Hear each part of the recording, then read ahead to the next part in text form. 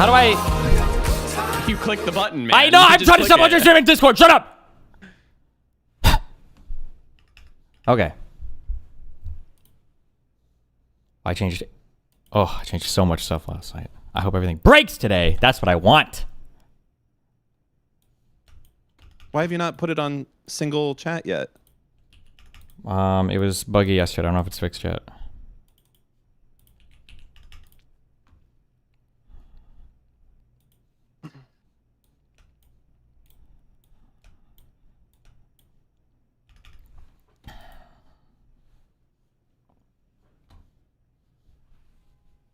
What? Do you have opinions on that or no? No opinions? I think you should go to single chat. It frees up more space. No, about the Fellowship of the Rings.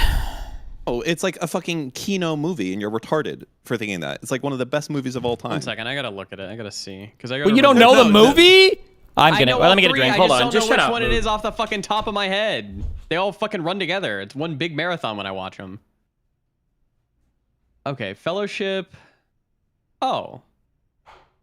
What do you mean this is not a good movie? This is a great movie. This is like quintessential fucking Kino fantasy.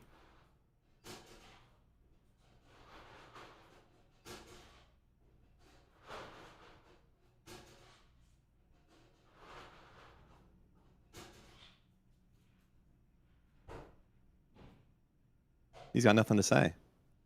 Oh, he's not here. Fucking moron. He was trolling all night when we were watching it. He's just continuing this epic bait. You guys were watching Fellowship last night? What? No, this is a good movie. Okay, here's a couple things that I didn't even realize. Like, I guess I don't know if I just never paid attention to this movie before. Okay, but the first thing is, I didn't realize this movie took place over the course of like years. I thought it was like a month. Technically, it does. No, it's like because I noticed when they saw Bilbo again when they go to like the elf orgy place and they see Bilbo and it's like oh, he's like old, and I'm like, why the fuck is he? Maybe like the ring was keeping him young or some bullshit. But then people in chat were like, oh no, they've been traveling for like years or whatever. I was like, wait, what? Why does that matter? Kinda. Well, I feel like they don't do the time moving stuff very well. Okay. They don't do it well at all. It just like it's not very obvious unless you're, I guess, super. What about if the years part is canon, but all you're supposed to take away from it in the movie is that the ring was keeping him young? What? That's not what you're supposed to take. That's not what you're supposed to. That's not what you're supposed to take away. See? Okay. Idiot. How do you know? Idiot. Because I've read the books. Yeah, but why does book readers. exactly? Why does that matter though? Because I've also read the movies. Idiot. Dummy. Oh, I don't want to watch any more of this. That's Dan after he gets owned in this argument. Did you hear that? And the stream heard that? You heard that, right? I just don't know why. Mood, did you hear that? Movies. Okay. Do you think the movie has to be completely faithful in every way? No. There's that is kind of weird. I didn't understand that at first. I also, this is my biggest problem actually. Okay, I wanted to give a bullshit. Before you move on to that, did they say specifically in the movie that it has been years? No, but you're supposed to heavily infer because of how much they've traveled. Yes, I don't. It's implied. No. They travel really far. They do. And on foot. So like, yeah. Also, when he lets the horse go, he'll find his way home. That horse is so dead. No, that horse does find its way home. No shot. How? What does he eat? What do horses eat? Grass. How do you live off of grass? Isn't that fucking like the magical horse that he shows up on in the third movie? No, you're thinking of Shadow Fox. You're thinking of Game of Thrones. No, I'm not. I don't actually know. Okay, that's okay. This I didn't actually care about Bill that. the pony's different. Okay, I do. Yeah, you're an idiot. Okay. Okay. I don't care about that. This is what I actually cared about. He find his way home. Why is the film? Was it a style back then, or was it just Peter Jackson? Why? I feel like every shot in the film is insanely overexposed. And this isn't like a super ultra technical whatever thing, but like if you look at some of the shots, they're just like insanely blown the fuck out. Why? Was that intentional or? Like every time they're in an elf place, every time they're outside, there's just like all the colors are at like 3600 degrees. They're all warm as fuck, and all of the shots are just insanely overexposed. Is there a reason for this? Are you talking about like kind of like this and how it's like super fucking warm? Hold on.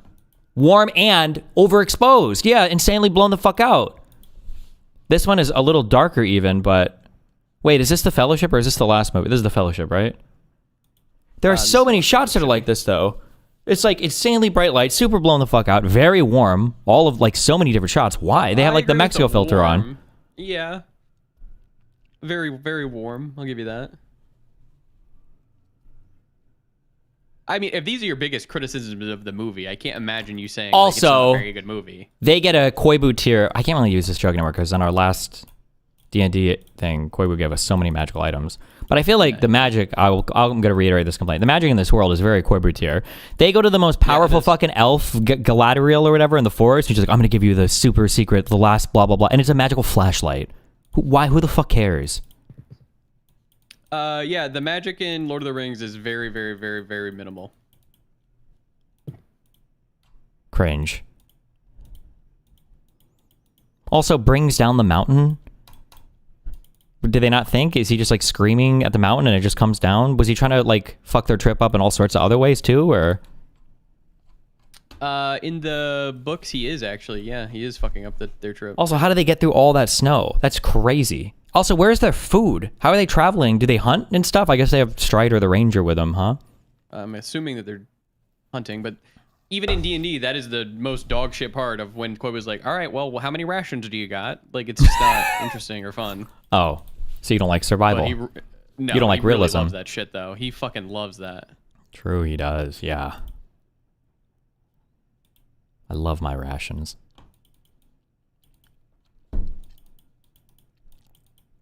I'm trying to think of what else I can complain about. It's a good movie. It's a very good movie. It's okay. The problem is that it's not a very good movie. The problem is that the next two are, I think, way, way better. They blow it the fuck out. Back Did you shots. watch Dune 2? Did I watch Dune 2? Yeah, the second Dune. Yeah. Did you feel like the second movie was way better than the first? Absolutely. Don't make the 5 IQ argument. Agree. Okay, all right. No, hard agree. Yes. Like the second movie is insanely good. Yes. The first movie is like meh. I'm gonna be honest. First movie, I What? know how you get to the first I almost was not felt bad. like an American. Okay, I didn't do it, but it was close. My American was pulling me. At the second movie, when he kills the dude in the end, I almost stood up and clapped. I was like, "That's my Khaleesi. That's my Muhammad Al-D or whatever the fuck the guy says. Yeah, that's him." That was the second movie was really fucking good, and I'm excited for the third. The only thing I don't like about the second movie is I feel like Zendaya's character is just very boring, annoying. Like she's just like emo crush, and then every scene is her like staring at him with like Being a sad and mad. tsundere crush. Yeah. But the character, Timothy Chalamet or whatever, that's his name, right? Yep. Yeah. His character is way cooler, way better. He leads the people. They kick ass. They do some crazy Did shit. you watch the Willy Wonka movie with him? No. What, isn't he like a kid? Not a kid, but it's like when he's like starting out as Willy Wonka, I guess. I liked it. Peach hated it. Wait, oh, you watched that dog shit, horrible fucking Franken shit movie.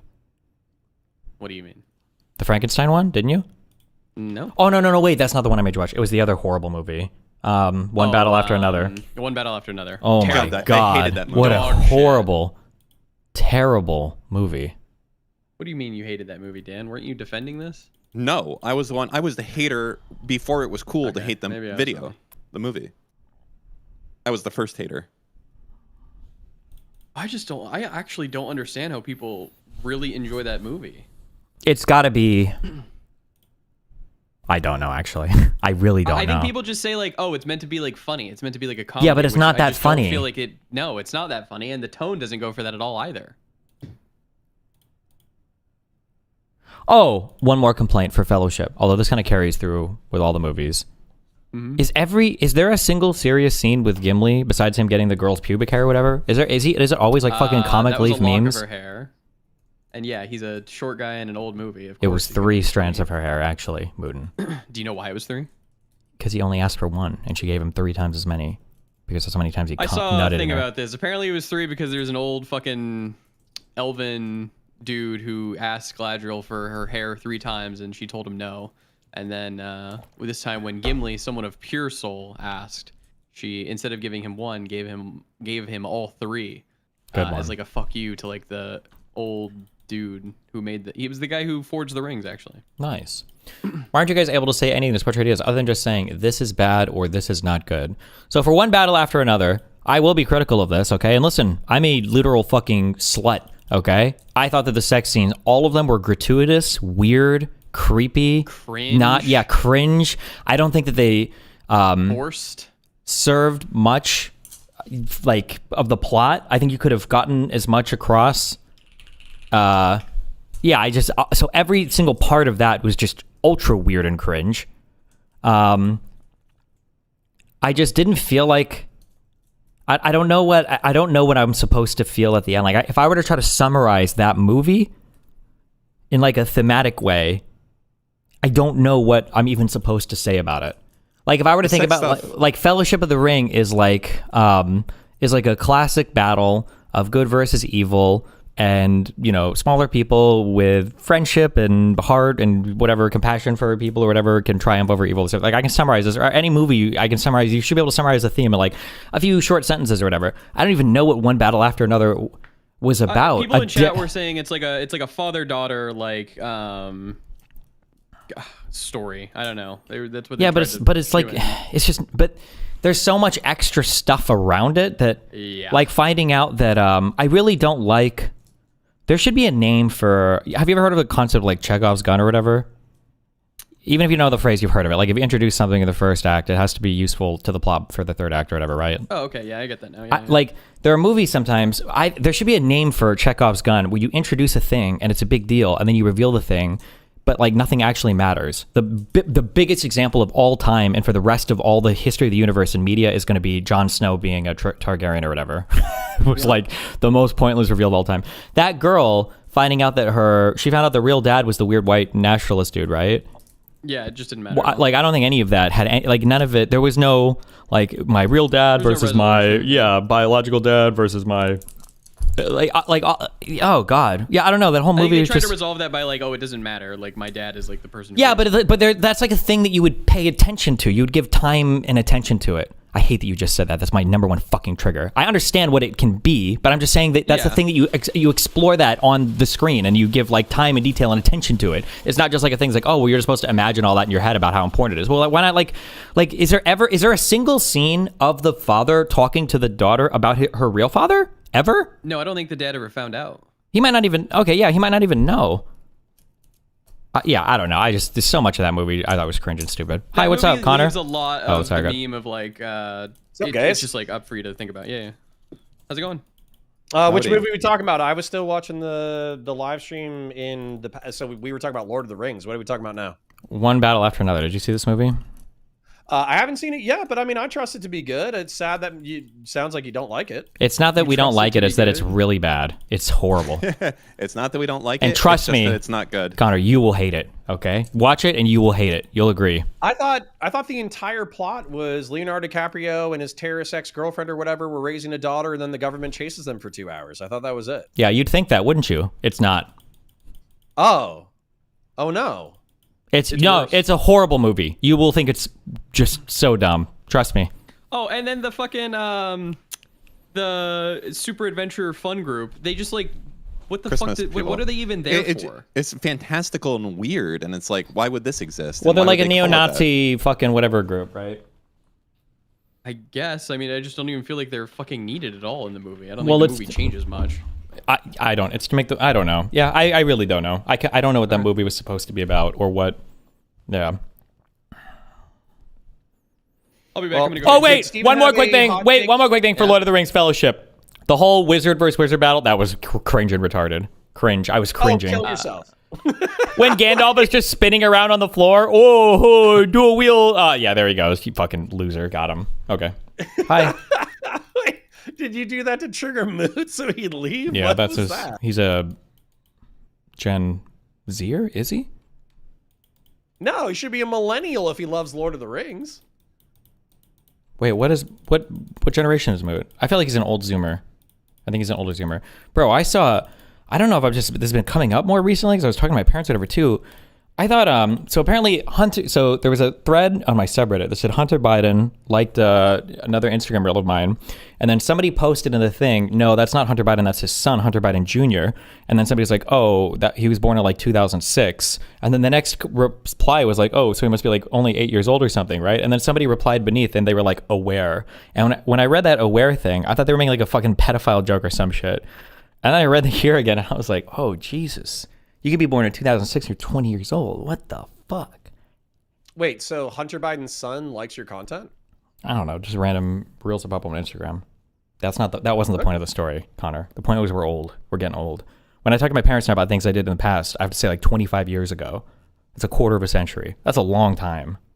Oh, for sure. I'm like I'm breaking down. I'm doing breakdowns on like old media, and I'm breaking down 20-year-old TV shows, and I'm like, this is amazing.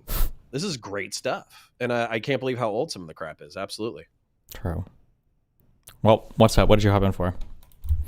Well, I was hopping in because I just got done watching you bully vegan gains. And I thought it was funny, but I also wanted to see if there was like some pretty common sense crap that I don't think is like, I don't think you can rationally object to.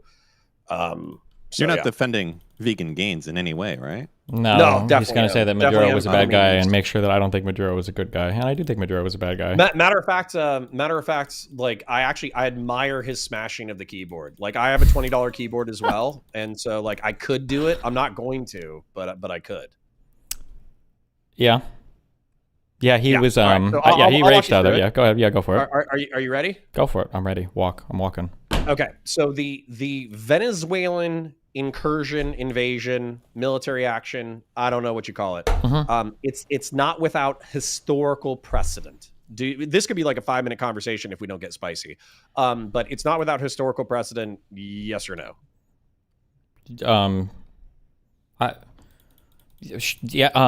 Yes, I guess.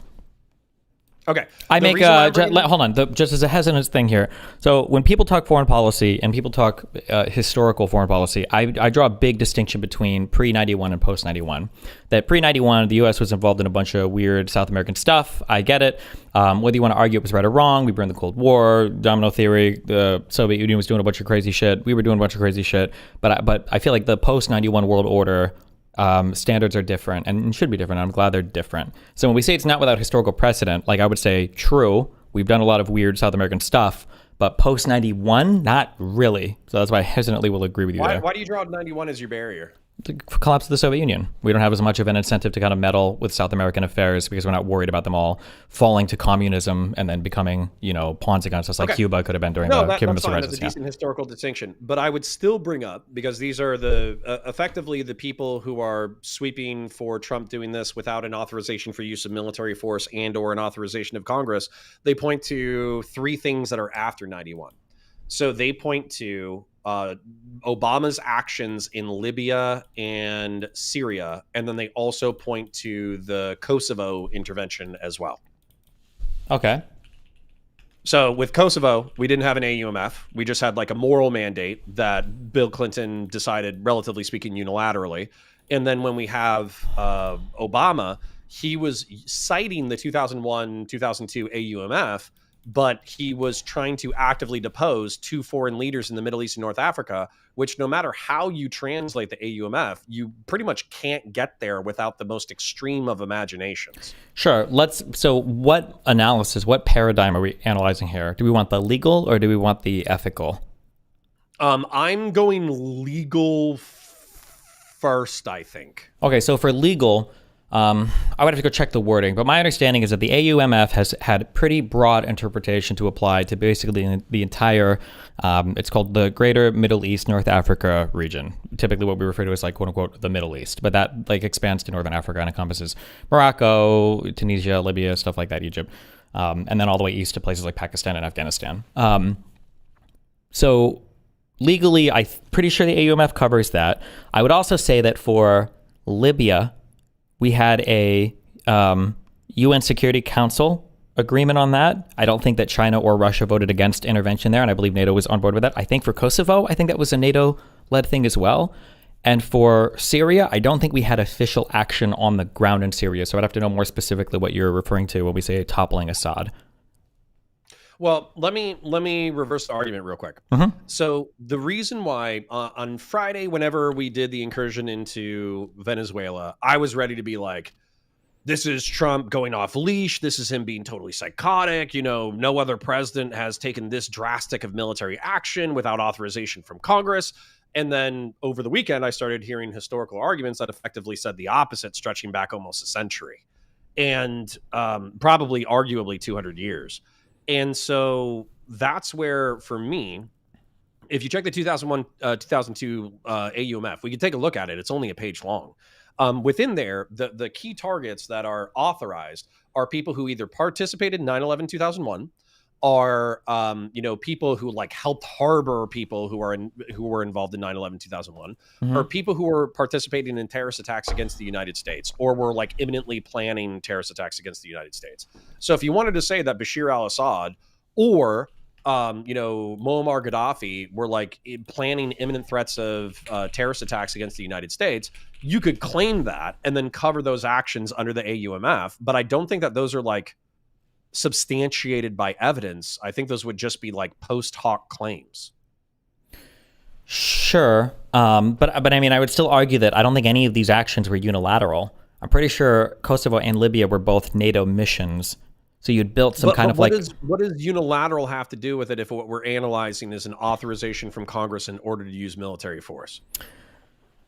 because other people say we can do it. Why if you want to go moral, we could say, well, we have a moral case for doing it, but why does other countries saying us doing military shit gives us the authorization to do it, when I think the argument has been Trump doesn't have an AUMF, he's stretching the shit out of the 2001-2002 AUMF, and he did this military action without the consent of Congress. I think the big issue for even consultation. I think the big issue for Trump is that the did Trump actually cite the authorization for using military force for Venezuela? He cited it for Caribbean drone strikes. He basically reclassified them as terrorists, and then he said that the foreign terrorist orgs of Tren de Aragua and other narco terror organizations, therefore, were planning on perpetuating terrorist attacks against the United States. And then I think that's why he was, as stupid as it sounds, I think that's why he was arguing that fentanyl was a weapon of mass destruction. Yeah, so I think these are your issues when you're looking at like the difference. Terrorists engaging in terrorist activities against the United States. Without dipping into the ethical stuff, I think this is your difference even in your legal pushing here. For Kosovo, for Libya, and for anything related to Syria, though I don't think we had official actions there. For Kosovo and Libya, I think you had strong arguments to justify some type of intervention in these places. For Venezuela, I think you were straining pretty hard there on the fentanyl as a weapon of mass destruction, and therefore there's terrorist activity that the U.S. is interested in. And I think it being unilateral speaks to the lack of... Are we on moral or legal? Well, no, I'm still kind of speaking to the legal thing. If we want to really dive into the legal thing, I would have to start... I would have to dig through the justifications that the Trump admin used. I'm more kind of... I think it's broader than that. And can I give you an argument that Lactoid gave me? Oh, God. Yeah. I mean, hey, bro, everybody likes to cite Pisco because he's a lawyer. Lactoid passed the bar too, you know?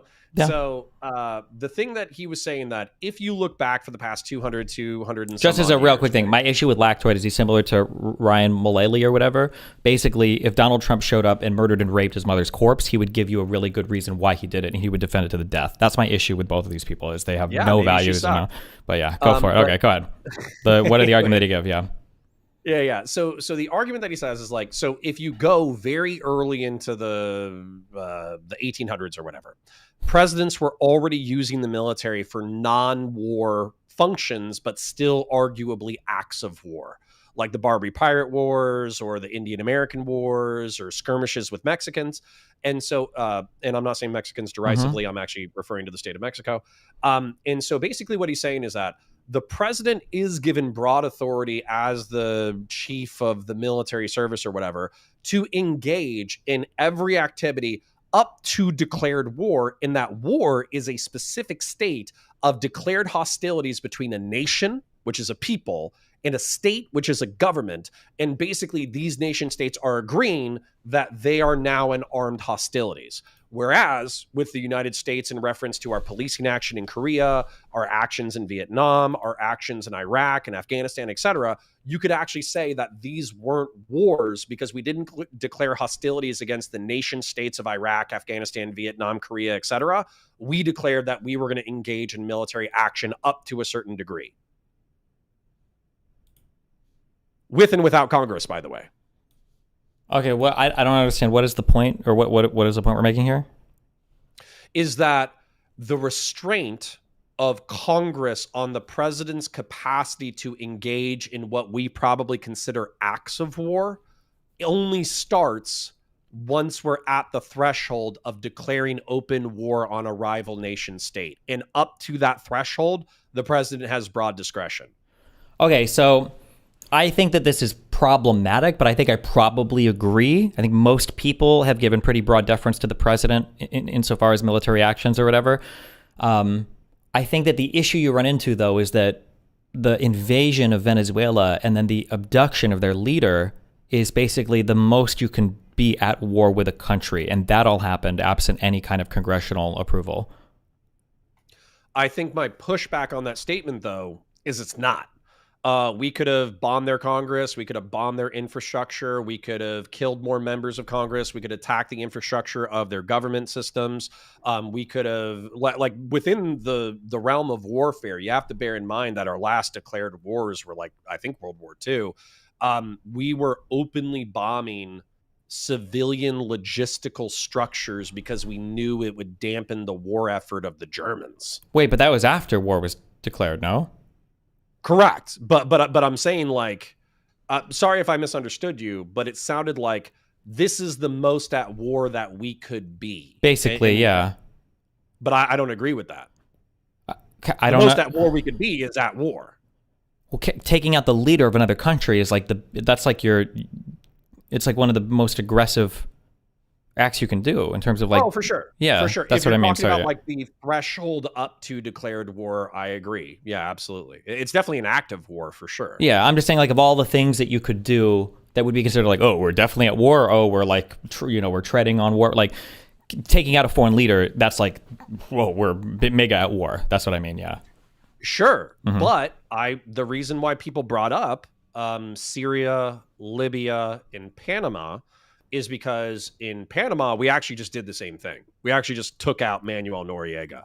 But didn't wait. Didn't Bill Clinton have approval from Congress for that, though? It was H.W. Bush, and I don't think so. My research actually shows that he didn't have it.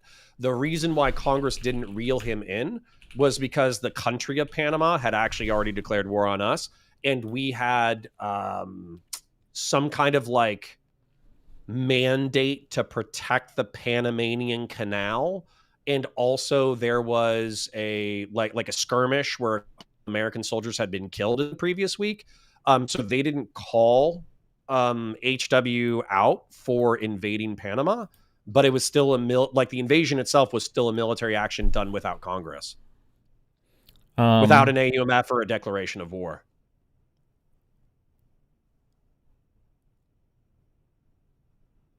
Weirdly enough, Panama, in my opinion, is the most historically analogous. Hold on, let me just read this because it just did in Venezuela. Sure, I'm just going to read literally just these 4 intro paragraphs here. The United States invasion of Panama began in mid-December of 1989 during the presidency of George H.W. Bush. The purpose of the invasion was to depose the de facto ruler of Panama, General Manuel Noriega. He was wanted by U.S. authorities for racketeering and drug trafficking. The operation, codenamed Operation Just Cause, I guess, concluded in late January of 1990 with the surrender of Noriega. The Panama Defense Forces were dissolved, and President-elect Guillermo Andara was sworn into office.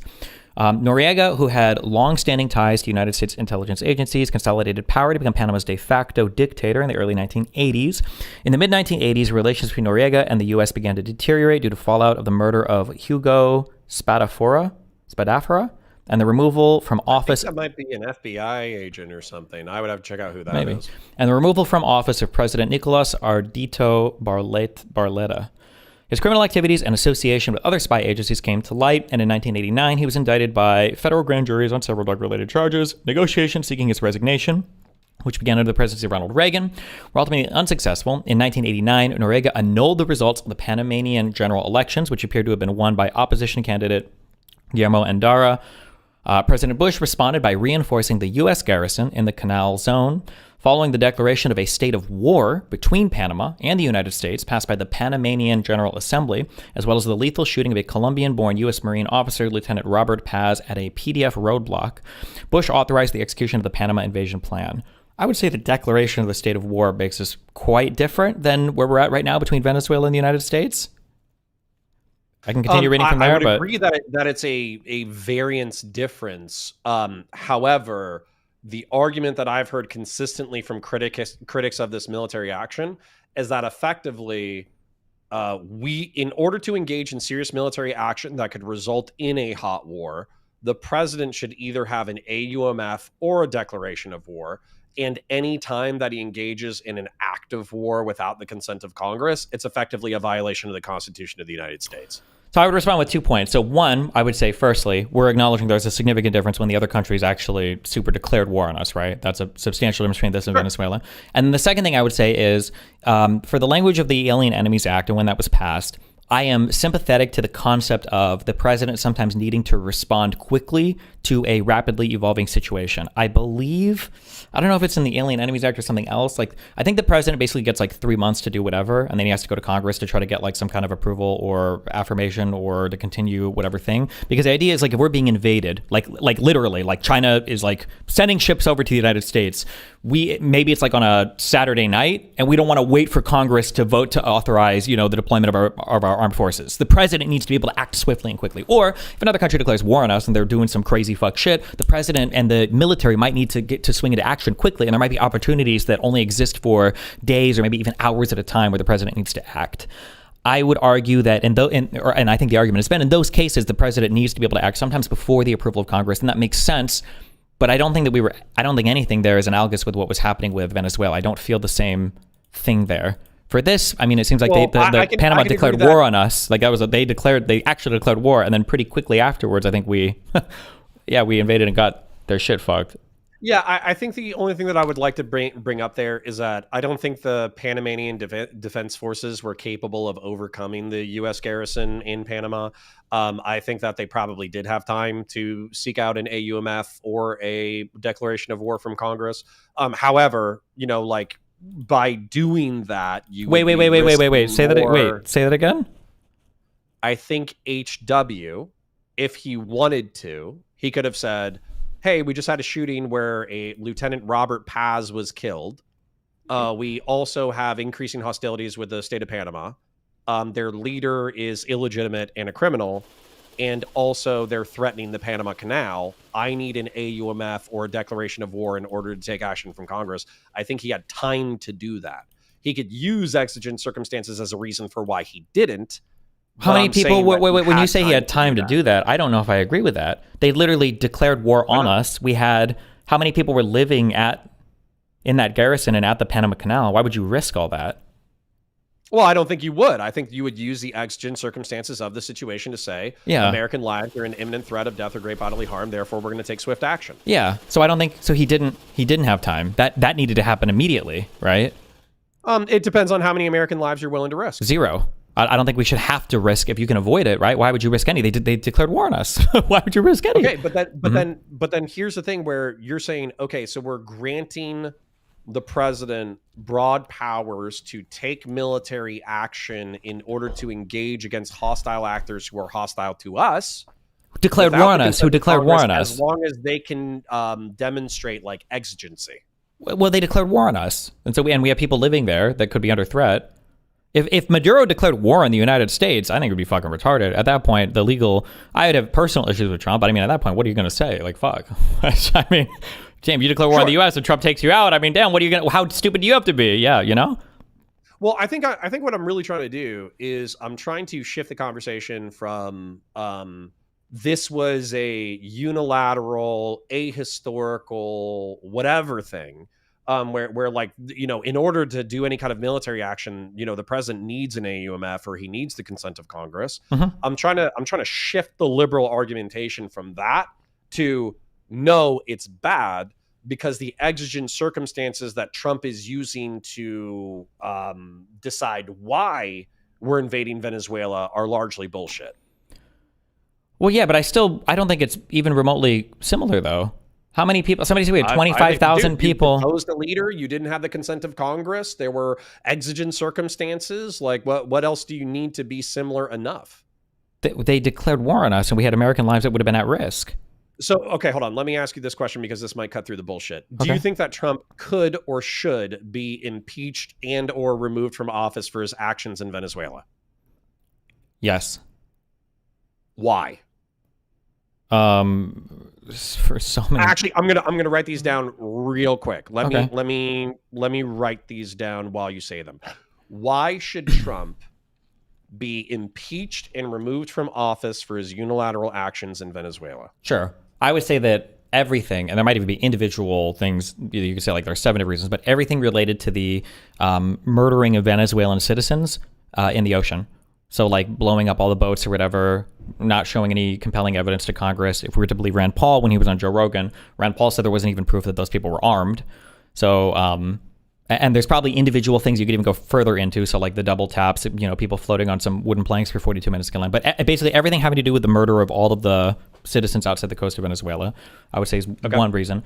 I would say for the second reason, I would say it would be the invasion and the deposing of a foreign leader for one, without any kind of congressional notification whatsoever. 2, without the pretextual reasons he gave were bad.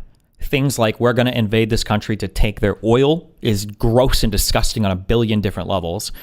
And then I don't know if this is necessarily related to Venezuela now, depending on how much you want to stretch it. But 3, I would say that the invocation of the Alien Enemies Act because of Tren de Aragua and using that to deport, illegal immigrants because of their ties to Venezuela, I think was ridiculous as well. But I would say those 3 things are my big things, yeah. Okay. So where I'm with you is I think the invocation of the Alien Enemies Act is effectively a smokescreen. And also the pretextual reasons for our invasion of Iraq, or not Iraq, excuse me, Venezuela. The pretextual reasons of invading Venezuela are largely smoke and mirrors and bullshit. Okay. Uh-huh. So I'm with you there. So out of the 5 things that you said, I'm with you on 2 of them. Okay. And maybe even 3. You also kind of started what you said with the totality of circumstances, which is just kind of like, that's like a given. Like we should evaluate everything within the totality of their circumstances. The other 2 things though that you said is blowing up of the civilian boats that are accused of drug trafficking that don't have weapons. I don't know. Did I say civilian? I think just the Venezuelan nationals. Like even if they're criminals, you can't kill them with your military. But yeah, if I said civilian, I missed. Maybe they were. Maybe they weren't. I don't know the laws behind because civilian. They're civilian vessels, right? I don't know the enforcement mechanism besides impeachment. And removal from office. I don't know the enforcement mechanism for saying like the president is currently invoking national security to kill random civilian vessels. I think it's fucked up and I have no idea like the legal rationale for it. And I think it's like the invocation of the Alien Enemies Act and also designating Tren de Aragua as a terrorist organization. I think it's a thin pretext for murder. So I actually agree with you on that one. The one that I think is the weakest is the invasion and deposition of a foreign leader without congressional authorization. Okay.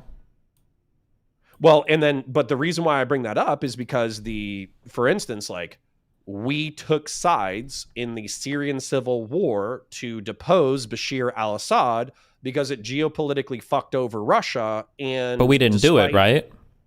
What's that? We didn't invade and depose Assad.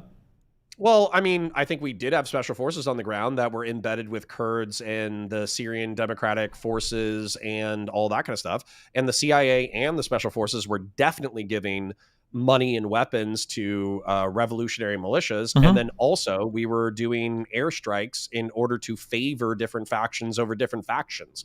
Mostly we did it in order to attack ISIS, but I also think that we why probably slipped in a few... Why didn't we other airstrikes? Yeah, I agree. But why didn't we invade and depose Assad then, right? Well, because it was too much. Would have been a step blood too and far. Treasure, and Obama wanted to be viewed relatively peacefully compared to Bush. Well, I think it would have been a step too far. I think that just would have been an inappropriate role for the United States to play. Sure, but the AUMF doesn't cover deposing random leaders we don't like for geopolitical advantage. Okay, and we didn't do that. No, we did do that. No, but we we have a new leader in Syria right now is because we made the Syrian civil war so bloody that we exhausted the Russians and we exhausted the Assad regime to the point that they got deposed. Yeah, but there's a thing to be said for the fact that we didn't. Libya's even clearer. But Libya was there was a coalition though that was involved in that. There's something to be said about congressional authorization or an AUMF. Yeah, that's fine, but there's something to be said that there's a different approach between proxy warfare and actual warfare, right? If somebody's engaged in proxy warfare, it's because they know that the actual warfare is a step too far. What Trump did in Venezuela was a step too far. If Trump was just supporting other groups there, then we would be having that conversation, but we're not. We're having a conversation about formal, uniformed U.S. armed forces invading another country and stealing their leader. We didn't do that in Syria. Sure, but we did do Air Force strikes, and we did do special forces operations in northern Syria, particularly the Kurdish regions. I understand, but again, it's a different special forces. Real quick, just because there are details here. We had American special forces training northern Iraqi and northern Syrian Kurdish forces that then got into fights with Russian mercenaries, and we called in American air assets to destroy Russian mercenaries that were currently serving the Assad regime. Yeah, but do you understand how many layers removed and how much messier that is than just the U.S. was bombing, Damascus and looking for Assad? Sure, but I'm pretty sure we also bombed a Syrian air base in response to chemical weapons attacks, right? Bombing civilians. Yeah, but there's more clear reasons here that are articulatable. That's different than we just wanted to depose Assad, right? I still think the end goal was deposing Assad. That can be fine. The end goal can be deposing Assad, but it's a different thing. You can concede to the pretense, but I still think the end goal, yeah, but there's a difference between opposing somebody and deposing somebody, right? Yeah. Okay, that's all I'm saying. Yeah, if we were supporting other groups in Venezuela to topple Maduro, I'm not even sure necessarily if I would be opposed to that. But I just want to shift the argument a little bit though, because you said earlier that I think deposing a foreign leader is the maximum thing that you can do as an act of war up to the threshold of war. I'm not trying to misquote you, but I think that's something you said. Well, I said I would be past that threshold. This is you're clearly at war when you're deposing foreign leaders. Clearly. Okay, I would argue that using American air assets to blow up the military infrastructure of another nation state is 100% an act of war. Like Syria, if we blew up their airbase, blowing up their military assets while they're fighting a civil war, they might not have declared a declaration of war against the United States of America. They would be 100% within their rights to. I think that, if they declared war, I think I would agree with you there. But your cause for war here is so much different in terms of, it definitely has the dual benefit of helping what we would consider our geopolitical interests, but when we can point to you guys are launching attacks against your own civilian population and nobody seems to be disagreeing with that, and you're shooting at UN inspectors that are trying to come in to verify what's going on, it's just such a different set of circumstances to say that we're bombing them just to get rid of Assad, and we didn't, right? Assad wasn't gone until a decade and a half later, No, I agree, but I think we set up the circumstances because effectively what's happened is he is a former member of ISIS, but we have a Western-friendly former member of ISIS who's taken over. He's made signals that he wants to, be friendly with Israel and the United States. And as far as I know, Russians lost. The reason why they're fighting for Crimea and the reason why they were fighting for Syria so hard was because of two of their warm water ports. I think one of them is either in Tyre or something, or Tartus or something like that. It might be Tartus. But one of them is in Crimea, and I think it's Sevastopol. Somebody correct me if I'm wrong. But it's Sevastopol. The other one was in Tartus. So this was always part of the game. I don't disagree that it's serving these interests, but everything is so much different. Okay, well, hold on. Let's do Libya real quick. Wait, no, wait. We can't wait. We're hopping through so many different things. Okay. So for Syria, ISIS is forming in Syria. ISIS, at this point, I don't know if they'd already conducted foreign terrorist attacks already. Assad has lost control of the country, right? In such that there are swaths of the country that are literally controlled by ISIS. There are times when we are bombing Syrian airports, although it's in response to chemical weapon attacks against their civilian population. If Syria would have declared war against the U.S., I don't think anybody in the U.S. would be like, oh my God, that's horrible and evil. Like, they would have been within their right to do it. But I think us flying in and just... I mean, if we would have deposed Assad, I don't even know. I think the only reason we didn't is because we were still traumatized from Iraq and Afghanistan. I don't even know if I would have necessarily opposed the U.S. doing it, but we didn't do it. Well, we're talking about moral or legal, right? Legal, even legal. But I'm trying to figure out like what the difference is, or I'm trying to figure out how this is at all comparable to Venezuela, who's not at war with us. They're not engaged in chemical weapon attacks against their people. There isn't like a blossoming terrorist network that's engaged in international terrorist attacks there. And then we were more aggressive with Venezuela than we were with Syria. Is there any fact here that I've laid out that you disagree with, or? No. But I think the saying that these things are qualitatively different for me doesn't change the calculus when it comes to Trump. Because the chief criticism that I'm trying to shift you away from, as a matter of fact, I hope I didn't delete this. I did delete it. Give me 1 second. Push Control Z it all the way. Thank you. Okay. Number one, you said totality of circumstances, which I just agree with off the bat. We should always be evaluating the totality of circumstances at any point. You're correct. You said blowing up the boats. I can't think of a legal reason under an AUMF or even under the laws of war why we should be blowing up civilian vessels, even if we suspect them of criminals. I think you could probably impeach Trump for that. The other ones that you said that I kind of agree with are that the pretextual reasons are bad. So saying Venezuela is a part of an international terrorist organization because some of the oil from the shadow fleet is being sold in Iran in order to generate revenue for Hezbollah, right? Like we're so far removed from the AUMF of 2001, 2002 that Venezuela itself is not purposefully engaging in terrorist attacks against the United States. Therefore, the AUMF doesn't apply. Therefore, the argumentation is poor. And then also, when it comes to declaring drug traffickers terrorists and then declaring drugs weapons of massive destruction, that already feels incredibly flimsy. Okay. But the reason why you said invasion and deposing a foreign leader without congressional authorization was another thing that you said that you would be willing to try to impeach and remove Trump from office for. I am saying that is the weakest of the five, and it's arguable based off of historical precedent. Okay. That's what I just don't see the historical precedent. Syria is not one because we didn't depose the leader. Once again, Gaddafi could be maybe, but that was I think there was a UN thing that was okay with that. But the UN isn't Congress. Why the fuck do we're a nation state? Why do we give a fuck what a foreign country says that the United States can invade another country? What the fuck does that have to do with Congress? I would have to go see what Congress approved back at that point in time. But for me, I don't think that a foreign authorization or a foreign moral mandate for the president of the United States to engage in a military action has anything to do with what we could or should do.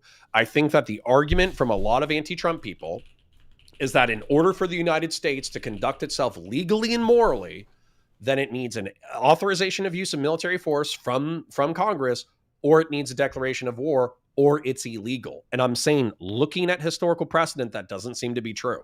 Well, does our Congress have to authorize UN Security Council resolutions, or? Because otherwise, what's authorizing it if the United States? Why would the UN say, well, hold on. Let's do an example here. Sure. Kosovo, okay? Wait, let's just stay on Libya. Let's just stay on the exact example we're talking about. Just Libya. Okay. Yeah. So let's say UN says, hey, and NATO says, we think it's based that the United States does military action in Libya. We think it's cool. Okay. We think there's a moral mandate for the United States to do it. And legalistically, we don't give a fuck go bomb Muammar Gaddafi until he has no armed forces. And then Congress says, meh, like, we still don't have an AUMF that justifies. Wait, I don't. Hold on. This is what I'm trying to. What I don't understand. When we say that, like, the NATO says it's going to do something, and the UN Security Council agrees to do something, the United States is a part of both of these things. What part of the United States is saying yes? Is there not like a Senate? Is it just the president is who represents us in the United Nations Security Council and the NATO? Is it just? I'm sure we have like diplomats or representatives or whatever, but well, hold on. Well, this matters because, like, my understanding is I shouldn't remember the articles because you're always so smart when you're like Article 1 powers. Is Congress Article 1? Doesn't Congress have the sole authority to authorize treaties or some bullshit? Is like the UN Security Council? Does that count as like a congressional thing? I don't know. Does Congress? So what? I think I see what you're saying. So you're saying that if we signed on to the UN Charter and if we signed on to the NATO Charter, and then in order to reinforce those charters, Congress has to. So then by proxy, it gives you. Yeah, that's what I'm wondering. That by de facto is congressional authorization. Not de facto, de jure. That like they would actually have to. Sorry, I actually don't read legalistic language. Oh, you're fine. So de facto is like it's like a thing that basically in effect it basically is this thing, and de jure is like it literally like you sign on to like this thing. So somebody says like he's the de facto leader of Nambambwami, that means that he's like the general with the strongest troops and he's got it, blah blah blah. But then let's say there's a guy who's like voted as the leader. Well, that guy is democratically he's elected. That is the de jure leader. But you can have a difference where like the de jure leader is this guy who's voted, but the de facto leader is this military commander. That's just the difference in these two. But I'm saying that like I think yeah. That question that you just asked, not only is it a good question, I think it would need to be resolved one way or the other in this conversation, and I could be wrong. Okay, yeah, I'm not. So signing on to the UN. So, for instance, one of the things that's cited for the Korean conflict is that the United Nations passed a resolution for the Korean conflict. So, therefore, we didn't have a declaration of war or declaration of AUMF, but the president at the time, I don't know if it was Eisenhower, it was Truman or something. But somebody in the 50s basically said, it's a police action. The United States is in the best position to do something about it. We're going to do something about it. And based off of this UN mandate, I'm going to do something about it. Now, I don't know if that's Congress being lazy and they should have declared an AUMF or declared a state of war, or if actually by us being a signatory to the UN Security Council, it's presumed that the president can unilaterally do military action on behalf of the UN Security Council because we've signed on to the UN. I actually literally do not know if that's true. One way or the other. Okay. For me, I'm not 100%. Yeah, so it's something we can research. It's something we can figure out later. Okay. Do you want to talk about Libya at all specifically? No, that was just the example we were going with, but. The main reason why I want to bring that up is because the accusations against Muammar Gaddafi are, once again, he's attacking his civilians wantonly in order to maintain despotic power. He's been a dictator for decades. He's not a legitimate ruler. And then also, like, the moral argument is that I don't know what the hard evidence is, but allegedly there's enough evidence to tie him to the 1983 Lockerbie bombing, where a civilian airliner traveling over Scotland was blown up with U.S. citizens on board, and then ultimately Libya like admitted fault and paid some level of like civil restitution, but it was still viewed as Muammar Gaddafi authorized jihadist terrorism. But that's the thing, that's 1983, not 2001. And that's also something that the Libyan government already paid some level of like civil restitution for. So how are we using that as, oh, well, Muammar Gaddafi is a jihadist terrorist, therefore we can take him out under the 2001-2002 AUMF? Okay. I would have to I would just need more of the legal background on this to have a stronger opinion on it. But okay. No, that's fine. I just wanted to bring it up as analogs. While we're at it, I think we basically just landed on, I'm not saying if you're, I'm done. That's all I wanted to get across to you. If you wanted to dig into more nitty gritty on this topic, we could. The other thing that I wanted to get into was the ICE shooting. Oh boy. It's okay. I mean, I think it's actually really straightforward, but I mean, Yeah, sure, go for it. So Pisco's arguments that I have considered that I think are worth analyzing are twofold. One is officer created jeopardy. I think that's an interesting legal theory. I think the other one is the deadly force used going to actually decrease the chances of imminent threat or death or great bodily harm, or are you exacerbating the scenario? But to my knowledge, officer created jeopardy and also this evaluation of whether or not deadly force actually will statistically decrease the threat of any given situation, that's not law. That's like moral argument that should maybe be enshrined in law. Repeat the last two things. Officer created jeopardy. Yeah. So that's a police officer. No, I'm aware of that. The one that you just said recklessly- about the Yeah, and then the other thing is, if you use deadly force, is that deadly force actually going to reduce the threat of death or great bodily harm, or does it have no effect, or does it have a negative effect? Okay. So like you're driving a truck towards me, I shoot at you, but the momentum is so high already that like my bullets aren't going to do shit even if I kill you. So as a result, like I shouldn't fire because I'm taking a huge risk of both your life, but also anybody in the background. Whereas, it's not like I don't have the means to stop you in a logical sense. Okay. So I shouldn't fire, which I don't think is the law of the land. It's actually moral argumentation. Okay. Yeah, so I mean, I thought you were saying some. I mean, I didn't watch it, but people were telling me that you were getting pretty spicy about it earlier in the week. I guess listen, you should come back tomorrow. We can argue this point, okay? I want to read, I need to read this Barnes versus Felix case because it's a... We can fight about it later for sure. Can I kind of tell you what I read for the summary for 2025? Sure, go for it. So they are not, the Supreme Court has not made a ruling on officer created jeopardy yet. They kicked back a detail of the case. Okay. And so officer created jeopardy has not been enshrined into law yet. It's they're actually saying, hey, we can't make a fair assessment based off of this thing that the lower court hasn't considered. You have to go consider this lower thing before we take a look at it again. Okay. But Barnes, I guess on a broader point, I guess then, what is your feeling? I guess then we could just kind of like deal with the ethical or the moral part of it. Do you think that an officer? My issue with the fact pattern here is that like there's a car that's stopped. I'm a police officer. I can step in front of the car. If I step in front of the car, there are a multitude of situations that can happen after this. Anywhere ranging from the person could try to kill me to the person could just try to escape. Every single one of these situations is going to authorize me to kill the person, and I don't have a compelling reason to step in front of the car. Do you think it's ever justified for the cop to step in front of the car then? So talking about moral or legal, yeah, there's absolutely moral reasons why you could step in front of the car. So for instance, like if it was a violent felony, if there was a robber who had already killed someone or a kidnapper who had somebody in the vehicle, yeah, there's going to be reasons or moral reasons where you could step in front of the car for sure. And then legal reasons are kind of like arguable, I suppose. But let's say that like there's no other means of approach.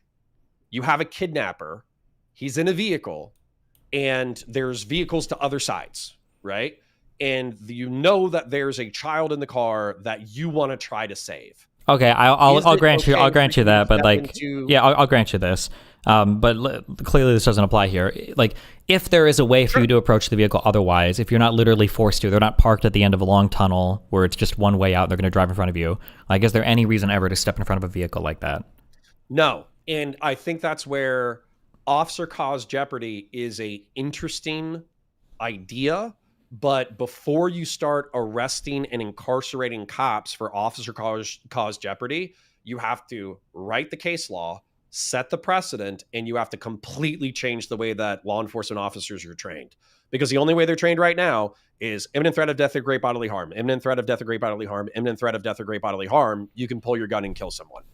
That's all the training is. So well, sure, but also I think for all the training, I've never seen cops step in front of cars before. We watch a lot of cops slop on the stream, and I don't think we see cops just step in front of cars. I agree. I think Wick even brought up that the CBP was accused in the early 10s of stepping in front of vehicles on purpose to cause shootings. Mm-hmm. Now, I don't know if that's true. I haven't researched it at all. But yeah, like I think this guy also got dragged, right? Didn't he get dragged like a year ago and he got 12 stitches or something? Or am I just repeating? He did. Yeah, he did. Yeah. If he got dragged, then he should have known stepping in front of the vehicle the first time that he was putting himself into jeopardy, let alone the second time. The second time is fucking crazy. Like, if anything, I think officer caused jeopardy legislation needs to come out of the Renee Good shooting. Okay, wait, but I'm ignoring the legal part. I'm just so ethically, it seems like the guy's kind of in the wrong. No? Yeah. I think that civilians have, like, when they're being lawfully detained by a law enforcement officer, they have a duty to surrender. But I also think that officers have a moral duty, not a legal duty. They have a moral duty not to intentionally or negligently exacerbate a situation that leads to somebody's injury or death. Okay. Where would our big disagreement be? I would just say that it seems like Pisco, God bless him. It seems that like Pisco and other characters are acting like officer caused jeopardy is already the law of the land, or that this moral consideration of whether or not you firing is actually going to have an intended effect is either already the law of the land or already a part of police training, and therefore this guy should be charged and incarcerated. Whereas I think I made a bet on my stream, or I said I'd be willing to make a bet on my stream. 99.9, I don't think this guy's getting charged at the federal level. 99.9, I don't think he's getting hit for violations of policy. But you could say, oh, well, that's because of the Trump admin. I'm saying it's like, I'm going to put it 80-20. He's not getting charged at the state level. And I'm putting it at 99-1. He's not getting incarcerated at the state level. Sure, but I think that has way more to do with political stuff right now than legal stuff. But okay, I can't argue the legal stuff yet. I'll read this case and I can do it tomorrow or the day after if you want. But okay, well, I mean, we might be on the same page if I say that, like, morally this is criticizable, but legally we should create case law out of Renee Good and Felix versus Barnes so we don't have shit like this in the future. But people were telling me that you were like, this guy should be incarcerated and he should be euthanized.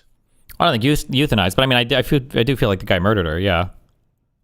Okay, but do you feel like he murdered her through officer caused jeopardy? Yeah.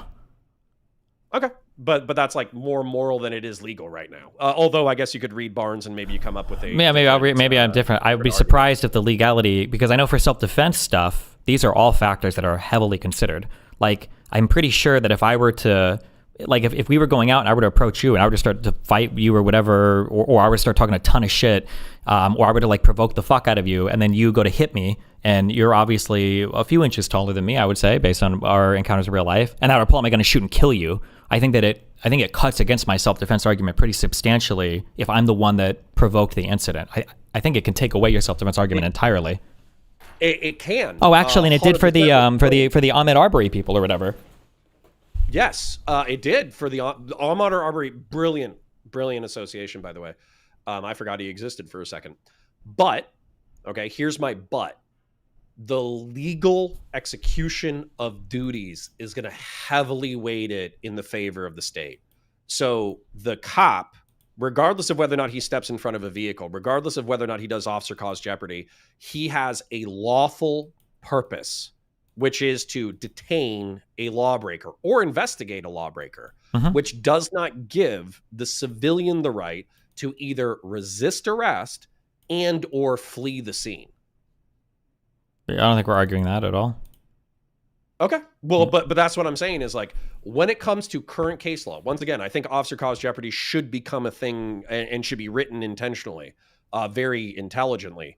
But I'm saying based off of the law of the land, I don't think that you're going to be able to argue that an officer engaged in the lawful performance of his duties cannot take risks in order to effect an arrest, because the nature of law enforcement in general is risky.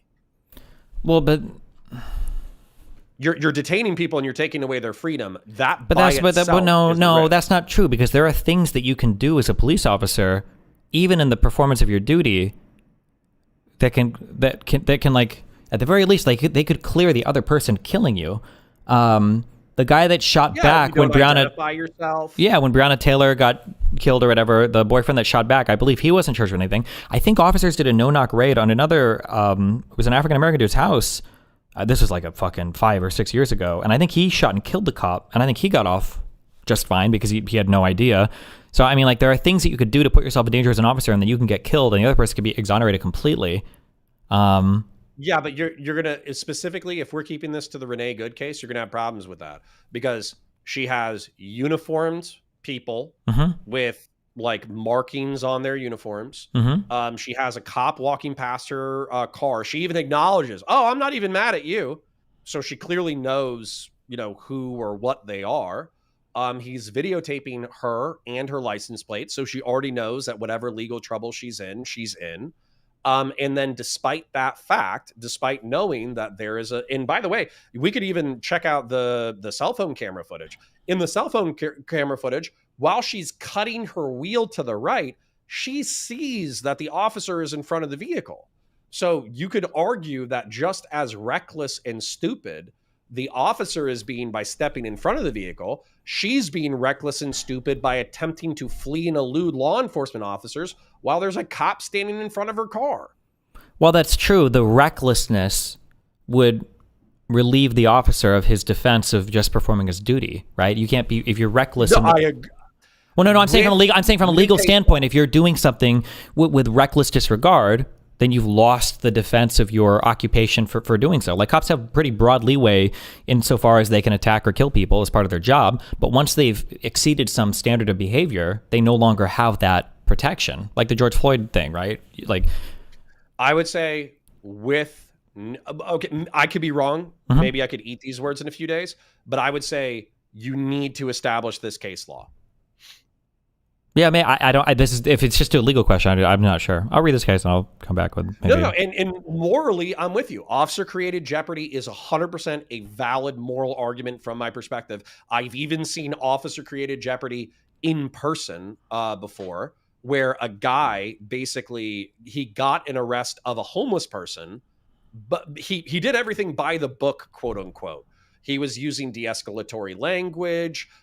He was using a calm tone. He was doing all the things that the policy or the law states. He followed the law. He followed the policy. But what this cop did, and my supervisor and I actually like criticized the fuck out of him afterwards. He was displaying body language that seemed aggressive to somebody that was mentally unstable. So while he's saying the right things and using de-escalatory language, he's still approaching a guy who's mentally unwell, in my opinion, to trigger him on purpose so he can get an arrest. And I think that not only is that morally incorrect, effectively, like, policy and law should be rewritten to show that, like, officers should not be able to antagonize members of the public to get them to commit crimes, so officers have a pretext to use force on them. Okay, yeah. I can't speak. I just know what the law is, so I'm hearing what you're saying. I just don't know what the the prior case law is. Well, then we don't need to loop, but that was the main things that I wanted to call in about and discuss. Okay. All right. Well, I'm sorry I missed the celebrations this weekend. Is there anything else that you would like to discuss while we're here? I got another chatter Hussein who wants to tango with you a bit about the Venezuela thing. Okay. I mean, is he jumping on, or he just want to DM me on Discord, or what? I think he's coming in here. Okay. I mean, I can hang out. I still got. There he is. 40 minutes. Let me grab a drink. Hi, I'll get right back while you guys do this. Let me go to drink. Hold on. Or talk. Go ahead. Hello, Connor. I'm not necessarily that interested in the Venezuela thing purely, but I was interested in mostly your analogies. I feel like your analogies were not strong, especially in terms of like the Syrian one. Do you want to restate what you said, or can I just go off what I heard from listening Actually, to wait. it? I'm so sorry. Wait, I'll real quick, before you guys do this, I'm sorry because I see some people typing in chat. In my mind, and I could be wrong, but I have no convincing argument otherwise, all three shots are going to be analyzed the exact same. I seriously doubt there's going to be an analysis of that incident that separates shots 1 from 2 and 3. All of these shots happen pretty quickly in succession. It's not like it was like 1 and then 10 seconds and then 2 and then 10 seconds and 3. My guess is whatever anybody decides for shot 1 is also going to apply to 2 and 3. It was a very, very, very quickly done thing. That would be my take on that, but okay. I'll be right back. Yes. Okay. Yeah, I'd like to restate it. Hi. Hi, what's I'd up? like to restate it. That way, hopefully we can deal with each other's steelmans. So Okay. what I would say is for Syria Mm-hmm. and for Libya, it Mm-hmm. seems pretty clear that our military interventions were in the attempts to depose Bashir al-Assad and Muammar Gaddafi. And if you look at the 2001, 2002 AUMFs, they basically Mm-hmm. say that we can act against jihadist terrorist organizations that are a threat to the United States. And so, from my perspective, Um. sorry, go Okay. ahead. Yeah. Like depending on the language of the AUMF, I don't think the United States would classify Bashar al-Assad as a jihadist terrorist organization, nor that he funded jihadist terrorist organizations. He was explicitly like a secular, very nationalist, like Alawite, like supremacist type of regime that was explicitly fighting against like ISIS and other like more conservative Islamic forces within Syria and Iraq and Lebanon. I agree with your description so far. Okay, so sorry, I continue. I just want to cut you off for a second. No. So, the strongest argument that I think you could make for Bashir al-Assad supporting jihadist organizations was that during the Iraq War, he encouraged jihadist groups in his own country to go to Iraq to fight coalition forces. But that feels pretty weak to me. So Yeah. I guess my curiosity on that would be that when you talk about like I feel like definition is very important here. When you talk about jihadist terrorist organizations, when people say that, especially in the American lens, they're usually talking about Sunni, mostly Salafi terrorist organizations that are explicitly against forces like Iran, forces like Saudi Arabia, or kind of against Saudi Arabia, and mostly against the United States. And like I could be honest, I could be wrong, but when you say Bashar al-Assad sent jihadist terrorist organizations to Iraq to fight against their regime, the American backed regime, my mind goes to it would be like Shia terrorist organizations fighting against the no, regime. no, No? I think Okay. it would be Sunni, and I don't think he explicitly sent them. I don't think he gave them money. I don't think he gave them weapons. I think he looked at it as a two birds, one stone scenario where he Mm-hmm. says, "Oh, if you're an extremist in my country and you hate me and you hate, modernism and you hate this and you hate that, go to Yeah. Iraq. There's a bunch of Americans that you can fight if you think we're all great Satan or something like that." It would have been like Okay. the way that I heard it contextualized was effectively like public statements. I don't think he offered them material support. And then also this ended Okay, up but like being if he's sorry, real not quick, offering oh sorry. interesting historical fact. Mm-hmm. Interesting historical fact is that these forces allegedly went to the Iraq conflict and fought against coalition forces. Well, that's actually what blooded them and made them more veteran military forces, which is Yeah. why they were the most competent military forces during the Syrian war because they had experience from the Iraq conflict.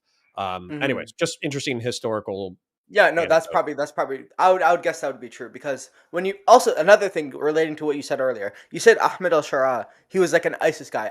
That is explicitly like just not true. He was the head of al-Nusra, and al-Nusra was more aligned with al-Qaeda than it was aligned with ISIS. While it is true that many of al-Nusra's fighters went on to join ISIS, that was because of split between al-Shara and al-Baghdadi and al-Zahri.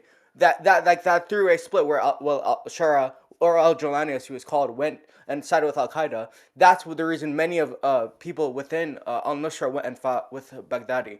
And I'll admit there I was was that. probably fast and loose, but also if you tell like an American, like I'm almost 40, if you tell an American like, "Hey, we're gonna go kill ISIS," they'd be like, "Awesome," and then they're like, "Oh, we're gonna go kill Al Qaeda affiliates," we'd be like, "Awesome," But because don't it you? is kind of like I get it's different things, but to a lot of It's people, very Al-Nusra different is Al things. Qaeda and ISIS is similar enough to Al Qaeda that it's not one thing, but it seems like one thing to an outsider.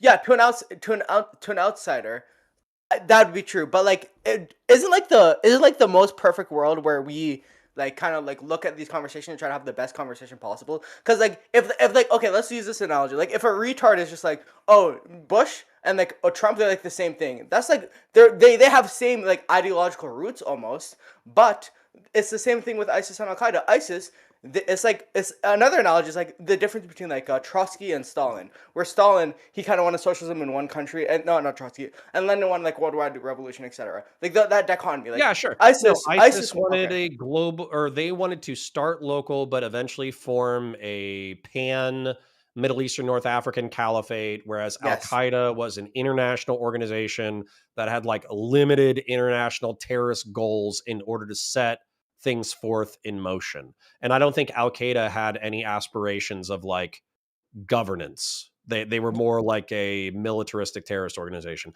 So I agree that the Okay. conflation. But then my question is, Yeah. what's the beef? Because the main thing that I'm trying to say, because Yeah. I actually wrote down the 5 points that Steven said, Yeah. is that 3.5 of them I think are potentially impeachable. Or they're at least like worthy of moral or legal condemnation. I think I had them written down somewhere. What I was saying though is that specifically, because I do remember the one that I was saying that is specifically the most important. The specific one is that I think that if you are going to impugn Donald Trump for taking unilateral military action in that are acts of war, then you have to look at 250 years of American executive history and see that a lot of our presidents have done acts of war without the consent of Congress, not an AUMF, not even a declaration of war. They just did that shit.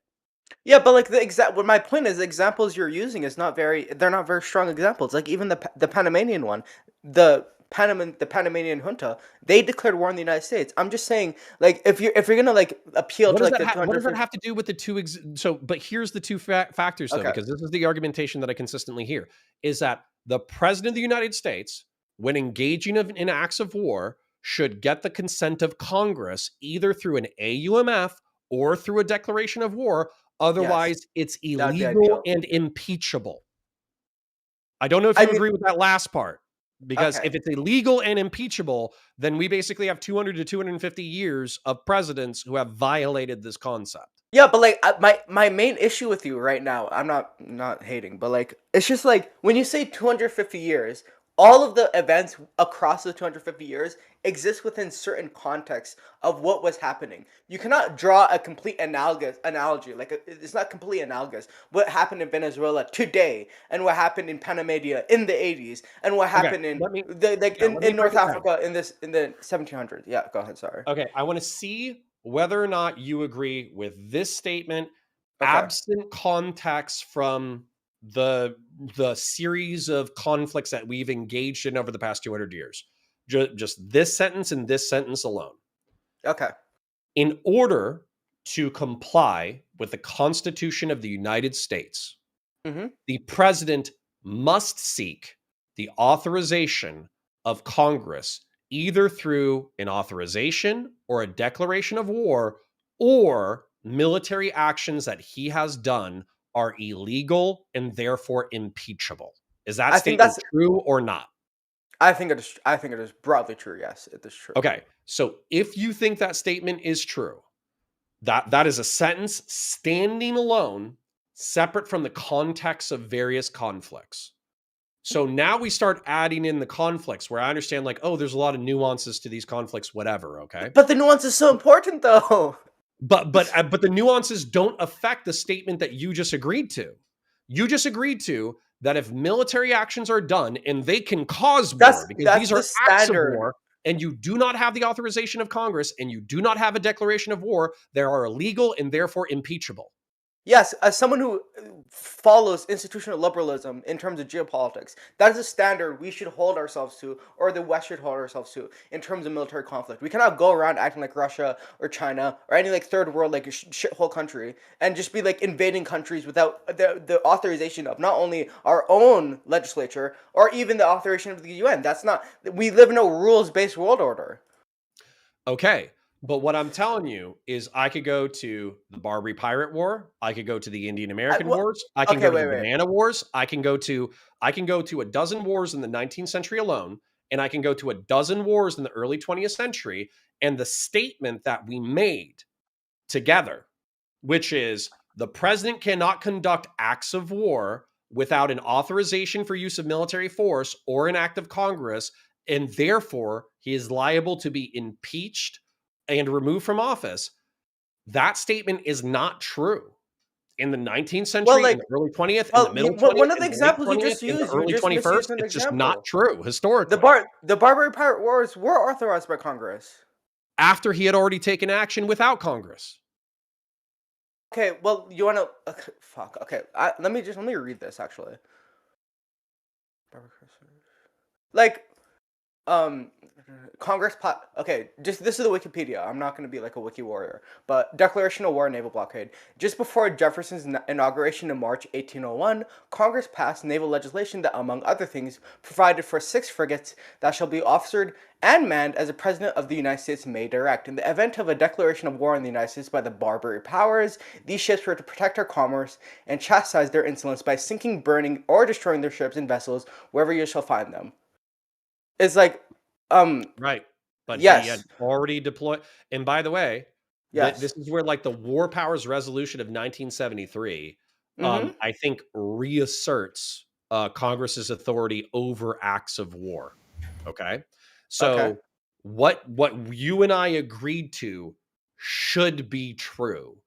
It And should yet, be true, and but yet, like, okay. well, no. I mean, all I was going to say is we have Grenada, we got Lebanon, we got Yes. Somalia, we have Yes. Haiti, we have Mm-hmm. like, dude, I could go down another like half dozen things where the president leapt before he looked and he was not impeached and he was not removed from office. Okay. My main point is that you I feel like the issue I'm having with you right now is you're jumping around to like different, not saying jumping, but like you're going to like different examples. But if we just like narrow it on one example, like I don't think like there's a Pick broad which like, one you like. okay, like even the ones you use like Panama, like it's like the analogy you're presenting between Venezuela and like these other conflicts. I'm saying it exists within the context of what's happening. So like for Panama, the you listed as such, they declared war upon the United States.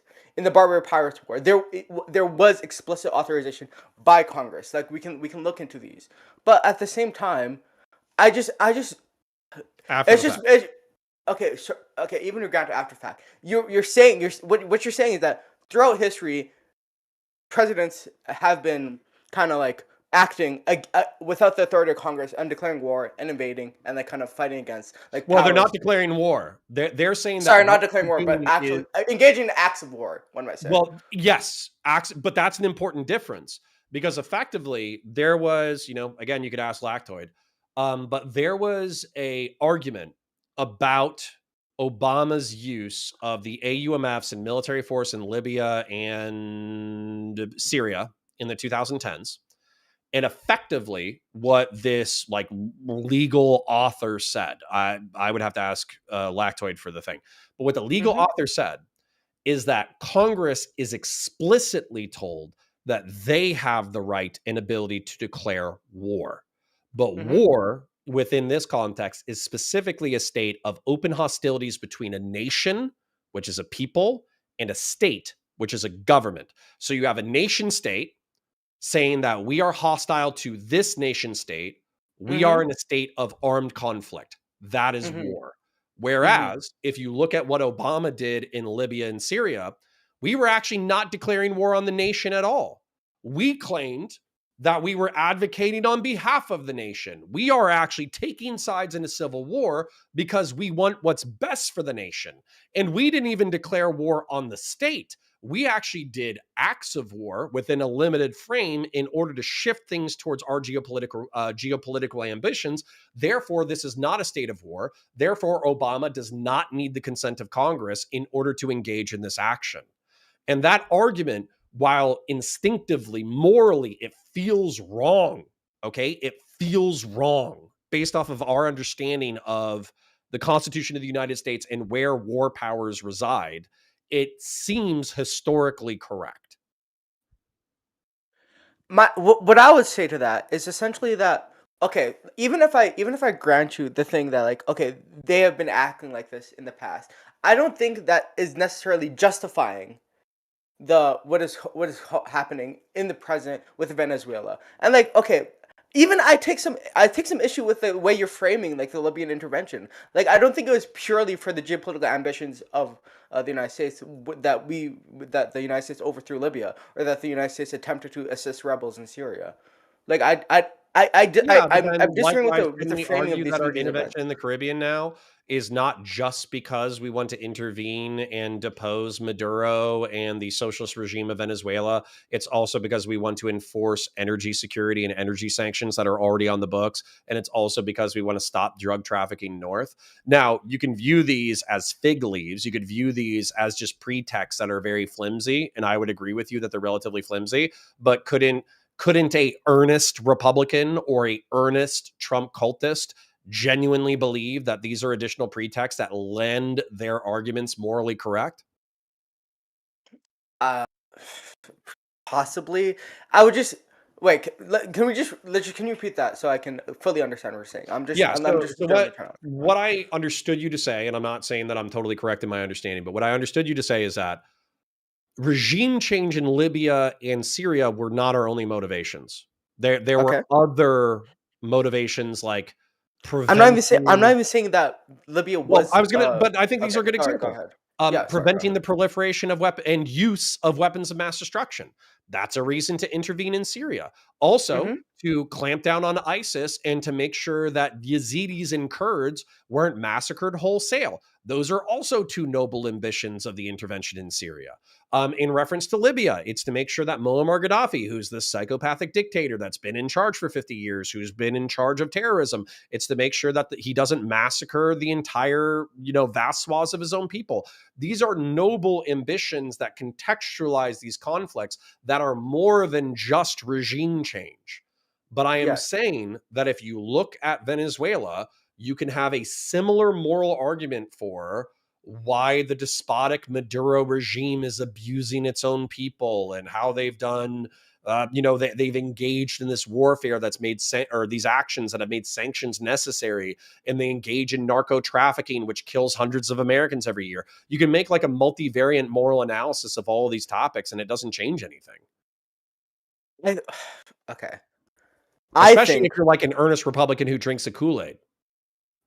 Yes, but if you're an earnest Republican who drinks the Kool-Aid, you probably have a bunch of previous beliefs that influence you on supporting. Yeah, which is probably that Trump's right about everything, which means Yeah, you're going to be an exactly. idiot about everything. Sure. Yeah.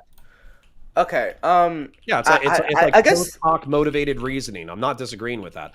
I'm just okay. What I'm trying to say, this might actually cut through the flack a little bit. Okay. Yeah. I'm sure, trying to say that Steven thinks that Trump is impeachable for 5 reasons. Okay. Okay. And I've heard one of those reasons cited the most.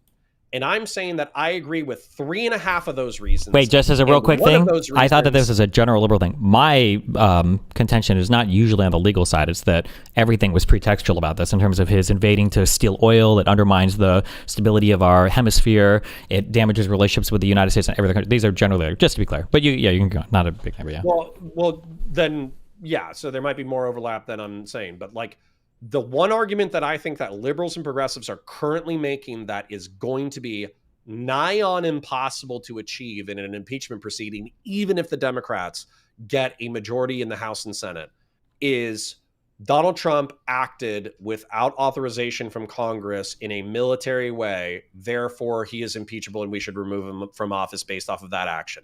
That is the weakest argumentation. It's the least likely to happen. And if you look at historical precedent, it doesn't seem like Congress is very interested in changing that.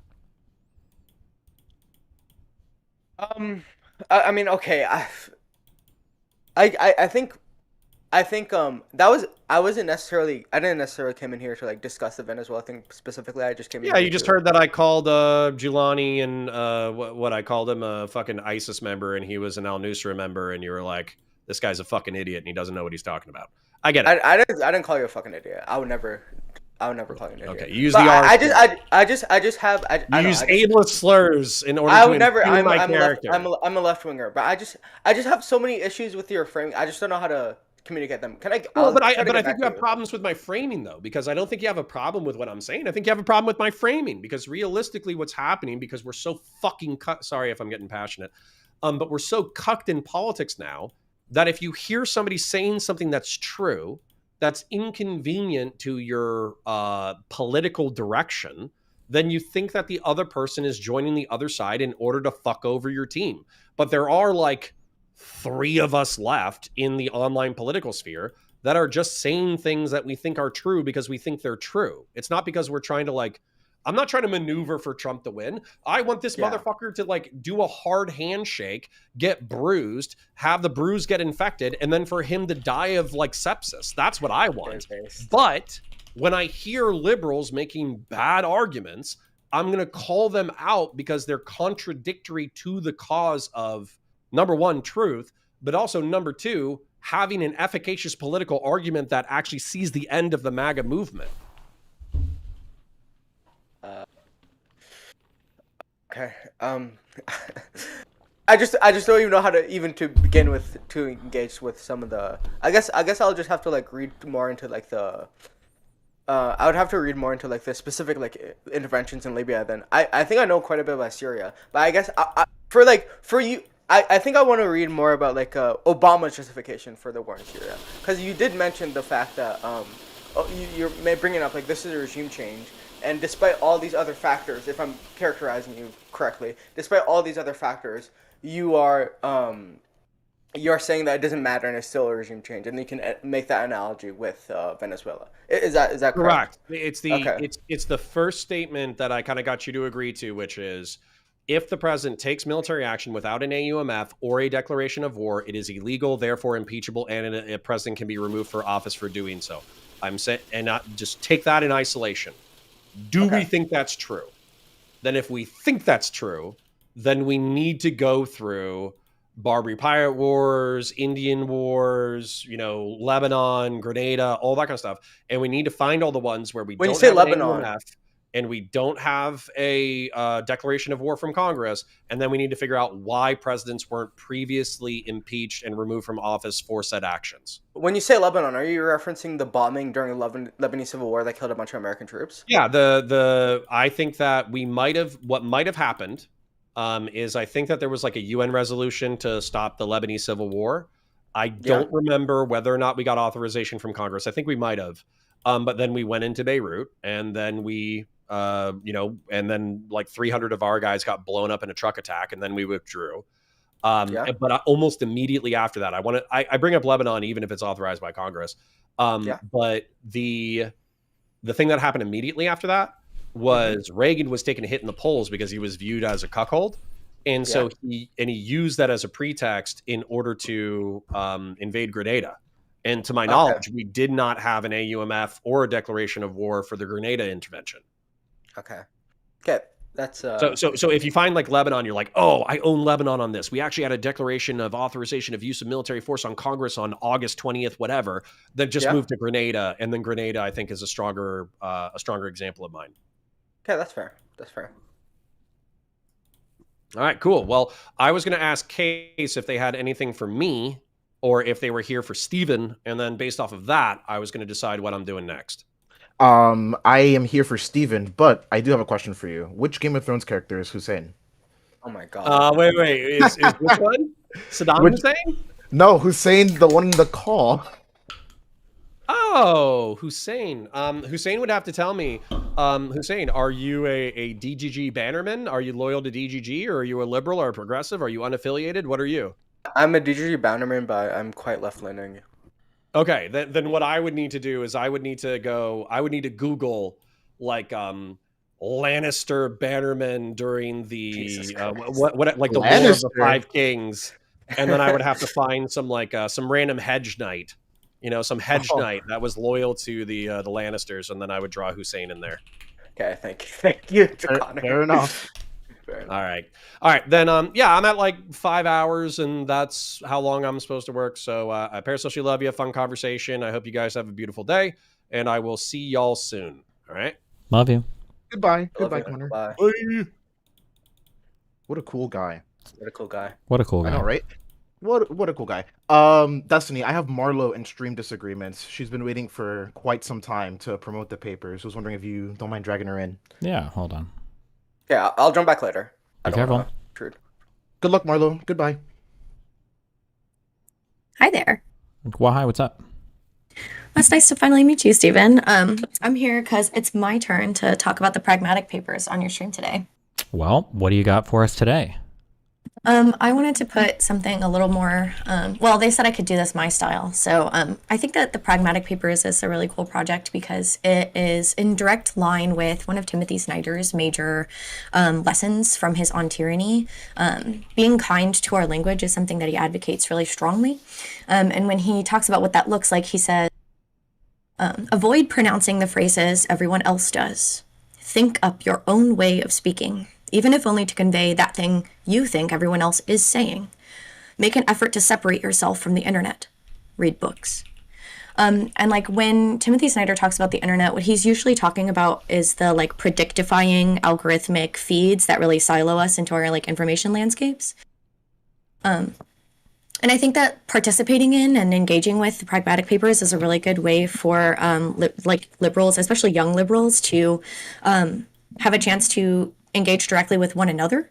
I would love it if chat started sending more articles my way. I'm one of the grammar editors, so I'm reading everything that goes in and working with people directly to help make sure that their work is polished for publication. And we just had a really nice coverage of the Minneapolis protests with someone who's like a photographer who's boots on the ground, not like living not too far from where Renee Good was shot. And we interviewed that individual, and like we're just making it so that people who have talent are able to engage with the news cycle and the horrors more directly. And I think that's good for everyone. Okay, cool. What is this just a promotion to try to garner more people to write stuff then, basically? Or when you say send articles, can you clarify, do you mean like send articles like this is interesting, can you guys write about it? Or this is like, I want to contribute? I would love to see people making an effort to contribute their own original writing. And like I said, I'm a skilled helper. So like if someone is thinking like, oh, like I could have written about this, but I'm really not that good of a writer, like still log on to DGGP, like DM the Manimal, DM me, like, well, I'm more than happy to spend my time sitting with you and helping your ideas meet, like grammar standards, because I think the more the merrier. And I think that's what democracy really is. Okay. Did you say where to contact you guys or where to find you guys at? The Pragmatic Papers is run out of the Digital Ground Game Politics server. I think that I don't know, like, am I allowed to post a link to the, like, an invite link? Yeah, where at? I'm not sure where at. Well, is it just discord.gg/DGGP? I think so. Sorry, I'm a little bit of a Luddite. That's okay. I don't know if this link works. Hold on.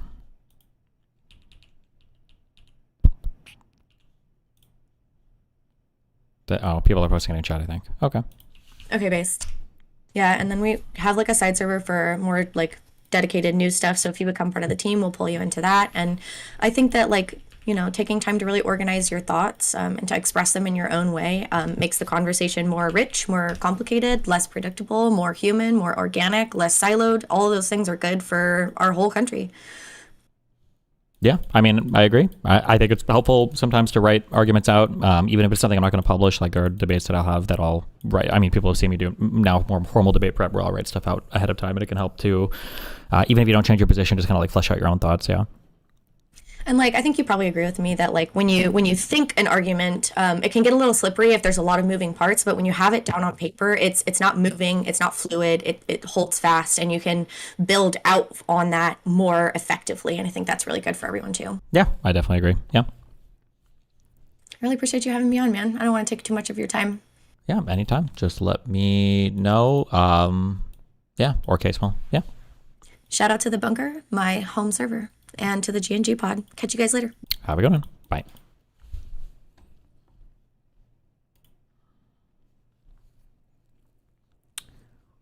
Okay. I saw this tweet earlier today. If anybody knows, okay, obscure tech thing. If anybody knows why I have my Blackmagic camera plugged into my computer and my OBS detects it just fine, but nothing else on my computer detects it besides OBS. I don't know why. On OBS I can add it just as a video source, but nothing else on my computer can detect this camera. It's annoying me. Somebody email me or figure the answer out. Hey Grok, can you remove the gay men from this photo? Wait. Oh. Good one. The unified chat was fixed, added to overlay. I'll work on it. I'm working on these overlays in the background, okay?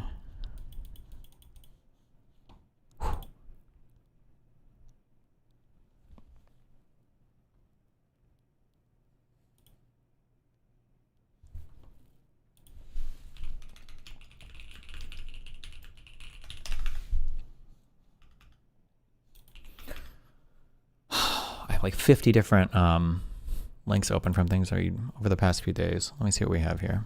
What is this? He says, Alyssa, well, the governor's response referenced a number of things, going after Mark Kelly. He says Alyssa Slotkin, Jerome Powell, but he also mentioned what Matt Finn mentioned in his reporting there. He says the only person not being investigated for the shooting of Renee Good is the federal agent who shot her. So is the FBI conducting an Illuminator, thank you for giving subs and kick chat, buddy. Investigation into that agent, into the shooting? What can you tell us about that? Stop. I understand that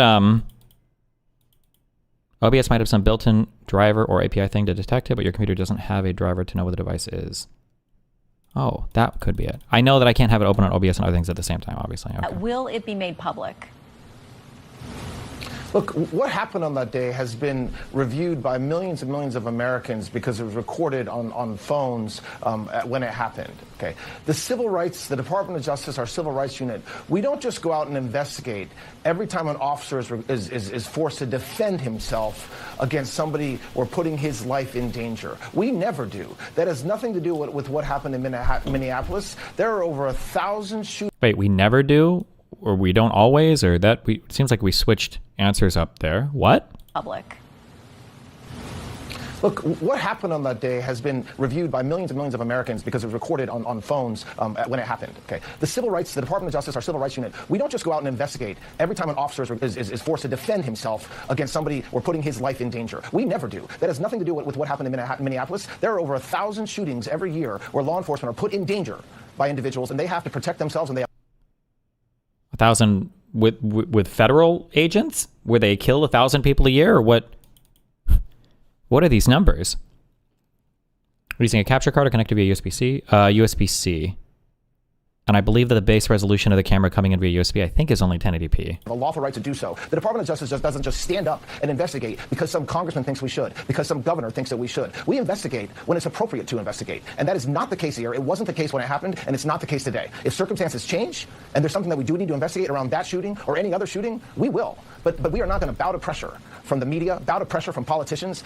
Oh, it's the 6K camera, sorry. The Blackmagic Pocket Cam 6K. And do something that we never do. Not under this administration, not under the last administration. And so, no, we are not investigating. And if there comes a time when we need to, we will, but it's not now. Is there some type of... Is there context to this? Did she ask if they're like investigating his background or what? Well, the governor's response referenced a number of things, going after Mark Kelly. He says Alyssa Slotkin, Jerome Powell, but he also mentioned what Matt Finn mentioned in his reporting there. He says the only person not being investigated for the shooting of Renee Good is the federal agent who shot her. So is the FBI conducting an investigation into that agent, into the shooting? What can you tell us about that? Will it be made public? Look, what happened on that day has been reviewed by millions and millions of Americans because it was recorded on phones when it happened. Okay, the civil rights, the Department of Justice, our civil rights. Hold on.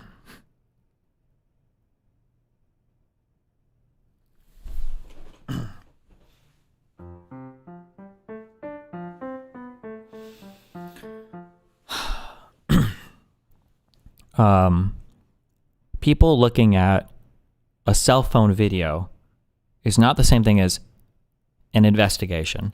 People watching a cell phone video is not the same thing as a formal process by which you take a totality of the evidence and you have a trained prosecutor who is familiar with the statutes that may or may not have been broken, ascertain whether or not a crime was committed. I have no fucking idea how many times this guy's head must have been slammed against a wall or he was dropped as a baby to utter something so unbelievably, unfathomably fucking stupid. I don't know. I don't know what happened to this guy early in life. Maybe there needs to be an investigation on him for abuse or something. What an unbelievably insane statement. I don't know if there are law enforcement people in here. My guess would be that every single time there's an officer-involved shooting, there's probably always some internal process by which you clear it. Even if nothing was wrong, even if it's like the most obvious thing in the world, that'd be my guess. So there's always some way internally to say, oh, we did it. Like, an investigation doesn't have to mean that you arrest somebody and you charge them with a crime and you go. That doesn't have to be. It could be as simple as there were 10 different videos taken by, it could be cell phone footage, and it's like, oh, they were so obviously he was in the right. Like, we did a preliminary thing, we looked over it, it's like, we're not, yeah, he's clear, right? That's a phenomenal statement to me. What? Okay.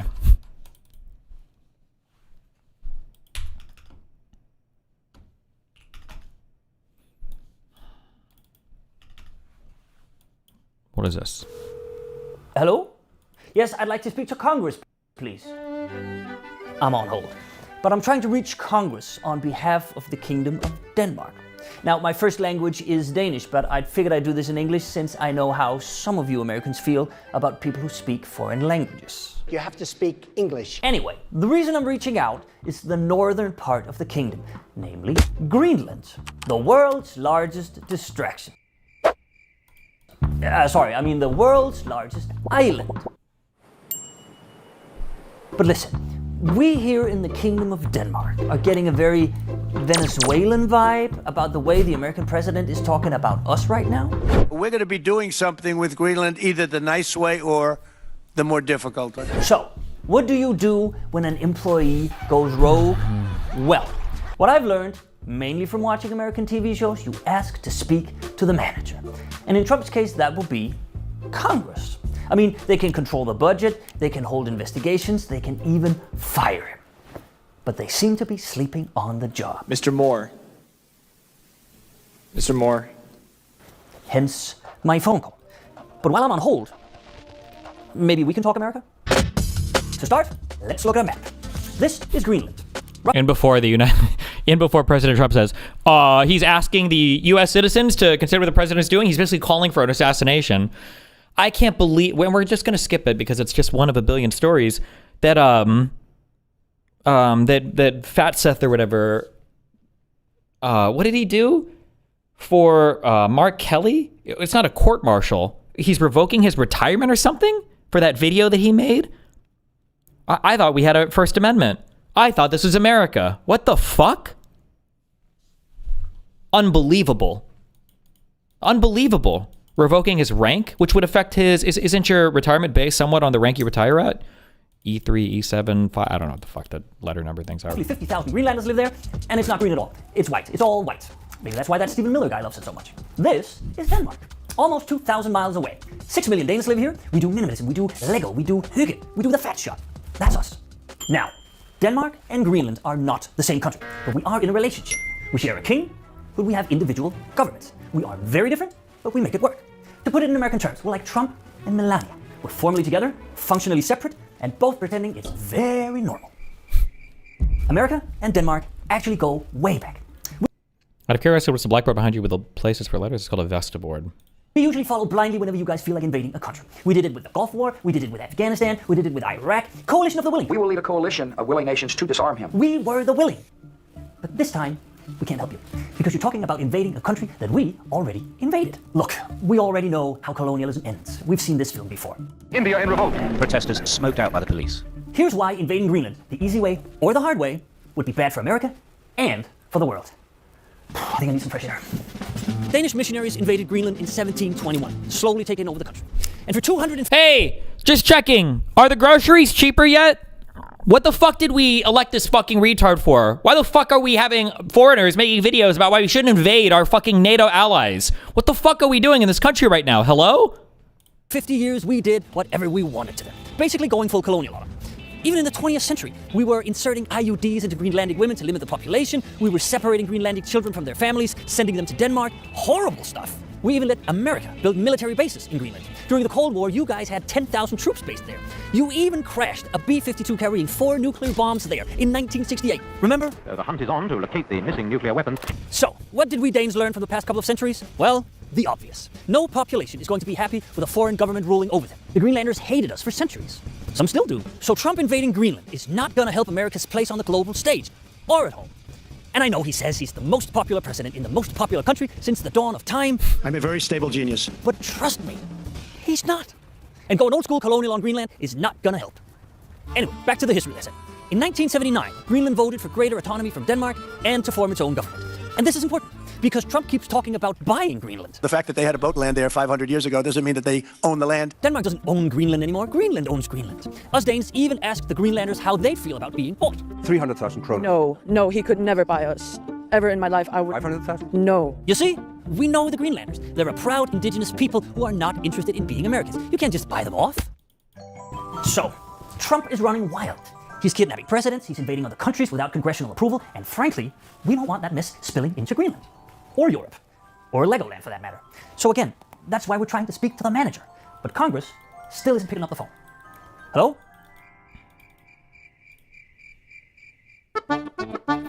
My only criticism of this video, and I understand because you're part of the liberal media, so you are actually eternally cucked by Trump derangement syndrome, meaning you are so fucking afraid of criticizing one side because you don't want to be accused of having Trump derangement syndrome. The problem is not Congress. The problem is that the Republicans in Congress have abdicated their role as congressmen. They have decided that they don't have a job to do, and they're just going to let Trump do everything. That's the issue that we have right now. That's why Mike Johnson literally didn't even seat an elected Democratic congressman for, what was it, a month? Because they didn't want to take that fucking vote on the Epstein files. It ultimately, I guess, didn't fucking matter anyway because the FBI redacted 90% of the shit regardless. 1.5 months? Is this actually real? Or was this guy like AI generating himself? Oh no, deleted the post. I look like Charlie Kirk and it's ruining my life. Fuck, I shouldn't have refreshed this. Now it's gone. Does the old Reddit show it? The pictures are pretty funny. God damn it. He really did look like Charlie Kirk. But I don't know if it was like AI or not. He looked nothing like Charlie? What? Go back in the VOD? No, I didn't even click forward. You didn't even see his pictures.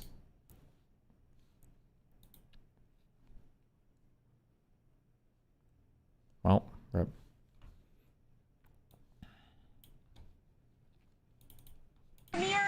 On Greenland, sir, the premier of Greenland said today, we prefer to stay with Denmark. Do you see that as the final said word? that? The premier of Greenland. Well, that's their problem. That's their problem. I disagree with him. I don't know who he is, don't know anything about him, but that's going to be a big problem for him. Do you want to see democracy? On Greenland, sir, the premier of Greenland said today, This is what the guy looked like. No, he had another picture. With this haircut, he doesn't much at all. Who links an album with a single picture in it?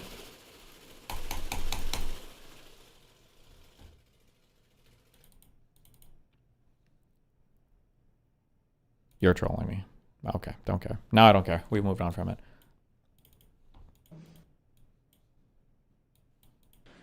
Nu står vi med en geopolitisk krise, og hvis vi skal vælge mellem USA og Danmark her og nu, så vælger vi Danmark. Vi vælger NATO. Bruh. Vi vælger kongeriget Danmark. Vi vælger EU. Nu står If we have to choose between the USA and Denmark here and now, we choose Denmark, we choose NATO, the Kingdom of Denmark, and the EU.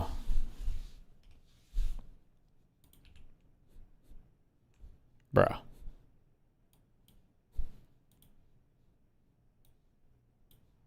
Nalakker Suet. Come on, what's going on here?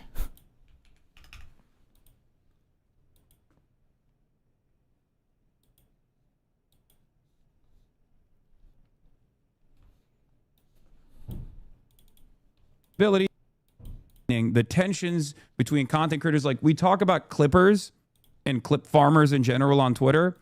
LSF was the method.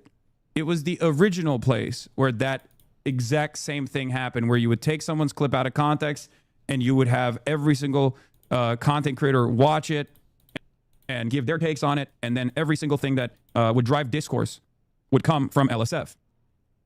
I don't go to LSF any longer. I don't, frequent LSF any longer because it's just all botted into oblivion and brigaded into oblivion. But I know that I'm sorry, I have to keep repeating positive talking points. To say that LSF is brigaded is a stupid talking point, because Livestream Fail definitionally is a multi-community subreddit.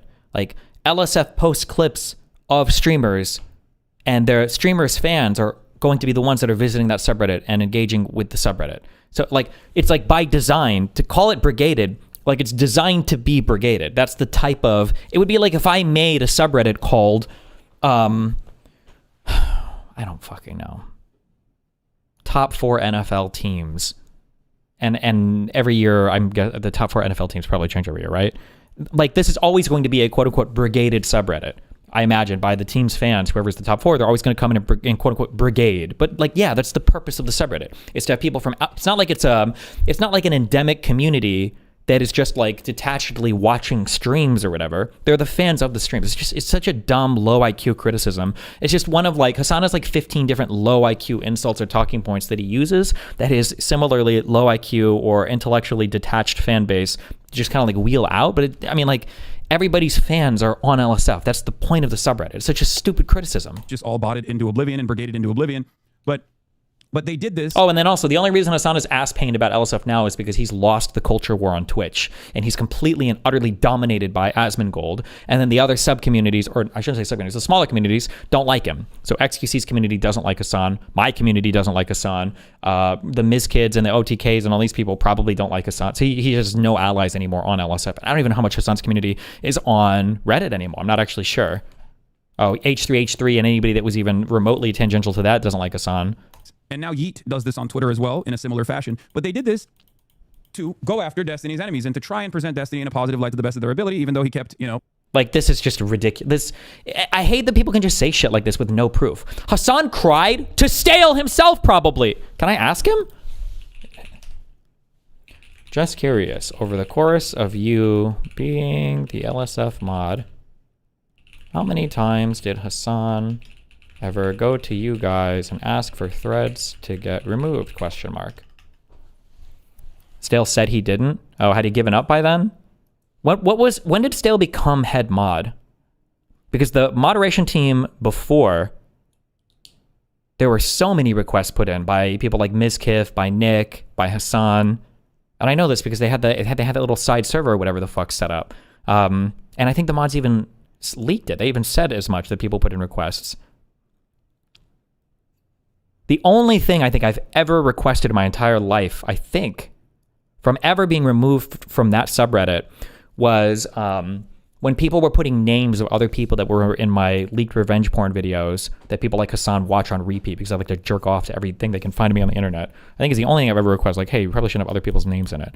But otherwise, like, there have been periods of months where I have no clips whatsoever on LSF because I'm either gaming or because the particular point in politics is just like a jerk against my current political beliefs. Like, I'm pretty sure did I have anything on LSF? I feel like there was a large period around like the Israel-Palestine shit where like all of Reddit was just like pro-Pally and hated Israel. And I don't think I had anything for like months. But I mean, that's just like the political waves on LSF. It comes and goes.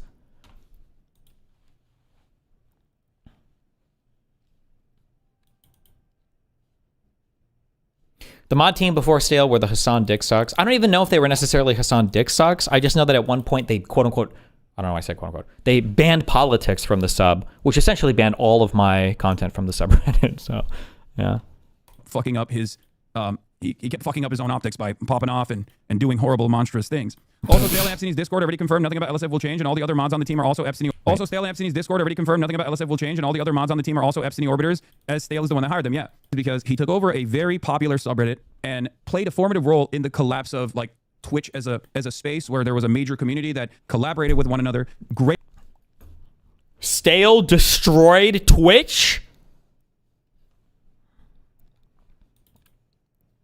And so me, by extension, after getting banned from the platform, from Twitch, I destroyed Twitch via my control of Stale as the LSF top mod. True.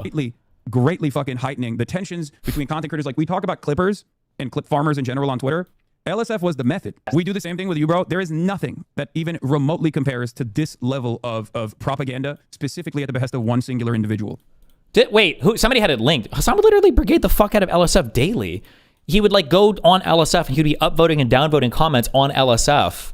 I think I might have started doing it once or twice eventually, although that's boring to me. But I had to stop doing that for a long time because the LSF mods would come down on me so fucking hard. I had to ban all links to LSF in my chat. I had to I don't know. I feel like if I visited LSF on stream, if I said anything that led to upvoting or downvoting, I feel like the mods would they would get pissed off at me. But it's been a long time. This was before Stale. This was like 3, 4, 5 years ago.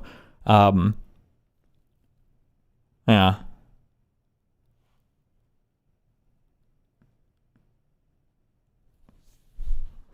Nothing at all. There is no comparison.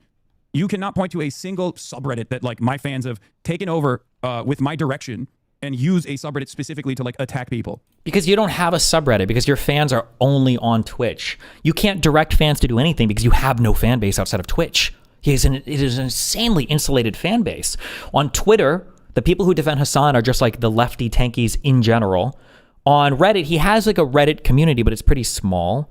And then on Discord, he has like his little Discord community. It's not the largest. Like for the size that he is on Twitch, he has very, very, very, very little reach outside of Twitch. But it's because he's so scared of adversarial content. He can't branch out. He's just he lacks the esteem or ego or whatever for it. I don't know.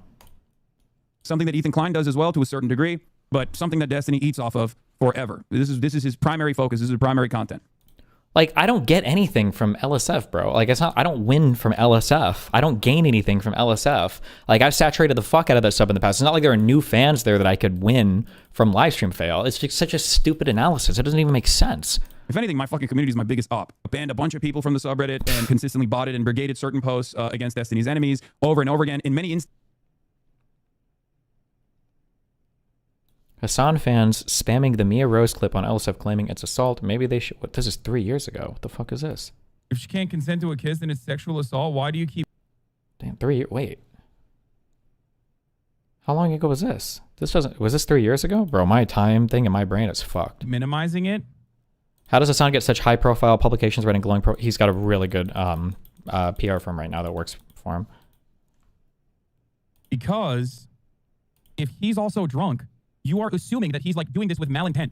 Okay? There are certain things that you do in situations like this where automatically assuming that... Oh, this was a prior take that he gave that would have contradicted the current take or whatever. I guess. Okay, I don't know.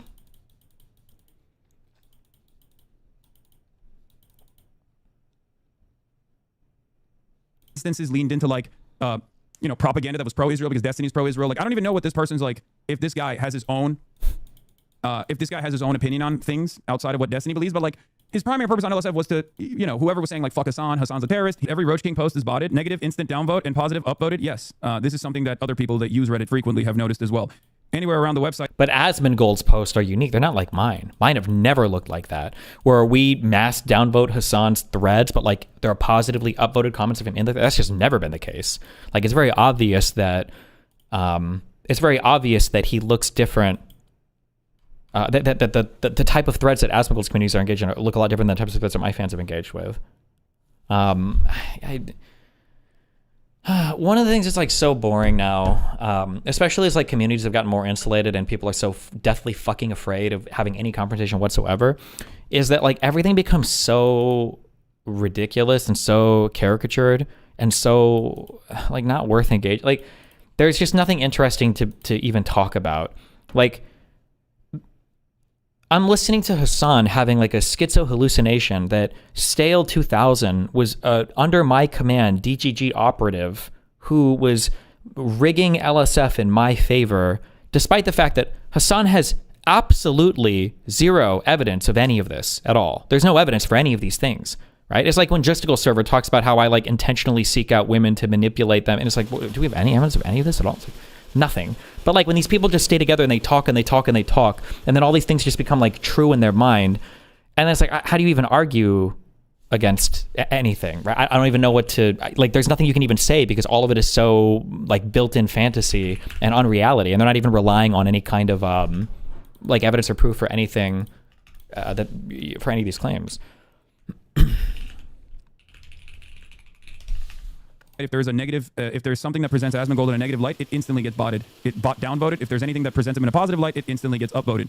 The thing is, that's not even Asmongold's doing, though. That's Kick. Why is he such a pussy? He's so fucking afraid of attacking Asmongold. Oh my god, he's such a fucking pussy, dude.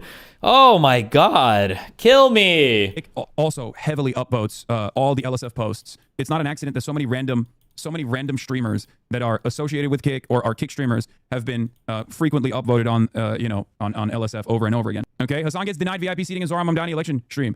There's literally a time on it. Like there's a time code on it, and the time code on it specifically shows that they edited it. They chopped this video up in a way to make it seem like, I was denied entry or some shit to the Zora Mamdani party, a party that I went to, like a party that I was at for fucking 4 hours.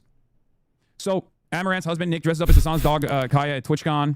This is how LSF has operated for like the last, I would say, 4 or 5 years. Yeah, top posts this past year: number 1, number 3, number 7, number 13, number 18, number 19, number 20 are all Kaya posts. Number 9 is the fake Zoran party post. Like, it could just be that shit carried far because you're literally electrocuting your dog on stream to force her to sit in one spot for 8 hours at a time. I mean, that's a pretty sensational story. You don't need a conspiracy to explain why people would engage with that. Actually, even if people hate you, you don't even need good faith to. Maybe people are just upvoting because they don't like you. Like, you yourself have to admit that you're a pretty divisive figure, no? Like I've said this a million times that Asmongold's community fucking hates me and they're homophobic and all the other shit. Like, I know this, obviously. They should hate me. They would. We're super politically, ideologically opposed to each other. And I insult the fuck out of all of them, and Asmongold included, all the time. I don't need a conspiracy to explain, like the mass downvotes or dislikes or whatever on my streams after fighting with Asmongold. I know it's because his fans are here because they fucking hate me. But they don't. I mean, like, yeah, obviously. I mean, how can you look at this as anything but like a straight up harassment operation? Okay? Harassment operation. Oh my god. Because if you look at how people reflect on what I'm doing, right? 82,000 upvotes. If you look at like Hassan knows shock dog remote on stream, one Jack Doherty clip, Hassan Kaya's positioning throughout the entire day. Hassan takes a picture. Like, this one was pretty funny.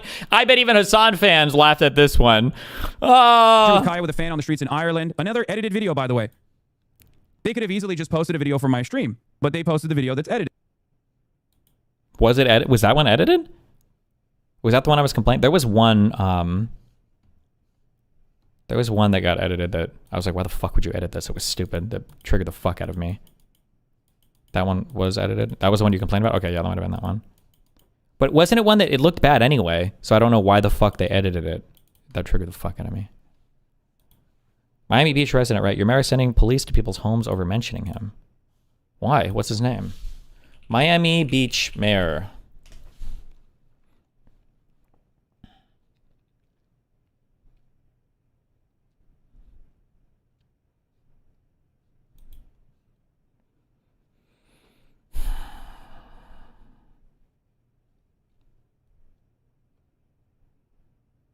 Anti-Semitic?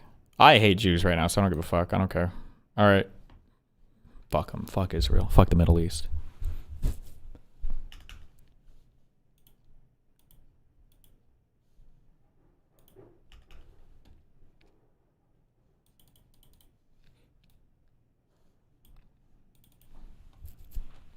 Favorite movie is.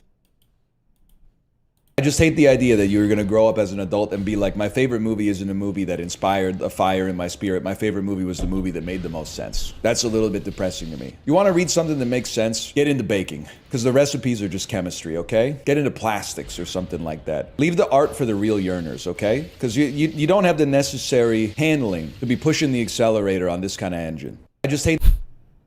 just occasionally make fun of adults for the media that they watch so that they feel like they need to like up their level of taste a little bit, because we went way too far into like letting people enjoy things, and now we got like 35-year-old people with no kids that are watching episodes of Bluey as they come out, and I find it like spiritually compromised. I think that we Based, I guess. Sure. Make sure it's you. We're not sure. Your picture to make sure it's you. We're not sure. Okay. Is that your account? I refuse to answer questions without my lawyer present. So I really don't know how to answer that question either well, way. like I said, you're not This going is to jail. freedom of speech. This is America, right? And A I, veteran. And I agree with you 100%. Okay. All We're right. just trying to see if it's you, because if we're not talking to the right person, we want to go see who the right person Okay, is. how can I help you? So pretty much it's just a statement that was made as far as, Verbatim, it says the guy who consistently calls for the death of all Palestinians tried to shut down a theater for showing a movie that hurt his feelings and refuses to stand up for the LGBTQ community in any way. Even leaves the room when they vote and on related matters. Wants you to know that you are all welcome. Clown face, clown face, clown face. 3 days ago. Not the clown face. You don't know? Not the I'm clown not gonna face. answer whether that's me or not. Okay. The concerning part, and not concerning for the person who's posting it, what we're just trying to prevent is somebody else getting agitated or agreeing with the statement. We're not saying it's true or not. Understood.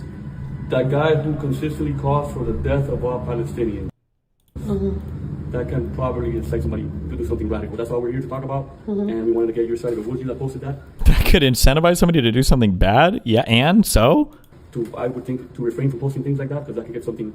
I appreciate your concern. I appreciate you coming out here. Okay. That's it? That is it. I'm going to maintain my amendment rights to not answer the question about whether that's it. I hope that's understandable. Thank you as well. You as well. Thank you. Take care. Damn. You must be good on crime in Miami Beach if they got nothing else to look into right now, huh? Whew. Friend of mine in the streaming space is let clout get to their head. Which friend of mine in the streaming space is let clout get to their head the most? Could it be a former friend? Ooh. Former friend? It's always going to be a former friend. You're never going to accuse any of your current friends of being clout hungry. What a retarded question, obviously. Up to me? No former friend. Okay. Oh, well. Yeah, former friend. Then it's going to be a mean answer, no? That is true. I was going to say XUC. Oh. Yeah. Current friend. I feel like you can argue maybe that wealth changed XQC a little bit. Like kind of like the flashy wealth stuff I think is cringe. But I don't know if I would ever say like that clout got to XQC's head. Like I feel like XQC could move in much different ways if he actually was clout obsessed. I just don't think I feel like there are so many more collaborations and there are so many more things that XQC has available to him even now if he was really clout obsessed. I don't think that I wouldn't say he's clout obsessed. I don't know. I'm not sure. That it doesn't feel that way, but maybe I just don't watch the right stuff. Current friend. Who is let clout get to their head? A friend. Zoran Mamdani, the mayor of New York. The mayor of New York? Yes. Okay. Name answer. Okay, Good that's one. Cloud is getting to his Cloud's getting to his head. Okay. Yeah. Okay. Humble brag. Okay, that's fair. People saying love in the chat. That's a coworker, guys. It is so cringe that Hassan is trying to like play off so hardcore how much he's like friends with and is responsible for Mamdani getting elected. Oh my god. Okay. He will not, yeah, he's a coworker. He's not a friend. He wouldn't go to my funeral. He wouldn't? That's what he said. Oh, you don't know. No, you didn't know about that. No, he said that? Yeah, he did. Would you go to his? I mean, yeah, to fucking flex on my ops. I'll be like this. Damn, the spread's too good. I forgot who died. Yo. He legit says he knows Zoran Mamdani like every other day now. Ugh.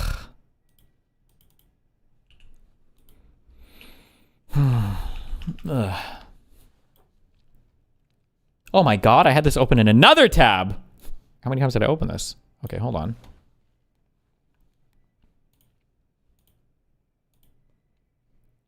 I bet like this could be, somebody could confuse this guy for Charlie Kirk.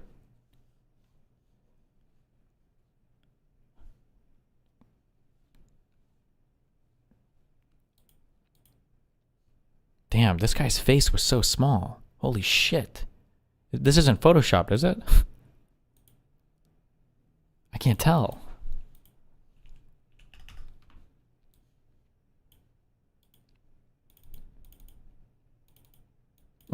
Right? What is this? 3 days ago. Damn. What have I been doing for 3 days? I can make changes. I can do what I want. I could say no politics ever again on this subreddit. Do it. Do it. Do it. I'll use that platform right now. Do it. Okay. Hey, LSF, no more politics. Done. Hey, I've been wanting everyone to do it. rejoice. I want to do it.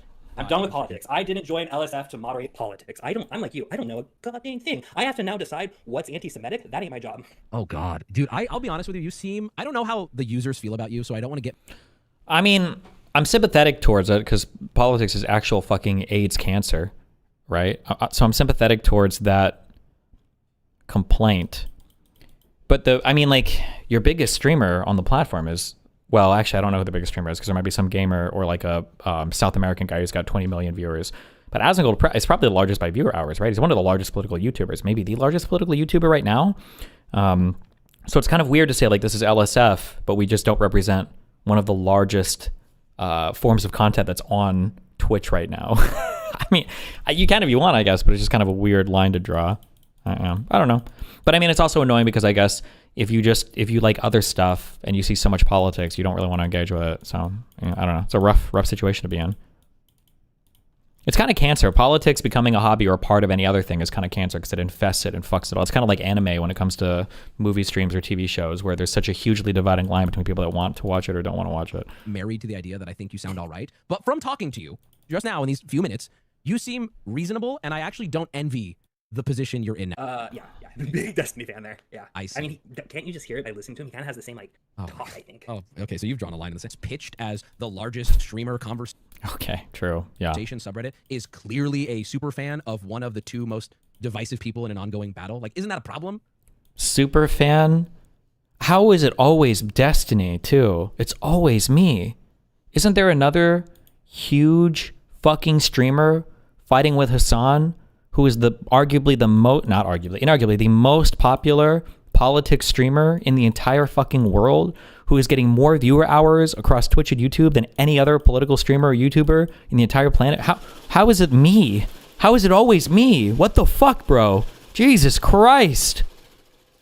With LSF, there's a lot of problems, and it all stemmed from almost 2 years ago when originally the top mod was just a mostly inactive dude, and one day somebody said, we should get rid of all these inactive mods, and we voted Stale as the top mod, and then it kind of went crazy from there. We've gone through 2 entire different teams of moderators who all had issues with Stale, and now they were tons of mod code of conduct messages and arguments and blow-ups that like what resulted in Stale essentially ousting himself. Yeah. Well, wait, like Leak One or Link One or Talk About One? What? I mean, he got removed by Reddit, not by you guys, right? Yes, correct. So was the people in my chat were making the accusation that the mod team still loves this guy on LSF, and that this guy is claiming you guys are still essentially in his pocket. Do you want to comment on that? You don't have to. I'm not in anybody's pocket. I don't want to comment on how the other team feels about him. Personally, I don't have any issues with Stale. I think Stale's a weird guy. It's also so stupid that people do interviews like this, like, I'm not in anyone's pocket. Well, yeah, but I mean, if you were, it's not like you would say it. No, what a me neither, haha. He's kind of funny to listen to. That's fair. He's never been he's a dick, but he's a dick that's never been so rude to me that I've drawn a line and been like, fuck you, I don't fuck with you. So I'm not gonna talk shit on the guy, but no, and I'm not asking, he's eccentric. Yeah, and I'm not getting the vibe that he's evil, and I don't want. No, he's weird. He's weird and goofy, and does seem a little bit lost in the sauce for what is essentially an online subreddit, right?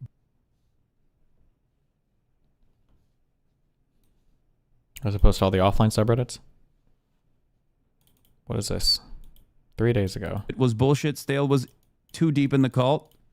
Yeah, JSTLK was the previous DGGer of the year, and now I think he is one of the orbiters who actually turned on Destiny and is actively trying to pull people out of said cult, if I'm not mistaken. I think many of those guys... What? True. He's on your team, little bro.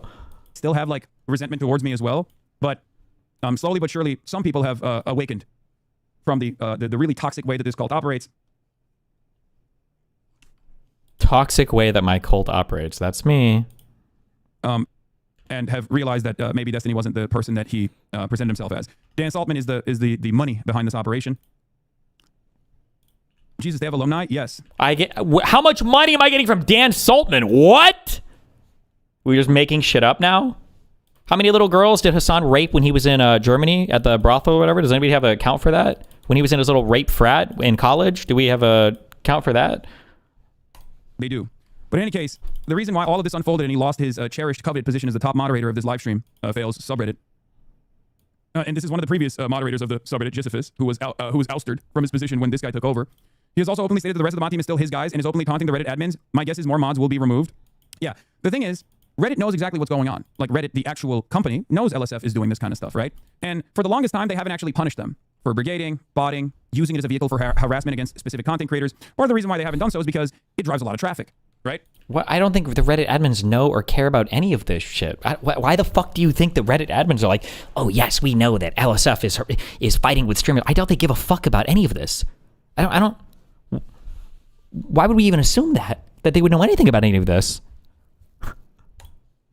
It drives a lot of traffic to the website. It keeps people engaged on the website, so they don't really do anything. Especially this is like an Alex Jones tier rant.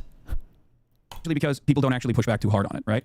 Because as long as you come after someone like myself and you keep doing that over and over again, you keep doing this like harassment operation over and over again, it's almost like a self-isolated situation. We had a good thing going. We raised 40K for mental health. Yeah. In any case, if there's clicks, then they're happy with it, even though they had a tendency to overlook certain things that he was doing, like, for example, operating a mirror system where he would mirror clips, and then he would actually run ads on the website where he would mirror clips and therefore make money off of the subreddit this way. I think it's a violation of the terms of service. But again, if you're a large enough subreddit, you can do some scams like this without Reddit actually getting too mad. First of all, how is that a scam? Secondly, there's no way that was a violation of the TOS, because if it was, they would have gotten completely nuked for it. Like, because they were doing this for a year or longer, right? Or did they stop doing this, or? Okay.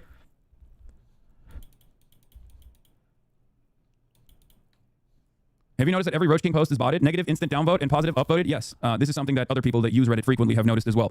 Anywhere around the website, if there's a negative, if there's something that presents Asmongold in a negative light, it instantly gets botted. It downvoted. If there's anything that presents him in a positive light, I'm curious. It instantly gets upvoted. What is Hassan's excuse going to be when he's not getting all this massive positive attention on LSF now that the guy in my pocket is gone? Now that my number one slave, Stale 2000, is gone?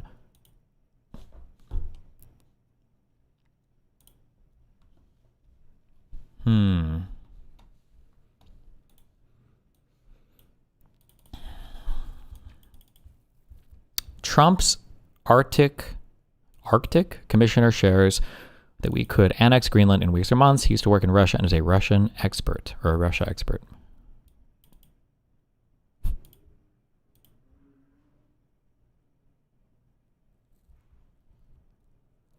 It's been 30 years since my early deal-making days in Moscow. It's fun to remember a time when we made 15x cash-on-cash returns for the U.S. government, building television networks in a newly independent Russia, and then selling them on to Russian oligarchs for $550 million. Yes, it happened. Why would you even admit this? Oh, okay, I don't know. Whatever. King. 2024. Oh, we saw this.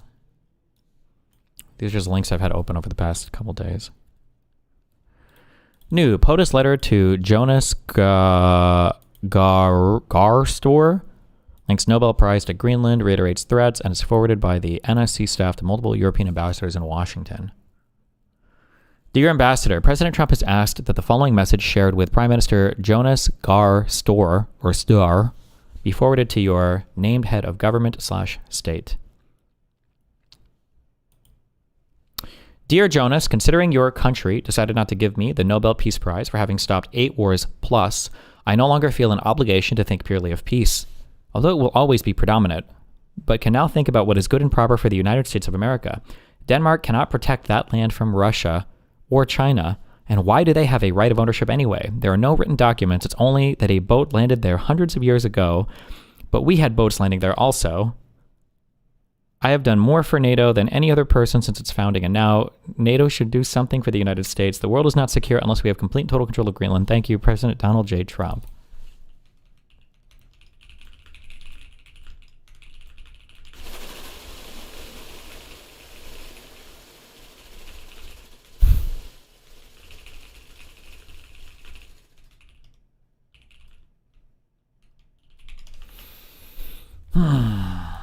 Where is the, I think I have this open here.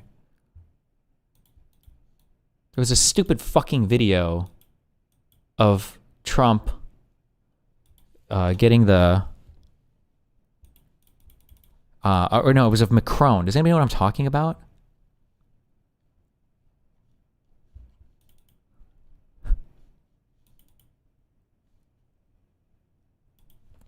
the call. Yeah.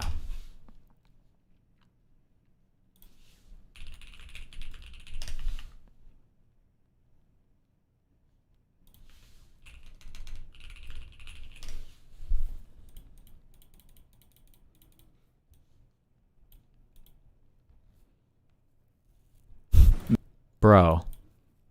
Go ahead, what's going on? Because he accepted what you proposed on you. Sorry, hold on. I don't know. I was cut to 23 fucking seconds. 1 second. Donald, I know it's very early in the morning for you. I'm sorry to call at that time. May I call you in 2 minutes with Zelensky, Starmer, and Merz? It's okay for you? Yeah, go ahead. What's going on? Because he accepted what you proposed on your message, meaning a ceasefire for 30 days and so on. So he's ready to announce it. Did Putin accept also? Yeah. Oh, good. Nobel Prize for this. So may I call you back with him and the others? In 2 minutes, I call you back? That's great. Okay? It's great news. Good. Call me back. I'll call you back in 2 minutes with the others. I call you back. You're the greatest. You are the greatest. No, thank you. He's such a fucking loser. God, he's such a fucking loser.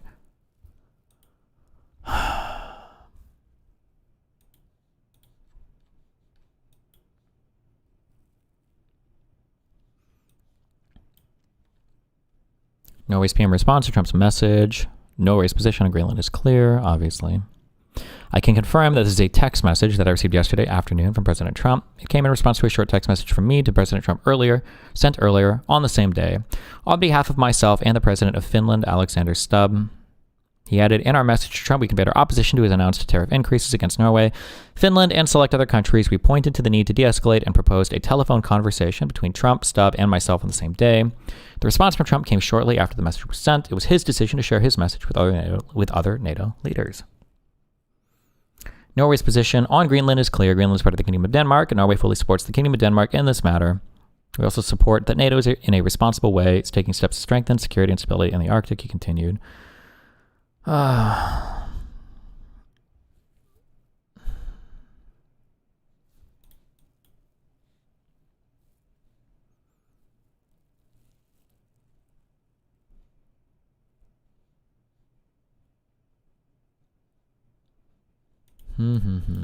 Hey, my name's San Juan de Cole. I joined from the group page. We're glad to see you here today. Oh, this is crazy. Hey, my name's San Juan de Cole. I joined from the group page. We're glad to see you here today. We've got Greg and Fat Nicker. And welcome. Well, we're just introducing ourselves. Hopefully, I'm pronouncing your name right, Fat Nicker. So, are you referring to me? Yes. Oh, my name's Derek. Hey, my name's San Juan. Now, well, they got Tucker fired from Fox News, right? It doesn't matter. He's bigger. Yeah. He's bigger now. So what? He's absolutely not bigger. You are delusional if you think that. Oh my God, these guys are so crazy. Oh my God, these guys are crazy. Tucker Carlson was on the largest cable news network in the United States. Was it every night or once a week? He was the largest. Maybe the largest news host in the world. Well, now it's probably like fucking India or whatever have fucking 10 billion people listening. But Jesus. Now what are you gonna do? And then Nick Fuentes, what are you gonna do? He's banned off everything. You know, I mean, he's on I guess Twitter and Rumble. But so what are you gonna do? And he's huge. He's bigger than ever. Dude. He may be bigger than ever. You had him on your show. Yeah. How was that? I still think the height of Nick was his was the AFPAC that he got. It was Marjorie Taylor Greene and another senator, I think was the height. At least of the totality of his influence and everything. Not this man. He'll get back there, I guess, if these guys keep glazing him. But what is he like? Is he big or is he small? He's not big. He's not a big guy. He's small. I mean, he's not tiny, but he's not. Somebody said he rides a bike. Is that true or not? I did not see him on a bicycle. I can neither confirm nor deny. Huh. I believe he took an Uber to the studio. Someone said he rode a bike to. Oh, listen, I'll be honest. He told me he took an Uber to the studio. I did not see with my own eyes how he got there. He could have bike. Not an Uber black. He could. It was certainly an Uber white. No, honestly, my impressions. I like Nick. And he seems like a fascinating cat. I mean, he's obviously fascinating. He's fast. People are fascinated by him. Well, he's brilliant and he's hilarious. Which is already something that just like I just like that. I like funny people. He's fucking and brave, dude. Oh, he's definitely brave. And you know, we have some pretty large areas of disagreement, I think. But I've always kind of believed like okay, so then it's just maybe this is kind of like a little naive or something, but my attitude was always like, all right, so we got some areas of disagreement. So like, hey, let's talk about them. And let's kind of like, let's have more conversations and more debates and more, you know what sunlight, I mean? And sunlight is the best disinfectant. Sunlight is the best disinfectant, guys. A timely Soviet joke. A man comes to a newsstand every day, scans the front page, and leaves disappointed. One day, the vendor asks what he's looking for. The man says, an obituary. But, comrade, the obituaries are at the back. The man replies, not the one I'm looking for.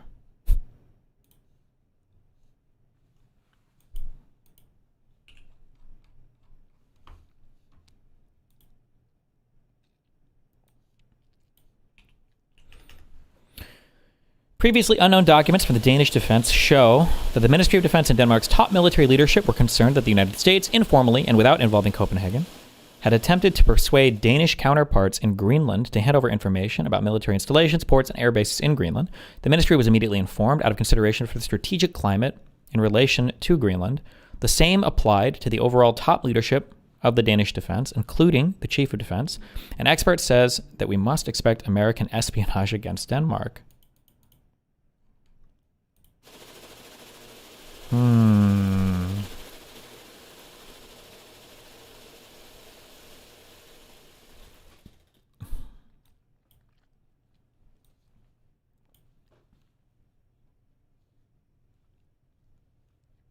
think you and Dave have some areas of disagreement. Do you think you'd want to talk about it? Dave is deathly fucking petrified of me.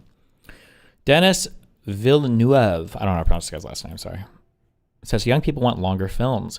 Oppenheimer is a 3-hour rated R film about nuclear physics that is mostly talking, but the public was young. That was the movie of the year by far for my kids. There is a trend. The youth love to watch long movies because if they pay, they want to see something substantial. They are craving meaningful content. I hate the fact that you fucking losers think that Oppenheimer was a good movie. Oh my God.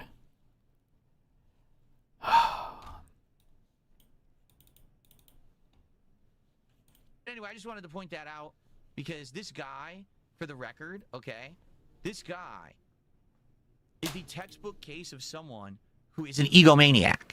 He feels like his streams are the absolute best content on the planet.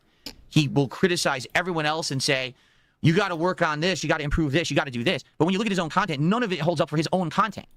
Like he'll say, you know, oh, this guy's a bum, he's broke, you can tell. But look at his setup. Like right now, look at that webcam. It looks like LTG is streaming from his grandmother's spare bedroom. It looks like at any moment, she could come crashing through the door, yelling at him, saying, Dale, why didn't you take out the trash, Dale? Dale, what are you doing, Dale? You're supposed to do to clean the kitty litter today, Dale. Oh, why are you on no. stream again, Dale? Oh, no. But then he's going to go and talk shit to everyone else. Like, dude, your setup is awful. It looks like ass. And then on top of that, this is the other thing about this guy. He always has this on the screen, okay? His supposed sub account. I don't even know what that is. I don't know if that's subscribers on Twitch. I don't know if that's supposed to be subscribers on Kick. I don't know if that's members on YouTube. I don't know if that's number of viewers he's banned out of the total number of viewers he has. I don't know what that is. It doesn't say. At a glance, I have no idea what it means. I also don't care because, quite frankly, everyone knows that LTG view bots and self-subs himself all the time to make him look more affluent than he really is. He looks like he's rich and he's like a big dude. He's not. He's a phony. He has always been a phony. Someone who the only way that he feels he can be successful is by presenting a false product to the internet, a false persona of I'm a big, tough guy, I'm a manly guy, I'm very testosterone-fueled, I'm better than you, I'm bigger than you, my streams are better than yours, I make more money than you, and it's all fake. It's all been proven that it's all botted, it's all nonsense. He has thousands of viewers on his streams, but his chat doesn't move. What are they all doing? Did they all have broken keyboards? They can't type? No, they're all view bots. All of his content is constant fake stuff. The guy has this really self-created persona of ego and success that doesn't exist. It's all smoke and mirrors. All right? So when you see this, I don't know what this is. No one else does either. Because we all know it's not real. Do you really think this guy has 3,053 paid subscriptions? Damn. What? I keep seeing this meme pop up, and I always laugh at it. I don't even know why I laugh at it. Where the fuck does it come from? What even is it? What is this referencing? The stupid ghost baby. What is this?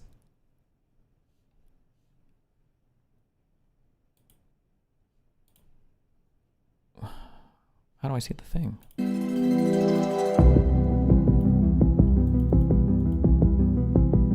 It's a Kino meme, hold on. There are so many people that dance with the ghost baby. And I don't know why. It's just a TikTok meme? Is it dancing baby screensaver? Thanks.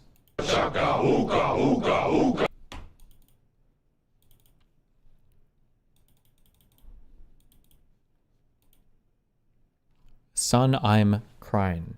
Okay. Don't bother Unc. Okay.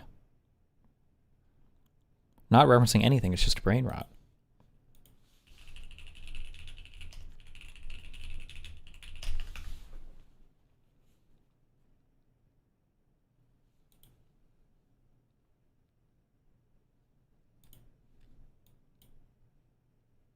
Oh, poll slop. New polling ahead of the midterm Oh, poll elections slop. shows Democrats are feeling highly motivated. Hold on one sec.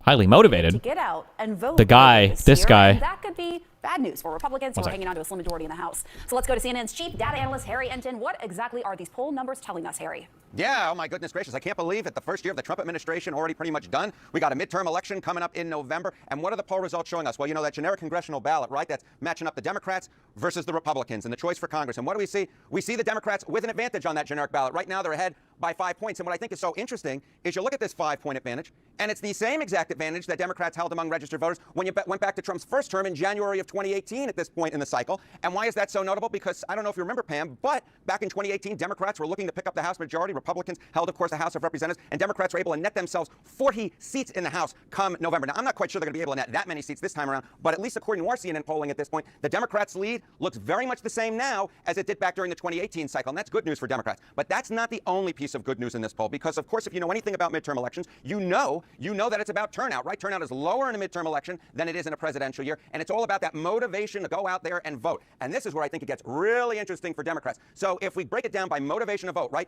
If you look at voters overall, Democrats have that 5-point advantage, which I mentioned. But look at those extremely motivated to turn out and vote. Those who would crawl over those hot coals to go out there and vote. And what do we see? We see that Democrats up by 16 points among those extremely motivated to vote. This makes a lot of sense to me, Pam. Why does it make a lot of sense? Because look at the elections that we had in 2025. We had Virginia governor. We had New Jersey governor. We had those special elections as well across the congressional special elections, as well as those for state legislative elections. And what we saw in those elections in 2025 were two things. One, that Democrats were far more likely to turn out than Republicans. And two, that resulted in Democrats vastly outperforming the 2024 baseline. So I think Democrats look at the voters overall, they say, hey, that's not too bad. But they look at the extremely motivated numbers and they say, ka-ching, because if that holds towards November, they think, hey, we got a pretty gosh darn good chance of winning back that House majority. Yeah, we'll see how those numbers actually translate in reality. And voters are also expressing their level of confidence in their congressional leaders, right? Yeah, so this is where it gets really interesting, right? Because we see these generic ballot results and you say, okay, you know what, this is good for Democrats. But then you look, okay, at the congressional leaders and say, okay, approve of these congressional leaders. For Democrats, just 28% of Americans approve of the job that the Democratic congressional leaders are doing, right? For Republicans, it's 35%. So more folks approve of congressional Republican leadership than they do of congressional Democratic leadership. Yet, you see that Democrats are leading on that congressional ballot. You go, that's very interesting. How could that be? Well, there are two reasons for why that is. Number one, Democrats are far less likely to approve of their own leaders than Republicans are. But here is the key nugget. When we're talking about midterm elections, it's about one person really and one person only, and that is the President of the United States. And take a look here. Choice for Congress, if you disapprove of Trump, and 59% of voters in our poll disapprove of Trump, look at this. 76%, about 3 in 4, in fact, slightly more than 3 in 4, say they're going to vote for the Democrats for Congress, compared to just 8% who say they're going to vote for the Republicans for Congress. So yes, it is absolutely the case that congressional leadership on the Democratic side is not well liked among Democrats compared to what we see historically, and not well liked compared to what we see among Republicans. But the truth is, that may not matter all that much, given that the man who's in charge of the executive branch is Donald John Trump, and right now the vast majority of Americans and voters don't like the job that he's doing. It kind of reminds me of what we saw back during the 2010 cycle, when there were a lot of folks who didn't like what Republican congressional leadership was doing. And guess what, Pam? It didn't matter, because voters didn't like the job that Barack Obama was doing back then, and they punished Democrats who lost control of the House in one of the largest waves, in fact, the largest wave of either of our lifetimes. Yep. All right, Harry Enton, thanks for bringing us the latest with those numbers. Always appreciating. Great to see you. So let me start with you, the pollster in the group. Tuesday marks the 1-year anniversary of President Trump being in office. A CNN poll out just a couple days ago shows that a majority of Americans, 58%, believe that President Trump's first term in office so far is a failure. How do you interpret a poll like that? So a lot of Republicans are happy with what they've seen. They feel like Donald Trump has delivered on a lot of promises that he's made, and that's the 42% in the poll. But there are an awful lot of folks, particularly political independents, many of those younger voters who are part of what ushered Trump into office, who really feel like cost of living has not gotten under control, and that's the main reason why they're feeling agitated. They feel like, hey, we were promised lower cost of living and we didn't get it. And that's why you see that 58% number. That's a pretty big warning sign for Republicans headed into the midterms, where typically voters hold the party in power accountable if they think they've gotten things done or not. 1 year in, Republicans feeling happy, everyone else not as. One of the things he said about feeling like Democrats aren't doing a good job at Congress. I think one of the hard things is like, what are you supposed to do? Like, there's really nothing. I don't even know what. Like, if Republicans are like, oh, well, we're not going to do anything, it's like, okay, well, we're the minority party, so. So Brian, the chairman of the Republican National Committee, posted on X, quote, Republicans are going to defy history in November because there is nobody who can energize our base more than President Trump. And he linked to a Fox News headline that reads, RNC chairman bets on secret weapon to defy midterms history. What do you think? Is that... Listen, sure, it's possible, but history is against us, right? And the economy right now appears to be against us. I think there's a recognition from this administration that they need to do more on the economy. You certainly have Vice President Vance and a lot of teams saying President Trump needs to be more focused on the economy. And there's an argument to be made on the economy. Inflation is lower, some gas prices, energy costs is lower. There's these things that they can be made, but it's getting lost. I mean... lost by the other topics that are taking place in the international affairs. My belief is if President Trump is out... I also like... I think that... There's so many things I think. I wish I could fucking rewire all these fucking media people's brains. There needs to be clear questions of, hey, like, are you going to be happy in 1 year if XYZ happens? And then when it doesn't happen, you replay these clips over and over and over and over and over again, okay? How many times did we talk about prices are not going to come down? They're just not. You might be able to slow inflation down, but you're not going to bring the price back down. Oh no, we're going to lower the cost. We're going to lower the price. We're going to lower the, and then as soon as he's elected, well, you see, it's not about bringing the price down. It's about changing the rate of change. All of a sudden, we had all of our calculus student Republicans came out of nowhere. It's like, well, you see, it's not actually about reducing the actual value itself. It's about the rate of inflation actually going down, and that's actually. And it's like, where the fuck were these? It's stupid. Out there campaigning, highlighting the improvements that have been made on the economy, they make a stronger case than as opposed to him talking about Greenland or putting more tariffs on our European allies. Yeah, I saw there was a graffito on from New York that was on social media. It was something like, we don't want Greenland, we want healthcare. And Dan Pfeiffer, the former Obama communications director, said, not a bad message for the midterms. Are you hoping impelled on the midterms? I mean, electorally, I'm pretty sure we're going to get a lot of wins. I think electorally we're going to do fine, but we have to exercise like an uncomfortable amount of power after we win the election. And I don't know if the will is there to do it. What is this? Is there going to be a video for this? Or I'm probably about to be banned from CNN, but someone has to say this about Scott Jennings. Julie Rodzinski?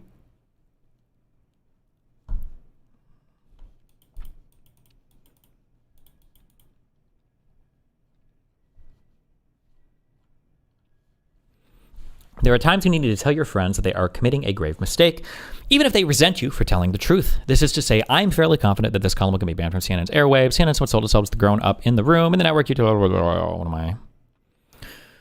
It's not about ideology. CNN has long and rightly made room for conservative voices. The problem is not that Jennings is a Republican. The problem is how he behaves, what he contributes, and what his presence signals about what CNN now tolerates. On air, Jennings does not debate, he blathers. He talks over women with particular frequency, interrupts relentlessly, and treats panel discussions as contests of volume and obstinacy rather than as exchanges of ideas. He mugs to the camera and rolls his eyes while calling any fact he does not like a lie. It is performative obstruction, the cable news equivalent of flipping the board when you're losing the game. This is not spirited debate. I mean, true, but this is all Republicans. This is all of them. They do this on their own networks. They do this on Fox News. This is all they do. Like, there's no way you can defend anything in this administration. It's impossible. It's impossible. So... And yeah, it is cringe. It sucks. There is no good faith MAGA person. You can't. Well, Stephen Miller. There are good faith ones, but they'll just tell you like, yeah, we want to conquer the world. We don't care about rule of law. We are okay with an authoritarian dictatorship as long as he's our guy. Like, fuck everything. Fuck the Constitution. Fuck everything else. This is what he said. I do love Hollywood. Nice audio. I do love Hollywood. Do you consider yourself as you're like in showbiz now? Yeah. Yeah. What I do is a mixture of showbiz and WWE. Yeah. And you're a heel. I'm a lovable rascal, but if you want to call it a heel, I do love Hollywood. Like, the issue is that there's so many different moving parts and things that make this okay and not okay, and it's harder to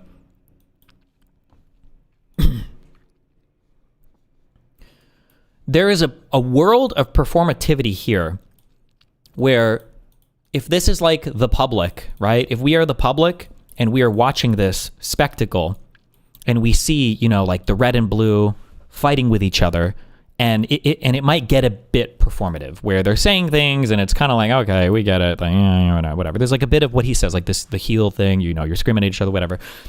But the difference is that back in the past, even though this public spectacle exists, Congress will come together, and at the end of the day, they will legislate. They'll do things, right? They might hate each other publicly, but they're working together privately. They're doing things to make sure that the government is functioning, and they're making compromises, and they're legislating as they're supposed to.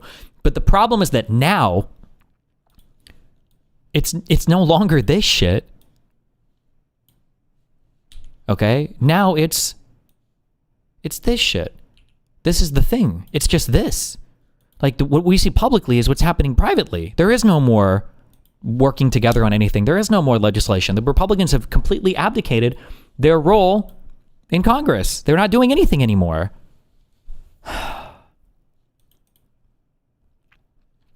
Elephant on a streak. A killer elephant who is at large has left a total of 22 people dead after over a 10-day period in India. How do you know it's the same elephant? Is there like a marking on it?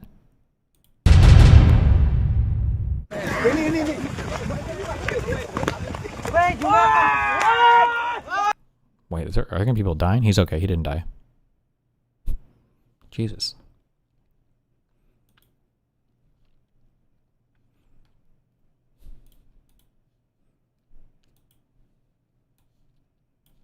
Oh, we saw this.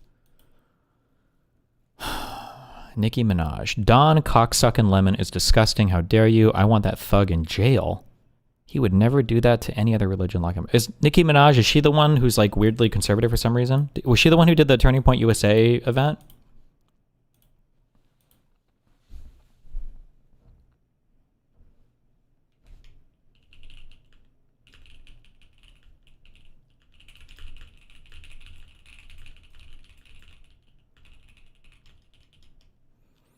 The anaconda shaking ass to Christian pipeline is real.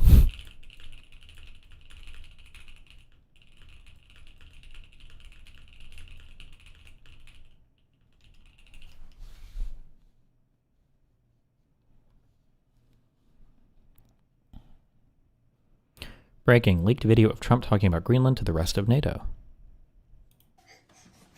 No.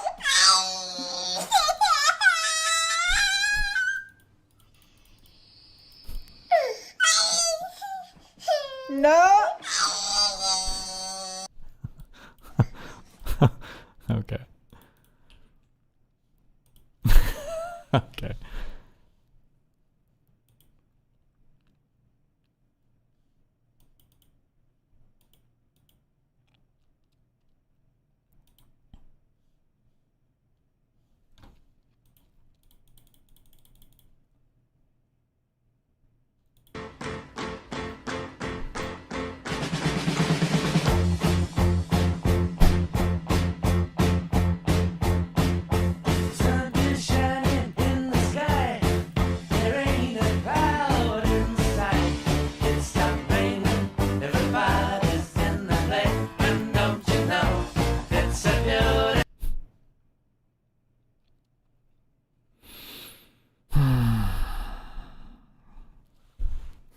What's going on, guys? It's a crazy world out here right now.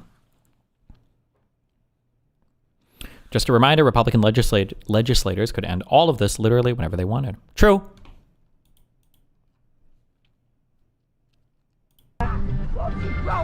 I am grow up. I'm 54 years old. Well, no, you're not. Yeah. Doing this shit. Are you a Trump supporter? Yes, I am. Why, can you tell me why you voted for Trump? Because he's helping us out. He's helping you out? Yes, he How is is. he helping you out? Well, hell, he done lowering gas, gas down.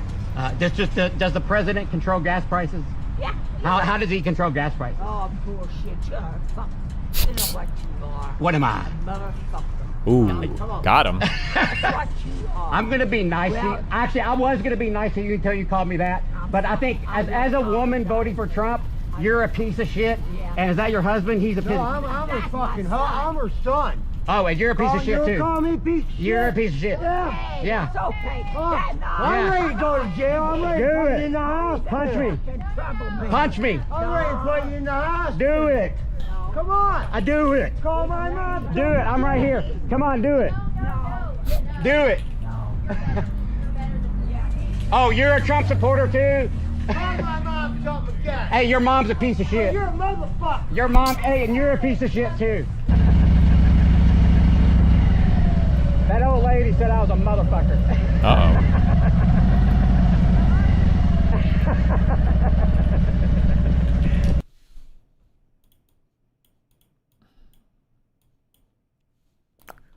Ooh, hold on.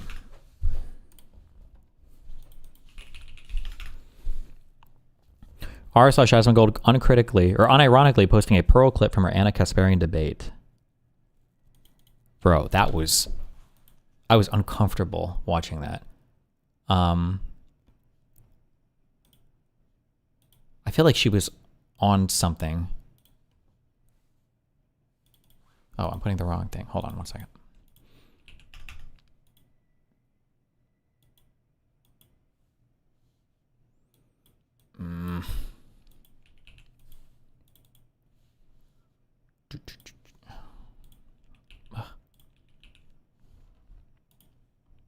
You have to see the clipping they do on it. Yeah, one sec.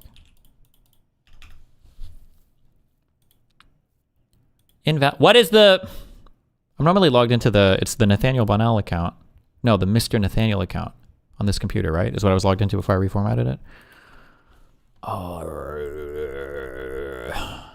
on.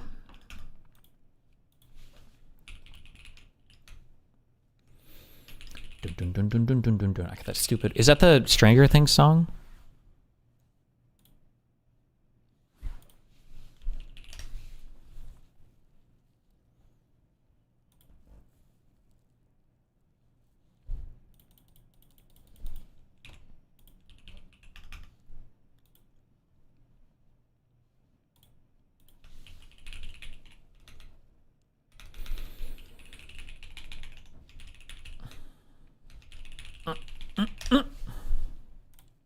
Continue.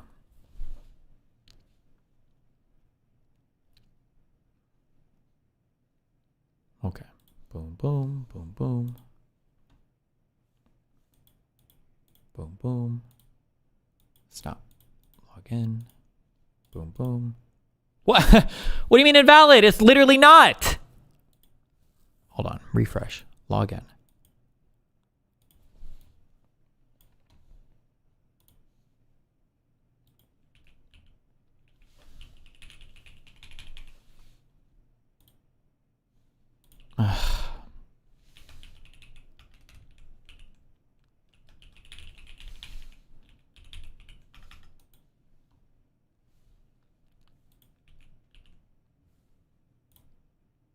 Do I need to use the email? Hold on.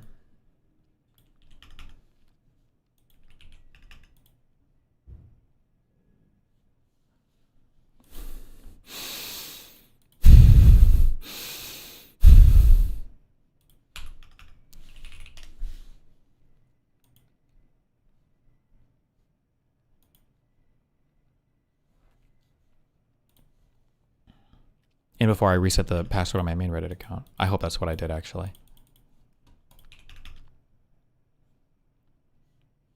Okay, what was the Asmongold subreddit link? Fuck it, I'll do it on my other computer. She murdered her with the simplest of answers.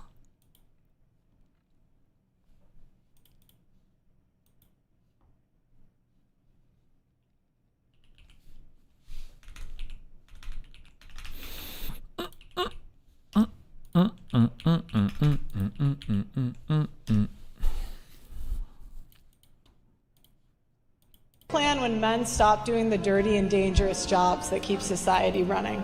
Can you give me an example of which jobs you're referring to?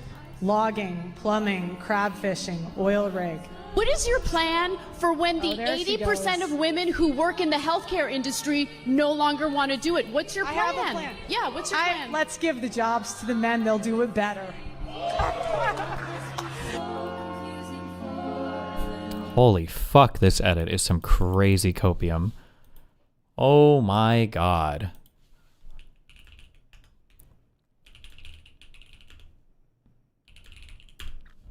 Bro, this debate was... Ladies and gentlemen, this was hard to watch. Yeah, you can have some of it while I... Wait, did they reset the... Up for previously male. What does that have to do with the topic? Because at it was hand? A shower. Depends on what the false accusation. Fuck it, we'll just start from here. Or legal consequences if they fail to carry out a court order to, you know, take care of their kids. I've interviewed men that have paid millions of dollars in Don't child care about your support and interviews. married- Anecdotal evidence doesn't matter. What I need is actual, statistic, empirical evidence. They should pay their child support. $441 What happens- is the average child support payment. $441 a month.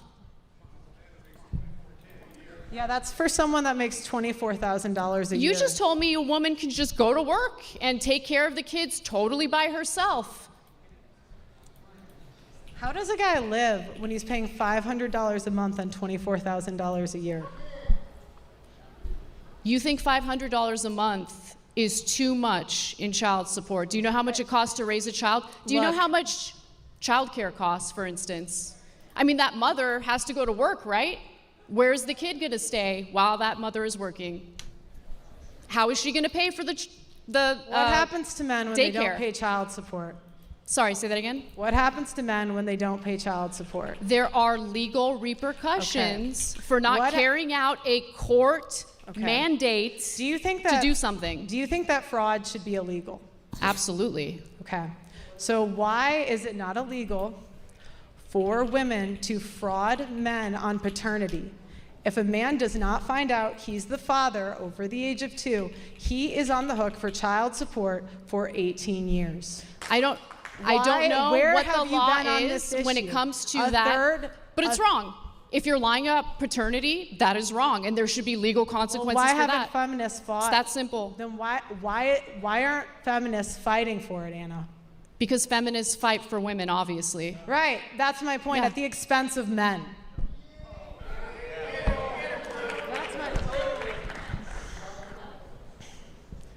You guys want to believe women at the expense of men. Why isn't Amber Heard in jail? Because of the Me Too movement. You guys pushed believing all rape victims, and now we have rape. Amber and now Heard had to pay out a massive settlement. Yeah, but why isn't she in jail? You want her in jail? Yes. Well, She ruined the his penalties life. for defamation are what the court's decision is, right? You want people to go to prison for defamation? He had to go to 2 different countries to clear his name. Why okay. isn't she in jail? He lost millions of dollars. To be clear, you think the penalty for defamation is prison time? I think the penalty for a false accusation is that the woman should get the same time that he would have gotten if he was found guilty. Men don't go to prison for defamation. What?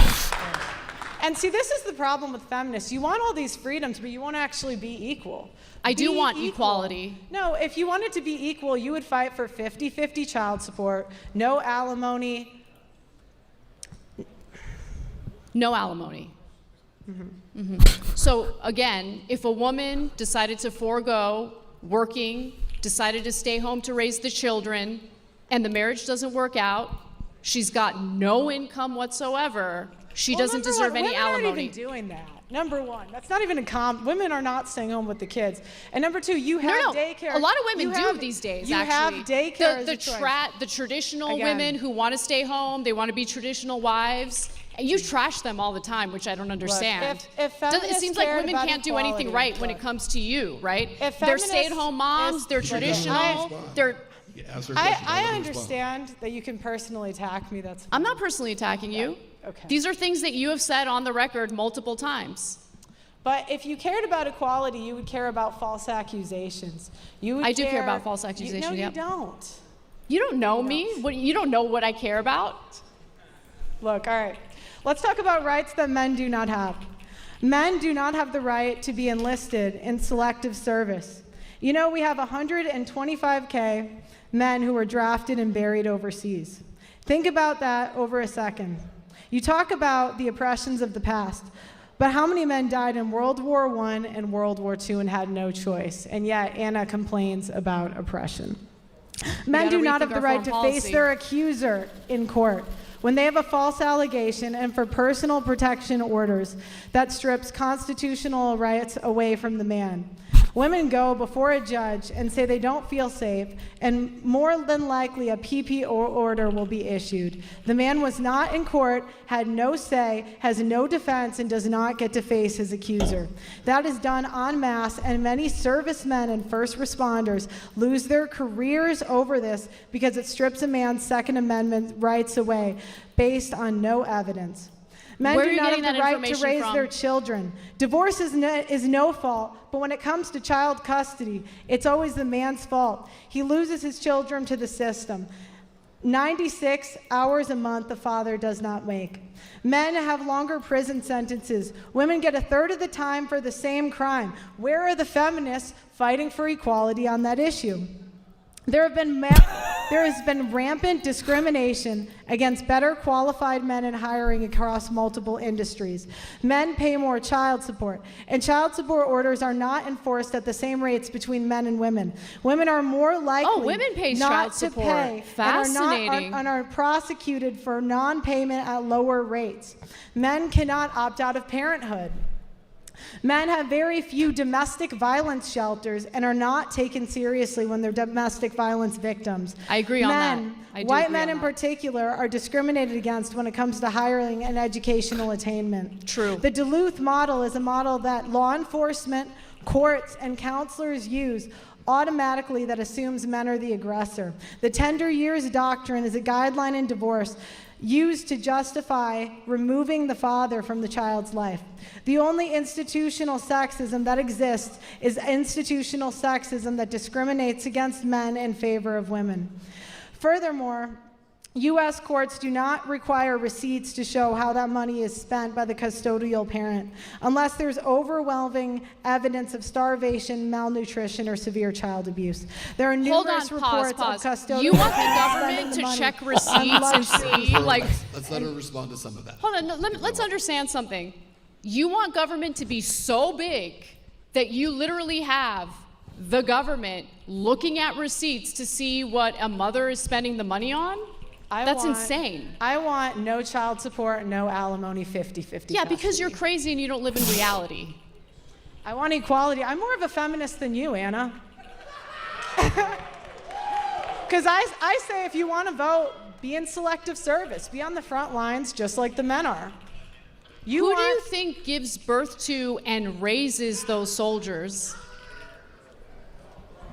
What does that have to do with anything? Because you assert that women shouldn't be allowed to vote because they're not all in mandatory military service. I say be equal. You want to vote, do what the men do. Men are Why do you spend so much time listening to the most idiotic people on the other side, by the way? I generally like your points. I'm sorry, but everybody on the other side is basically this. I don't know what you want me to say. Should women be included in combat? Should women be included in But combat? Pearl she's our red pill queen, okay? Yes. Okay. Do what the men Fair. do. Fair. Do what the men do. Yeah, fair. Agreed. Next? Next? Nothing? Okay. I want to know what your ideal She woman has, like- is. Because if you are She has like a thing she's read and she can't traditional speak conservative outside of woman it. who's married, staying I was like, at hold on, home, it's raising very funny. kids, It gets, you trash I think it that. gets There's worse. no such thing as a traditional woman. They cannot be traditional in 2025 because women will always have the leverage. What does that mean? What does it mean that women Because- will always have the leverage? Women have child support to fall back on. Women have alimony. So automatically, 10% of divorces end with It alimony settlements. and 10%. and they go. You just ignore the stats. They You go just move from on. men to women. They go from men to women. Billions of dollars every I thought year. you said earlier that Billions women of are paying dollars of- alimony. Billions of dollars of wealth every year is transferred from men to women. Mm-hmm. Based on what? Where are you getting that information from? You're just making it up? Look, we have it. We're excited. We can get it to you at the end. You didn't want to submit. Where are your sources? You didn't want to submit them ahead of time. You did. The Census Bureau, Bureau of Labor Statistics. I cited everything I mentioned. Pull it up. Pearl, the main thing I want people to understand, okay? Pearl's gonna trash women no matter what. That's fine. I'm not trashing But them. my biggest gripe with you is you're discouraging people from entering marriages. I don't tell men what to do. Sell me on. You advise men to avoid marriage. Sell me on marriage. What do men get out of marriage? That's sad. It's sad that people think that. It really is. W's. You get a partner, you get a teammate, you get to build a life together, and it's beautiful. I feel like misery loves company in this situation.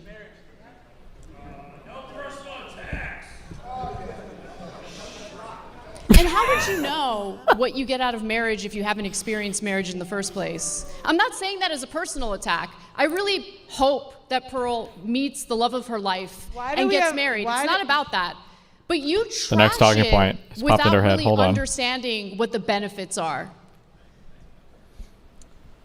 Why do we have phrases like it's cheaper to keep her? Pearl, answer the question. Divorce is expensive. And by the way, on purpose, to discourage people from getting divorced in the first place.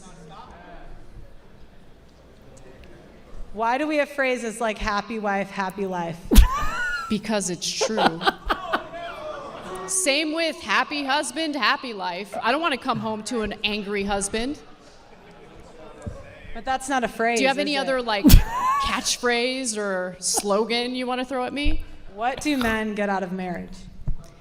They get a partner that gains 25 pounds in the first 5 years. Men get pretty fat too. I don't know if you've done a comparative analysis on that. They actually end up gaining more weight than their wives do. And who cares? Men. I mean, have a conversation with your partner. Encourage her. Be an adult. How can men and women be equal? Especially if she's giving you children. How can men and women be equal when one is expected to die for the other? I don't expect anyone to die for anyone else. I don't know what that even comes from. Yeah, but men are willing to die for you every day. The men in the police force, the men in the military. What about the women in the police force? They're 10% and they cause so many problems. Who cares what percentage women make up of the police force? Yeah, They're in the they police can't- force. they My can't- sister-in-law's a cop, actually. They can't do the same jobs. There's videos on the should internet see my everywhere of sister-in-law. women getting their guns taken because they're not strong enough. Are you just making things up?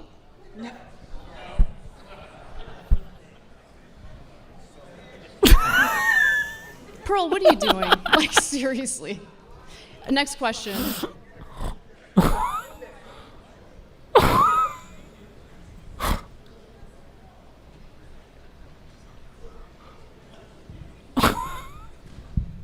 Do you realize how good you have it in this country? Absolutely. Best country in the world. And you get to live the life you live at the expense of men. No, that's not true. That is true. Show me how. Do you know how many men die every year? Just to There are men that die every year to get you crab. How many women die every year during childbirth? Not many. This country has the highest maternal mortality rate of any developed country, so a lot of women do die as a result of pregnancy and childbirth, yes.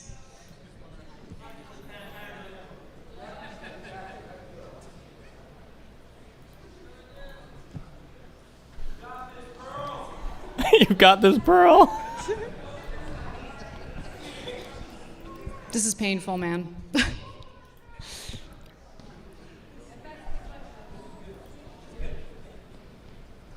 Do you have any other questions for me? Not right now. All right.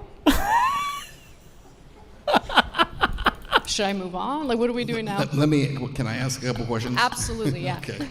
Let's just jump in here. I'm sorry. This is just... Bro, you came away from this thinking Pearl won this debate. I don't know what to say.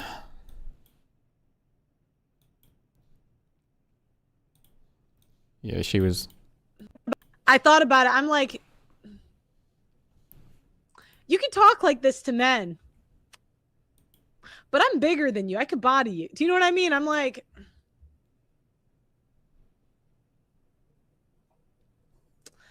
I will, yeah.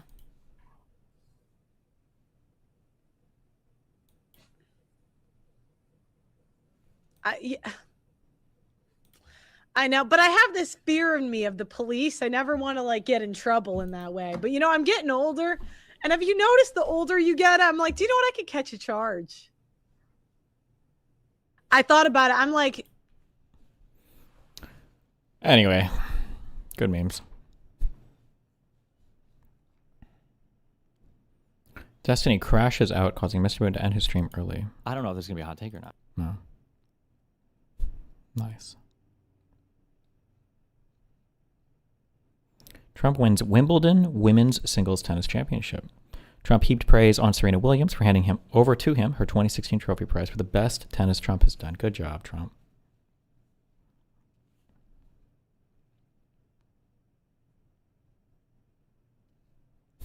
Is this a real tweet? Only federal officers are upholding the law. Local and state police have been ordered to stand down and surrender.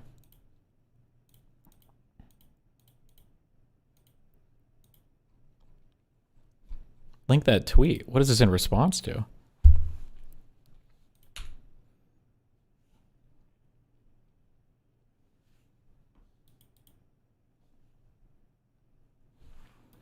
Kick streamer Connor catches a car run a red light and T-bone another car in LA.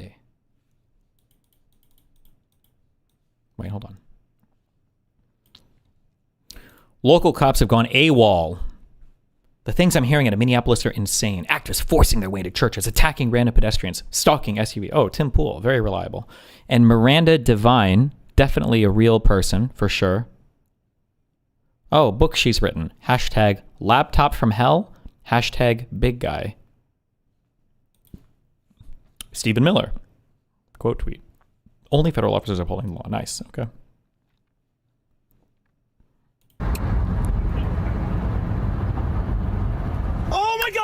Emily, no.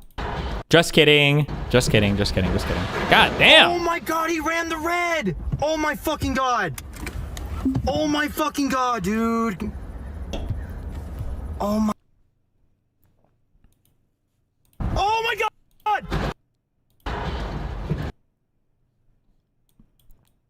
Wait, how did the whole vehicle tipped over?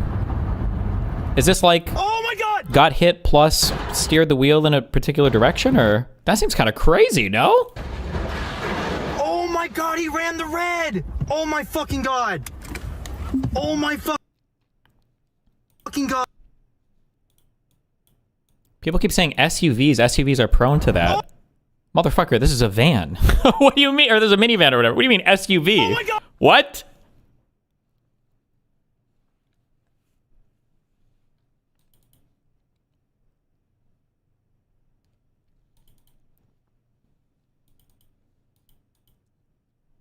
Is it modified for wheelchair? It was a perfect hit. The van was turning left. No way was the van turning left. Oh my god! I wonder if it was like the perfect, like,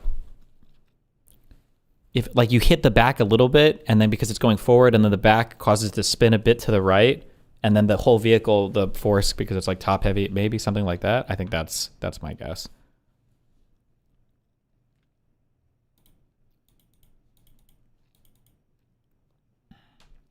You can see it turning, I think. Bro, look at how fast this van was not going to turn. I think it just got hit in the back, and so it started. This van right here is not. There's no shot that guy was about to turn. I don't even drive that fast in vans. Look at this guy. No shot. But I think that it gets hit a little bit in the back, which causes the vehicle to like do a little bit like this, and then I think that's what causes it to roll. It's my guess. But even so, I would imagine it would be much harder to get vehicles like this to roll over. That would be my guess, but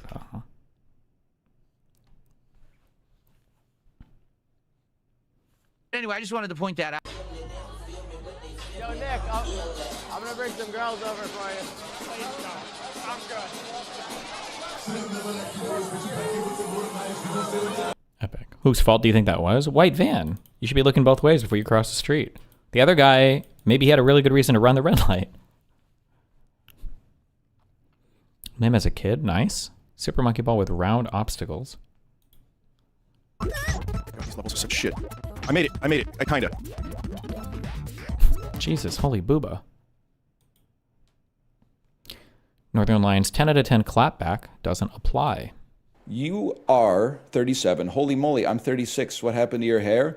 Bro, it's fucking Monday morning at 10:16 a.m. What happened to your job? Ooh. I mean, this is one thing when someone who's like 22 comes into chat and is like, you're 37? I'm like, okay, I get it. They're skipping the college classes that they paid for. Oh, fuck, it's a holiday. Okay, well... Fuck, no! And I go to my backup. R is spelled A-R-E, just for the record. Got which him. is very appropriate because we were just playing spell check. Got him. So I might be bald, but at least I learned how to spell a 3-letter word. Not the holiday. It's my day off, buddy. Plus, you type too fucking slow. Got him. That was the last insult. We already moved on to another insult by the time...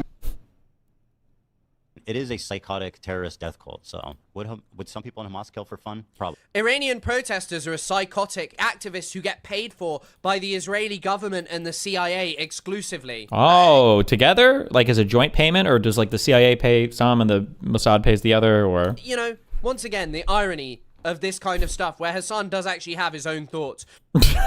Yeah, beyond America bad.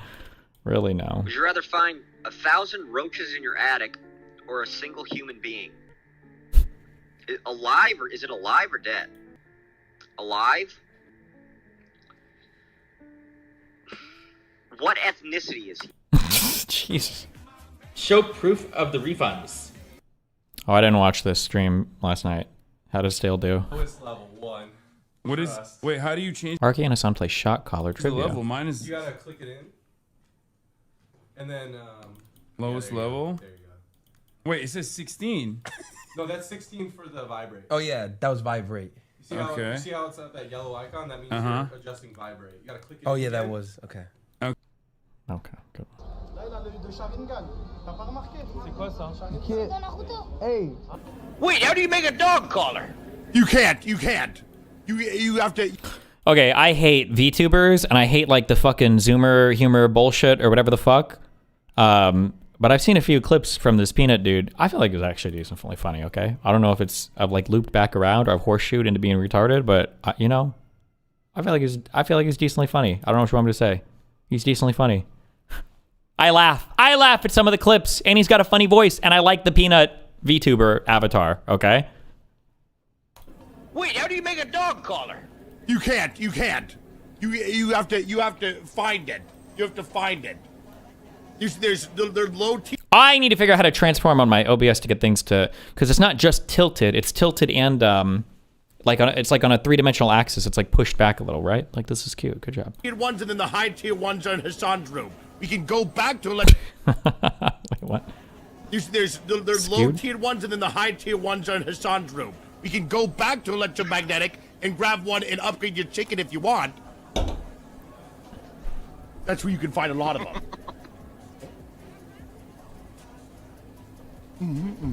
Listen, rumor on the street, that was just a mobile vibrator. Rumor on the street, his dog's dead now for some reason, and I have not heard any explanation. That's the rumor on the street I've heard. I don't know what's going on around here, but something's going on. Couldn't tell you what. I couldn't tell you what. I don't know. This the slow-mo. You might be right. You might be right. Okay.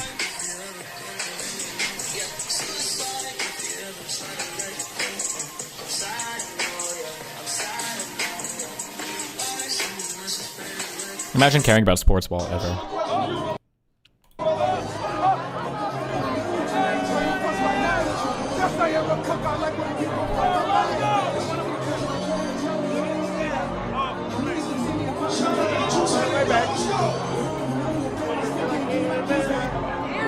I feel like the most apt description I saw of this, I don't know if this is on Twitter or on my subreddit, but it was like your 5th grade class when the teacher falls asleep on the bus.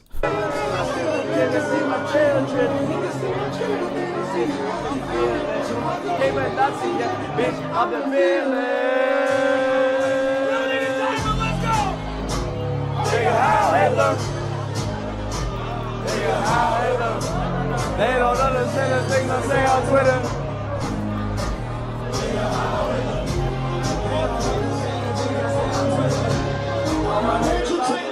Oh no. Wait, was that Andrew Tate? Even he's cringing?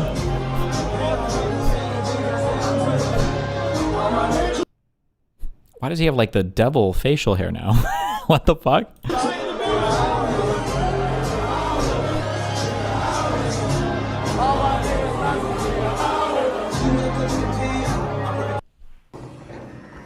Keep your eyes peeled. Yeah, why don't you stay over there where it's nice and safe, boys? Don't you come over here, that's an order.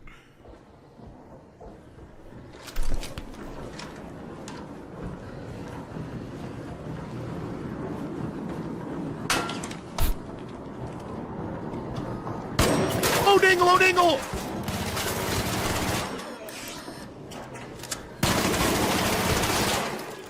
Is that a Stitcher 4 or a Bobcat? Yes! Jesus. Yes! Yes! Who do you think you are? I am! Who do you think you are? I am! I got it! Oh, proves the Bobcat is S tier. Okay. Okay.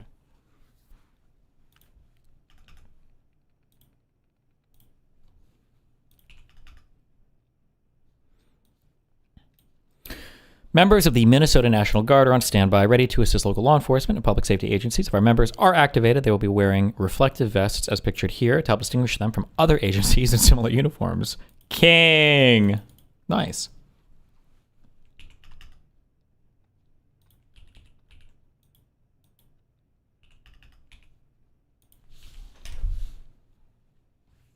He's not Trump. Yeah, but that's the bullshit that you do. Very different from U.S. government sending the militia to U.S. towns to kill U.S. people. I'm not talking about every president did bad shit. You got that. I'm not talking about Yemen and... The conversation was about Venezuela, though. We were talking about Venezuela. I was talking about Venezuela at the time. Oh, okay. That's what I'm saying. And people conflating a lot of things. I never said that... In fact, I said the opposite. I said Obama's not Trump, right? You can say they're all fucked up, but there's different degrees of fucked upness. Trump is the worst. All I'm saying is he's not a new genre. Yeah. You know what I mean? They're all fucked up. Yeah. Silly question. Did you toggle on webcam mode on your Blackmagic? Yes. I have to in order to even get it to show up on this. But it doesn't show up on my Blackmagic desktop video app either, which is weird. That's dangerous, Mark. Yeah. No. I'm saying in the history of America, we have given blankets and smallpox to Native Americans. We've let black people die of diseases. We've enslaved people. We killed people. I'm not going to act like Donald Trump is the first person in the history of the United States empire to be fucked up or genocidal or whatever. This particular thing he's doing right now, yes, it is unprecedented. But it's not a new genre. It's U.S. Well, I can't tell if this is a troll. You're just spamming the same question. Why spend so much time listening to the dumbest possible people that can get in front of a camera? You really poison your perspective by spending extensive time listening to them. My brother in Christ, Donald Trump is the dumbest motherfucker, and he's the president of the United States. I don't know what you want me to say, but okay. Policy on steroids. That's what it is. That's all I'm saying. We haven't seen... you know, I feel like Obama went to Libya, and you know what I'm saying? So what I'm saying is, it is a new genre because we haven't seen a president in our lifetime inflict this domestically. So is a new genre. Until you watch people drowning in Katrina and watch them not eat. That's different. That was a lack of response to a catastrophe. Also horrible. He has taken an aggressive stance and put these people in American cities and have them getting their asses whipped and getting their rights violated on a day-to-day basis in the camera, and nobody saying a fucking peep. And what I'm saying is, I agree with that. That's why I say it's the worst iteration of a policy that has always been like, we are indifferent to the most vulnerable people here. It's a new genre, though, domestically. That's what I'm saying. It's the premium plus version. Yeah. We saying the same shit, but I'm just thinking that the new genre is we've not seen this domestically. Like, I read an article yesterday, a lady from Maryland, born in Maryland.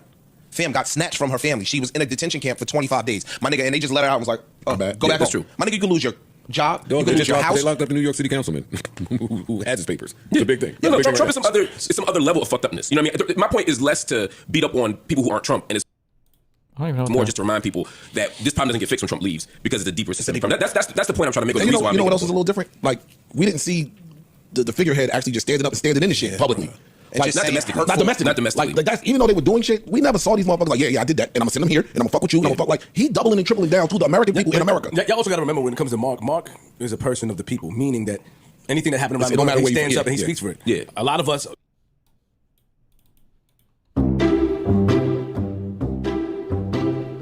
Billions. So this is Quality Learning Center. I meant to say Quality Learning Center. Don't open up.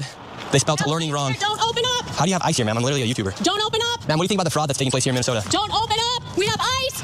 And what do you think about this place being licensed for 99 children? Don't open up. And getting $4 million over the $4 million in the last 2 years? Go away. What do you think about that? Are you in favor? Are you in favor of that?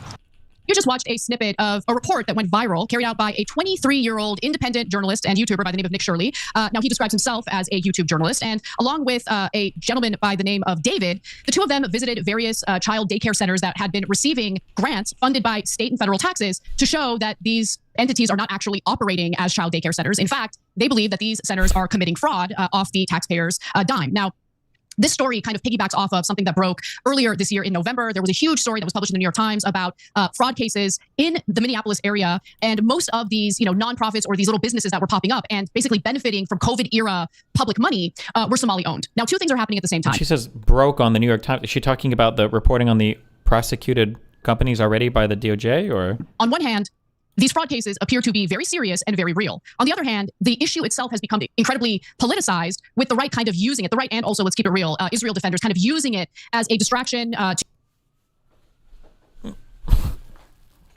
I'm sorry, what? Israel defenders? Did I miss the connection? Fraud cases appear to be very serious and very real. On the other hand, the issue itself has become incredibly politicized with the right kind of using it, the right and also, let's keep it real, Israel defenders kind of using it as a distraction to both demonize Muslims in the country, demonize immigrants in the country, while also taking some of the heat and pressure off of Israel's ongoing genocide and expansionist project in the Middle East. However, regardless of the bad faith actors who might be using this for terrible political purposes, the fact remains that it appears that close to $9 billion, according to prosecutors, have been stolen from taxpayers in the Minneapolis area as a result of... Is that what prosecutors said? I thought it was like 105 million from that one place. Where is this 9 billion? Do we just make up, we just say whatever the fuck we want for anything, or... My B for the spam, it's just frustrating how much focus is on idiots online, which lead to so many reasonable people like you to degrade the perception of reality. I think you're just a troll, but good control, my dude. A+. Of these fraudulent businesses. And I want to give you more details about it in just a second, but before I do, Cenk, your 2 cents. Yeah, so this fraud obviously happened. People have been arrested already. On the other hand, people have been arrested already, so it's not like a YouTuber figured it out a day ago. So I want to get into the details. The question isn't whether fraud happened, it's how big it is and why it hasn't been stopped. And then the second issue is, how much is this happening all across the... Okay, I can't. This is fucking retarded. Okay. All right, we're going to read these two things, and then I think... I think we're... Is there any other big stuff? I think I'm just going to read these two things, and then we're going to arc it up and watch Anna's documentary, I think. The film she was in. I need to be familiar with this, because it is a case that gets cited every now and then. I don't know the underlying facts, though, so... This case was decided at the end of October, or I'm sorry, the end of 2024 in October. This was a Supreme Court decision.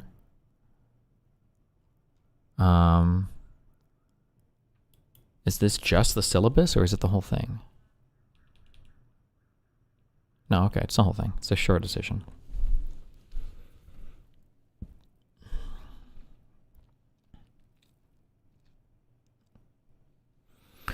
Barnes, individually and as representative of the estate of Barnes, deceased, versus Felix and others. Certiorari to the United States Court of Appeals for the Fifth Circuit. Argued January 22nd, 2025. Decided May 15th, 2025. Respondent Roberto Felix Jr., a law enforcement officer, pulled over Ashton Barnes for suspected toll violations. Felix ordered Barnes to exit the vehicle, but Barnes began to drive away. This is the syllabus, so there's going to be a summary of the case. So I'll read the syllabus, and then we'll read the, or this will be a summary of the case and the decision, and then we'll read the decisions. Felix ordered Barnes to exit the vehicle, but Barnes began to drive away. As the car began to move forward, Felix jumped onto its door sill and fired 2 shots inside. Barnes was fatally hit, but managed to stop the car. About 5 seconds elapsed between when the car started moving and when it stopped. 2 seconds passed between the moment Felix stepped on the door sill and the moment he fired his first shot. What is door sill? Is that like right in front of the car door on the side, I guess? Like right...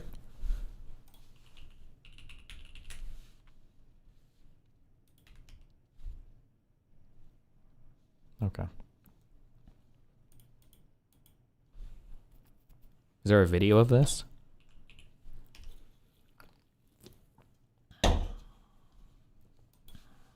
Hmm.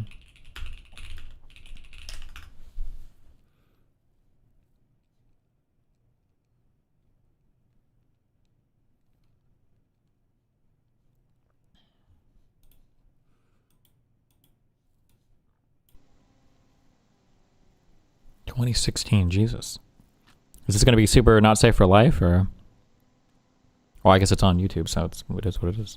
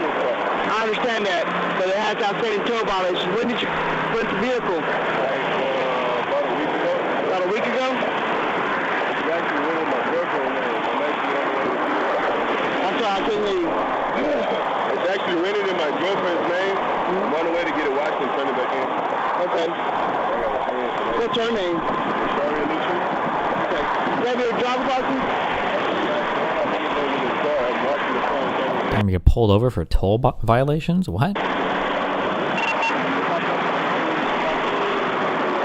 this I need to know about?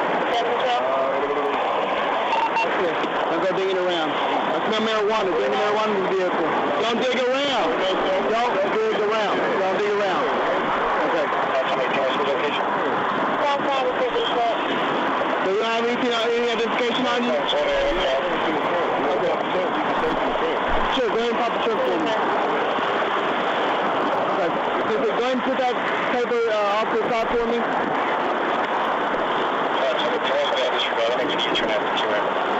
Go ahead and shut that for me.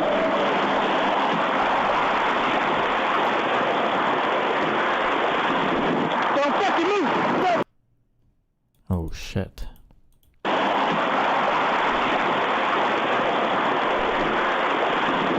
Don't fucking move! Don't fucking move!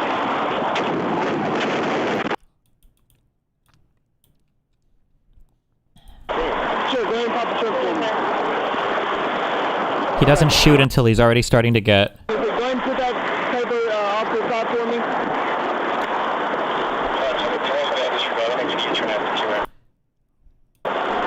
ahead and shut that for me.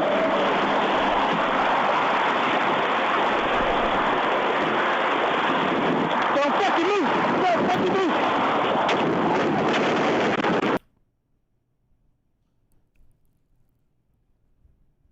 This is premeditated murder. That's the most retarded cop in the universe. I mean...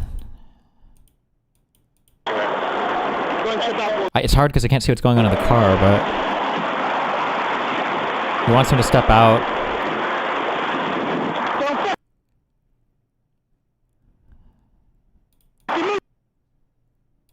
Like,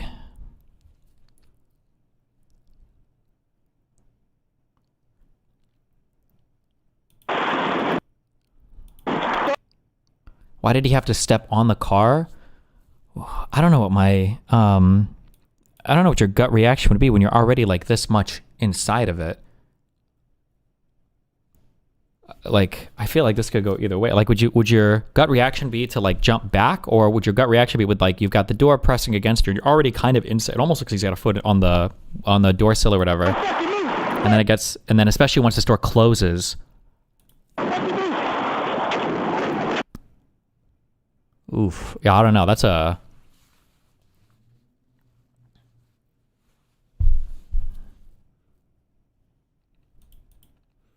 Time it takes for him to unholster his weapon is enough time for him to just get out. Yeah, but I don't know why he takes the weapon out. I don't know if the guy's reaching for something or what's going on there. I'm not sure.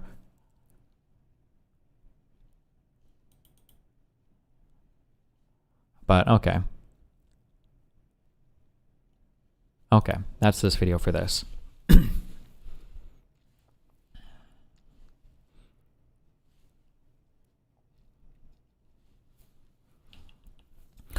Barnes' mother sued Felix on Barnes' behalf, alleging that Felix violated Barnes' Fourth Amendment right against excessive force. The district court granted summary judgment to Felix, applying the Fifth Circuit's moment of threat rule.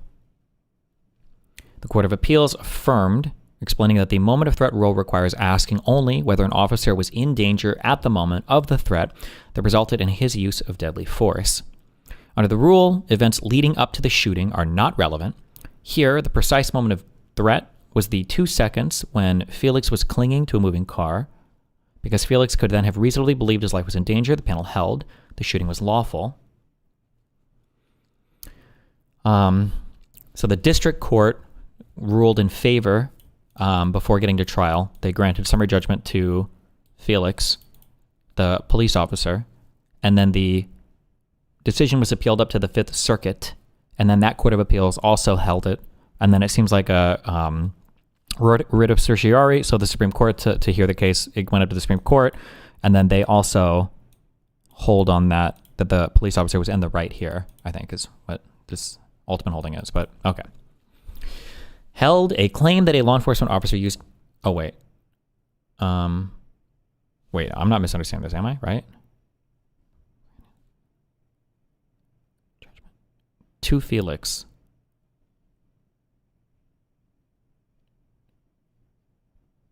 Right? Yeah, I think I'm okay.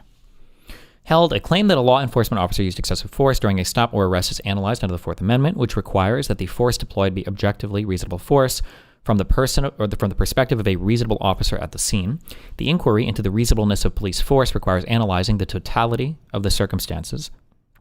That analysis demands careful attention to the facts and circumstances relating to the incident. Most notably here, the totality of the circumstances inquiry has no time limit. While the situation at the precise time of the shooting will often matter most, earlier facts and circumstances may bear on how a reasonable officer would have understood and responded to later ones. Prior events may show why a reasonable officer would perceive otherwise ambiguous conduct as threatening or instead as innocuous. Another case well illustrates this point. There, an officer's use of deadly force was justified at the moment, partly because of what had transpired in the preceding period. The moment of threat rule applied below prevents that sort of attention to context and thus conflicts with this court's instruction to analyze the totality of the circumstances. By limiting their view to the 2 seconds before the shooting, the lower court could not take into account anything preceding that final moment. So, for example, they could not consider the reasons for the stop or the earlier interactions between the suspect and officer. Because of that limit, they could not address whether the final 2 seconds of the encounter would look different if set within a longer time frame. A rule like that, which precludes consideration of prior events in assessing a police shooting, is not reconcilable with the fact-dependent and context-sensitive approach this court has prescribed. A court deciding a use of force case cannot review the totality of the circumstances if it is put on chronological blinders. The court does not address a separate question about whether or how an officer's own creation of a dangerous situation factors into the reasonableness analysis. The court below never confronted that issue, and it was not the basis of the petition for certiorari. Vacated and remanded.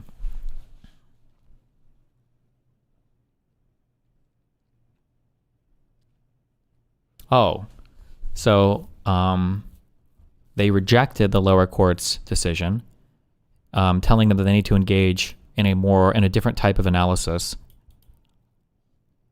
and then they remanded it to the lower court to consider that fact pattern. Gotcha. Okay. Okay. Fuck. This is why I hate getting summaries of court cases for other people. I understand. All right. Kagan delivered the opinion for a unanimous court, a 9-0 opinion. Kavanaugh filed a concurring opinion in which Thomas, Alito, and Barrett joined. Okay.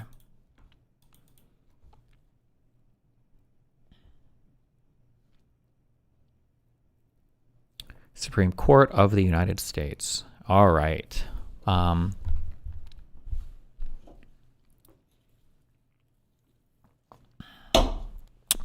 me just start 1 sec, and then we'll read this.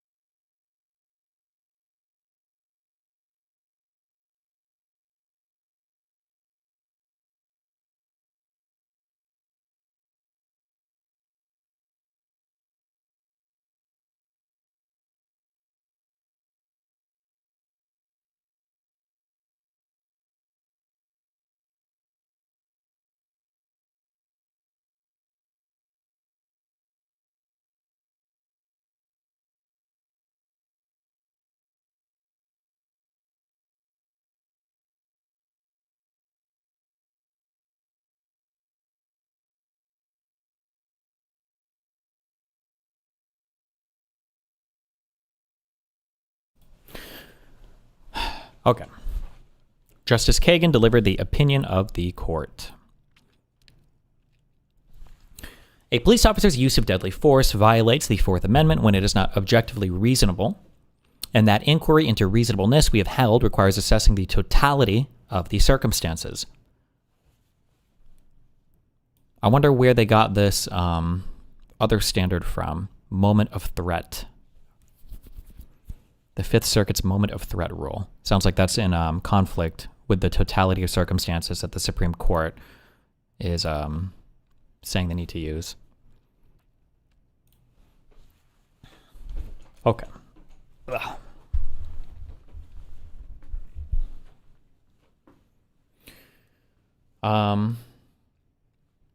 The question here is whether that framework permits courts in evaluating a police shooting or other use of force to apply the so-called moment of threat rule used in the courts below. Under that rule, a court looks only to the circumstances existing at the precise time an officer perceived the threat inducing him to shoot. Today, we reject that approach as improperly narrowing the requisite Fourth Amendment analysis. To assess whether an officer acted reasonably in using force, a court must consider all the relevant circumstances, including facts and events leading up to the climactic moment. That makes sense because,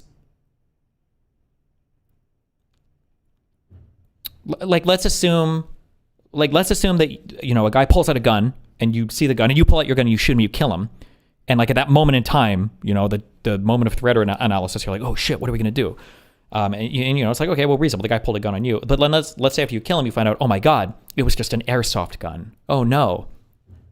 And then, but you're like, well, the officer had a reasonable fear for his life, moment of threat analysis, whatever.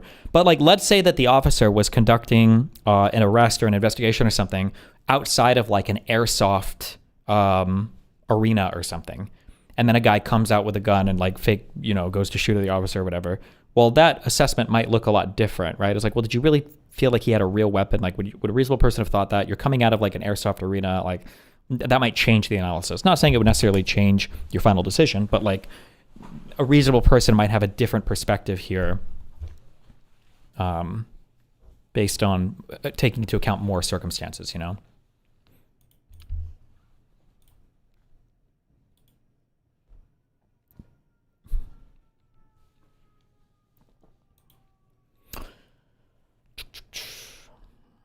On the afternoon of April 28, 2016, Roberto Felix Jr., a law enforcement officer patrolling a highway outside Houston, received a radio alert about an automobile on the road with outstanding toll violations.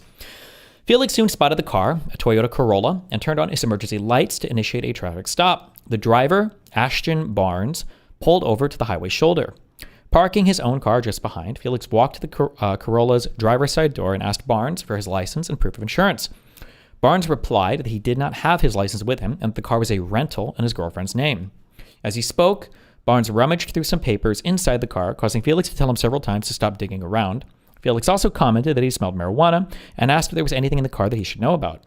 Barnes responded that he might have some identification in the trunk, so Felix told him to open the trunk from his seat. Barnes did so while also turning off the ignition. All that happened, as a dash cam recording of the incident shows, in less than 2 minutes. Then things began moving even faster. With his right hand resting on his holster, Felix told Barnes to get out of the car. Barnes opened the door but did not exit. Instead, he turned the ignition back on.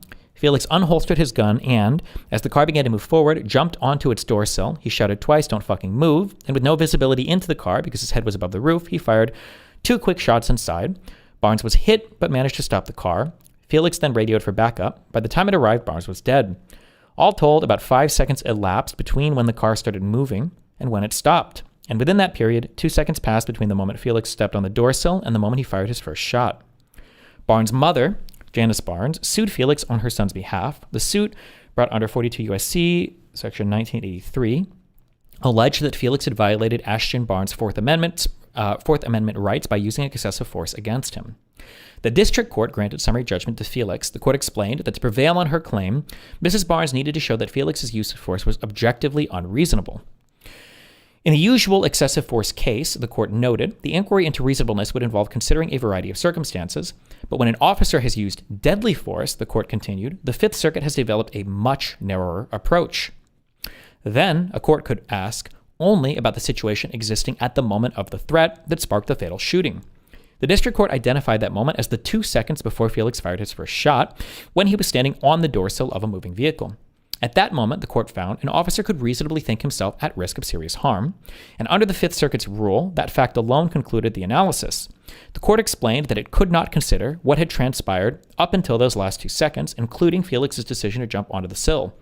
Although a more robust examination might have aided in assessing the reasonableness of the shooting, the court was duty-bound by circuit precedent to limit its focus to the exact moment Felix was hanging onto Barnes's moving car.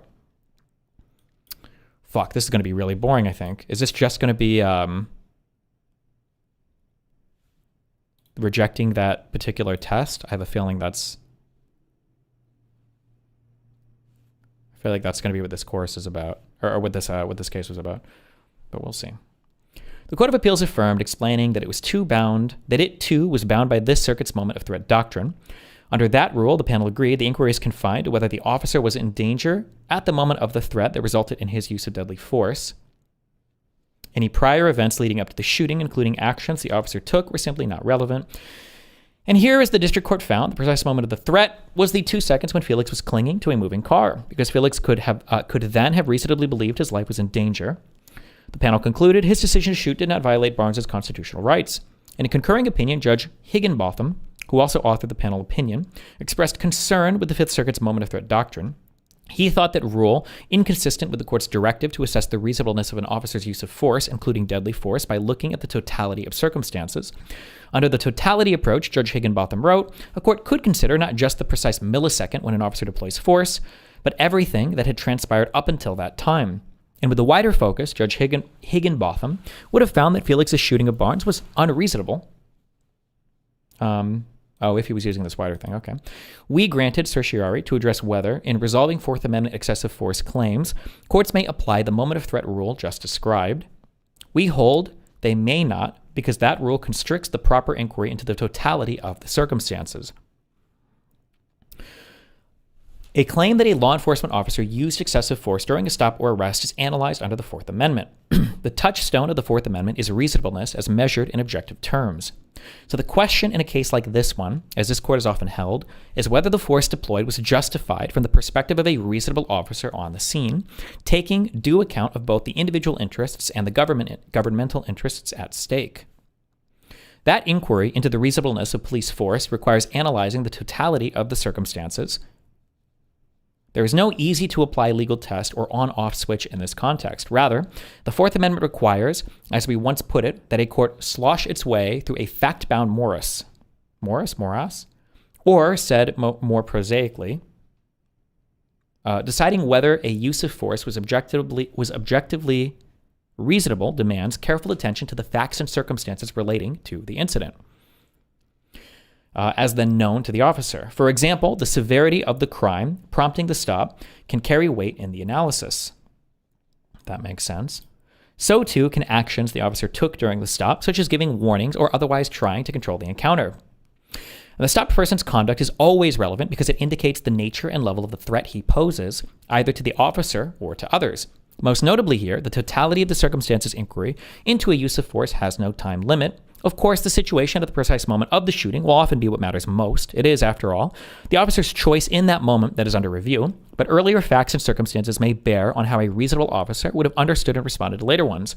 Or as the federal government puts the point, those later, in-the-moment facts cannot be hermetically sealed off from the context in which they arose. Taking account of that context may benefit either party in an excessive force case. Prior events may show, for example, why a reasonable officer would have perceived otherwise ambiguous conduct of a suspect as threatening, or instead they may show why such an officer would have perceived the same conduct as innocuous. The history of the interaction, as well as other past circumstances known to the officer, thus may inform the reasonableness of the use of force. The court's decision in Plumhoff v. Rickard illustrates the point. The excessive force claim there concerned the fatal shooting of a driver at the end of a dangerous car chase lasting more than 5 minutes. The driver had sped away from a traffic stop on a well-used road and tried to outrun as many as 6 police cruisers at speeds sometimes exceeding 100 miles per hour. Eventually, the fleeing car ran into one of the cruisers and came to a near standstill. The driver, though, still tried to escape, pumping the gas in a way that sent his wheels spinning and then putting the car into reverse. At that point, one of the officers fired several shots into the car. In a suit brought against the officer, the driver's daughter contended that those shots were taken when the chase was already over. But this court rejected that claim based on everything that had happened during the incident, the driver's outrageously reckless conduct or reckless behavior over the prior 5 minutes, as well as his last-second efforts to again take flight.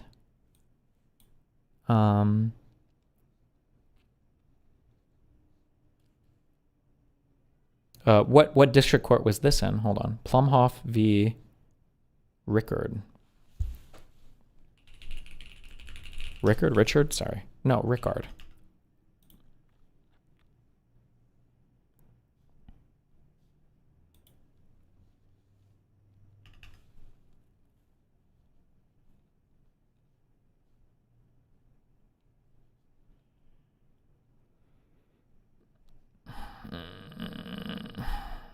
Is there not like an easy way to see where it came up through or whatever? Oh, 6th Circuit. Okay. Gotcha.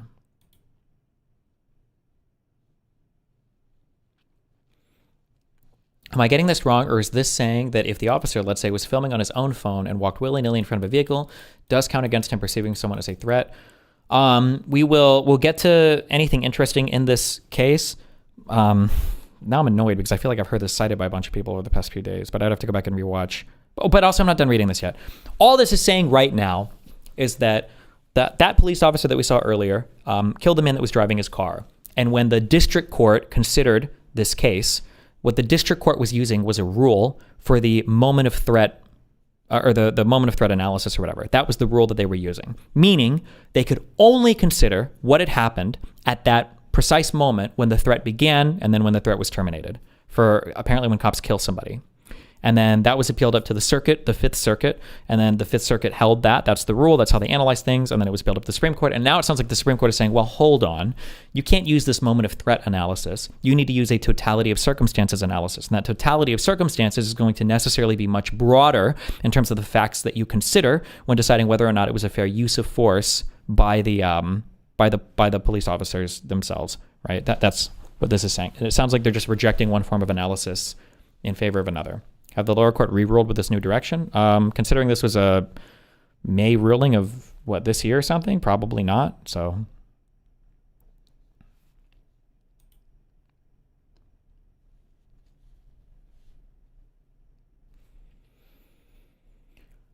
Okay, given all those events, the court explained, a reasonable officer would have concluded the driver was intent on resuming his getaway and, if allowed to do so, would again pose a deadly threat for others. In short, the shooting was justified at the moment it occurred, partly because of what had transpired in the preceding period. The moment of threat rule applied in the courts below prevents that sort of attention to context and thus conflicts with this court's instruction to analyze the totality of the circumstances. Recall that the District Court and Fifth Circuit limited their view to the 2 seconds before the shooting after Felix had stepped onto the doorsill of Barnes' car. Those courts believed that, under Fifth Circuit precedent, they could not take into account anything preceding that final moment. So, for example, they could not consider the reasons for the stop or the earlier conduct of and interactions between the suspect and officer. And because of that limit, they could not address whether the final 2 seconds of the encounter would look different if set within a longer time frame. It is as though the court in Plumhoff could consider only the instant when the chased car was at a near standstill, and not the earlier time when it zigzagged down a busy roadway at speed. To be sure, historical facts will not often matter as much as they did there to the reasonableness analysis, and some of those facts may not be relevant at all, but no rule that precludes consideration of prior events in assessing a police shooting is reconcilable with the fact-dependent and context-sensitive approach we have prescribed. A court deciding a use of force case cannot review the totality of the circumstances if it is put on chronological blinders. That point is so evident that not even Felix quarrels with it. His defense of the decisions below instead relies on taking a different view of their meaning and of the question they raise. First, the agreement with what we have said. Yes, Felix acknowledges prior events are not off limits in the reasonableness inquiry, for they may inform the perspective of the reasonable officer. Just so, blah, blah, blah. Okay, but now the divergence. According to Felix, the courts below acted consistently with that all times considered principle. The Fifth Circuit's moment of threat doctrine, Felix argues, in fact allows courts to assess many pre-shooting facts and circumstances, and courts applying it often do so. All that the doctrine bars is a single kind of inquiry into whether an officer's earlier error itself created the need for deadly force. And on that issue, Felix submits the Fifth Circuit is right. An officer doesn't lose his rights to defend himself just because he previously made a mistake. But whatever might be said of Fifth Circuit law, generally, the decisions below applied a rule about timing. As shown above, both lower courts took pains to explain that, in evaluating the shooting's reasonableness, they could look only to a 2-second snippet of the encounter. And because that was the reasoning in the case before us, that is the reasoning we must address. It could make no difference to our decision here. The Fifth Circuit, in other cases, eschewed a strict time limit, as Felix claims. And anyway, we are not sure Felix correctly describes the overall state of Fifth Circuit law. Consider Harris v. Serpis, a Fifth Circuit decision relied on below. The court there noted the plaintiff's recital of several historical facts, actions of both the suspect and the officer in the period prior to the shooting. And the court recognized that this court's decision directed an inquiry into the totality of the circumstances, but then came the following, quote, this circuit, however, has narrowed that test, end quote, in deadly force cases, holding that the inquiry there is, quote, confined to whether the officer was in danger at the moment of the threat that resulted in the officer's shooting, end quote. The problem with the statement is apparent. As we have explained, a court cannot thus narrow the totality of the circumstances inquiry to focus on only a single moment. It must look to, in this and all excessive force cases, at any relevant events coming before. We do not address here the different question Felix raises about use of force cases, whether or not an officer's own creation of a dangerous situation factors into the reasonableness analysis. As in another of our recent Fourth Amendment cases, that issue is not properly before us. The courts below never confronted the issue, precisely because their inquiry was so time-bound. In looking at only the 2 seconds before the shot, they excluded from view any actions of the officer that allegedly created the danger necessitating deadly force. So, to use the obvious example, the courts below did not address the relevance, if any, of Felix stepping onto the doorsill of Barnes's car. Because they never considered that issue, it was not the basis of the petition for certiorari. The question presented to us was one of timing alone, whether to look only at the encounter's final 2 seconds, or also to consider earlier events serving to put those seconds in context. With that matter resolved, we return everything else to the courts below. It is for them now to consider the reasonableness of the shooting using the lengthier time frame we have prescribed. Accordingly, we vacate the judgment of the Court of Appeals and remand the case for further proceedings consistent with this opinion. When a case is remanded like this, is the case remanded all the way to the lowest court? Or is the case remanded to the lowest fact-finding court? Or is it just going back to the Court of Appeals? It must go back to the lowest court it was tried, right? Because they have to do fact-finding again, or they might present different facts, I would imagine, right?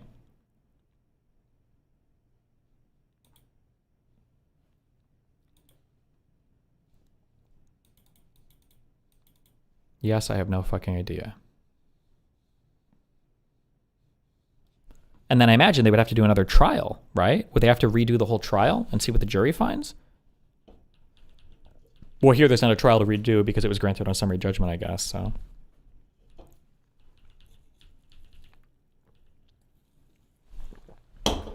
Okay. And then Kavanaugh, what does he write here? Thomas, Alito, and Barrett all join, so all the conservatives join him with his concurrence.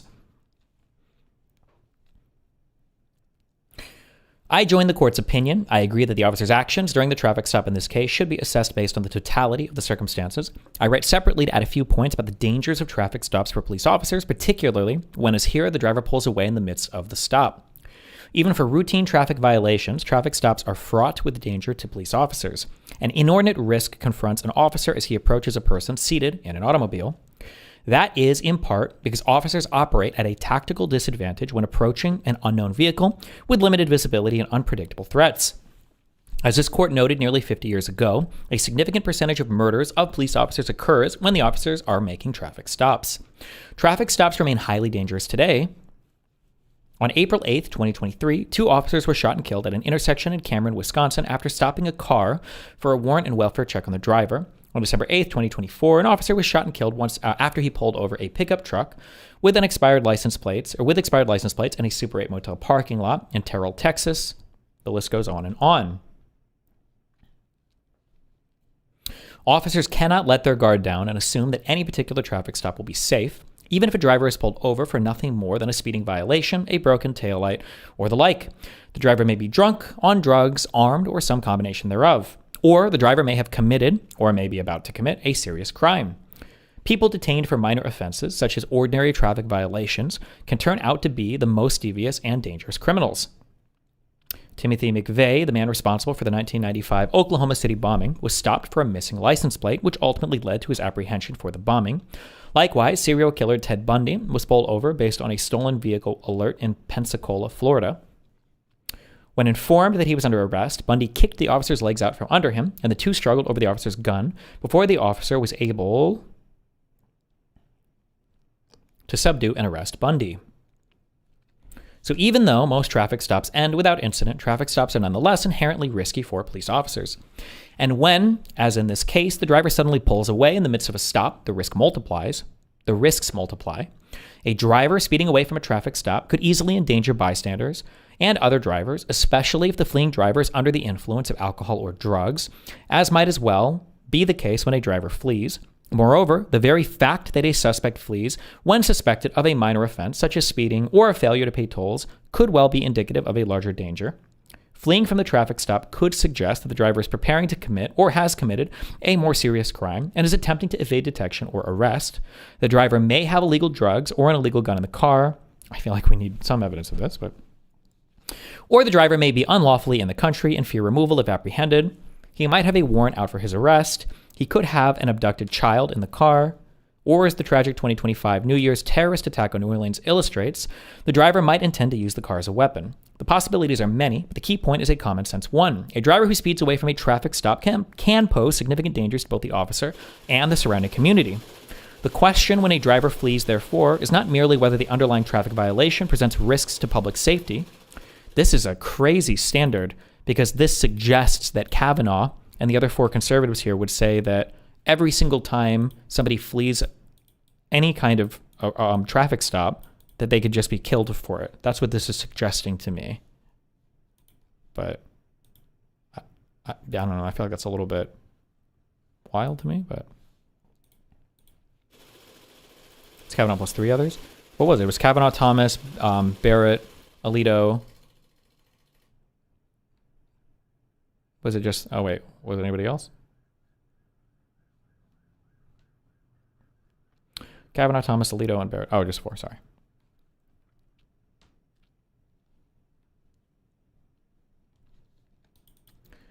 Fleeing with a vehicle is considered to be a violent felony, so yes. What? Link me that.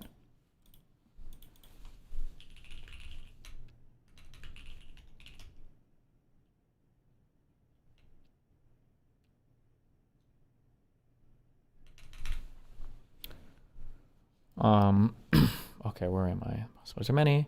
One is common sense one. A driver who speeds away from a traffic stop. Okay. The question when a driver flees, therefore, is not merely whether the underlying traffic violation presents risks to public safety. It is also whether flight and what that flight might indicate or enable does so. In those circumstances, in other words, it is not only the severity of the crime that prompted the stop that is relevant to the totality of the circumstances inquiry. The Fourth Amendment analysis must also take account of the suspect's attempt to evade the officer by flight.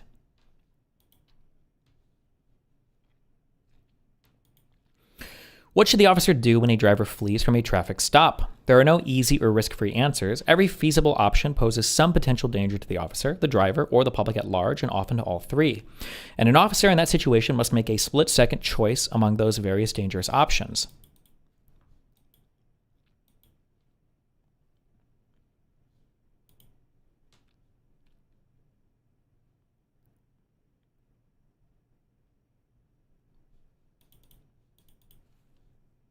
I'm sorry, okay. First, the officer could simply let the driver go, but because the fleeing driver might be a threat to the community, letting the driver go may exacerbate the dangers rather than mitigating them. Encouraging officers to stand back and allow drivers to take off would also create perverse incentives for those who are stopped by the police. If doing nothing in response to a fleeing driver became a known and regular practice among police officers, that would presumably embolden some drivers who otherwise might have thought twice about taking off.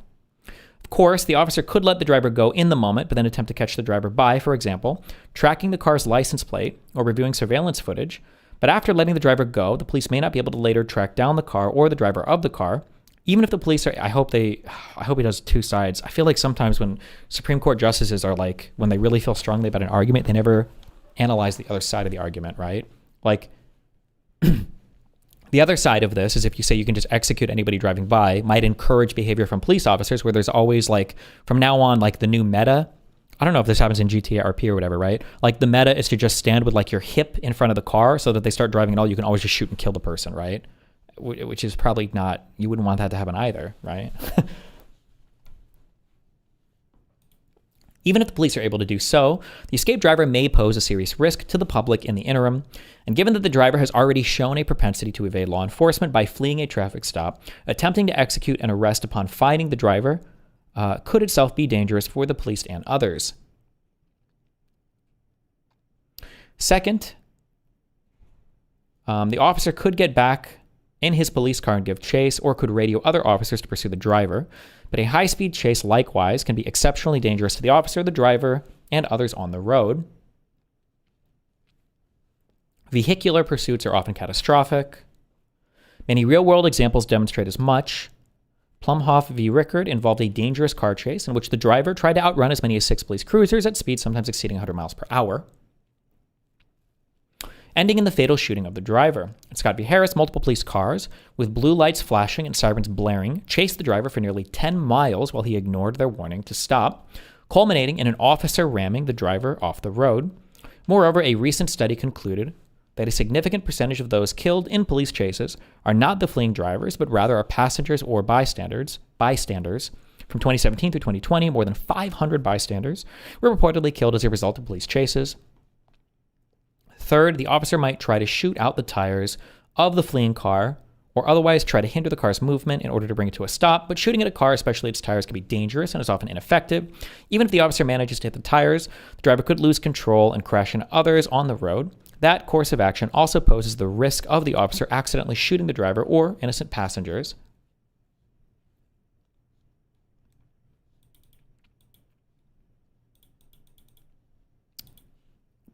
Sorry. Okay.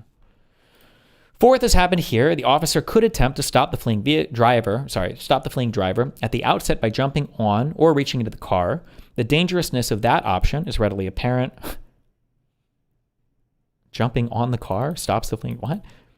Perhaps the driver will hit the brakes once he realizes an officer is clinging to the car or attempting to reach through the window. But if the driver does not slow down, then the officer may suffer serious and perhaps fatal injuries. The officer could try to fire his weapon to incapacitate the driver and bring the car safely to a stop. But the car may be just as likely to go careening into traffic, thereby threatening the safety of the officer, other drivers, passengers, pedestrians, and more. I could go on. The point here is that when a driver abruptly pulls away during a traffic stop, an officer has no particularly good or safe options. None of the options available to the officer avoids danger to the community, and all of them require life or death decisions that must be made in a few seconds in highly stressful and unpredictable circumstances. Of course, when an officer uses force against a fleeing driver, the judiciary still must assess any resulting Fourth Amendment claim under the standard of objective reasonableness. I feel like one training thing or policy thing here would be, if you ever think you're going to have to shoot at somebody for fleeing, like if the circumstances have reached that threshold, then I feel like you should just tell the driver to get out of the car. And then if they don't, then maybe that can inform the analysis going forward. But at that point, if you're going to kill them if they flee, I feel like there should be something where it's okay, well, you need to get out. I don't know. But this seems, whatever. It's the conservatives. It's always a one-sided analysis with them, I guess. Under this court's precedents, that inquiry involves a careful balancing of the nature and quality of the intrusion on the individual's Fourth Amendment's interests against the countervailing governmental interests at stake.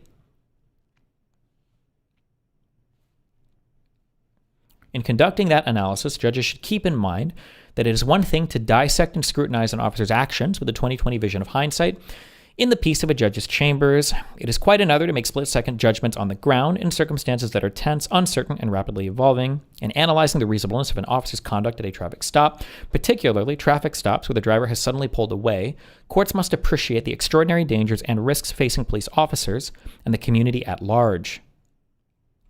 Well,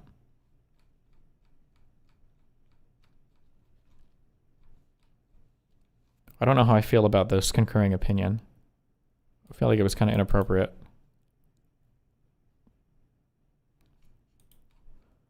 I feel like, especially this type of analysis, seems like it would be some of the most well-suited stuff for individual districts and circuits to kind of develop their opinions on.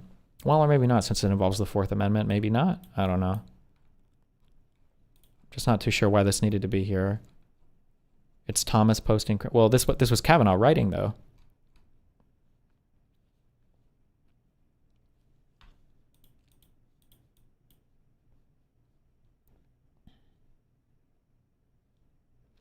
The Fifth Circuit test was stupid, though. Yeah, I agree. They could shoot down some stupid tests, but which apparently they did. I just don't know why Kavanaugh opined so much here on how the lower courts should engage in their analysis that they haven't even engaged in yet. I just don't understand that.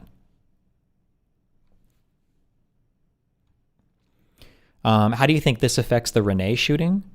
I mean, any additional analysis is going to severely hurt the police officer's chances on the Renee shooting. The Renee shooting people would very much, and you've seen this with people, I've debated and other people, the Renee shooting people would very much like that Fifth Circuit thing, that moment of threat rule, because all of them argue, well, he looked, she was turning the wheel and the car started, he was about to run her over, right? That's the only analysis they want to go towards. The expansion to any type of totality of circumstances, this is a large lesbian lady in her car, no violent thing has happened yet. It seems like the officer's walking around the car. It seems like it would hurt the officer's argument. But that guy's never going to be charged with a crime because this federal government is insanely corrupt, so. Why not help establish the procedure for lower court analysis? My understanding is that generally that's not the job of the Supreme Court. The way that our federal court system is thought up is that all of the other courts kind of figure their stuff out, and then the kind of standards that develop percolate up through the circuit courts, and then maybe something will get to the Supreme Court, and then maybe there'll be a broader thing issued. But generally it's the lower courts that start to develop these kinds of legal tests. and then they're tried through multiple cases, and then all the case law kind of develops, and then maybe something's appealed up to a circuit, and then the circuit, a court of appeals, can take an analysis of different cases and consider things, and then maybe if the Supreme Court feels like they need to hear the issue, it'll go up to them. But better for, I guess, there are a common law system or whatever, right, that you have these cases that are tried and the rules that are tried, and then you kind of see how it works through the variety of cases that are brought to all of the district courts and then appealed up to the circuits. Yeah.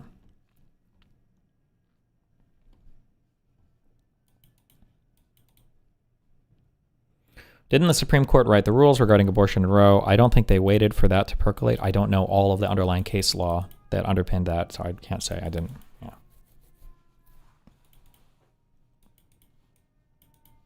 Is this for state police only, or does this extend to federal too? This would probably extend to anybody that's a police officer that could kill you.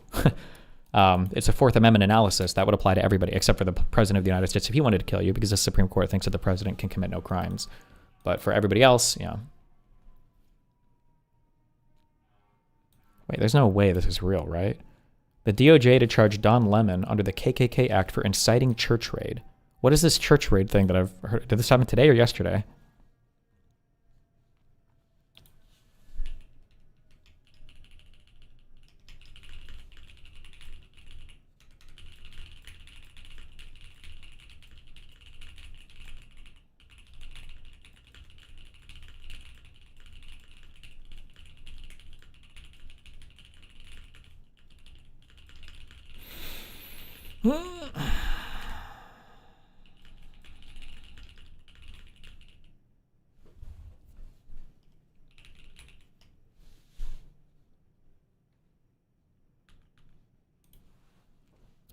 Yesterday, they barged into a church in St. Paul because the pastor was an ICE tutor in Minnesota. I don't know anything about it. I don't know if I want to read this or not. I'm feeling lazy now.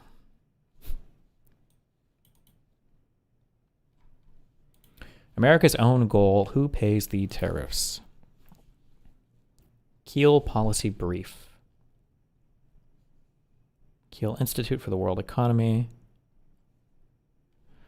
Overview. The 2025 U.S. tariffs are an own goal. American importers and consumers bear nearly the entire cost. Foreign exporters absorb only about 4% of the tariff burden. The remaining 96% is passed through to U.S. buyers. Using shipment-level data covering over 25 million transactions valued at nearly $4 trillion, we find a near-complete pass-through of tariffs to U.S. import prices. Really? Isn't it supposed to balance out to about 50-50? Maybe the markets haven't had time to settle? U.S. customs revenue surged by approximately $200 billion in 2025, a tax paid almost entirely by Americans. Even studies around discrete tariff shocks on Brazil and India confirm export prices did not decline. Trade volumes collapsed instead. Oh, okay. This is what you would expect to see for kind of a sharing of the tariff burden. But that's bad. That's really bad if that's true. Indian export customs data validates our findings when facing U.S. tariffs. Indian exporters maintained their prices and reduced shipments. They did not eat the tariff.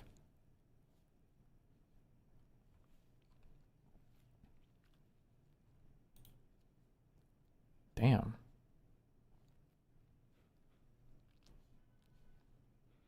Question of tariff incidence is not new. During the 2018-19 U.S.-China trade war, a substantial body of research emerged documenting who bore the costs of those tariffs. The consensus was striking. U.S. import prices rose nearly 1-for-1 with the tariffs, while Chinese export prices remained largely unchanged. Ouch. Okay, well, damn. I was not aware of that, assuming what he's saying is true. Studies using detailed product-level data found pass-through rates close to 100%. Meaning American buyers paid essentially the full amount of the tariff. Chinese exporters, despite facing significant new trade barriers, did not cut their dollar prices to maintain market share. Instead, the primary adjustment occurred through reduced trade volumes. Fewer Chinese goods entered the United States, but those that did were not discounted. Why do you think it would balance out to 50-50? All other markets that were previously present are not burdened by the tariffs. Sellers will sell more to them. Why do I think it would balance out to 50-50? Well, if the American market is substantially larger than the rest, then that would be my assumption. And I don't know, I've repeated it because I've heard it said before that eventually tariffs, I thought that was studies, I thought they had looked at tariffs in the past, and I feel like I read some NBER paper that like had that in a sentence, but I don't know, maybe that's not true.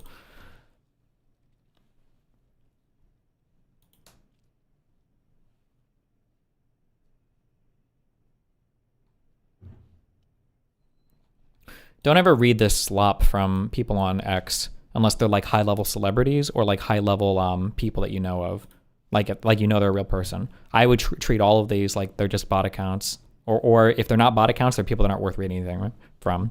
The whole goal of this platform is to just make you upset and pissed off. It's not even to convince you of a thing to be true. Like most of the posts here are just so obviously low IQ and stupid. And again, especially when you see these fucking dollar sign thing, I don't know. I don't ever believe these people are real. He might be real, but you can treat him like a bot. His opinion isn't relevant. He's a worthless human being. Like, why? Nothing he says is going to be of value to any of this. Like, don't ever get mad reading this stupid shit.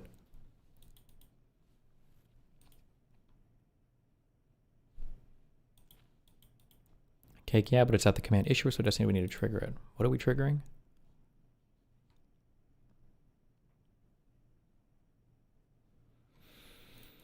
Okay.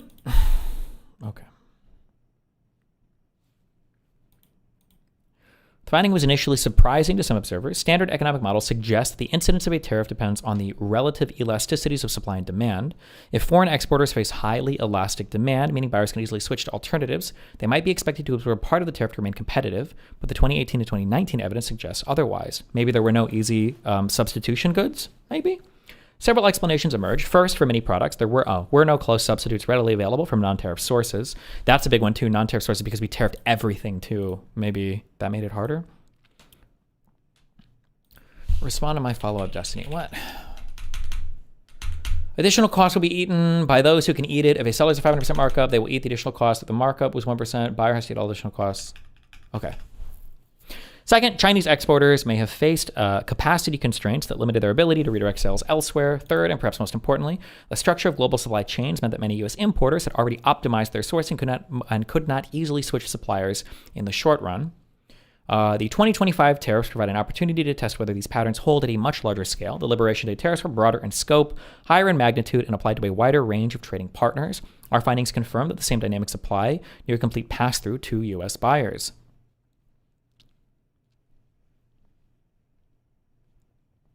Damn.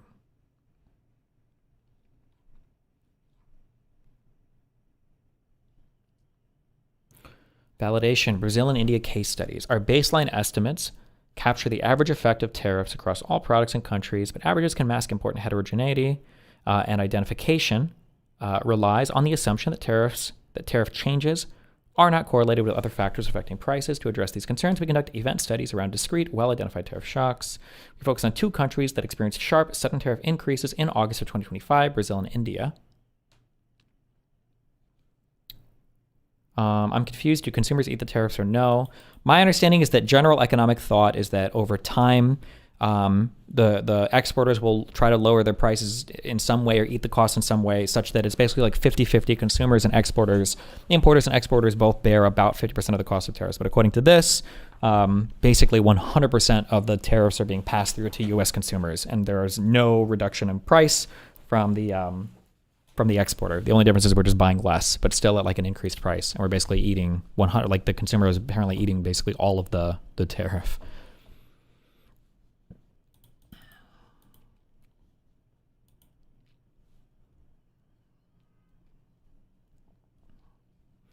Brazil, the 50% tariff shock. On August 6, 2025, the U.S. imposed a 50% tariff on imports from Brazil. This was a sudden and substantial increase affecting a wide range of products. We estimate the dynamic effect of this tariff using the Sun and Abraham interaction weighted estimator, which addresses potential biases from staggered treatment timing and heterogeneous treatment effects.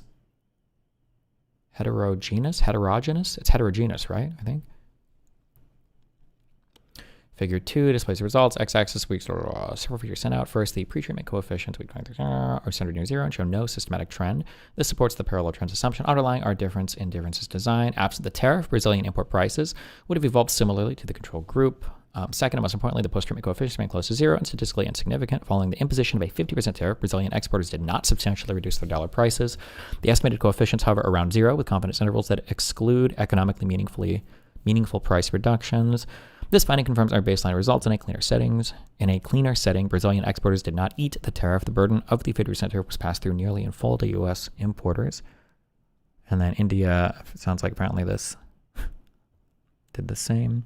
India offers something Brazil does not: detailed export customs records capturing FOB, free on board, prices at the port of departure. This data source is invaluable because it eliminates potential confounds. If Indian exporters were absorbing part of the U.S. tariff, we would expect to see their U.S.-bound prices fall relative to shipments destined for other markets, Europe, Canada, Australia, that did not face tariff increases. This is precisely what we test. The pattern is striking. Export unit value to the U.S. remained unchanged relative to other destinations. The volume effects, however, were substantial. Export values to the U.S. fell by approximately 18 to 24% relative to other destinations. And quantities fell by similar magnitudes. Indian exporters responded to U.S. tariffs by shipping less, not by cutting prices. They adjusted on the quantity margin, not the price margin.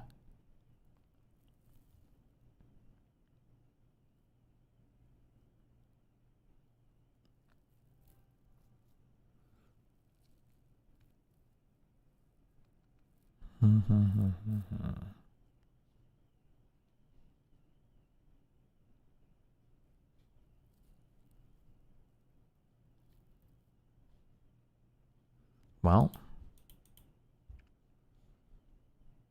why don't exporters absorb tariffs? A natural question arises. Why don't foreign exporters cut their prices to maintain access to the lucrative U.S. market? Several factors help explain this pattern. Alternative markets exist. The U.S. is a large market, but it is not the only market. Exporters facing U.S. tariffs can redirect their sales to Europe, Asia, or other destinations. Redirecting sales is feasible. Exporters have less incentive to cut prices, specifically for U.S. buyers.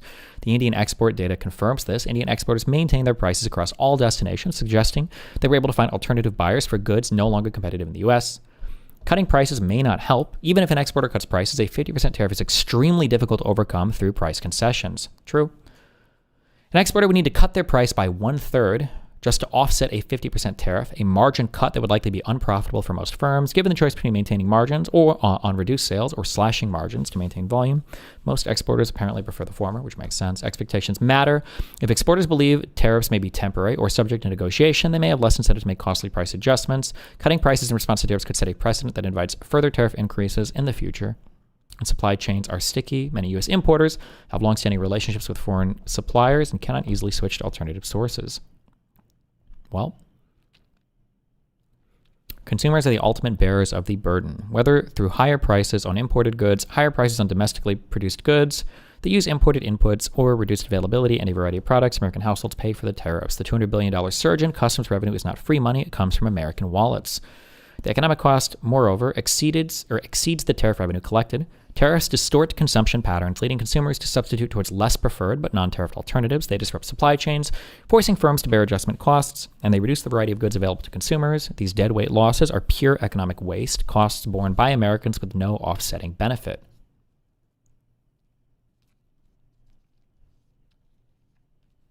Welp.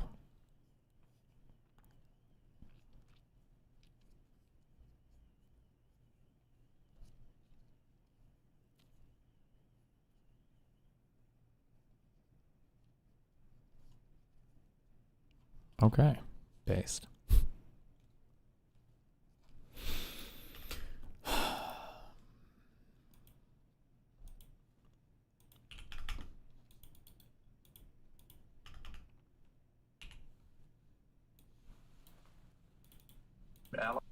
Jesus. What? So we are doing everything we can and should do as a good ally of the Americans.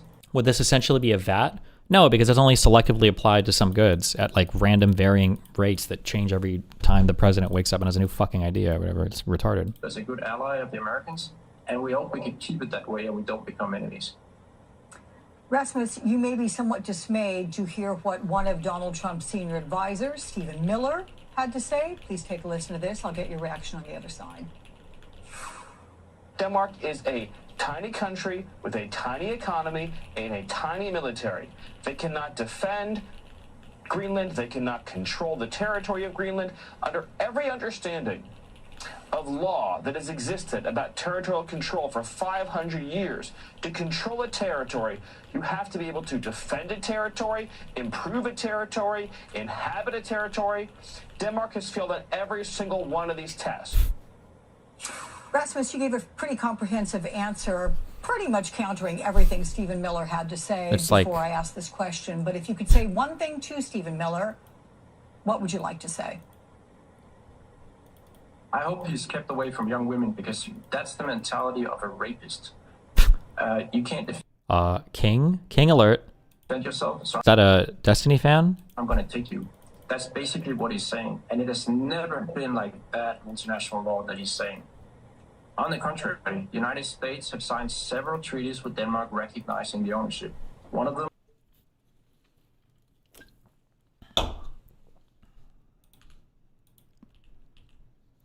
The Don Lemon Church thing.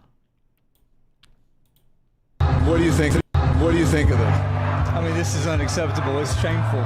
It's shameful to interrupt a public gathering of Christians in worship. But there were folks who will say, I have to take care of my flock. Okay, but listen, we live in there's a constitution and the First Amendment to freedom of speech and freedom to assemble and protest. We're here to worship. We're here to worship Jesus because that's the hope of these cities. That's the hope of the world is Jesus Christ. I want to be very respectful. Please don't push me, though. We're here to worship Jesus. Yes. That's why we're here. Okay, that's why we're here. That's what we're about. Do you think Jesus would be understanding we're about and love these folks? We're about spreading the love of Jesus. But did you try to talk to them as a no Christian? one is willing to talk. Okay. I have to take care of my church and my family, so I ask that you actually would also leave for this building. You don't want us to chronicle worship. Let's be here to worship. I'm always worship. I'm a Christian. We're here to worship. We're here to worship. Okay. Thank you very much. Wait, I don't. What do you think of this? I mean, this is unacceptable. It's shameful. It's shameful to interrupt a public gathering of Christians in worship. But there were folks who will say, I have to take care of my flock. Okay, but listen, we live in there's a constitution and the First Amendment.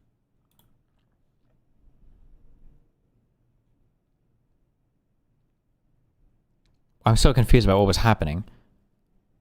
So Don Lemon was live streaming from a Minnesota church protest. Was the church protesting, or were people protesting outside the church? Or were churchgoers protesting the church? Or I don't know. I have no idea what the fuck is happening here. Trump officials investigate protesters who interrupted Minnesota church service targeting ICE official. A Sunday morning church service in the Twin Cities interrupted by anti-immigration and customs enforcement protesters is the latest flashpoint in escalating tensions between the Trump admin and demonstrators in Minnesota. A Texas law enforcement, dozens of people rushed into City's church in St. Paul Sunday morning, interrupting the church service and leading to tense confrontations. Videos posted by activists and content creators show.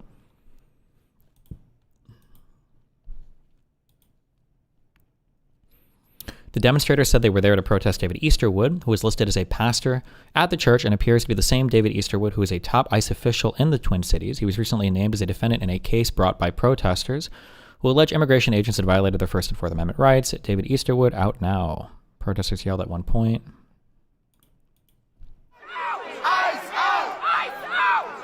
The Department of Justice said it's investigating a group of protesters who disrupted a church service in Minnesota.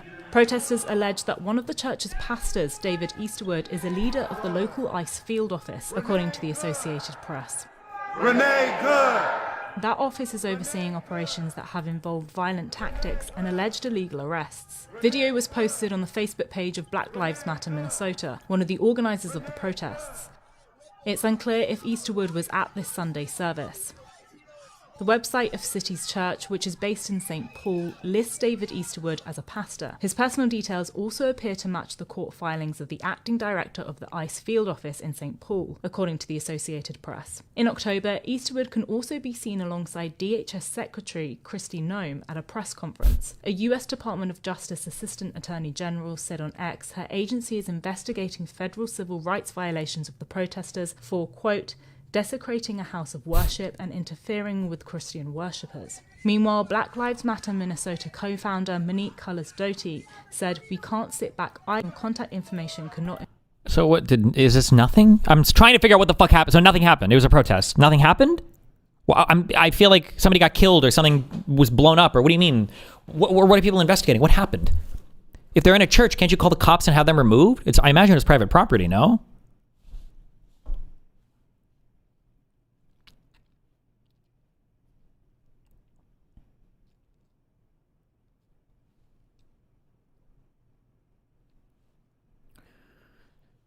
Dillon cited the FACE Act, a federal law that prohibits use or threat of force and physical obstruction that injures, intimidates, or interferes with a person seeking to exercise the First Amendment right of religious freedom at a place of religious worship.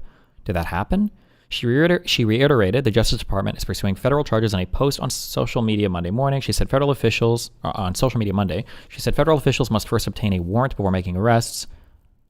What, did I miss something? I found the Don Lemon Live and timestamp. A public gathering of Christians in worship. So, but there were folks who will say, I have to take. Okay, they're protesting. Nakima is over in the middle. I'm gonna take your hat. Can't they just call the cops? Did they call the cops? Yeah. Cars. And it's kind of loud, so I can't hear him. One of the pastors of the church. These plays are always funded out the ass. And it's kind of loud, so I can't hear him. A young man who's in the corner. While harboring. There you see the Hennepin County Sheriff's Department is there. Okay, police is here. Folks with signs, immigrants make America great. We're on your side. This morning. George Floyd scared. You got off the air. You got a hand warmer too. You know. I know, but we missed you. Thank you. I know. It's home. We're good together. Huh? Okay. You hear that, Dave? And remember, are they still inside or? When he was doing the work he did, there was no. I mean, shit. As you get on the defroster, right? An hour now. That's fucking dangerous. It's insane. It was incredibly dangerous. Yesterday, they for some reason. Yeah, it says you're freezing. You guys are past like where we. I'm so confused. Okay. Moving. So nothing happened. I don't even know why I don't even know what it. Okay, so nothing happened. People protested in a church. It doesn't sound like anybody even got arrested.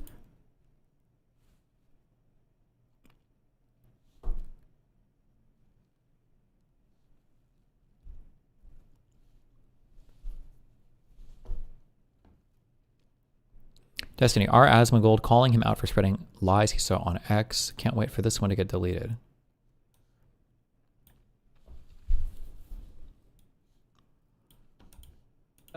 And so, oh, by the way, this...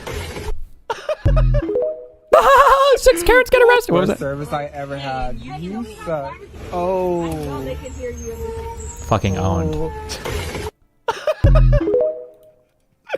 Bro, these people are fucking animals. Oh my god, what is wrong with them? And so, oh, by the way, this is this is what's going on over in Ireland.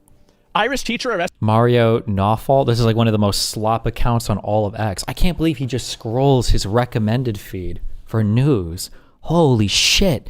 This has to be some of like the lowest IQ archetype stuff. Like some of the worst genetic stock that exists in the United States to be consuming news like this and to think you're engaged in actual media analysis or like critical consumption of news. It's so unbelievable to me. Again for refusing to use a they pronoun for student. So keep in mind, guys, as long as like I know America has problems. I know we have our issues, but holy shit, y'all gotta get your shit together over there in Europe, man. Like y'all really do. Like this shit's embarrassing. Like how'd this happen? Yeah, it's a lie. I don't know if it's a lie or not. I bet it's probably not. And yeah, they King! He's such a king! That's a king right there. That's a king. in Europe, man. Like y'all really do. Like this shit's embarrassing. Like how'd this happen? Yeah, it's a lie. I don't know if it's a lie or not. I bet it's probably not. And yeah, they have tons of stupid rules like that. They do. I believe it. And it's funny to see, but yeah, it's just it's fucking embarrassing, honestly, more than anything else. Oh, here we go. Oh, here we go. Here's another one. At this time, as you guys can probably hear from the radio, we did confirm status. We do not have the valid status to remain here in the United States. Therefore, he will be placed under arrest and transport. Man, right? shouldn't have been here. Can I get close? She's not trying to speak Spanish to some guy that's Egyptian, right? That's not what's happening. Like I don't know what language that is. Is that Spanish? Was that Spanish? That's Spanish, right? So she's trying to speak Spanish to an Egyptian because he looks like he's not white. Yeah, that's fine. That's special. What's your name? We got no problem with everybody just stepping in. Yeah. That's really special. But please do not physically interfere, okay? Yeah. If he's streaming on Kick, does that mean he's dual streaming to Twitch, or does he stream on Twitch first and then go to Kick? Sorry, I just saw this on stream, but it really irks me that Asman buys into everything he sees on X without context. This man was fired from the school he worked at for refusing to use pronouns. He should not have been fired for that, obviously, but he was never arrested for it. The reason he keeps getting arrested is he keeps trespassing onto the school grounds, which is fucking weird. He is no longer a teacher, and he is not a parent. I feel bad that he's been fired, but his determination to keep entering the school is really strange. I mean, the man himself says, do your own research. King. These are kingly people, okay? He said, do your own research. What else do you want him to say, okay? What else do you want him to say, man? Do your own research.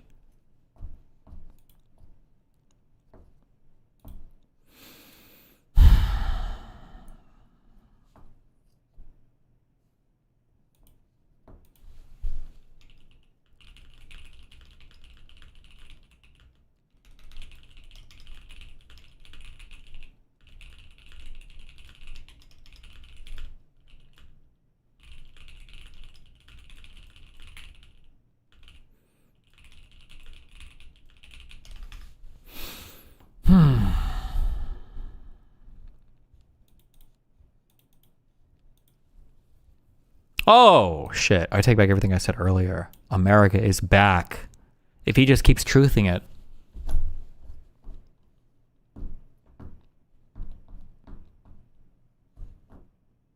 Why the fuck does it abbreviate 1,000 with a decimal point? Like 1.06k retruths. Like at this point, you're using more characters to do an abbreviation than just...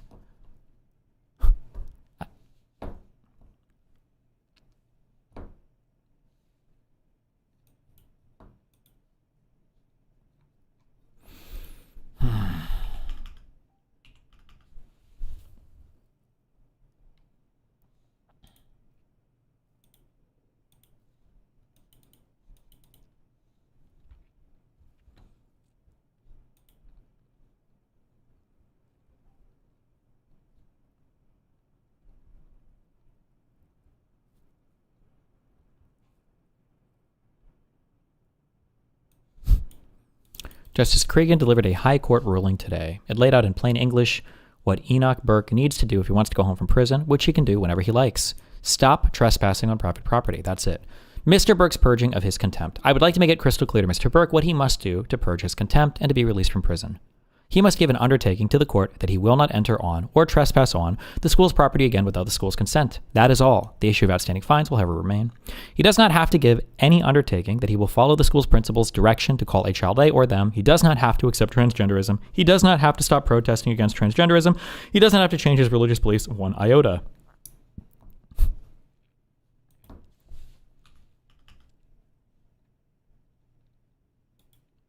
King.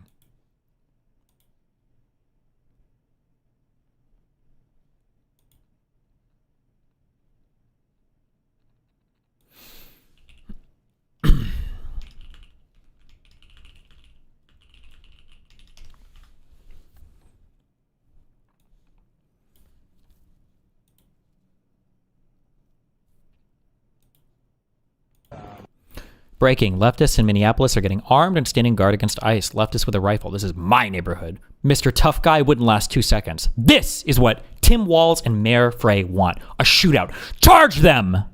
Excuse me. I thought this was America. Oh, okay. Yeah. You live in the neighborhood? Yep, this is my block, this is my area. I don't go into other people's neighborhoods and try and intimidate them. I protect my people. Are you giving out your name? No, I'm okay with that. Our neighborhood's showing up. You guys had a lot of people out here, right? At least 30 or more. Yeah. 40 or 50. That's pretty good for a quick turnout. Oh, okay. Damn. That's a Second Amendment. Right, bro. Where the fuck is his strap? This is my block, this is my area.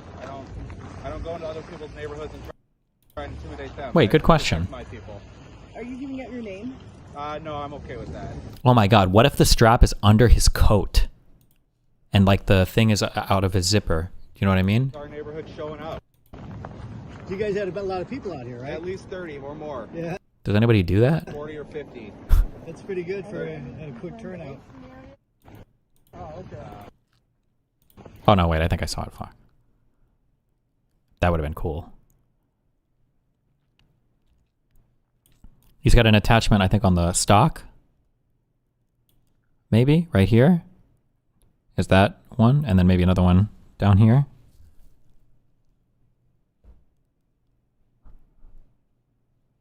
Cringe. I like the inside the coat theory better, actually. Or he got so many COVID vaccines, he could just stick it right in his fucking body. He's just a fucking magnetic warrior.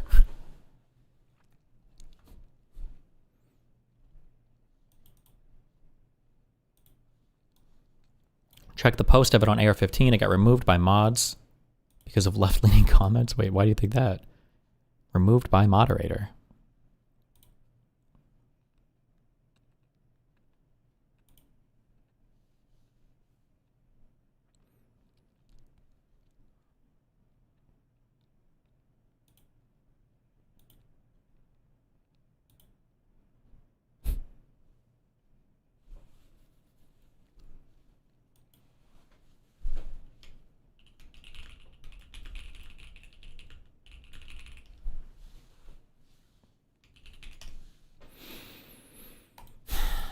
God damn.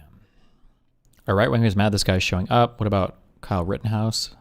Well, what do you think, buddy? All right. We need to watch the Hi, what do you want? What do you want? Why are you so fucking I want to bitchy? bang your mom. That's what I want. What's going on? What did I miss? I was busy for like the last, I don't know, 5 hours, 4 hours. Couldn't use a computer. Why Anything? not? No, we just did we just, you know, covered what was going on. Okay. We got right into What's the going news. on? What is the news? You know, just Trump trying to fuck the world up. Anything specific for today? No. My mind is wiped. Okay, that's good. Yeah, no problem. Good. It's like it didn't happen then. Basically. If you don't think about it, Mhm. really, half the shit Trump says he's going to do, he doesn't do. So really, if you just don't know, you're golden. Wow. True. Base. King. Where's Lucas? I don't know. Why? I don't know. I kind of felt like playing the fucking game. I got a little into it yesterday.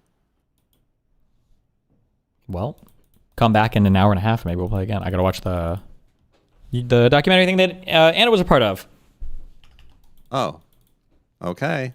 Have fun. Be careful. I will come back, but only when Moo is here, because Good. it'll be awkward Yeah, otherwise. I don't want you here on your own. Well, I already said I didn't want to be here. If it was He's just the glue that me holds and us you. together. We're Yeah. dicks exact- in the well, night it's, that need the... I wouldn't put it that way. Okay. Yeah. I'll keep an eye on it.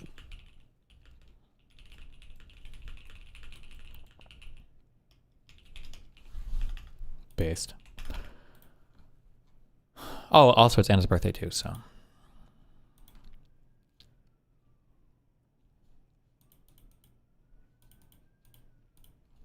Where is my link?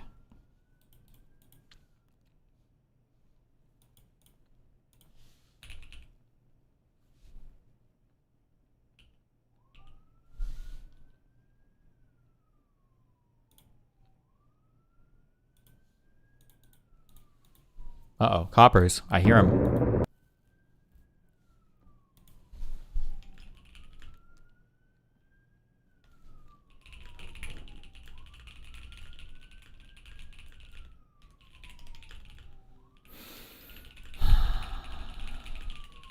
Okay.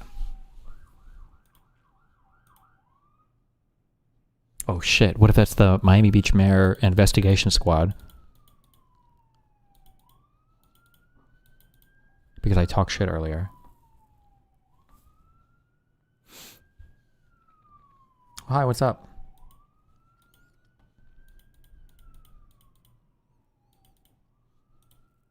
Is my audio on?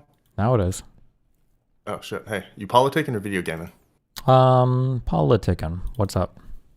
Good based. I've been wanting to chat for a minute.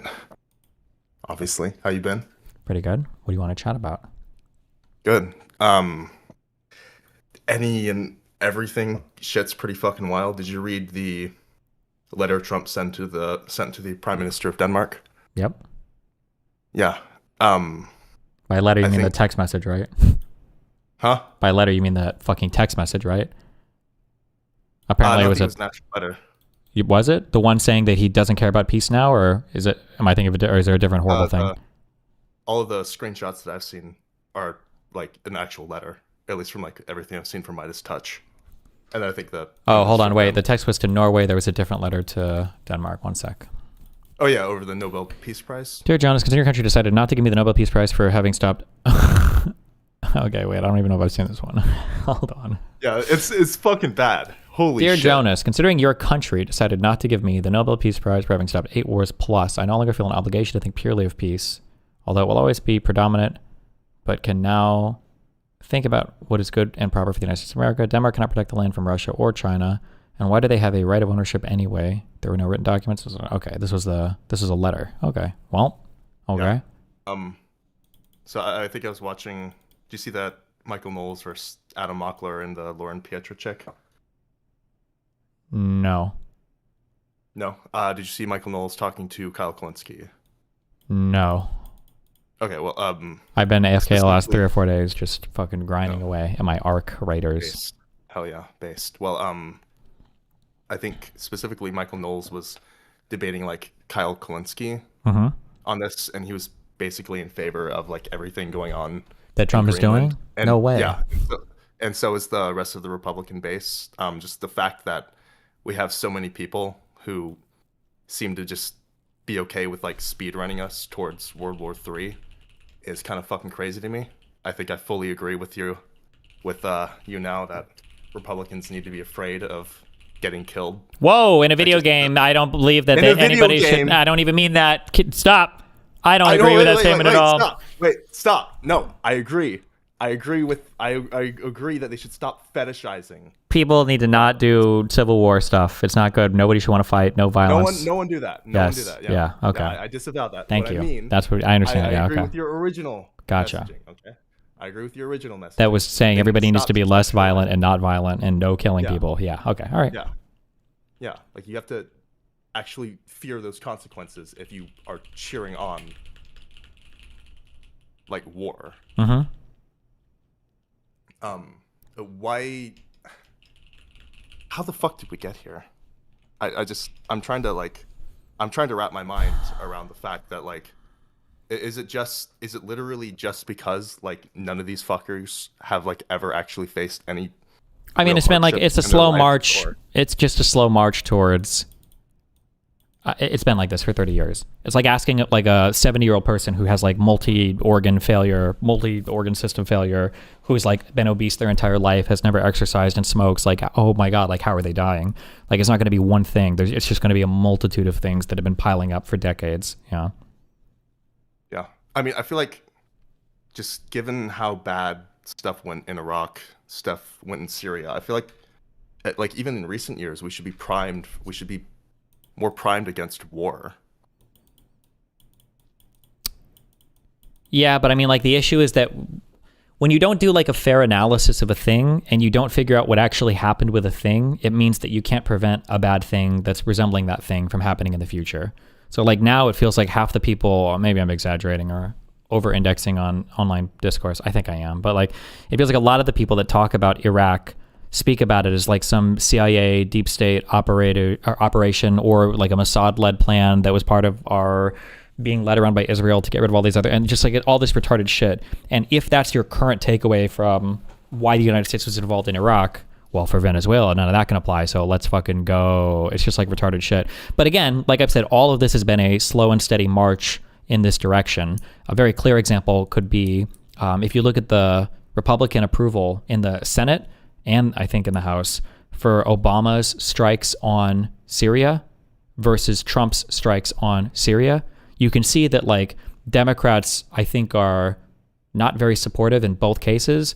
Republicans were not very supportive of Obama, but were massively supportive of Trump. Just the amount of like partisan dick suckery that goes on in the Republican Party, and for how long all of those people have been allowed to just drag their knuckles on everything and to have the lowest genetic stock available to them, representing all of their media figures, giving the most retarded fucking takes, and getting zero fucking pushback like ever.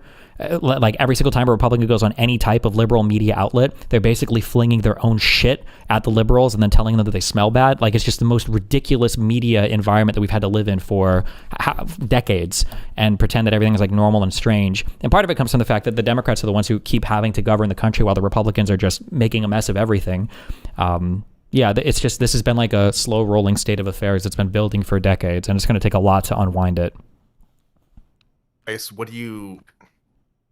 does that unwinding process look like post-Trump? Because Trump is absolutely on his last leg. I don't even know if he's going to make it to the end of term 2. I mean, the amount of, there has to be a big accountability thing for so many people involved. Yeah. I don't know if that'll happen. There has to be a big rewriting of the media. I think at least I'm ready. At least like on a cultural front, it has to be ostracized to a pretty sure. It can't. Nothing is going to happen culturally. This has to be led by the government or by large organizations, because people culturally are too fucking retarded. Apparently, we've seen that. We've proven that. There has to be recognition of foreign influence in our social media apparatus. Elon Musk should have every single thing expropriated from him and then shipped off to Venezuela or CCOT.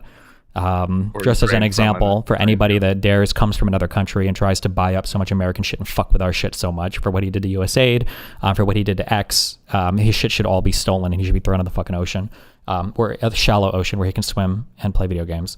Right. There's just so much. Like, people who are experts in things, who are well studied and know stuff, have to stop being so fucking afraid of coming off as partisan, because the right doesn't give a fuck. They will be the most partisan motherfuckers in the universe, and then everybody on the left who's involved in academia or anything is like, well, I don't want to be like politically biased, so everybody has something they can work on. Like, there's so much that needs to there's so many different things that have to be done to start winding stuff back. It's like a multi-front. If we take the House and Senate in 26 or later this year, do you think that that should just be the spearheading goal, like, immediately? Yeah, there has to be. It can't be like we try. And you know what? I'm really glad now. I am glad that it happened. We had Biden for 4 years, and unironically, like, that was the nice option. Like, Biden was like the most affable, worked together with everybody. Everybody had amazingly good things to say about him from the Republican Senate. There's a video of Lindsey Graham talking about him. Like, this guy led the most. Ron DeSantis, saying, "Oh yeah," after the hurricanes and stuff. Yeah, and Roy Moore and everybody else that he phone called. Yeah, there's just so much. Like, Biden tried his best to do everything he could, and they played that one stupid fucking cut clip of him of the red background over and over and over again. Cropped background. Yeah, with him saying that it was a threat to the country, that people don't believe in the fucking results of the goddamn election, which is should be the easiest thing in the universe to say. So, which isn't even all that he said. It's only a minor fraction of the party. That's about. It's like that was the nice guy. I guess at least we have like a strong, clear example to point to of we did the nice option. Yeah, fuck you. We're going base Newsom mode. All right, we're just gonna. Do you think Newsom's the guy for that? I don't know. I think it's Jack Smith should be president, and then do unitary executive theory, and it should just be him and his family, and he should put his family members in every position. It should be Jack Smith, and his son Rob Smith can be the attorney general, and then there could be special prosecutor Donald Smith, and they can all just wreak havoc on these fucking losers. Half the people at Fox News need to be in prison for the rest of their lives. People need shit taken. Like, it's just so beyond fucked. Like, there needs to be something where people can look back and go, oh, this was really not okay. It can't be half measures. It can't be like, we understood that Fox News was complicit in pushing lies about the election. We understood why Donald Trump wanted to try to violently overthrow the government. And we understood why all these other people were willing to look the other way and look with them. Like, it can't be that. Because going forward in the future, nobody should think that they can sell their country out to a madman and walk away clean from it. As long as that's just crazy to me. That thought should never be allowed to exist in somebody's mind. There should always be like a huge risk there. You should have to think like, man, if I go along with this guy who's starting the largest crypto scam in the entire planet, who's selling huge DoD contracts to his fucking child, and who's illegally trying to disassemble different parts of the government with no desire to work with his Republican-led Congress, maybe that's going to turn out really bad for me. That should be a thought in somebody's mind, Yeah, I think I had like a really weird sort of not coming to Jesus, but I had a very weird epiphany when I was listening to Tim Pool give that interview to Donald Trump going to the 2024 election. Yeah. I was thinking to myself, this guy is sitting down with an ex-president, an ex-leader of this country who led an insurrection against us, and that guy is talking to like a Russian-funded, Russian asset. Yeah. And the other guy was arguably put into office because of Russian meddling in the prior campaign. Like that just hit me. Like I hadn't thought about it up to that point because it's just all so fucking normalized now. Yeah, everything is kind of crazy, but yeah. Just like the fact that Republicans can skirt away with every single fucking crazy thing they do, but people are still talking about like, I don't know, Kamala Harris saying that at trans prisoners in 2019. Mm-hmm. It's just, I don't. It's so blackpilling. Yeah, not good. It's definitely not good. Not I can say good. that for sure. No, yeah. Fuck me, yeah. What do you think about, like, so we were kind of talking about like political or governmental front. What do you think about, like, on more of a cultural front? What do you think we can do better? I don't know. I've given up on the culture. I don't know. There needs to be an understanding that the two things I pushed are like humans are not by default truth-seeking machines. If you put a human in front of a bunch of stuff, they're going to pick the things that feel good to them. Is number one. And then number two is we have to redefine, or we need to have a better understanding of what speech is and what freedom of speech is. Freedom of speech is not a bunch of people screaming lies into the abyss and then having to try to walk through this and sort through what the fuck is true and what isn't true. That's a reduction in your freedom of speech. Like I would argue that speech necessarily demands a listener, and if nobody can hear, what is true or hear anything from different perspectives because they're so screamed out by social media algorithms or foreign actors or a corrupt administration or whatever else, you've destroyed your freedom of speech. It's not good. But so those two things are. Do you think it's about fixing the systems that be currently, or is it about putting people that we would consider good into those systems, like maybe flooding algorithms with more Adam Mockler feed or more Ezra Klein feed or more, I don't know. There needs to be like a new legal entity created called like the public or something, and it needs standing to start like suing people or criminally prosecuting people that are committing offenses against it over and over and over again. Like people like Tim Pool shouldn't be allowed to lie with impunity over and over and over again. One of the greatest threats, I think, to freedom of speech is the permissiveness of liars to exist in that system. It destroys everything. You just would never be able to navigate any topic if some number of the speakers could just be fucking lying. Now, different points of view, I think, are important. Well, arguably, that's a broader issue with like just democratic society as a whole, right? If like a demagogue like Donald Trump can get into office based on yeah, sure, but right now, very specifically, maybe this has been a problem through all of history, but like there are just people that just lie. They just blatantly and knowingly lie, and there should be some accountability for that. If not, constant corrections that you have to dedicate some percentage of your show to issuing so that everybody can sit there and laugh at you for being wrong about things over and over again, then some kind of criminal thing that either restricts you from being allowed to do media or has some civil or criminal penalties attached to it. Yeah. Mm-hmm. Well, I mean, I feel like we tried to kind of do some of that, like with the, I'm trying to remember, it was like an old rule that the FCC had. I don't even know how effective that was, but I know what you're talking about. The in two like sides in like or the whatever. 70s. Yeah, they're like both sides airing whatever the thing. fuck I that don't was. entirely Yeah. remember. But like we have allowed for a lot of wiggle room for these different companies to just be able to like host and platform as many fucking lies as possible, and there's just no drawback for it. Mm-hmm. Yeah. Yeah. Well, appreciate it. Oh, one more thing. Yeah. What the fuck was that debate that you did at Oxford? I don't know. They told me that it was just going to be a friendly, nice, cordial debate, and that's what the other guy wanted. So I assumed it was going to be that, and it absolutely was not that. So. Yeah, it was. That was so fucking strange. The other guy did fucking horrendously too. I couldn't believe the arguments he was making. I remember one thing he said where I think you were talking about how like freedom of religion would be better under like an atheistic society because of like freedom of speech and shit. And then he pivoted to like, okay, well, you said that child porn should be legal, or like ethical child porn should be legal, and that wouldn't be allowed. Like child porn wouldn't be allowed under Muslim rule or something like that. It was so fucking weird. Yeah. Yeah, everything about that debate was stupid because 60% of it was just crazy personal attacks too, and I didn't even know what level we were engaged at. It was a nightmare. Yeah. I would redo it now, understanding more, like going into it, like what the fuck this was. I would debate him again, but I would obviously have a much different approach. Yeah. I feel like I'd want to see a debate where you guys are just flinging shit, but like that's at Oxford, like.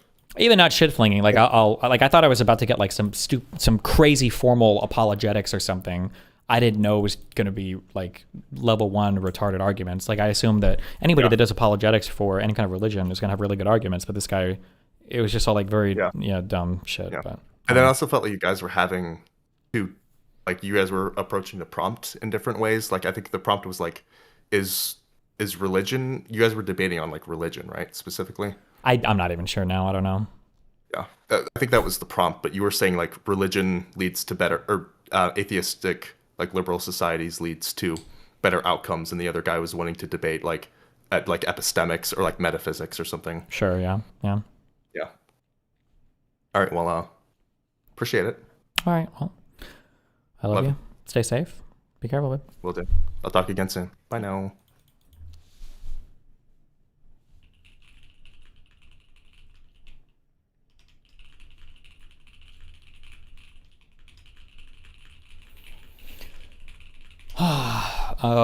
Okay. Who is that guy? I think he does stuff with the Unfuck America tour. I've seen him there before, and then I've had dinner with him before. He's a cool dude. We'll use the restroom real quick, and then we can't hear Discord sounds. Like you can't hear people talking on Discord, or? Oh wait, you can't hear these sounds. Hold on.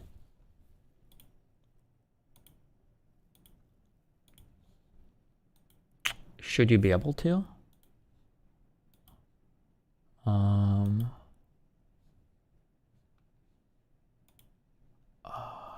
Microphone, speaker.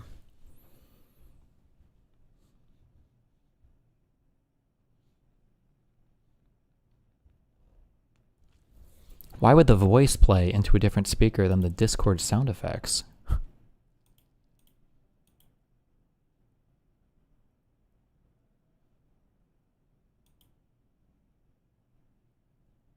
I don't know. I'll look at it after.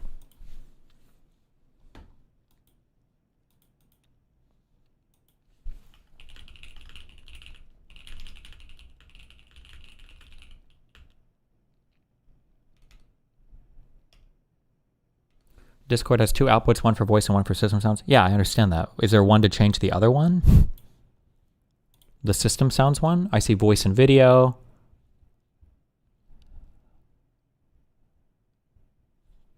Appearance, accessibility, voice and video, voice camera streaming sounds.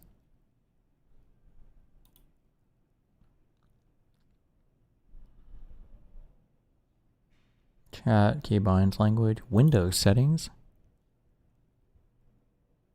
Advanced? I don't know if you can change it or not. Okay, hold on 1 second. I'm gonna watch the thing.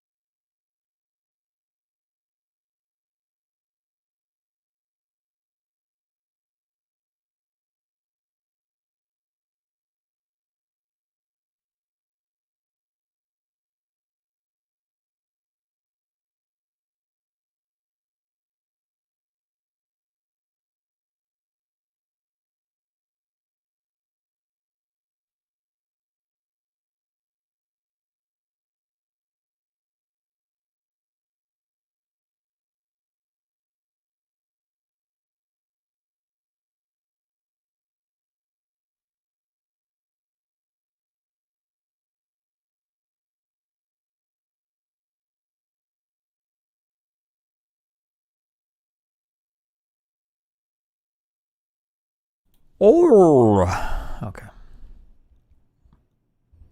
Where'd the bubbles guy go? Did these wait.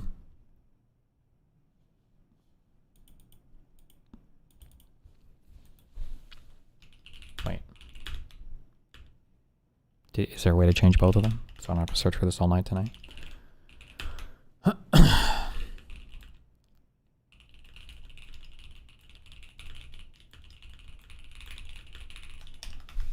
We are grading? No, I'm just going to be playing with my inventory.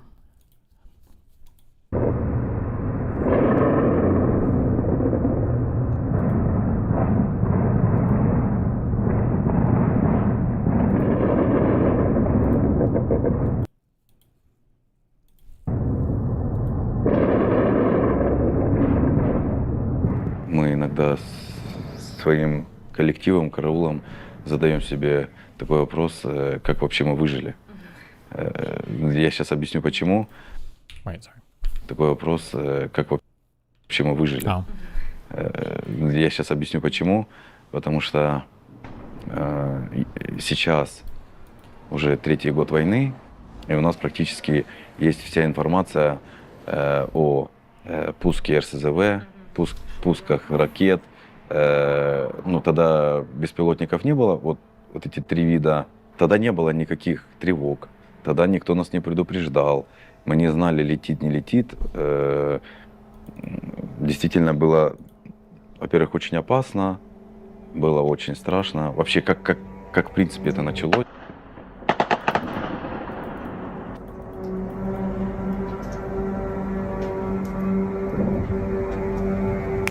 That is how quick you, your friends, your family, really anybody that you know could be killed by an airstrike. Doesn't. Wait, am I crazy or does this sound a little bit like the Stranger Things music? Bum bum bum bum bum bum bum. I've watched that stupid fucking baby too much. Your family, really anybody that you know could be killed by an airstrike. Doesn't matter. Drones, rockets, aero glide bombs. Russia will send them to your home just as they do here. Airstrikes deliberately targeting civilians is one of Russia's most used tactics. Of what they launch, 90% hits civilian areas. This number comes from UN Council meetings, from politicians, but also from high-ranking state emergency service officials that I have personally spoken to, not just here in Kharkiv, but in all of Ukraine. They'll send drones to your home, and you won't be able to tell if that buzzing in the air is for you or for somebody else. They will send a $3 million ballistic missile just to crush you under rubble. And this is not a recent trend. On March 1st, 2022, Russia would launch 2 cruise missiles armed with cluster munitions into the state administration building that you see behind me here in Kharkiv. This would kill 25 people and leave another estimated 35 wounded. The site of this attack would strike people in this now infamous footage. But the truth is that strikes like these haven't stopped.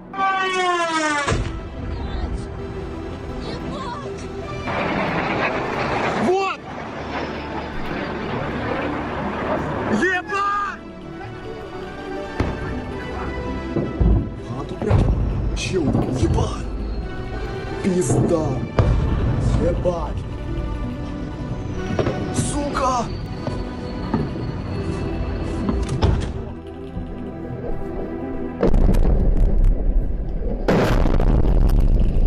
These attacks are the reality for millions of Ukrainians every single day. So much so that when I started filming, I didn't know I was filming a documentary. Today I want to give you a complete picture of these Russian airstrikes, from the people that are affected to the brave rescue workers who are just trying to save a life, and even the tools of war that Russia uses to carry these out. And my first reporting is from here in Kharkiv.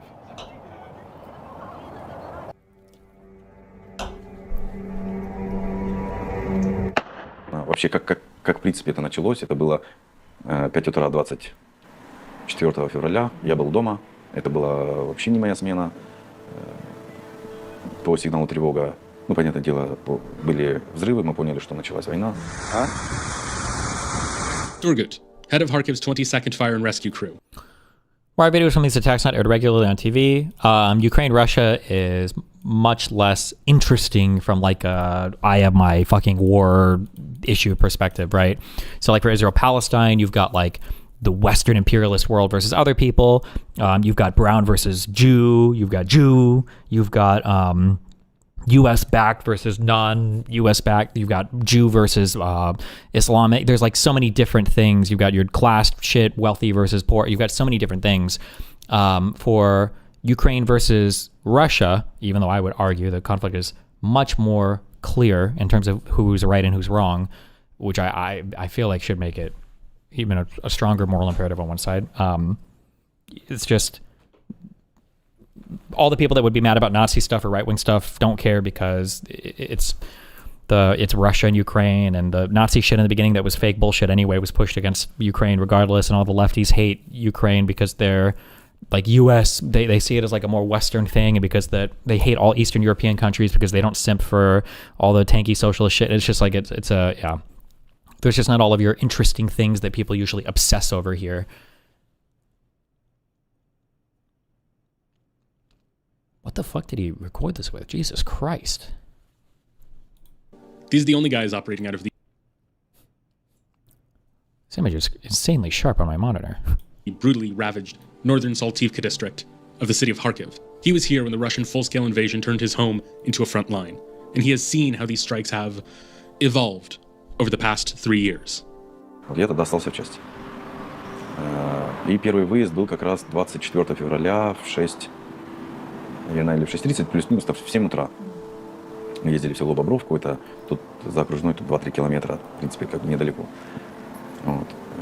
Мы поехали в 7 утра туда, мы там пробыли где-то час, и когда уже возвращались назад, я потом покажу видеофрагмент, там буквально 5 секунд я больше не смог заснять, что мы столкнулись... Окружная, циркуны Героев Труда, российские танки. Никто не может проехать, куча машин, которые хотят выехать, ну, гражданские все же выезжали из города. Ну, я водителю сказал, протяни еще чуть вперед, и я пройду, посмотрю, кто это.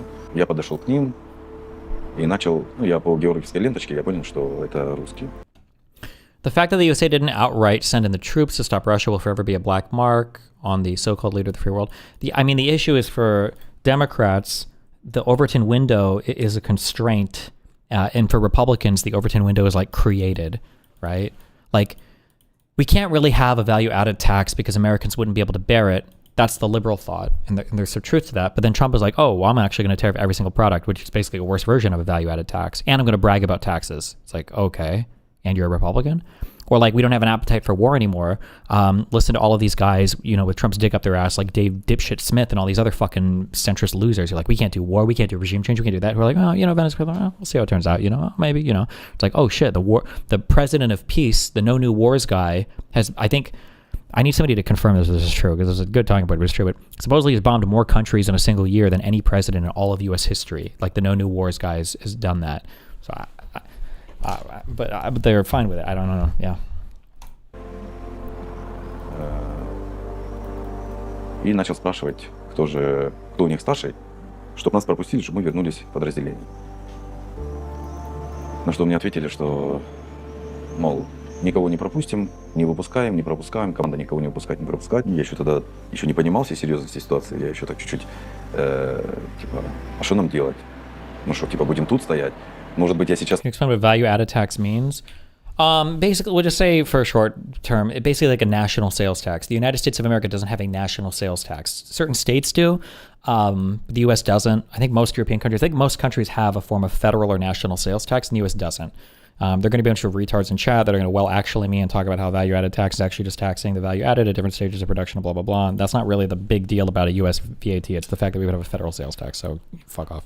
Типа, а что нам делать? Ну что, типа, будем тут стоять? Может быть, я сейчас так и не буду с ними разговаривать, но тогда же непонятно было, кто они, что они, как они.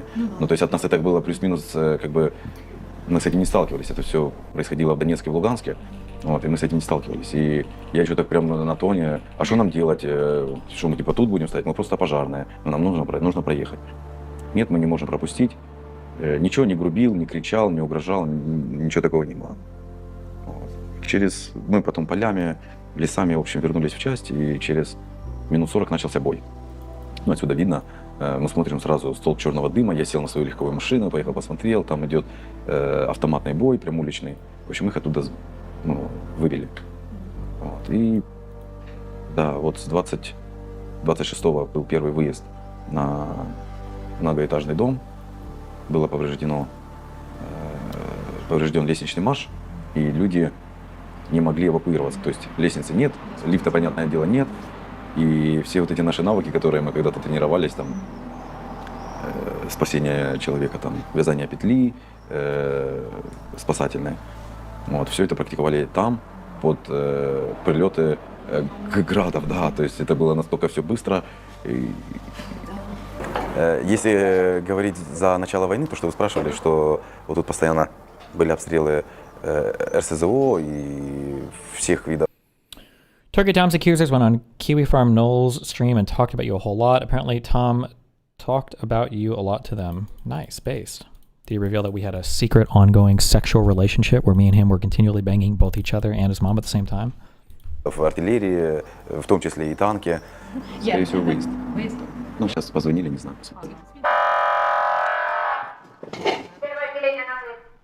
Да. Сейчас я узнаю, а что там?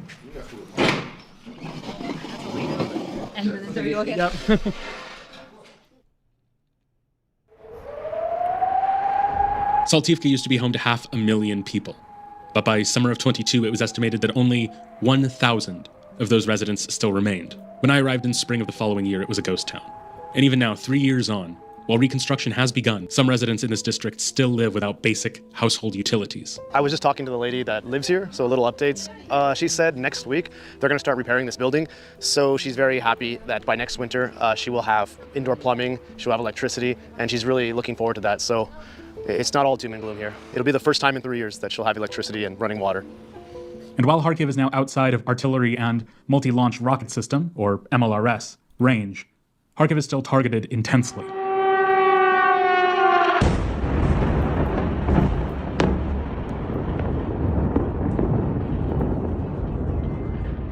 We came to Kharkiv to film a video on the locals' reaction to the potential ceasefire and negotiations with Russia. And last night, this literally happened. There was an attack on this area. It's a strip mall. It's not too far from the center. 3 people are confirmed dead and 30 plus injured. Look at all the destruction here. It's a civilian area.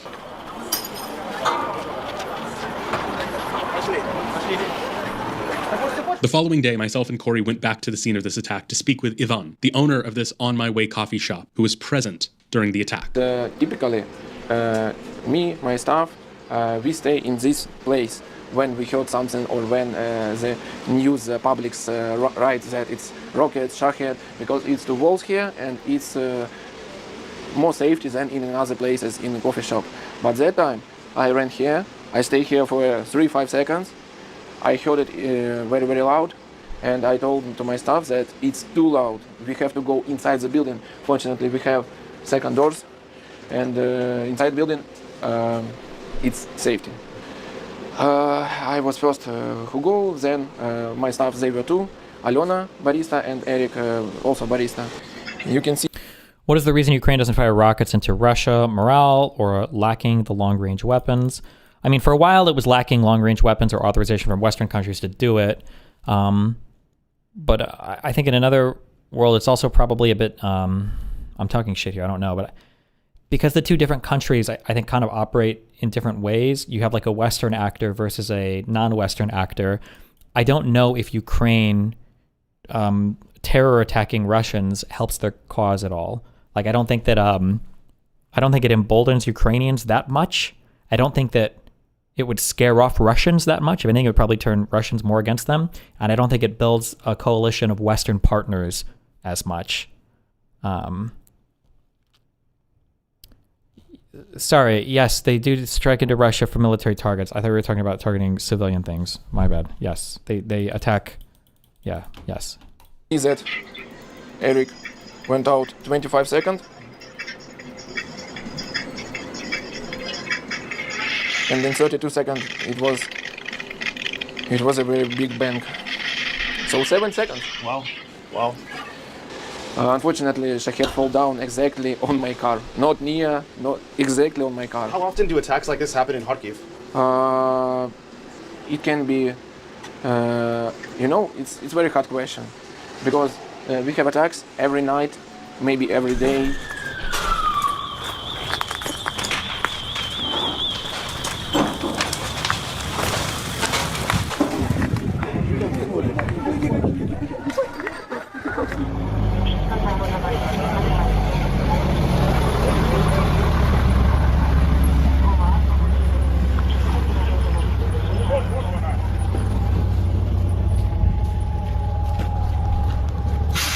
так удачно, поки що не їде. Ну едет, вызвали, а что там у нас? Ну, бабушка. А я понял, остро, да, и ребенок. Ребенок забрали родственники, що покриття. Ну, дійсно, хочу сказати, що як би це не звучало, завдяки тому, що війна все-таки на службу порятунку на ДСНС, і взагалі на систему цивільного захисту подивилися з іншого ракурсу, як і на поліцейських, і на всі екстрені служби. Это в самом начале, это было просто, жесть была прям крепкая, потому что мы не были подготовлены к войне, мы не были подготовлены, мы не знали, что делать, мы не знали, что нам нужно, к примеру, проходить в укрытие. Нас никто не предупреждал, что будут обстрелы. И так как часть у нас тут на Северной Салтовке одна, и мы в основном тушили тут самі. Да, з початку 2024 року був призначений на посаду директора департаменту надзвичайних ситуацій Харківської міської ради, і разом з тим була міським головою Ігорем Терехом поставлена задача створити ситуаційний центр міста. І How old do you think this guy is? Am I crazy? Does this guy look like he's in his late 20s? Or maybe early 30s? Am I crazy? Основна, в першу чергу, була задача – це зібрати команду, таку, причому дуже потужну команду, яка б розуміла, що потрібно робити, як потрібно робити, і щоб ми нашу систему цивільного захисту підняли на новий рівень, оскільки ж ми знаємо, що зараз пріоритет держави – це в першу чергу цивільний захист населення, тому стояла дуже непроста, в першу чергу, задача все-таки зробити те, що не робилося роками, бо, на жаль, державна політика була такою, що спочатку незалежності у нас цивільний захист фінансувався за остаточним принципом, і ніхто не звертав взагалі уваги на питання безпеки, в першу чергу, цивільного населення. Тому на виконання цього завдання був у нас створений ситуаційний центр, ми його побудували і відкрили за 10 днів до контрнаступу Російської Федерації.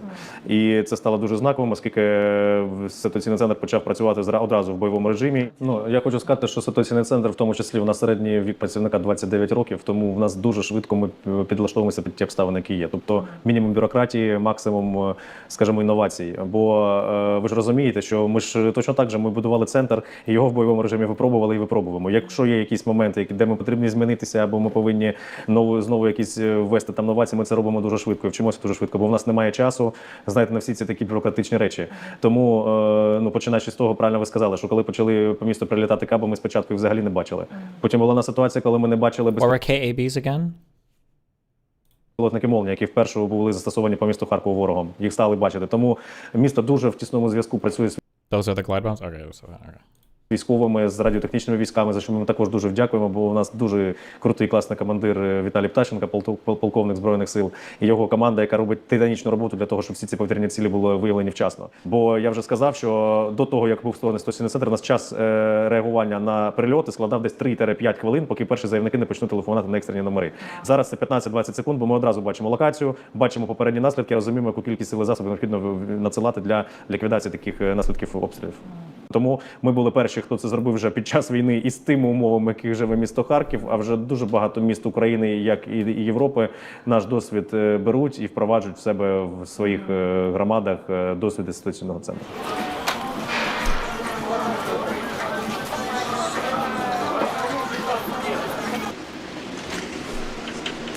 The biggest part we already rebuilt. Yeah, little bit was here. The main part we already did. Yeah, and you're still working on this, right? So, I think I need some new pieces because I lost two. I don't know where where they are. And everything back here is fine, right? Yeah. The machine's fine? Fortunately, everything under the bar. Yeah. It was dirty. It was under sand. Everything. Yeah, but we were here yesterday and we had coffee here and we were very surprised that this place was still open. Why did you decide to open so fast? We don't have another option, yeah. Ну, я, звичайно, я виїжджаю, і в нас є чергування, наші всі хлопці працюють по 12 годин, всі зміни, тобто позмінний графік роботи. Штаб працює 24/7, ситуаційний центр працює 24/7, всі ці люди, які тут знаходяться, вони також працюють по 12 годин і змінюються. І тому, звичайно, що на всіх обстрілах я особисто буваю, оскільки ми розуміємо, що це дуже важливо, щоб правильно була організована робота. Але я впевнений, що в мене кожен член команди знає свою роботу. Балістика! Мегафон.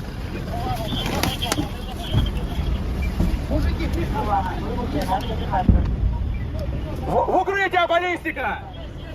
Все в укрытие! Да есть приход, слышно.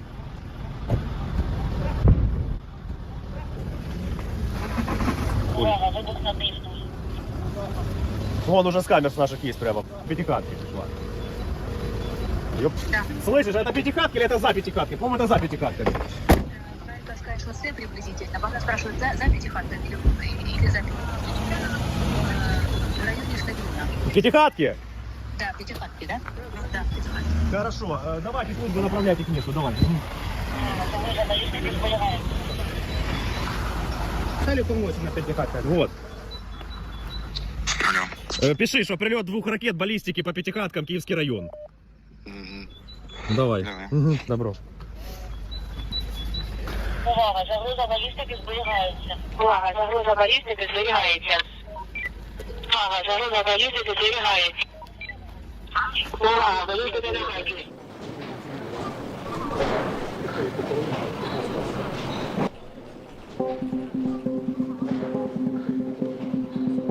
Myself, many other people in Kyiv woke up to loud explosions this morning, and behind me, this is the result. Russia launched a massive missile and drone attack here on the city of Kyiv.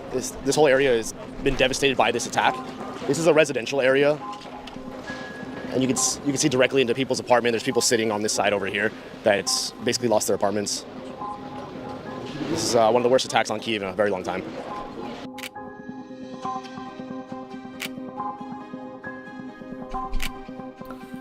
Does Russia do second strikes try to hit medical personnel going through rubble? I mean, I've heard there've been examples of them doing that. I don't know how common or often that is, or if it's literally just to kill medical personnel. But yeah, I mean, it does happen where you hit once and then there's a second hit that comes 10, 15 minutes later. Or these guys in the blue jumpsuits are rescue workers from the Mobile Rescue Center, one of the State Emergency Service's most elite units. And I got the chance to sit down and speak with their commander, Anatoly. Це був, якщо не помиляюсь, приліт балістики в якщо не трьохповерховий будинок, і це було дуже жахливий приліт в зв'язку з тим, що саме більше, що мене, як сказати, вразило, це була загибла сім'я, де були діти 2003-2005 року. This would be the second strike Corey and I had been to together.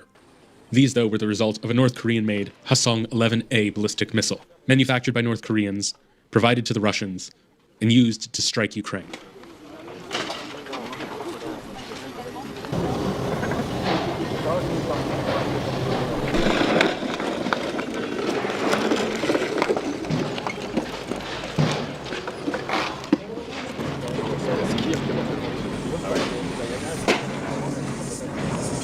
Але був один позитивний момент. Нам вдалося врятувати хлопця, який 6 годин був під завалами. Тобто це, як сказати, така зірочка в цей період для нас була, що вдалося хоч когось дістати. Бо найважче – це діставати дітей, особливо коли це маленькі діти. Але цей самий випадок вразив тим, що ми змогли дістати хлопця, який 6 годин був під завалом. Голову не опускайте. Не шатає. Я тут тримаю. What is the point of war crimes if no one is held accountable for it? Russia, by sending missiles into cities like this aimlessly, is undoubtedly war crimes. Why even make this a thing if no one abides by it? I mean, ideally, it helps build international coalitions against what you're doing, and it helps to resolve situations down the road when it comes time to settle up. But you have to have a strong figurehead to kind of lead that, especially against other powerful countries. And right now, how some people smurf in video games? If you're really high on the ladder, you can create a new account and go bully other people. The US right now, Trump likes to smurf. Trump wants to play big power politics, real politics, where people have their specific spheres of influence and you get to do whatever the fuck you want in your sphere of influence.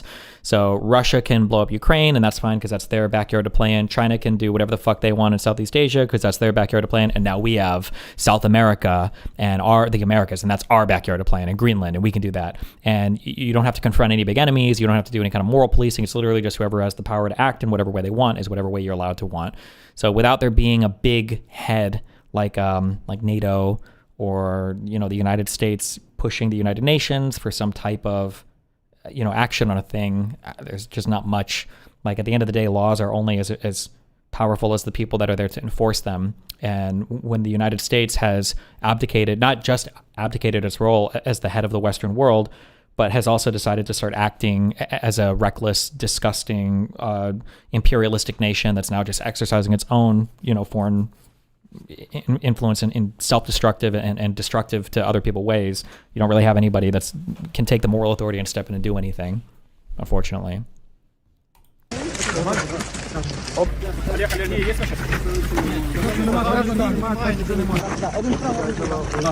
Ничего, Олег, еще чуть-чуть, Олег, еще чуть-чуть, дорогой. Еще чуть-чуть. Нормально?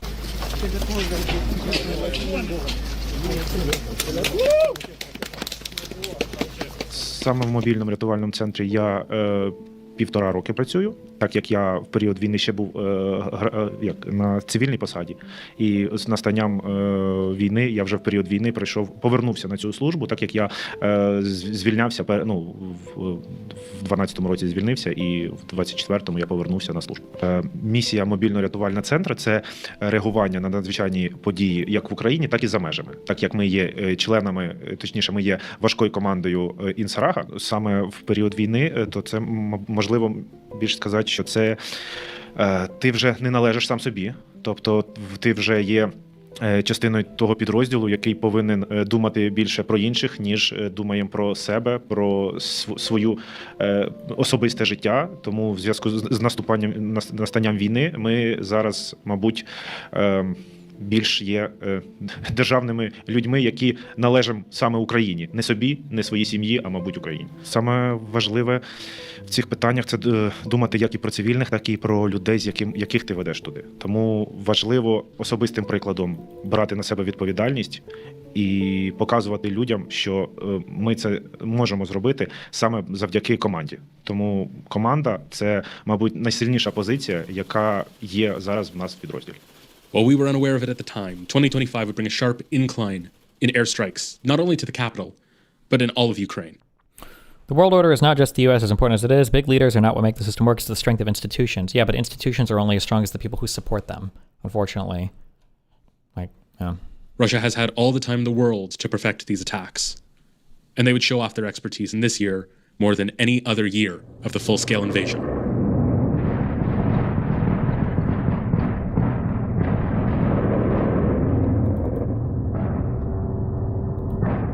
I'm standing in front of a residential building that was hit last night by a Russian attack. Here's the building. It is not a military target. Rescuers are still digging through the rubble, searching for victims of the attack, trying to save them. Joined by journalist Jeremy Dirac, this strike would be a trend for the three of us. Myself, Jeremy, and Corey would all join the gaggle of other foreign journalists coming to cover these strikes. Maybe that reporting even had some impact on the world. However, looking at this attack, I can only see the similar ones I've seen all across Ukraine. Those in Izium and Borodyanka, where a missile has cut a building in two.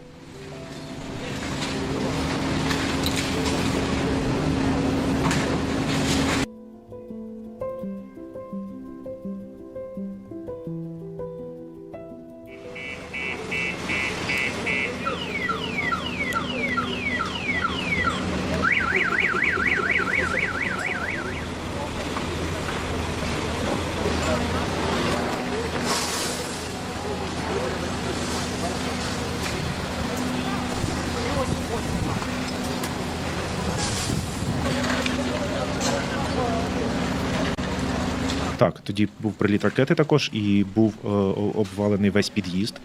І саме жахливе було в тому, що край під'їзду – це були все спальні, бедруми. Тобто всі люди були в цьому напрямку, і всі знаходилися під однією стіною, і тоді, якщо не помиляюсь, 23 загиблих були. Але також одну людину дістали, це не завалах, а був обрушений сходовий марш, і одну людину, жінку, дістали на ношах, винесли наш підрозділ. Тобто це точно було. Але працювали там, якщо не помиляюся, майже 2 доби безперервно. Це був дуже жахливий приліт, де дуже було багато людей.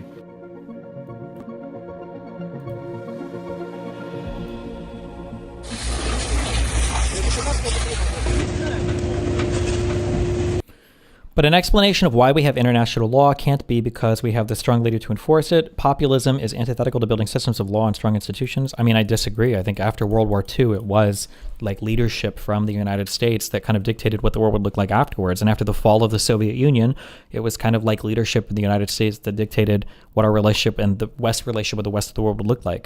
I mean, I agree, creating strong institutions is important. They're very good. They're helpful, right? The United States, the only reason we haven't completely descended into some totalitarian dictatorship is because we have strong institutions that's bucking Trump at every corner.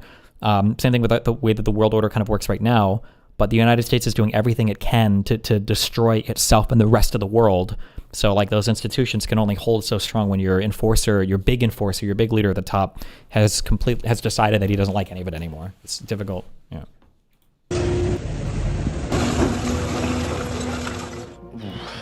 Це важко саме діставати загиблих людей, тому що це кожне життя, це трагедія якоїсь сім'ї, якоїсь, і це найстрашніше, мабуть, не так діставати, як передавати родичам, сім'ї, батькам, дітям, тому що саме якраз на першому завалі, коли ви спитали з приводу Святошинського району, ми дістали хлопця цього живого, а його дружину, якщо я не помиляюся, була мертва. І мати чекала цю дівчину, і коли передавали саме матері, це був, мабуть, найтяжчий момент, коли ти бачиш реакцію батьків на смерть своїх дітей. Тому це, мабуть, один з найважливіших таких, найтяжчих моментів, бо я сам маю дітей, в мене і син, і донька, і тому для мене це, мабуть, найважче, що може бути, бачити реакцію саме близьких на цей момент, коли вони бачать, що вже не врятовані їхні близькі.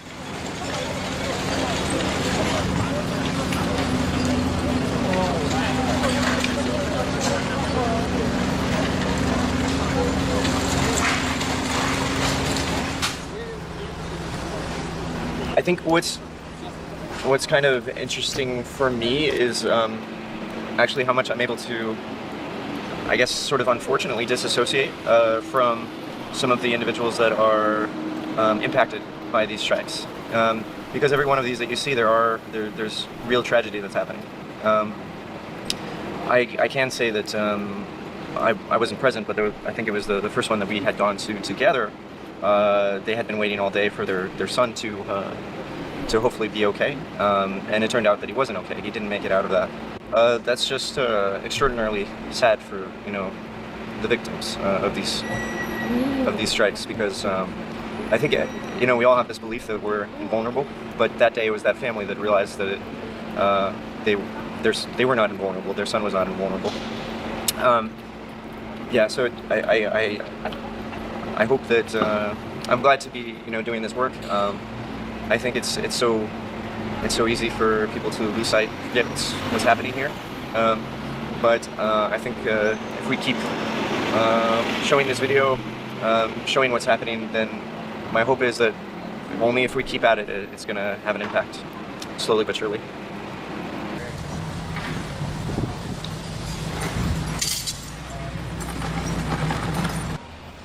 Like the frustrating thing is for like a movie like this, or for bringing attention to an issue, I feel like usually the difficult thing is trying to build the moral case for a thing, but then like once you've done that, the support kind of naturally follows. That's why when you look at Palestine versus Israel, like they're trying to so much to rewrite the history and build the moral case for a thing.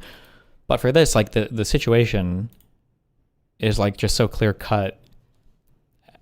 I don't know. I would, dude, if I was Ukrainian, I would, yeah, not cool.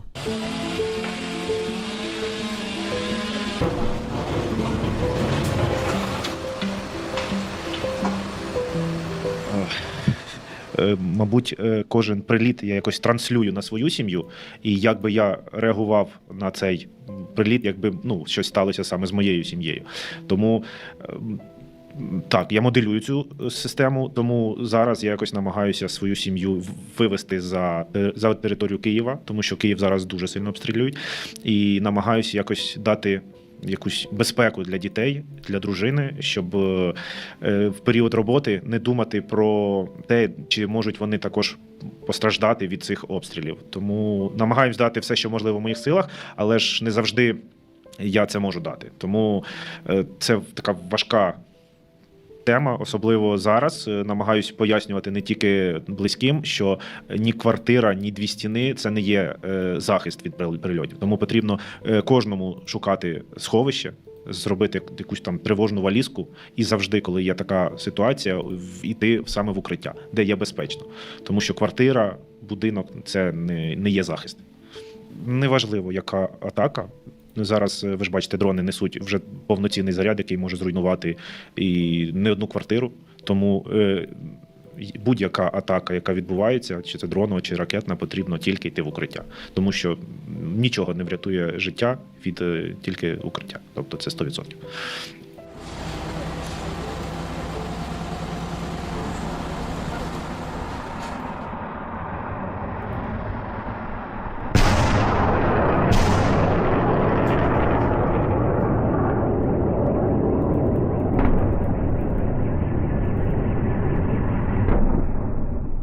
Okay, you ready? Yeah. There was another massive attack in Kyiv early this morning. This is the fourth big attack on Kyiv just in this month of June. Our sources reporting that this residential building was hit with a North Korean ballistic missile. It took the whole side of the building off and damaged the neighboring buildings. First responders have their work cut out for them. And as you can see with this strike, Russia does not want peace. A week later, the three of us would be back on scene. 3 Americans, just a kilometer away from the US Embassy here in Kyiv, where another Hasong 11A ballistic missile would murder Ukrainian civilians in their homes.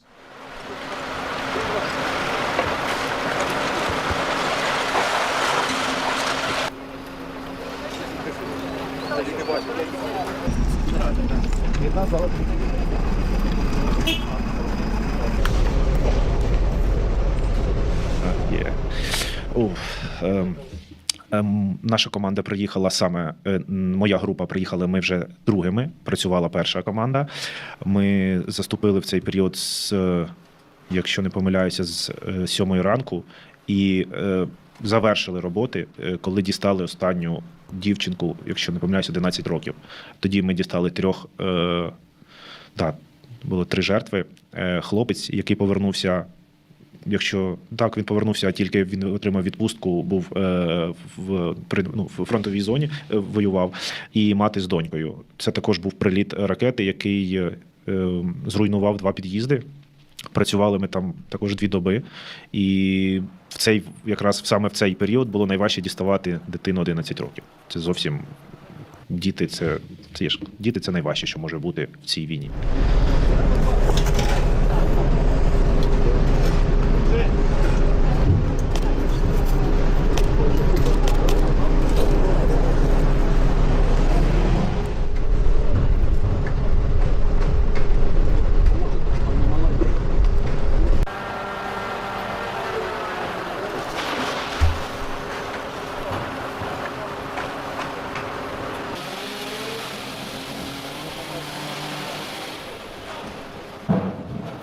Там було більше жертв, але саме наша команда, коли приїхали, ми дістали 3. Тобто там було більше загиблих.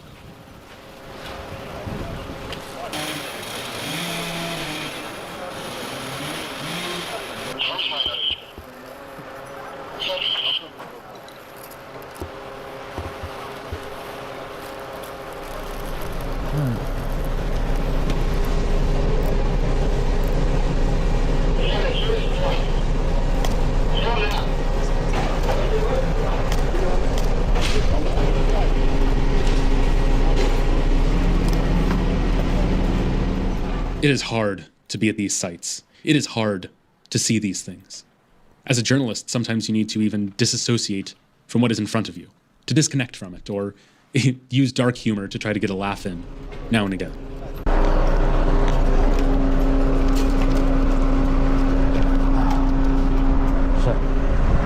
Anything to say? You know what, Devin? I can't believe you gave the Russians the coordinates of this apartment building. Yeah, is that so? I can't believe it, bro. I can't believe I can't believe you gave me the connection for it. You said, here's my buddy Vlad, like, go speak with him. I told you, I said, Devin, this is in the military out here. I don't care. Yeah. Well, you know what? However, our mental strain is nothing compared to that to the fire and rescue crews who have to show up to these sites week after week to sift through rubble and pick people out. To find the dead, brutalized in these conditions.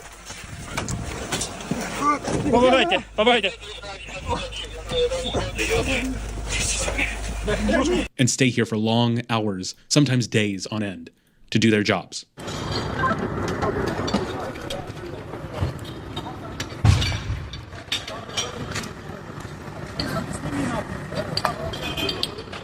It is something that only those who have experienced it can fully impart upon you.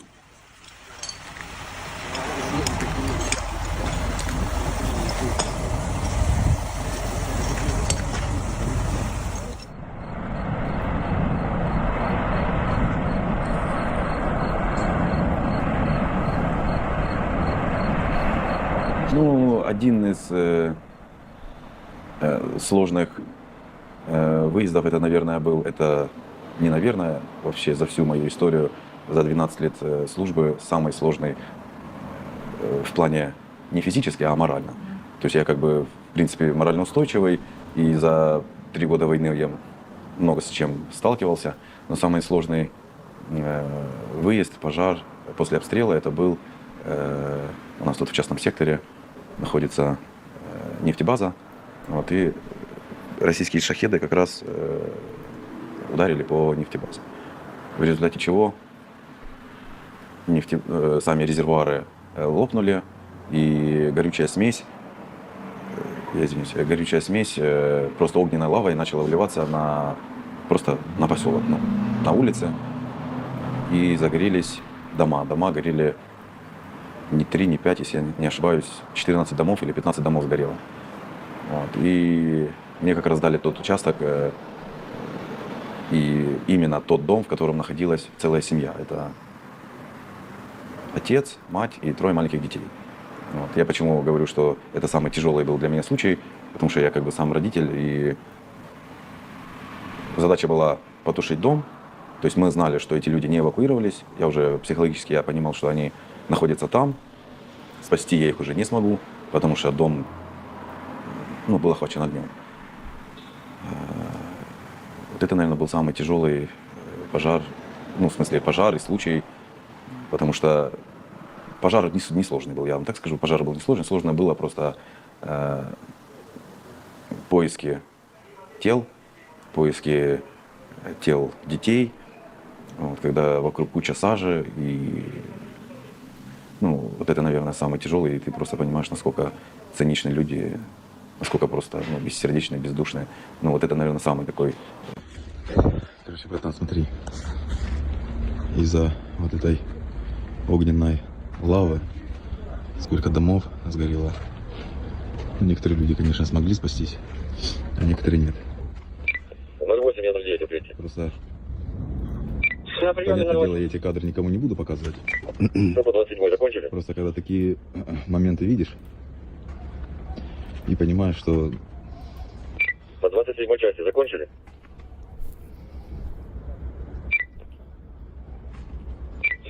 Из-за всяких мелочей там. Жду информацию.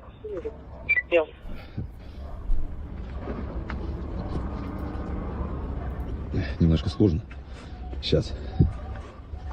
Это папа лежит. Отец. А это, братан, 7-летний ребенок. Или 6-летний, не знаю. Это мама. I'm a retard, but everything signals that the U.S. will invade Greenland. No, this plus actively making plans plus gathering information on essential. All signs point to a yes right now. Yes, I don't know where anybody thinks the stopping breaks would come in from. It happened with Venezuela. We're having talks with world leaders. We've been gathering military intel. Trump seems to have a high resolve to do it. Nobody else on the planet can really stop us. Everything's pointing to a go on it. So, yeah, А это 3-летний ребеночек. The only thing I guess that maybe would stop it, maybe, is if it waits until after midterms. Because I don't know, maybe the Congress can throw up more barriers. Who's to say? Вот. Почему мне в тот момент стало психологически немножко плохо? Потому что я начал детализировать все посекундно, поминутно, что они переносили, какие у них были мысли, и вплоть до того, что какие звуки они издавали. Понимаете? Нашел в ванной комнате мать, рядом лежало 2 тоже обугленных тела, и нужно было, самая сложная задача, наверное, была найти 3-го ребенка, что мы делали, наверное, часа 4 мы его искали. What percent chance do you think the military rejects the order to invade? I don't know. I have no idea. Probably 0% chance. I don't know. В итоге мы его нашли, он был в другой комнатке. Я после того, как приехал, вернулся в часть, мы там пробыли на том выезде. Это зима была, минусовая температура была, в принципе, не было никаких условия для работы. Холодно, мороз, мы мокрые, холодные. И плюс еще морально-психологический стан, но состояние наше было просто на нулевом уровне. Вот. И после того, как мы 16 часов там пробыли, вот. И после того, как мы приехали, я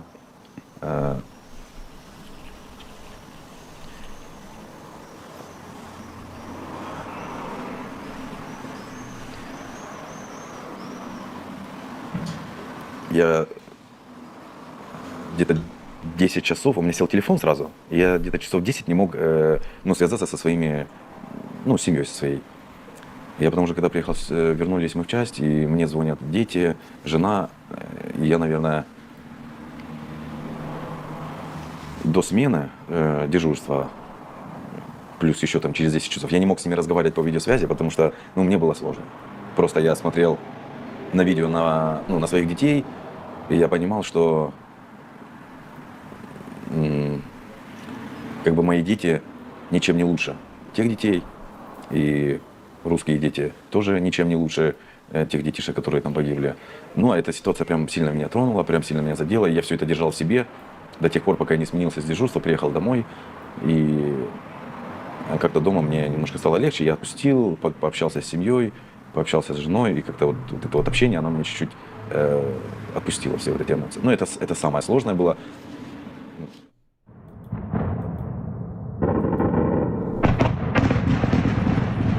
I went down to Odessa to film with air defense teams to see how they're trying to stop these Shahed attacks. Instead, I only found that Russia is changing their tactics to strike at Ukrainian cities with greater effect.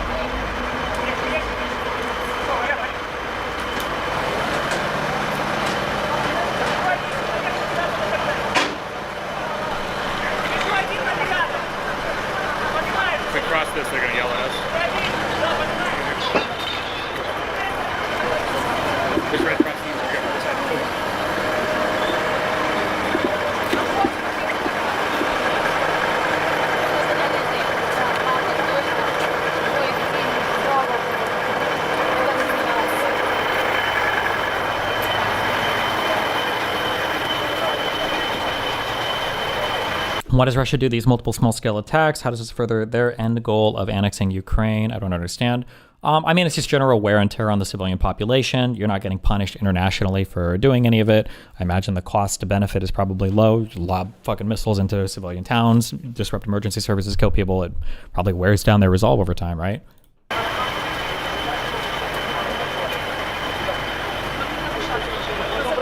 Why does anybody engage in any type of terrorist activity, right?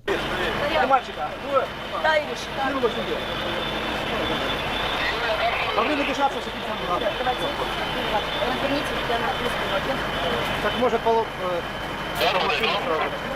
Нормально сейчас? Это ваш взгляд? Не переживайте, я перехвачу. Вот, он зацепился. Я сейчас сделаю, не волнуйтесь. Он Все нормально. Так, Куда маму забираем? Хорошо, да. Очень маленький. А куда малую? Не переживайте, я вас не пойму. Я знаю,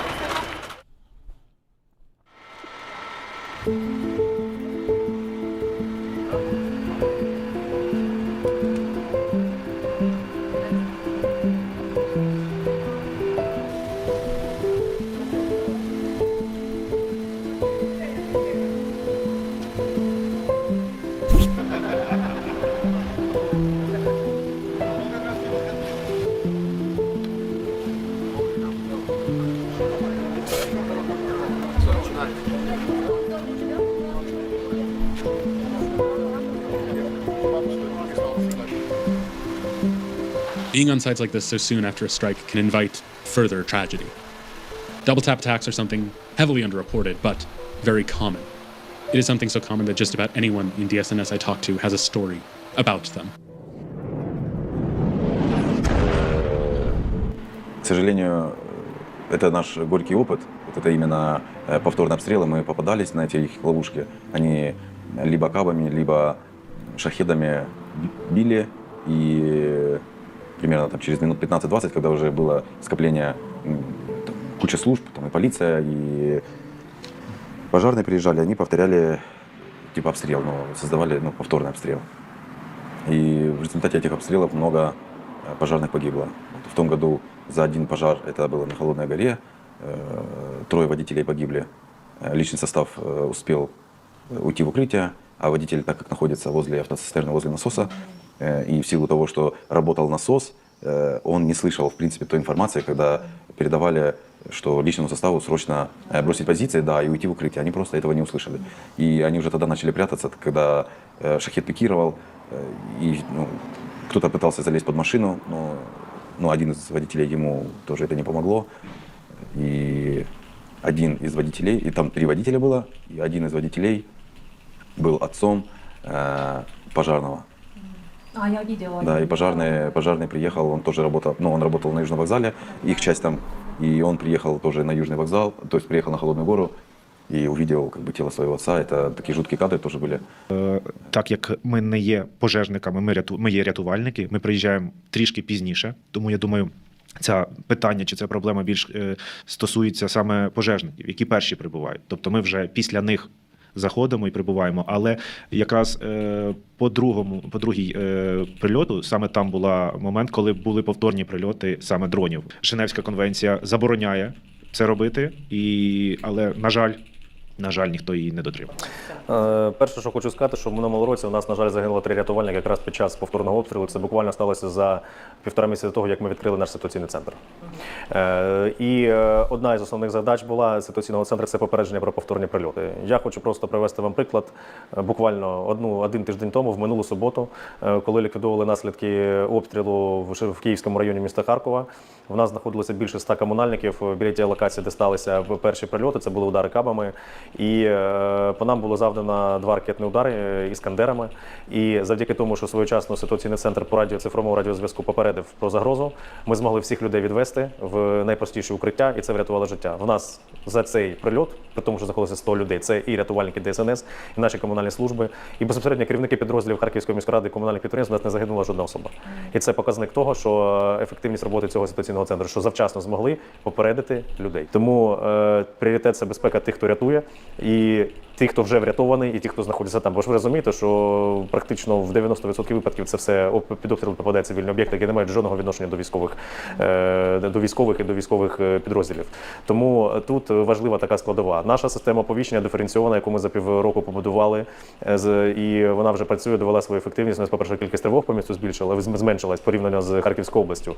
Але ще ми в той же час і повторно сповіщуємо. У нас ж є речове сповіщення, якщо ви звертали увагу, йде сирена, потім саме тип загрози, який загрожує місту. І точно так же, навіть якщо місто вже знаходиться в тривозі і бачимо, що є повторна пуски, балістика або чого, наш оператор включає повторну тривогу. Тобто зроблено все для того, щоб мінімізувати, не дай Боже, негативні наслідки від таких обстрілів. Как бы так. И, кстати, я вам скажу, что мой товарищ, мы в одном районе работаем, Александр Подольский, Он тоже погиб от повторного обстрела. Это когда был рынок Барабашова, это в 22 году, март месяц. Тоже обстреляли рынок Барабашова, все приехали, это не моя смена была тогда. Мы как бы он 2 суток горел. И мы его не 2, извиняюсь, сутки он горел, и мы на второй, получается, приехали тоже мы на ротацию караула. Вот. И когда был первый обстрел, они приехали, начали тушить, и опять-таки никто не ожидал, что будет повторный обстрел. Это был обстрел из градов, и все, понятное дело, просто уже начали прятаться тогда, когда слышали, что оно где-то прилетает рядом. Вот. И когда уже все начали вставать, 2 из наших бойцов, они не встали. Они не встали, ну, у одного было ранение в плечо, в плечевую кость. Ну, в общем, нормально, работает, прооперировали, с ним все в порядке, но Саша получил осколочное ранение в голову, его не довезли до больницы, он уже погиб. Ну, я хочу сказати, що коли ми цей проект презентували міському голові, виникло ж питання по фінансуванню. Holy fuck, you have to be an actual demon time to hit first responders? Yeah, not only that, but a lot of these strikes increase every time Trump and Putin have like another one of their fucking peace talks too. And then Trump comes out and claims that he solved Ukraine-Russia over and over and over again. It's fucking retarded. Бо ви знаєте, що в місті дуже багато. Ви презентували проект і йому, що це як? Да, вже готовий. Тобто була поставлена задача, ми розробили план-проект, презентували, і сталося перше питання щодо фінансування. І я дуже хочу подякувати в першу чергу USAID, які дуже швидко на нашу пропозицію і на наше прохання відгукнулися. І ми від початку підписання проекту до його реалізації буквально вже протягом першого місяця співпраці почали отримувати вже обладнання. Тому тут значний вклад саме USAID в те, що ми змогли побудувати такий сучасний центр безпеки, наш ситуаційний центр. І якби не міжнародні партнери, ну це було б надважко для бюджету міста, оскільки ми розуміємо, що це дуже коштовне обладнання, в першу чергу дуже коштовні системи спостереження. І саме швидкість реалізації всіх цих процесів була в першу чергу завдяки USAID. Але, звичайно, що нам допомагали і інші партнери. І скажу, що вони не в меншій мері допомагали. Це і польський фонд Poland Helps, це і харківський IT-кластер, який безпосередньо купував ці спеціалізовані камери відеоспостереження, які ми вам показували. Тобто весь пул донорів, яким не байдужа доля України, доля Харкова, включився в те, щоб збудувати такий сучасний ситуаційний центр. Ми повністю, як вам, питання в тому, що ми не реагуємо, вже є тривога, нема тривоги, ми виїжджаємо. Якщо така ситуація складатиметься, то ми, мабуть, більше будемо вже спиратися на ті інформаційні канали наші, які будуть давати інформацію, чи є повторні пуски до нас саме дронів, ракет. Але, мабуть, поки в нас буде можливість надати, саме важливо в цей період, перші хвилини, години, це як в нас є найбільший шанс врятувати людей, ми будемо надавати допомогу нашим людям. Якщо вже буде така інформація, що дійсно є повторний приліт іменно саме в це місце, де ми знаходимося, то ми будемо, я думаю, ховатися в переходи, спускатися в наші захисні споруди, тому що життя саме наших підлеглих, моїх підлеглих, це, мабуть, важливіше, що є в нас зараз. Тому що ми є ті люди, які першими намагаємося допомогти, приїхати. І тому в цьому випадку моя команда – це як моя сім'я. Вот моя ласточка. Бедолага всю войну прошла. А вот и наша часть. Не знаю, что это прилетело, какой-то непонятно. Ну там хорошая дермаха. А это наша легендарная часть. Вся в решето. Окна у всех. Все разорванное. Ну, я вам так скажу, что много было мыслей, и даже пару раз были какие-то предложения, там, поменять сферу деятельности, где-то работать на менее безопасной работе. Ну, я не знаю, я, в принципе, служу в структуре ДСНС уже 12 лет, и так как я привязался за эти 3 года войны, и так как я полюбил свою работу за эти 3 года войны, я, наверное, уже не смогу работать где-то на другой работе. Я, правда, я не вижу себя, честно. И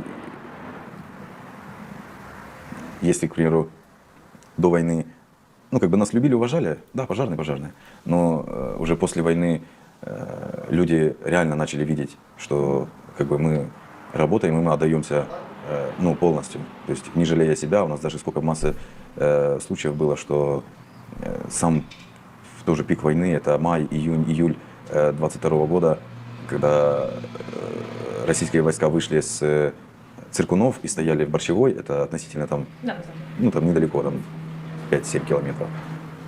И мы когда ездили постоянно в Циркуны, военные... One thing that's like kind of crazy too, to keep in mind, like this is obviously emergency services are going to be some of your most stressed services when it comes to fucking wartime shit, because you, like, all these people are still living normal lives. Like they have to go to school, they have to go to work, they have to have funerals, and they have to go to the hospital, give birth to their children, and they have to buy food, and they everything has to carry on as normal.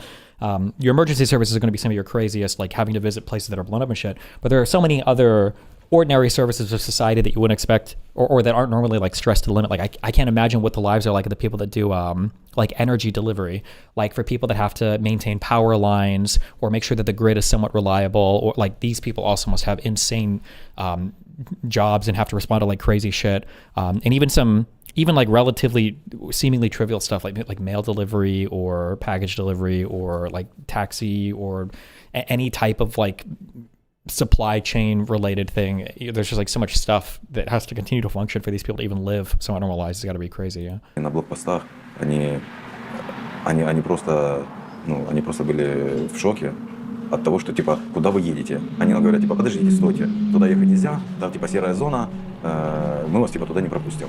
Ну окей, подождем. Стоим, ждем. Вы серьезно, типа вы хотите типа туда ехать? Ну да. Пацаны, ну вы типа, ну они там еще чуть-чуть матом, ну военные ж пацаны. Пацаны, ну вы вообще типа, ну какой типа можете ехать, вам просто респект. И нас не только гражданские люди полюбили, нас даже военные полюбили. Мы там, как ни проедем, они нам постоянно и машут, и там останавливаемся, обнимаемся с ними. Поднялась репутация и авторитет нашей службы поднялся за период войны. Конечно, не хотелось бы, чтобы именно такими жертвами и через пройдя войну, чтобы люди поняли, что есть пожарные, что пожарные, как там все говорят, что они там не спят, что они реально работают. Вот, и я думаю, что буду работать и дальше, наверное, в этой структуре.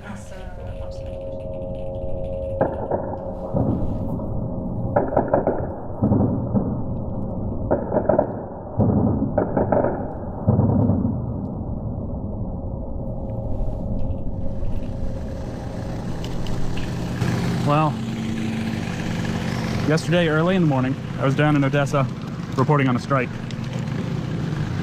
This morning I came back to Kyiv. I found one of the largest strikes that happened in a long time.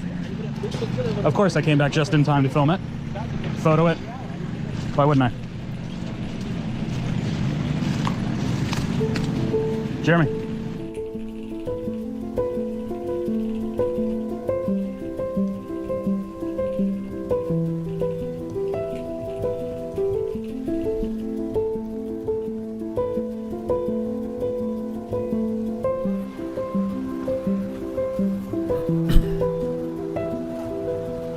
Is this Daigo Hanada? Oh my god. It might be. Sounds like it. The piano sounds like it. Third like one the action. in 3 weeks. Third one, 3 weeks. I hate to say it, but it's become a weekly.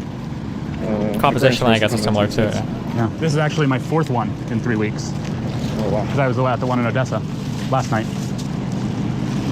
Wow. Okay.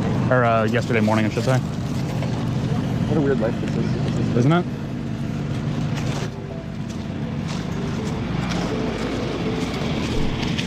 Corey. Wait, I was wrong. The piano song they used was this.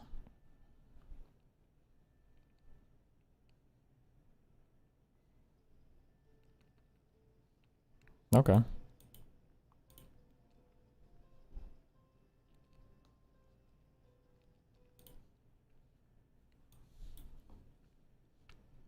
Francesco is the name of the song from the album Until the End by Aerian, the name of the artist. Okay. What are your thoughts on coming to these strikes as much as we have been? To me, it's so surprising how commonplace it's become. I know, I feel like there's been 5 attacks, you know, one every week, and we've been to maybe like the last 3 or 4, like all of us together. Sure, we hang out besides this, but it's so wild to me that this is like one of our meetup places these days. Genuinely, like we meet up here, we go to like co-working after the fact. Yeah, it's just like part of the routine now almost. Yeah, it's shocking, man, honestly. And yeah, we've seen like a lot of these residential buildings be attacked. Like a lot of these residential buildings have been getting attacked. And what is also surprising to me there's been no reported casualties. Not for this attack. Not for this attack, yeah. I mean, but look at this. It just goes to show that people are actually taking the air alarms more seriously now because of how devastating the last attacks have been.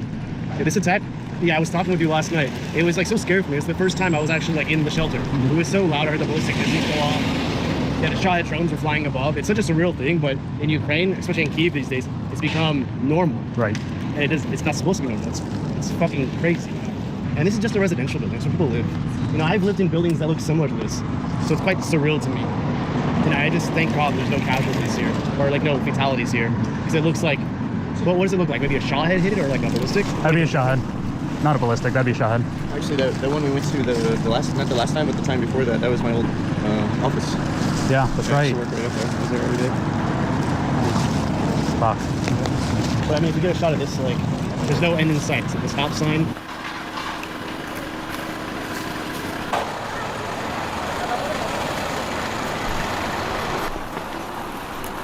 Minutes.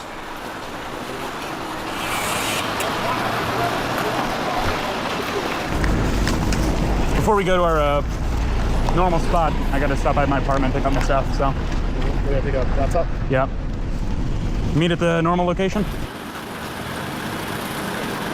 Мабуть, кожна зміна, яку ми виходили на роботу, мабуть, були або якісь можливості виїхати, або ми дійсно виїжджали. Тобто це дуже важкий період з збільшенням обстрілів, збільшенням прильотів.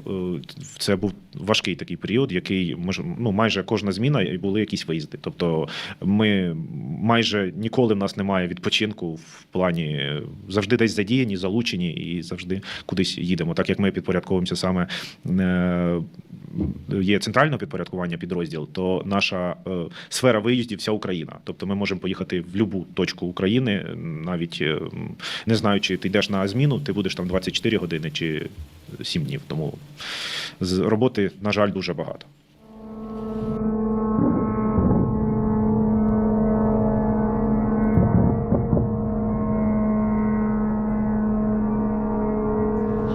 The drone strike that happened here recently, last week, I was at this apartment, and just as like everyone was about to leave, these two older ladies come up, and you just hear them be like, "Oh, which one is our apartment?" And she has like her phone out, and she sees, and she just goes, "Oh, yeah." And I wish that was where it ended, but she then came up to us and like put her hand on my shoulder and like was like, "This is mine." And I was like, "Fuck, dude!" Like, oh. Yeah. That's heartbreaking.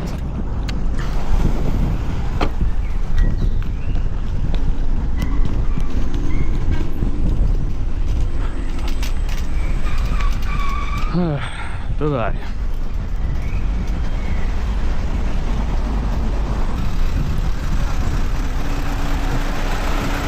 Добрий день. Еспресо? Дякую. Ні, не можна.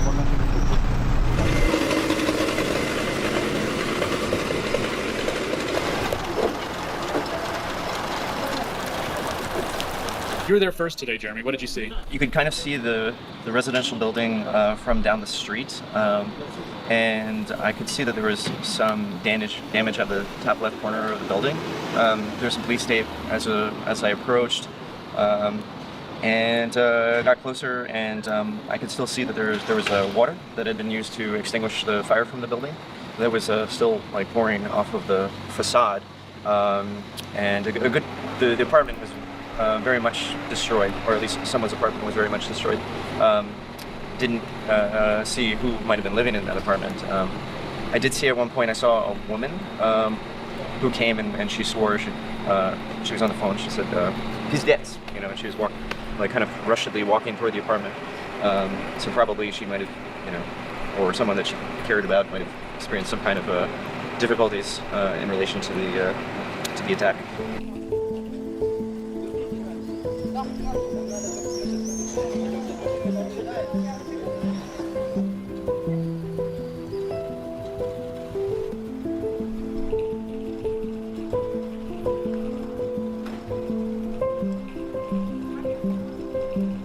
Myself, Corey, and Finnish journalist Yasmin Rossi would all go to the site, take our videos, make our photos, and then go back to our co-working space to work on the reports. It was so routine, It all sounds so casual now.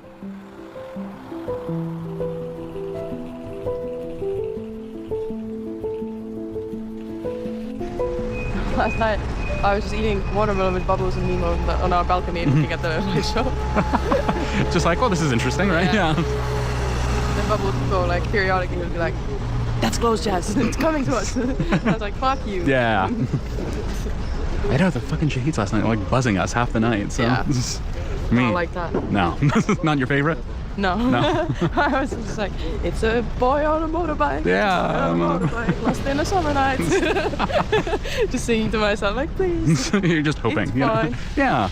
We ain't gonna go boom, right? Yeah. Right. There's another site we can try close to the metro. Yeah. If you wanna go give that a go. Sure. Have we ever talked to the guy, like the few English-speaking guys who are doing this, who are filming this and everything? Have we ever spoken to them before? Or are they like friends of Dylan, or are they just like other people that are also in Ukraine doing this kind of stuff?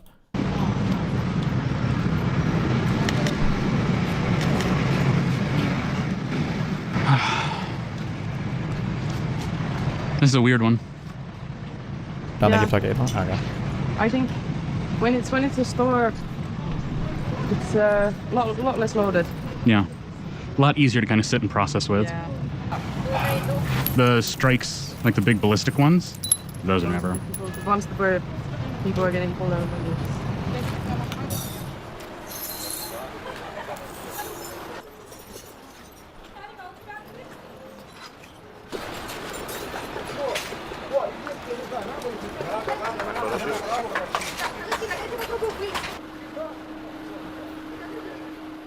This attack kind of feels a lot like the first one we covered. Yeah, the one in Kharkiv. You know, it's very reminiscent of it because, yeah, some storefront. Well, I can't tell if half your shit is your... I don't know why you're trying to trigger me with the most random shit in chat. Explain what ballistic means, no Googling. Ballistic is when your mom gives me such great fucking dome that I'm just fucking...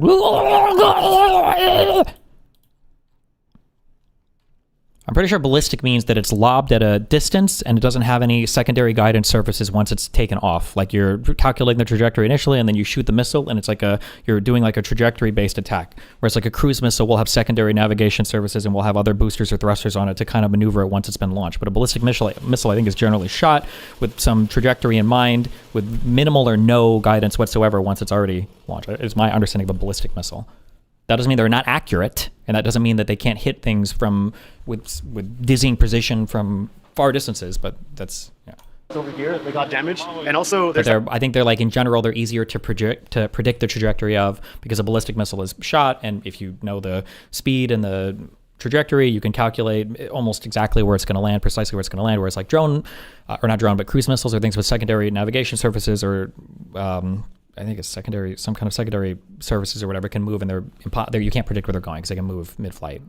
Of it because yeah, some storefronts over here they got damaged, and also there's that coffee shop. So remember the building of Saad, the building was damaged glass everywhere, but they still had the coffee shop open. And that day we also talked to the business owner, Yvonne. Yeah. Yvonne, yeah, you remember his name, Yvonne. So so they damaged that coffee shop over there, and it seems like they wheeled out this espresso machine just so they can keep serving coffee. Because despite these attacks at night, during the day, life just goes on. Honestly, it's exhausting. I live here. These last 2 or 3, it's been very loud. And it's just really exhausting, man. You know, these are civilian areas. Literally, like this market here is open. People just want to do their shopping in peace, and they have to walk through all this glass and, you know, the signs about to fall off. Like, it was like some glass falling on me when the guy let us enter earlier. But it's just really sad. People want to live their lives. And Russia just keeps attacking the capital city, civilian areas. Like, there's only residential areas like in this area. Yeah, it seems like every time there's an airstrike, especially these last couple of weeks, every single one is the biggest one in Kyiv. And I believe this one is no different. The last one had like 700 something drones. There's several ballistic missiles. That one was loud. And this one was, I guess, even louder than that one. I don't know if they released the count yet, how many drones or ballistic missiles, but it was so loud. This is one of the few times I actually had to leave my flat because I was pretty scared. But yeah, it seems like it's getting worse, and they say it usually gets worse before it gets better. So hopefully it'll get better soon then.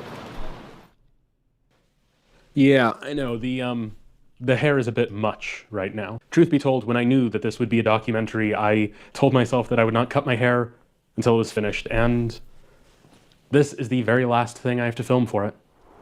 It was my little light at the end of the tunnel. And in a world so full of darkness, sometimes you need all the light that you can get.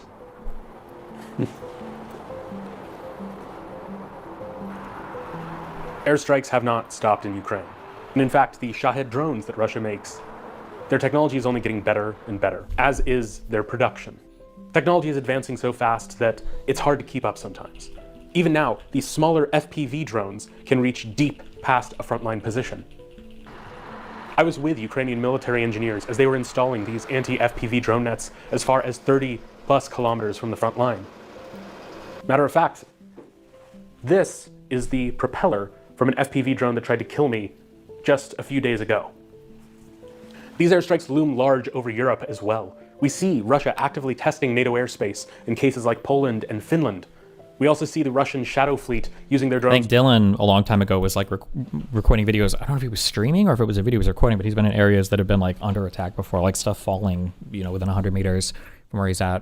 To shut down airports and spy on critical military infrastructure all across Europe. Yet despite all of the pain and cruelty and suffering that I have seen in reporting on these airstrikes, I have also seen light.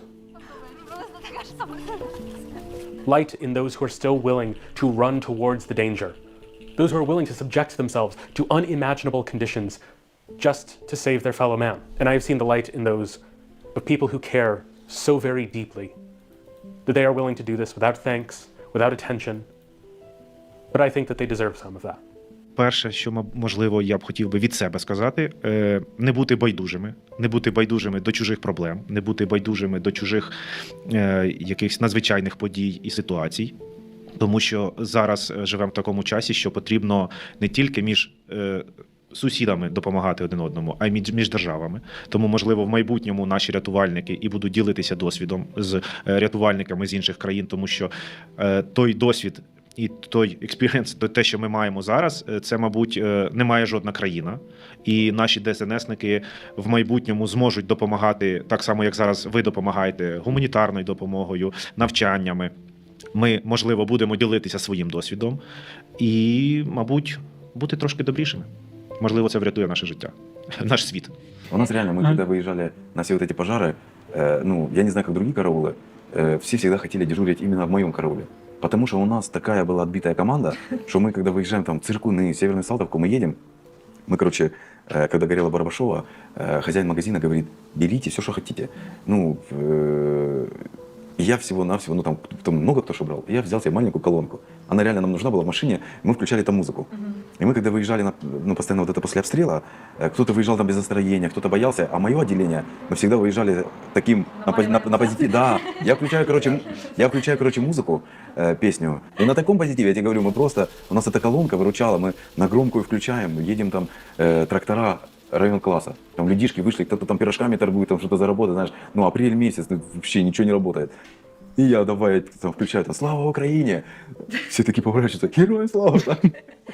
Вообще, развлекались именно, мы всегда были, у нас не было такого, что мы там когда-то унывали. Или когда-то ехали на пожар, типа боялись, там, что нам делать? Мы всегда ехали на адреналине. Из этого меня караул мой любит за то, что я создал такую дисциплину, что у меня никогда никто не боялся, у меня никогда никто не говорил, там, я туда не поеду, меня туда не вози. Я сам видел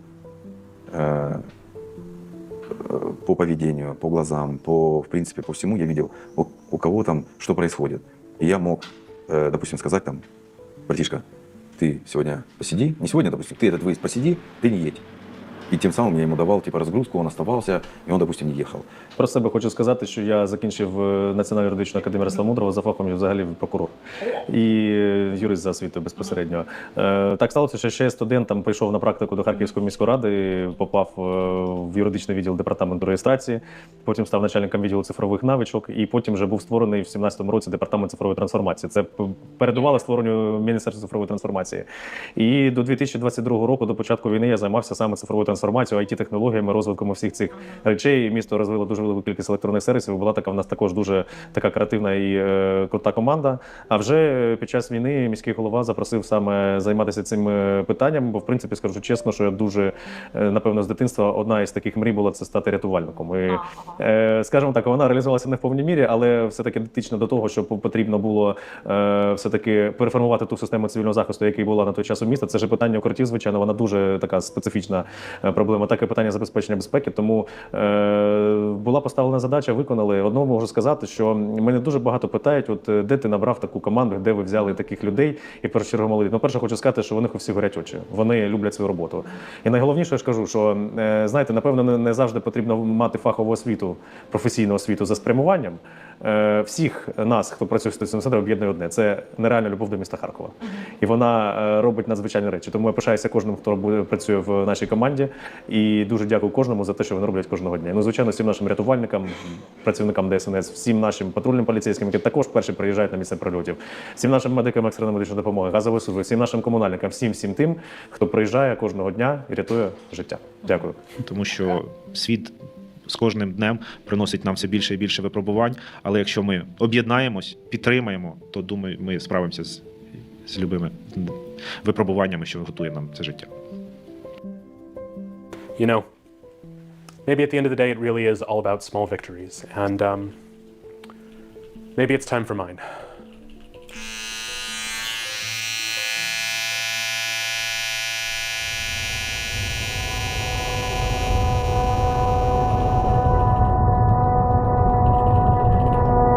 Do we not get to see the after? I wish you a quiet night. What?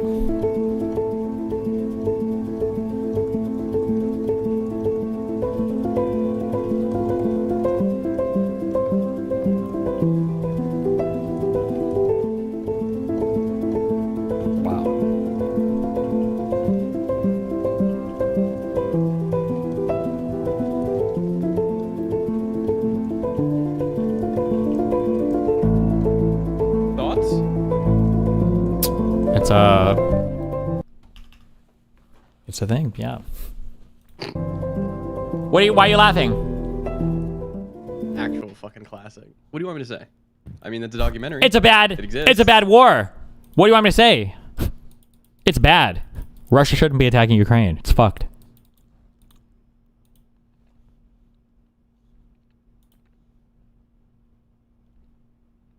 What do you want me to say about the documentary? It's a bad.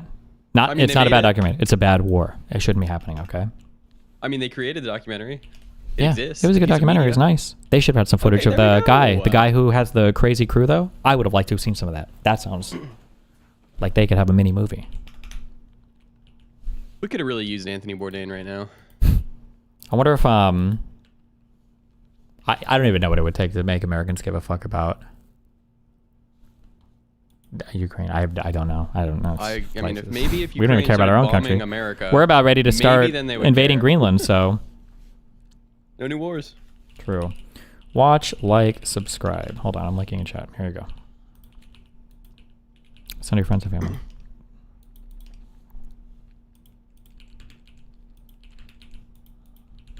I think it's actually bad What? to link it like that, because if people click on it and they watch it for like 3 seconds, doesn't it fuck with the metrics of like how long people are actually staying onto the video? So shouldn't you just link the channel? True. I won't like anything from now on, Moot. Is that what you want? Okay. I'll just never. Is that what link you again. want? I just won't like Yeah, anything that again. is what I just won't like anything That's again. exactly I just what won't like want. anything again ever. Good. We've accomplished exactly what I want. No more links. Good. You know what? J. Dr. Vanna, just ban all links from the DGG chat. Just get rid of them all. Except for links to anything related to Hassan. True. Okay. I'm getting a notification that I have a package in the center room and I don't know why. So I need to go tell them to fucking clear I'll this. babysit. I'm right back. It's classic. That's what you sound like, bitch. Hold on, your Vesta board. I'm trying to read it. It said, fuck you, Mootin. I hate you. That's what it says. Oh, it's fucking mirrored. How the fuck am I gonna read it? No, it's not. I unmirrored it. Well, it's mirrored for me. No shot. Valiant. Wait, is it? Subscribed. Yes. I'll take a fucking photo for you. Oh my god, I just understood. Wait. Discord mirrors the video of yourself to you, but it doesn't mirror it to other people? Yes. Yeah, we did that. We figured that out this morning. Okay, I created a different thing because I created a scene on OBS to 180 it so that it would... It makes no sense. There's Why no would you reason to eat... do What, that. like it's a real mirror? Like you're doing your... I don't even know. Okay. Okay. I didn't even want to know that. Like you're doing your fucking I'm mad that makeup you in the even. morning, I guess. I'm mad that you told me that. I don't know why you told me that. I didn't want to know that. Obama. Why am I quiet? Nice try, audio terrorist. Wait, speak. Testing 1 2 3. This is how I'd normally talk. This is how I talk if Steve's dying in Speranza. I've not touched my audio, and I'm not like Dan. No, you're fine. You're fine. All right, I think you're okay. Yeah. I'll be back in a second. Good.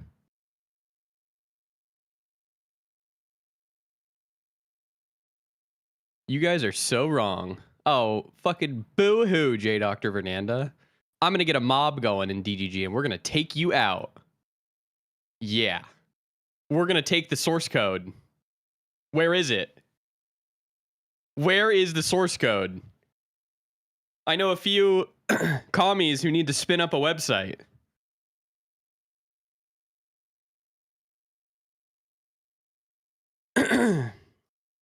Sorry. I just made a fucking pizza. Hold on, I'll show it to you. I took a picture. It doesn't look very good, but holy shit. It's fucking cinema. I gotta send the image to my wife. And then I get that image through Discord.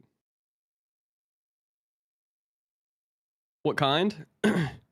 I put the toppings on the bottom of the cheese, so you're not gonna be able to see them, but it's just yellow bell pepper and red onion.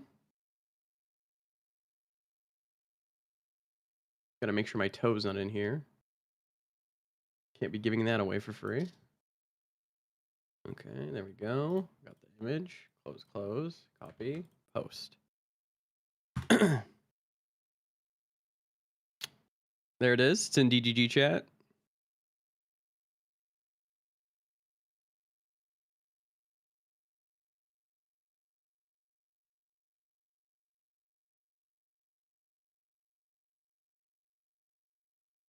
This looks like vomit. Oh, Jesus Christ. It's because the cheese I bought was already pre-shredded, so it kind of gets like a congealed sort of look to it. Because I'm lazy. I'll be honest. I'm fucking lazy. Fuck shredding my own cheese. I don't got the fucking time to do that. You made that at home? You have a pizza oven? Yeah, I got a pizza oven. An Univolt.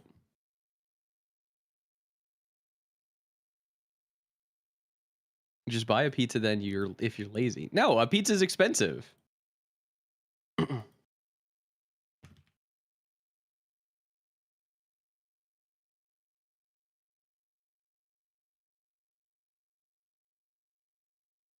Mr. Moot eats pizza every single day. Well, I had dough that I had to use. What do you want?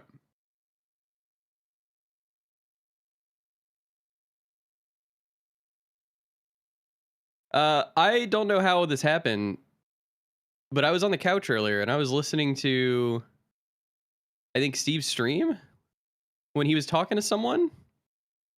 And then I woke up and I was like, what year is it? I was like, holy shit, I must have missed stream. It was one of those ones, but it was 6 o'clock.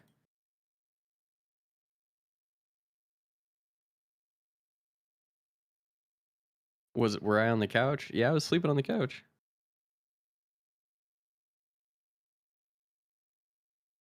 Why are you sleeping in the day? Because I stay up till 1 a.m. playing games with Steve. Then I wake up at 6 a.m. No, sorry. 6:30 a.m. to stream. At 7:30 to 7. And then I stream for 4 to 6 hours, depending on the day. And then I do that all over again. I gotta have a nap. Gotta have a fucking nap, dude. Who am I streaming to at 6:30? All of the fucking DGGers. We get like fucking 2,000 to 3,000 viewers every morning now. I'm the waiting room.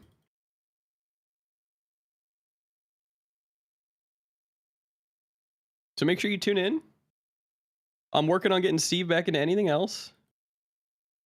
Then I'll fly out for the show. It's gonna be awesome, man. Destiny. You didn't have to molest any. Sorry. Am I going to do a midterm stream? I'm trying to get Steve to agree to that, but he says he's got to wait till his lawsuit is dismissed by the judge. He's promised me that the judge is just writing a manifesto right now, and he's going to dismiss it. And he said that the judge is coordinating with both Twitch and YouTube to make Steve have the best day in the world. So it's going to be like he gets unbanned from Twitch, then he gets remonetized, and then the judge drops the lawsuit. They're all working together. Schizo. Do you know why he hasn't been streaming in the last couple of days? Who?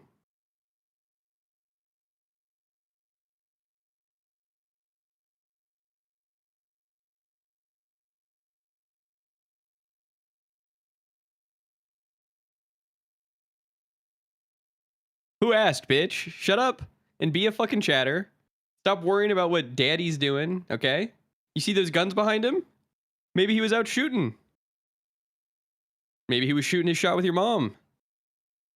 Who knows?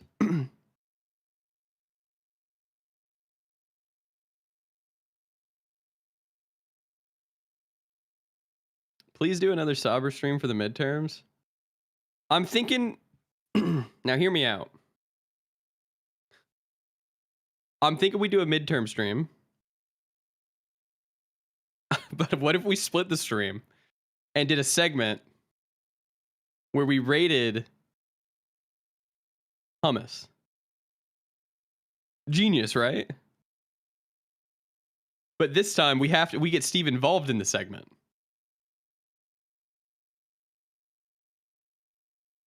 Steve's got to be there.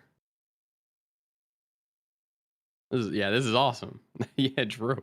It would probably get more viewers now because now it's ironic. Will Vadim be there? He's got to be.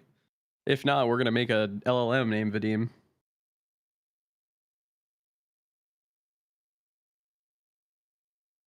Why would I be at a midterm stream? I do more politics than your fucking streamer now, by the way.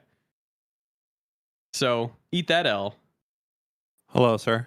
What's up, Dan? Wait, why can't I hear anything? Retard. Hold on.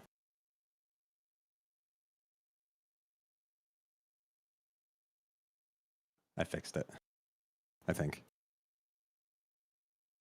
Dan. I also changed my camera angle a little bit. Okay. No, I mean my camera. Like what? I don't need a sigh from you just because I changed my fucking angle. You're just a fucking tinkerer, dude. I can't help it. I know. Trust me, I fucking know. Have I cooked anything good lately? I got a bun in the oven, if you know what I'm saying. Any something burgers? I only cook some. Oh, I bought a chair. Mazel tov. I bought a Herman Miller M-Body gaming chair.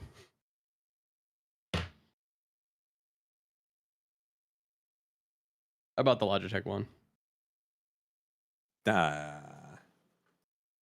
you have an air on? Yeah, I've had it for 9 years, Cake, and it doesn't work anymore. The back got fucked up in the move to Canada, but I've been sitting on it for 2 years.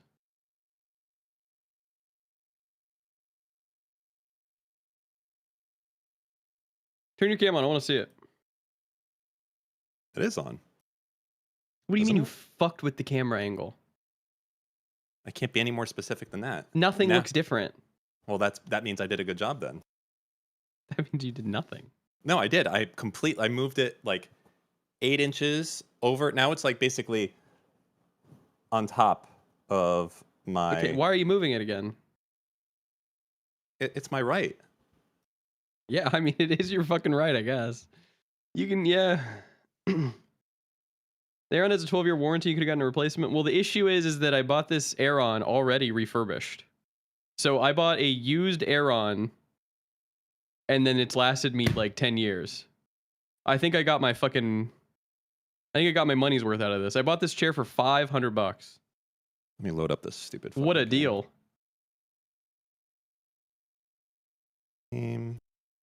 Library. Atlas headrest. I'm not going to need a headrest, I don't think. Raiders play. I gotta go get my ice cream too. What do you mean your ice cream? Oh, my gelato. Okay, not ice cream, but gelato. Why don't you get your wife to do it? No, I have it. It's in because I took so long doing this that it was just starting to melt, so I put it in the fridge. Stand by.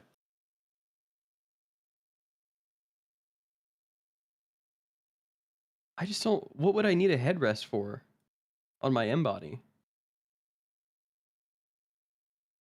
A headrest is a game changer. You really want one. Dan doesn't have one. Just did a special move, and only you got to see it. How's it make you feel? I wasn't watching. So God damn! I was twerking. I fucking missed it too. Great. People were talking about this goddamn M body headrest, and I was like, I don't know. Why would I want this?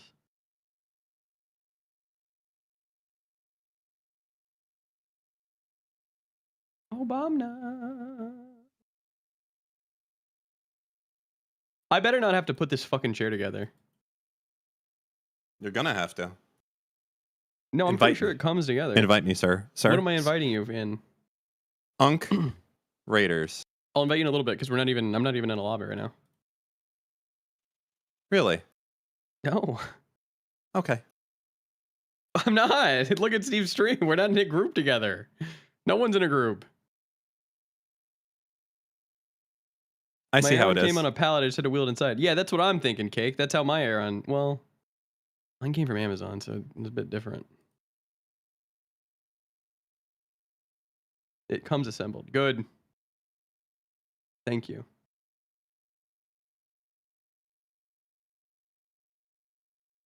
Oh, this setup is nice. It gives me so much more space now that I moved the camera. This is amazing. Got my Aeron secondhand for cheap. Godsend. It is currently the only computer chair I'd recommend. I'm going and I'm testing the M body because Dan talks so highly of it. Didn't your fat ass sit in this chair once? Yeah, but there's a difference between sitting in a chair one time and sitting in a chair for 8 hours. Here's all you need to know, okay? I have fucking sat in this chair for 100 years, for 100 moons, okay? And I've survived. And if I've survived, it means you will be okay. Because you go out and do shit. I don't go out and do shit. I'm a work from homer. True. Work, work, work, work, work. Dan, let me see you twerk, twerk, twerk, twerk, twerk.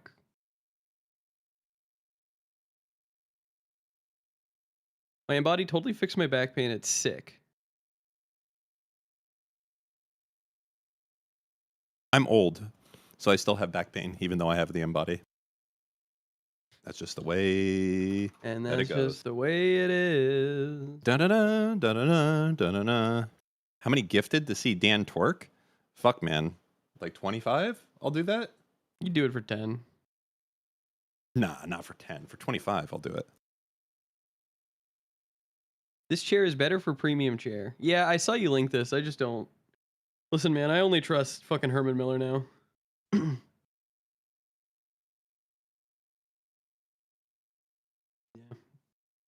I'm a brand slut. What are you gonna do? Nothing. Sit there and I'm Nothing going I to can take do, it. man. I'm gonna take it. Never heard of Hawthorne. What's my favorite band / artist of all time? I don't know. Probably Coheed and Cambria.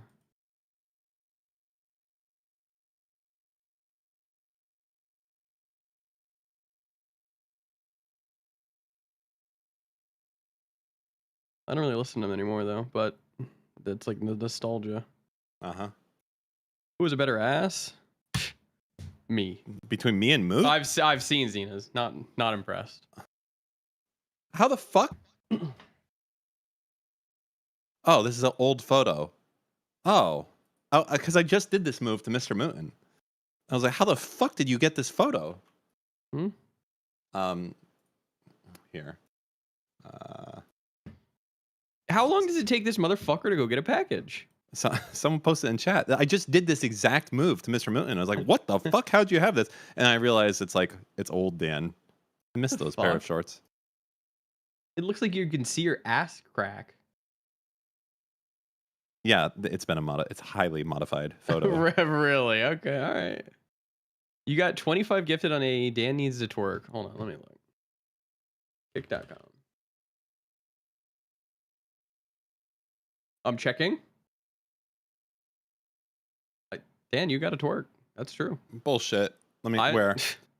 Show Yeah, we got screenshot. 25 subs. I meant when we were live, not now. I mean, Well, I did can. it now. You want me to do it right now when no one can see it? Don't do it right now. No, I'm doing it right now. I'm gonna do it right now. It's just for you. No, Man. that doesn't work. I don't want to see. I'm not looking. Oh, then you're gonna miss it. Okay, that's not my fault. Really? No, man. Listen, we didn't specify a time. Just do it later for them. I don't know. I'm logging in Thank you right for now. the 25 gifted. Platonic _ BPD. I gotta see. Wait, what did we use? Stream Elements? Yeah, but I just used the activity feed on Kick. What did Eno say? He needs to twerk to this. I'm not twerking. God damn it. Someone did give 25 subs. Why? I did. I told you. What is wrong with you, bro? They want to see it. Well, I don't even know how to twerk. I'm just going to bounce my ass up in the air a little bit. I hope Steve's stream gets banned. Why did you call me princess? God damn it, Steven. If he was gay, everything would just be so much fucking simpler, man. Isn't he, though? I guess, yeah, actually. Maybe it wouldn't be. Never mind. Yeah, exactly. I feel like you're putting a lot of... Well, he's only half gay. And I think that's the problem. He can't commit. He really can't. Yeah, that's true. Yeah. Being bisexual, that's just being selfish. True. Leave some for the rest of us.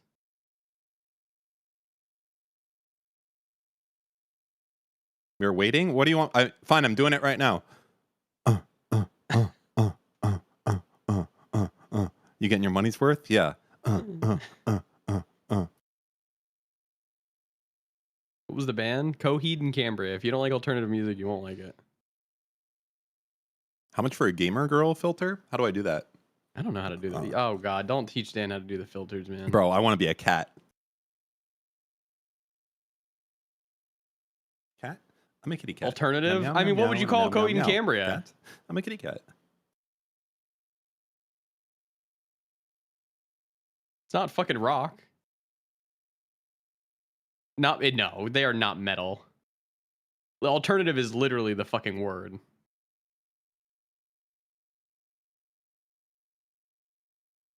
It's not prog rock. You're fucking retarded.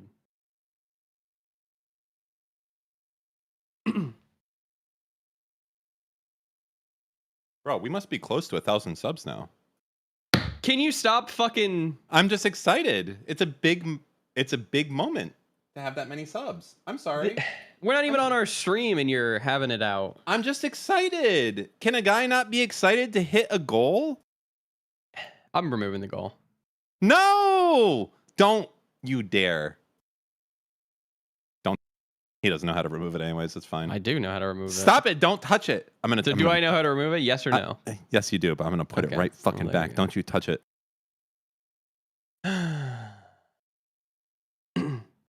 They're so Semitic. No, I'm an anti-Semite. I already have this person blocked. Don't call me Semitic.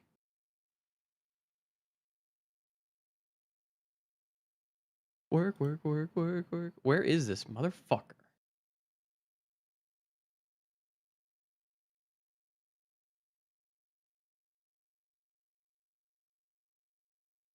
Dan is so money obsessed. It's scary. That's what it takes. The hustle. All right. The hustle. True. They're right. All right. Yeah. Always be hustling. Okay. That's why you're out here in chat memeing and I'm here memeing, but one of us is getting 25 subs to twerk and it ain't you, buddy, bucko. All right. Get your game up. That's all I'm going to say. Get your fucking head in the game. Never do anything for free that you can get paid for. Dan will fire you if you keep it up, Mooten. Am I going to circumcise my kid? I don't know if it's a boy yet, but the answer is no. What? Moot, he's not going to be able to enjoy porn. I'm sure he will be. Wow, thanks, not ya Bob, for the gift. Are you circumcised? Yeah. He's gonna be so different than you. He's gonna be like, you're not my real dad. True. I should mutilate him to own the libs. Yeah. DRT0, why are you linking someone else's stream during Streamer Man stream? Mods, take him away. That's going on the permanent record. Yeah, take him away. 3 voters, Omega lol. Nice try. Why am I circumcised? I don't know. You can ask my parents, I guess. I went into my BIOS and I made it so that the fan would not go fucking batshit insane mode when I play this game anymore. Every time before, when I started playing this game, the fan was like, and I was like, okay, that's a little bit. I can't hear anything. It's good. Thank you. Wait, actually, these throwing seeds? Hold on. Good. I hope it upset all of you guys. He's not forcing, man. It's over for him.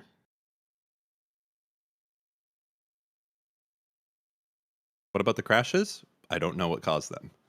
I pressed really hard. I read online it could be related to it not getting enough power. So I have a PCIe extender. I don't know, I seated it a little bit better. I thought it was fine, but Nah. Where is this, bro? Make Dan do the dancing baby meme they do in TikTok? What's that one? Do you know that? I'm sorry, little bro thinks I have to fucking dance like a monkey for him. Babies. Listen, be happy we're Dance. here, motherfucker. All right? Entertaining your stream. Okay? True. Yeah. How about you do the fucking How about you dancing come baby dance meme? for us, you little Yeah. fucking monkey? Exactly. Yeah, get over here. Got my package. Now I'm getting chocolate. How are you getting chocolate? Can we just put on like the... Wait, hold on. I gotta look at his address. I gotta find where the nearest Starbucks is. I'm gonna snipe him. Shrimplaz. Got his ass. It's so fucking funny to me that he just says his apartment number on stream. God damn it. Wait, did he? Dude, he says it all the fucking time. Anytime he gets mad, he just starts saying his address. He's full raped anyways. It doesn't matter. He's like, what the fuck are they gonna do? I live. Blah, blah, blah. Rip. And? Oh, Yeah. we got another sub. Hey, thank you to... I already thanked him. Not You Yo idiot. Bob. Oh, well, I'm thanking him too. They don't want you to thank them. They want me They to do. thank them. They wanted me to thank them. Sir? Correct site, sir? Did you get to see Gemzar drawing this morning? I did. I don't know why we're not having him do it every day. Because he doesn't. He can't do that. Why? You can't. Says Because who? artists, you don't get it, man. They're artists, dude. They're not fucking AI robot monkeys. Uh-huh. That'd be funny if he got an AI to draw for a stream, though. I think he can do it. We watched once. Oh, This is like, misread. I watched fucking Merc Off the Perk was like, Dan, watch this video. And I pulled it up and it was a video of her talking sexual to fucking, I forget the name of the guy. Shuvi? Is that what it is? And then these motherfuckers pulled up a fucking phone of some guy gang banged in his asshole. Like, this bitch is trying to get our fucking stream banned. Yeah, Merc doesn't give a fuck, dude. She doesn't. She's fucking mentally wild. ill. I don't want to go to Austin again. These people scare me, man. We're going, Moot. I don't think I'm going. After, we get security. I said we're taking security applications, by the way. No. Yeah, we are. We're taking security applications. Well, Darius is out of a job right now. Darius, I do not trust to protect us. I'm sorry. What do you mean? I can't be any more specific than the fact that we will get... Like, he might be the one that attacks us. I'm going to be for real with you. Like, our security might turn on us, depending on what's happening, okay? Like... That's true. That is a fucking fact. I need this guy to be fucking ride or die true. for me, not ride or die for, like, I could picture it happening. Someone's coming up and they're like starting to get a little frisky with us. We're like, Darius, are you gonna do something? He'd be like, well, you kind of were being a dick, Dan. You know, what are you out here in Austin? You know, yeah, be a dick. You get some shit on you. What do you want me to say? And we're like, Darius, you're our bodyguard. Yeah, if someone attacks you for no reason, you deserve this. That would be him. Darius's spit attack is undefeated in the greater Austin area. No, you want dude. him. Dude, I'm telling you, man, fucking Darius is he's a mean person when he gets into these moods. He goes straight for your most vulnerable spot of your soul. He's like, Mr. Mountain, how's it feel to have 4 abortions and you're 35 and your sister is dead and she said she hated you when she died? Like, it's like, okay, that's a little rough, Darius. I thought we were just fighting here. Did Darius ever go on anything else?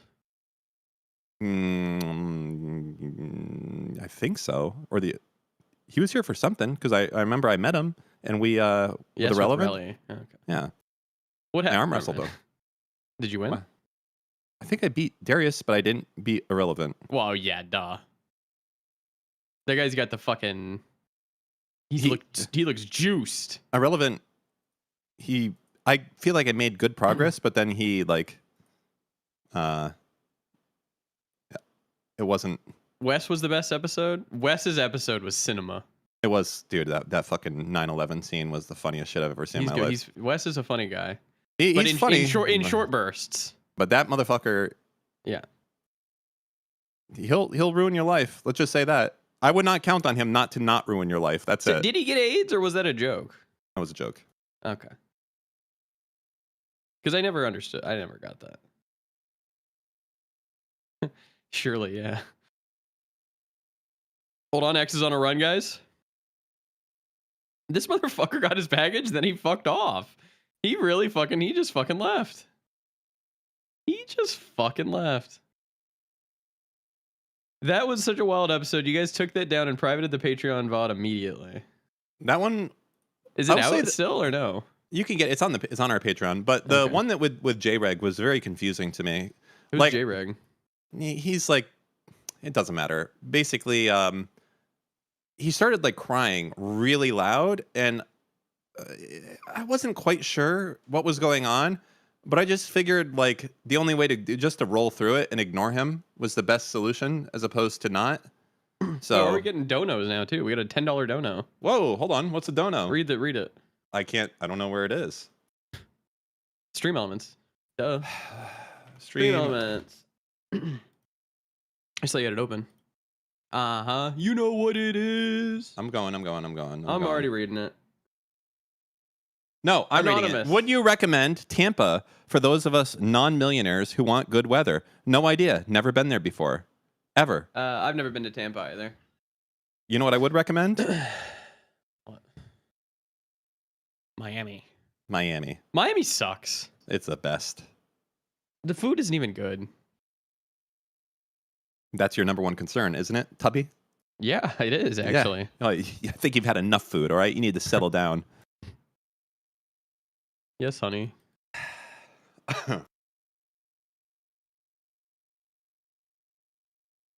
What the fuck, Dan? Yeah, I'm a killer. Dan. I'm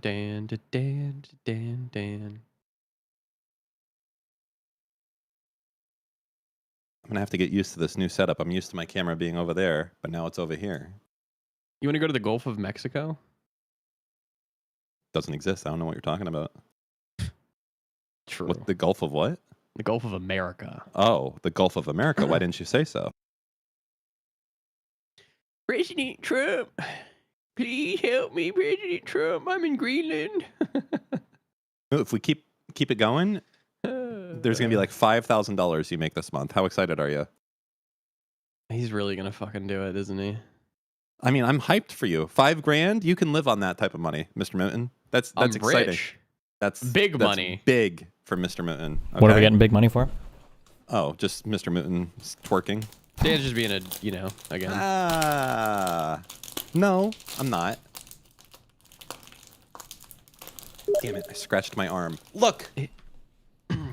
He's Zionist out right now. Oh, nice. I gotta have it here as well as everywhere else. What are you opening? Cookies. His mom. I'm going downstairs. I might as well get some cookies. I have a 10 out of 10 content for you. I'll be the judge of that. Thursday at 10 a.m. About what? Jack Smith testifies publicly. Oh yeah, we're watching that. That's an AE stream. I'll see you there in the morning. Did I show you? Oh, no. I fucking love this image. Hold on. Where are your bookmarks at in fucking Twitter? This fucking shitbox. That shit's gonna be boring. Hey, the morning stream's always boring. Whoa. Bookmarks. What happened to your mic? Why are you blown out right now? Me? Steve. Good one. No, I'm being serious. Uh-huh. Look at that. Look at that link, Mo. That's like the best reaction gif of all time. Watching? I've seen that stupid cat. You already linked it to me. I love this cat. That's a great cat. That's a great reaction image. The best, some might say.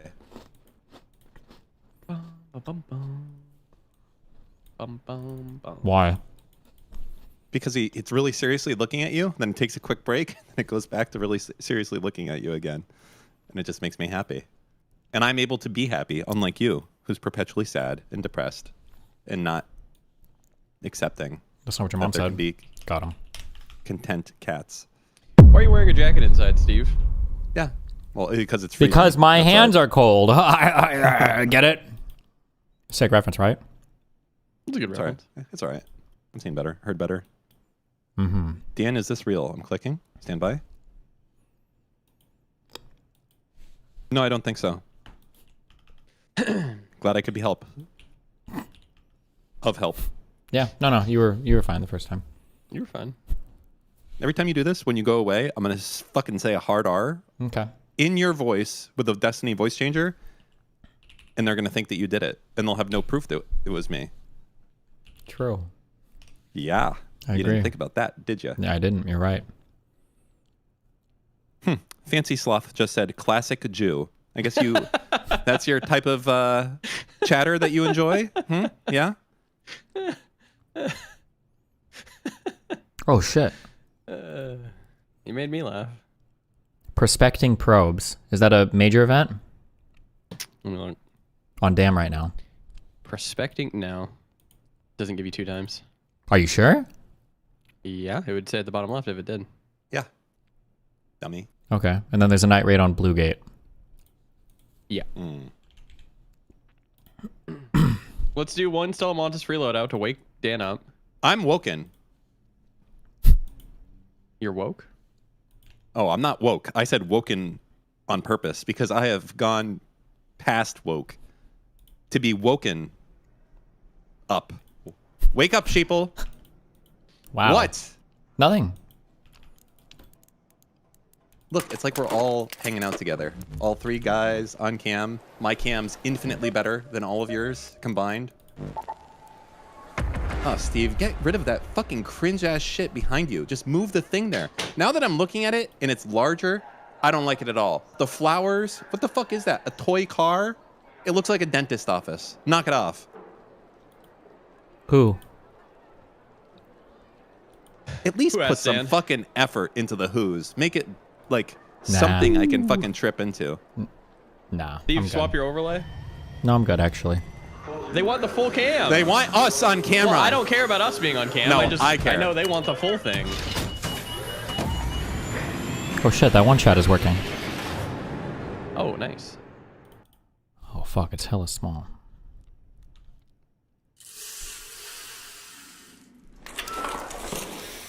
All right, try not to hold me back, guys, all right? Don't slow me down. I'll try not to hold the Jewish hammer back. I got That's that right. later. The Hebrew hammer. The what? The Hebrew hammer. He's in a mood. Oh, I'm sorry. When I'm acting Jewish, why don't you just say that? Oh, sorry. Why don't you say I'm acting Israeli? Do that. Say I'm at a very Israeli time of my life right now, Mr. Moon. Do it. You're being quite the whiny Jew right now. Oh, all right. Put that one on the fucking soundboard. I'll see you on the funny pages. Are you okay? What? Why am I hearing shooting? He's wearing a fucking PvP map. Whoa! What? Hey, tell me before you shoot. Do you like a soft cookie or a crumbly hard cookie? Depends. Either one can be fine. Generally soft though, but Generally only if it's really truly soft, not chemically soft. Yeah, true. So that means fresh.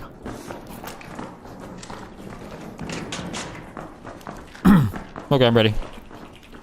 Same. I don't think you're actually ready though. Mm-hmm. Actually, you know what? You're right. Let me get a drink of water. Okay.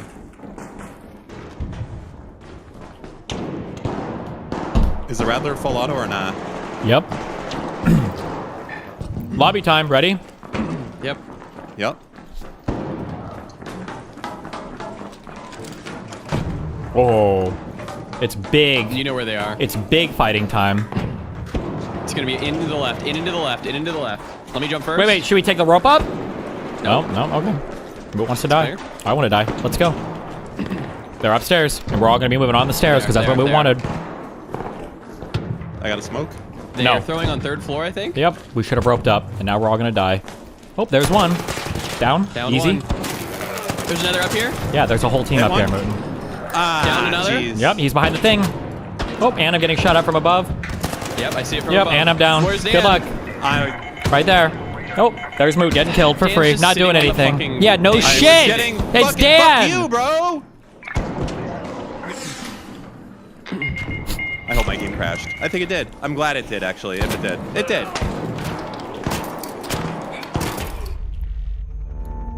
They killed Steve? They killed all of us, bro. Moot there. Why is this game crashing? Shut the fuck up, you fucking retard! Your game you're- always crashes. Go buy a new PC. The PC was fine. It's this fucking graphics card. It's molesting me. Fucking hey, man. Yeah, you had that. If I didn't say anything, it was just fucking. Damn it.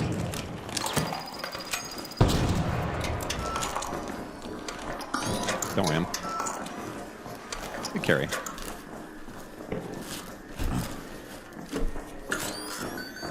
Do they not know Dan is dead because his... No, he's just retarded. Oh, I think his game crashed, actually. Yeah, it did. Hold on, stand by. Why does this game keep corrupting itself? Have you updated your graphics card? Yes. Your drivers? Yeah, verifying my integrity again.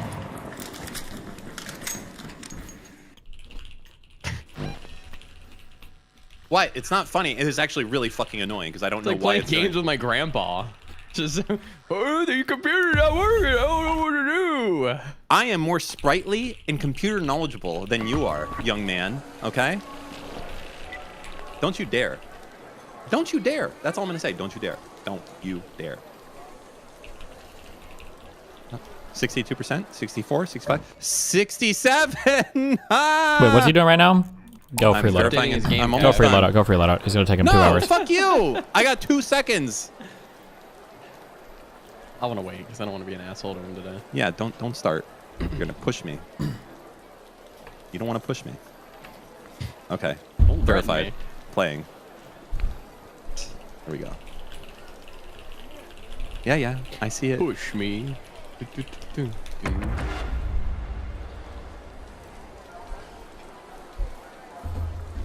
How expensive even are fucking pre-built computers now? They must be fucking bonkers for the price of RAM. Why would the price of RAM have anything to do with that? Well, you know, computers have RAM inside of All of them? And Really? Every computer? yes. Really? Name one. Name one computer. Name all the computers. This one. All of them? All right. Well. Oh. Too late. All right. You gonna join the party or? Yeah, I'm just kind of waiting for this thing. All right. Yep. E to skip. Skipping. All right. Oh, Simi Wako. There we go. Play. Free loadout. There we go.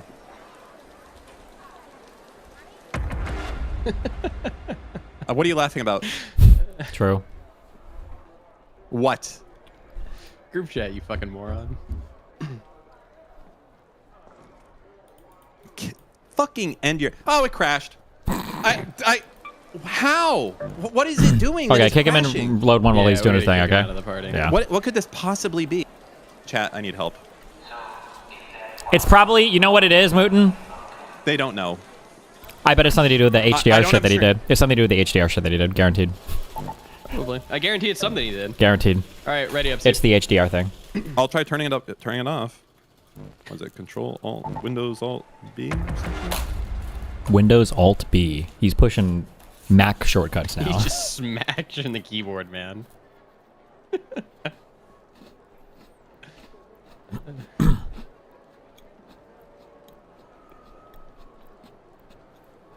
Alright, I think HDR is off now. Let's see.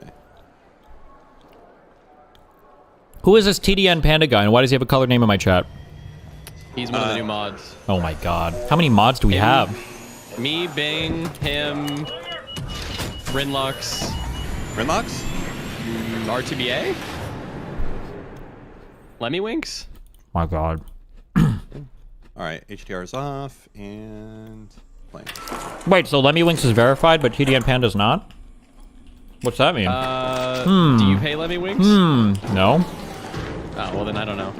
That doesn't make sense to me either. So you're no different than Hassan Piker, who also does not pay. Feels bad, man. I thought you were better than him. I pay your mom. You don't. Oh yeah, I do. She told me. Nope. True, actually, she's free. She works for free. I'm so good. Nope. True. You don't do that either.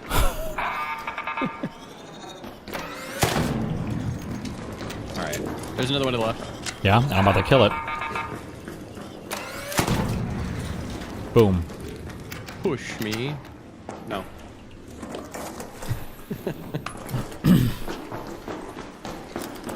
Ready? Hold on, there's a trash can here. Triple Trash S. cans always have good shit. No, they don't. Ooh, Radler. Oh I my don't know why I God. had a Radler in there, but fuck it. Because it's a trash gun. That's right where it should be. Oh, I heard someone breaching. If you did, then they're in the room to the right. Go! They're not. Oh, wow, look at that. You lied.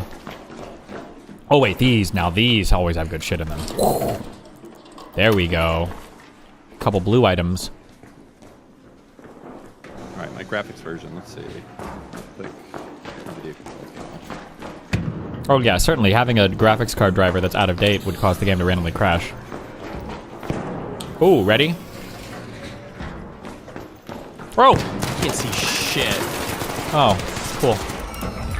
Can you come over here? Yep. Just play back, That's fine. That's fine. Doesn't even hurt me. I'm on the way. He's trying to push you, but I closed him out, Moot. Get ready for him, though.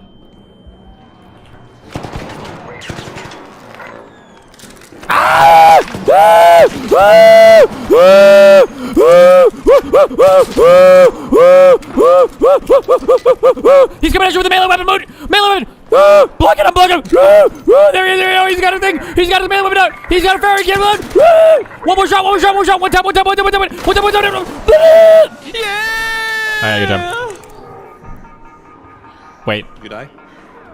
That's below us, right? We're about to die, aren't we?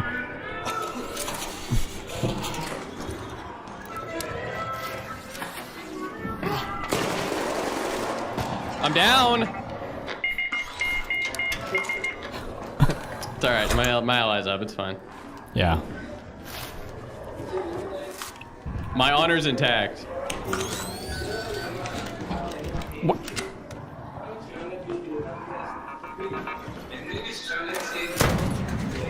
Many men.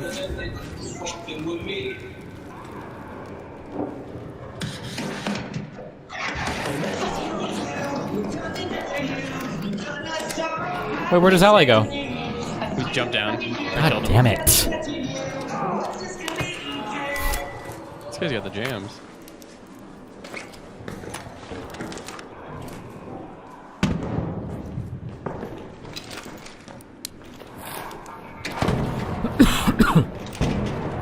Wait, I hear people. Well, hold on, I gotta search this more on. Okay, don't mind me. I won't push on my own, okay, I promise. Good. Do you have another shield recharger? Nope. But I bet these guys do on their inv. How do I get up to you? Whatever, you hold the skies, I'll hold the ground. Just go through on the ground floor. That's what I'm doing.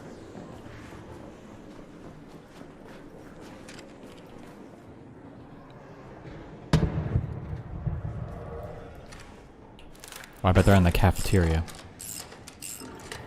Sure, it'd be cool if my ally was here. Oh no, they're in assembly or something.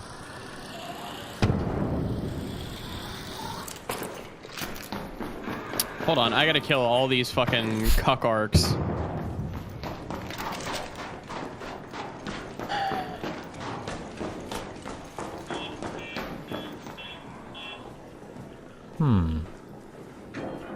Oh.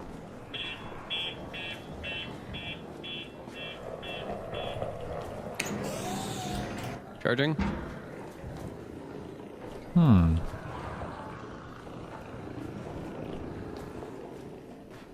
Alright, I'm in here. In where, Moot? Cafeteria. A silencer blueprint. Mark 1. Who cares? Silencers suck anyways. Alright. I've got a spring cushion. Ooh, That's that real shit. big. Alright, ready? Yeah. This is the dumbest set of stairs in the game. I don't even know why I came up here. Okay.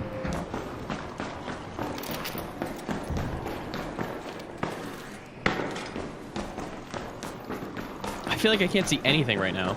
Just channel your zoomer. I'm getting attacked by a fucking thing. What are you getting attacked by, bro? A spider.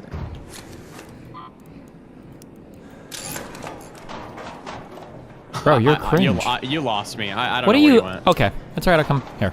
No, I think. No, no, it's all good. We've only played this map 7,000 times, so it can get confusing. I understand. I didn't see you jump Hi. down. I'm on the Hello. way. Here, come this way. Let's go this way. I heard people, yeah. Oh, you gotta go back to the lobby, okay? Don't worry. Follow me. I know how to get there, okay? Okay. Ready? Yep. Oh.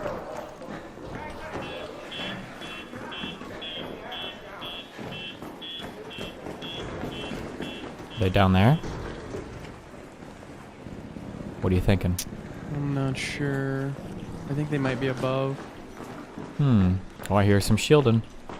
Yeah, it sounds like on this other side of the wall. Oh, they're above, they're above, they're above.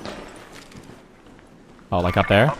Yeah, that's where they shot me from. Well, I know it. I know what time it is.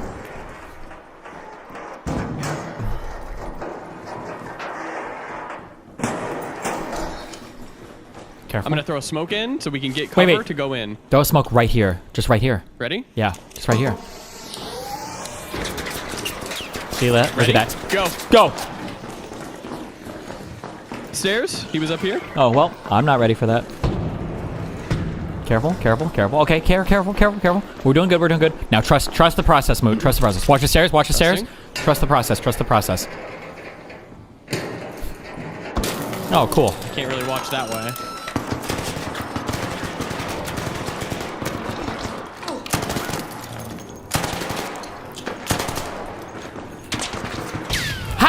Oh, good luck. Come over to me, I guess. I don't know. He's stairs. Yeah, I just have no ammo. I have no ammo.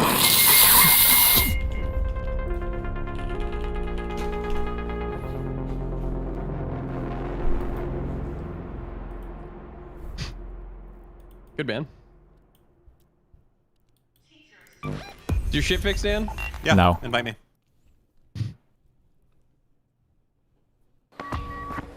Sir?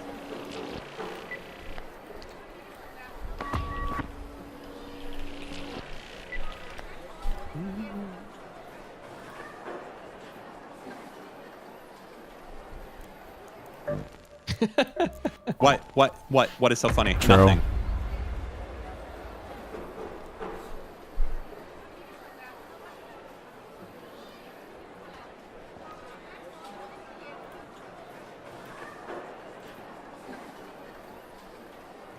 Was my character dressed like an ICE agent? Why am I black? Because these characters blend into the shadows better. Rust rules. Do they, though? Yes. You might. fucking true. Come on, don't crash, don't crash, don't crash. Come on, don't. I crashed. I don't know. I don't know why. Sorry. I guess I'll figure this out on my own. Just turn off HDR, Dan. HDR is off. It's all your other HDR things. You turn like 20 things on to make HDR work, and turn all them of them all off. All of them are messing your computer up together. I don't know what could possibly be doing this. I'll turn the settings to 1920 by 1080, I guess. Why would that fix it? I don't know. Maybe it's like overloading this piece of shit fucking graphics card that fucking. And that makes it crash? When a GPU works at 100%, it crashes. Good troll, Moot. No. Okay, remember, Moot, if we run into people, there's gonna be 3 of them. Yep. Okay. Your resolution's not too high, right? Because it might crash your computer if your GPU has to work too hard. I don't know why it's doing it. No, I was talking to Moot, and I was just making sure that his... No, my resolution's... okay, it's not too high? 4D. Okay, No, yeah. that's good. Okay. Just making sure. I got 4 pixels on the screen. I try to keep the utilization below 80%, because if it works too hard, sometimes it just crashes, you know? Hold on, I got to verify my files again. I love this fucking Yeah, I see him. I bet he's got so much shit on him. Searching. He had 1 light shield. Did you make arc alloy out of it? Oh, smart. Yep, there you go. Ah. Controlled full access, yes. You are out of the squad tonight, Dan. No, I'm not dealing with another fucking... You got de-squatted. Crash. I understand. I'm gonna... Is that like pausing it? Folder access? Dan, you got de-squatted. Shut up. All right? You're out of the squad, bro. You're out of the squad, Dan. You're out of the squad, dude. No, you can't do that to me. Rinlex, throw up a poll if he's in or out. Yeah, go ahead and pull it. Pull it. I'm a fair leader. And then after we pull it, Dan, you can fuck off and go pull it, because that's all you're gonna do is masturbate. Yeah, go wank it. Yeah, go wank it. You wanker. He's a fucking wanker. You fucking wanker. It's not nice. All right, Moot.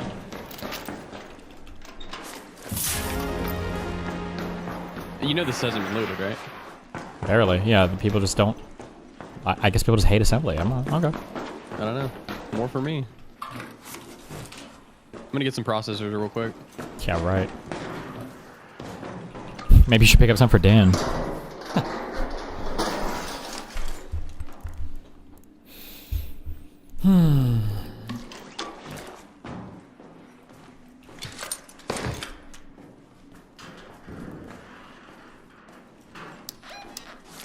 My inventory's worth 28k, so if I die, I'm gonna fucking lose it. Okay? Oh, they're voting no that he's not out of the squad tonight. What? Reconnect. Come on, I can do it. Let's go. There's Come on, no computer. world where you reconnect to this game. Oh, Moot! They're fighting. Okay, well, I'm getting processors, man. Made it. I'm in. Okay, see if you can find us. If you can find us, you're back in the squad, Dan. Okay.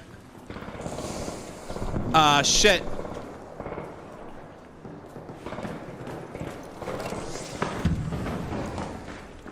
This thing can fucking shoot through the windows? He's out of the squad. No, I'm in the squad.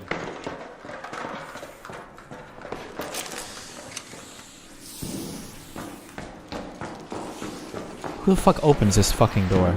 Oh, I hear him to the left, Moot.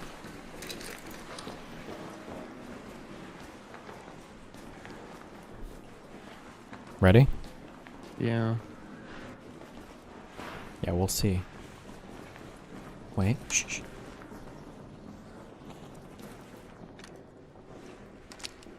Wait. It's like above us, no? Oh, they're in What? there. And where? Oh, my game crashed. They're east. You're out of That's the right. squad. I can come back. I'm still. Yep. Meme room. Are we? Oh, you're gonna set the alarms off? Okay, cool. Oh, shit! No! Well, that was our only chance, Moot. You have a grenade to throw on? Yeah, Wait, no, wait, they gassed it. They're probably not there. I gassed it. Oh. That's behind. Cool. There's also some people in here. Good luck.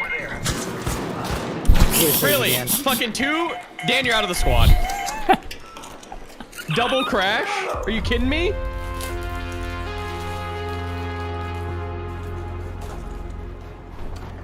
Dan, what does the crash log say?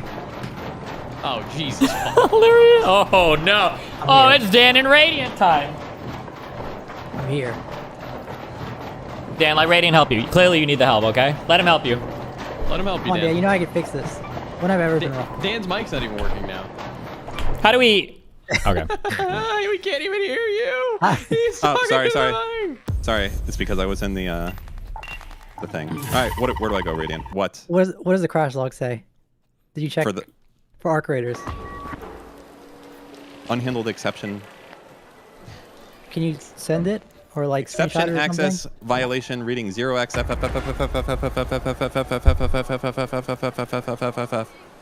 What is your GPU? 5070 Ti. Okay. Can I see the whole crash log? That is the whole crash log. That's it. I mean, like, there's no way. Like, there should be like a dump and everything. Nope. Wait, click here to view directory. Oh my god, there is. Let's see. I'm not sending you this. I mean, what am I gonna get? Like your memory, like locations of your files, or? Then your files have touched my files. Have you tried the flush ipconfig flush DNS command? Hold on. I'm gonna guess it's like. Okay, well you did reinstall drivers, right? Reinstalled drivers. How could you have asked Jarvis so quickly, Radiant? I mean, did you update your drivers? My drivers are on the current version. But did you update it since these crashing issues happened? I'm on the current version. How can I update past the current version? Okay, did you reinstall them? I guess. No. Okay, so Great. you have it. So I'd probably try that first. Yeah, hacker. Guaranteed. Yeah, absolutely guaranteed. Wait, he didn't even hit you. How is he a hacker? No, he hit you as you were jumping down and nobody saw you. And he fucked me up too. Okay, true. True. I'm healing. Can you, Pat, I cannot diagnose properly without the crash log, okay? So we're gonna have to start trying like some random, like, general troubleshooting stuff. I'd rather kill myself, Radiant. Okay, you're not getting anything from my PC. You... What am I Never. gonna steal? I don't know. Like, I don't know have, what's like, in there. I got my rootkit. Now I'm gonna get the identity of like the service Listen, that I can hijack. I'll do a clean install of the NVIDIA. You're out of the squad tonight, man. I don't know what you're doing. I'm sorry, Mr. Mitten. I'm not. You took a vote and you lost. Fucking abide by it, motherfucker. Are you running Before any the fourth like? crash. Are you running any overclocking software? Yeah, I'm doing a lot of overclocking over here. Big time, okay? I got the gigahertz going up fucking big time. 30. Just check it. I don't know. Listen, there's a lot of like default overclocking that's set up on these motherboards nowadays. So you haven't done any of that, right? Just to confirm.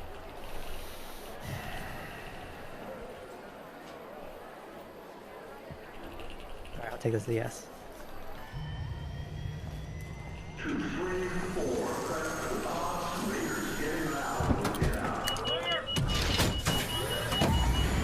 You related? The fuck?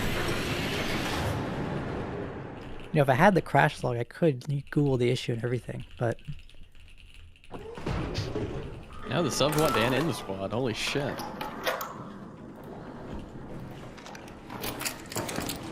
Reinstall. Yes. Yes. Reinstall. I'm sure no. reinstalling is going to fix everything. Custom installation, clean. No HD audio. I don't want that. Physics, system software. This retard's going to be hearing fucking shitty footsteps. Fine, I'll Get your uninstall HD it. audio. Continue. All right, here we go. It's going to uninstall and reinstall. Sounds like it. Oh, there's a guy right in front of me! Down, easy. Downed easy. There's not. He's not. I don't think it's a random issue. If it was, I think Moon, why don't you do something? I'm doing all the work over here, Moon! Shoot him 2 times! Alright. Good job! Holy shit! We're dead now. I hear someone. Yeah. There, he's crawling up the thing. Right there. Yep.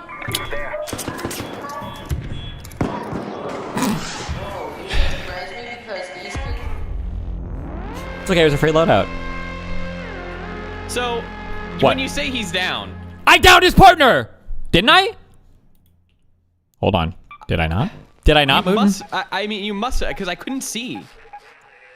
Downed. Sniffy Cave. Damage to health 100. Dealt damage to his partner 50. Mooten doing. You know, I'll take the. I'll take the L. So Dan, this guy in chat said it's, he linked the forum post from Unreal Engine. and it said it's linked to using Lumen. So maybe you could try changing your ray tracing to static or whatever. Let me see what the option's called in game. If that was the case, it might fix it because I think it turns off all ray tracing. Good thing I bought this fucking brand new 50 series GPU. Steven! What? Steven! Hurry up. Who else is in here? How many fucking Oh. times? I'm sorry. You guys come in here. My apologies. Stop. We're playing Stop whining. we're playing goddamn Shut Arc Raiders. the fuck up. We're staying right where the fuck we are. We're in okay? tech support, alright? I was just gonna ask Destiny about something, but I'll ask tomorrow. Oh, thank you. The fucking Be careful. quadfecta. Man, you scared him out. So sad. Love it, Hussein. He does politics in the goddamn morning. Triple as.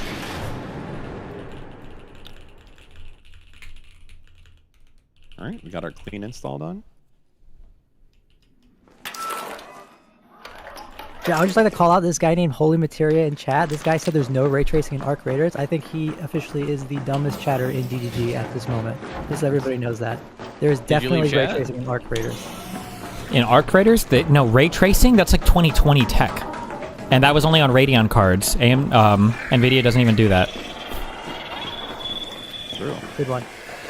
Good one, Destiny. Move out of my way. I'm getting the gun case. You're dead. You're dead. Oh, I'm getting the gun case. Oh my god, it's gonna be an Anvil 7. Enough. Here, actually, you know what? I'm gonna let you. That's okay. Here, get this gun. It's really, really, really good. Okay. Alright, I'll grab it. Okay.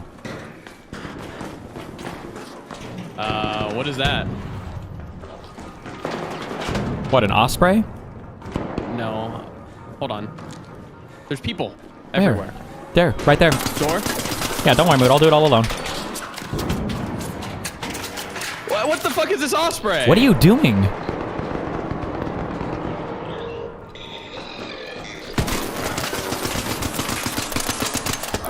Got one, Mood. Don't worry, though. Don't stress yourself out or anything. Watch. No, no, no, no, wait! Watch, watch, watch! Watch! You're...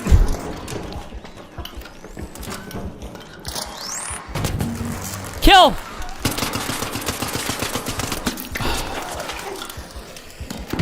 Are you shooting at anybody? Can't really see anything, man. Okay. It's all good. They're burning. I'm ready now. I'm getting rid of that Osprey. That is a dog gun. Like, guys, Unreal Engine 5 has ray tracing by default. You guys I don't see him. have no idea how this works. They got out? Dang it. Moo, why'd you go down there?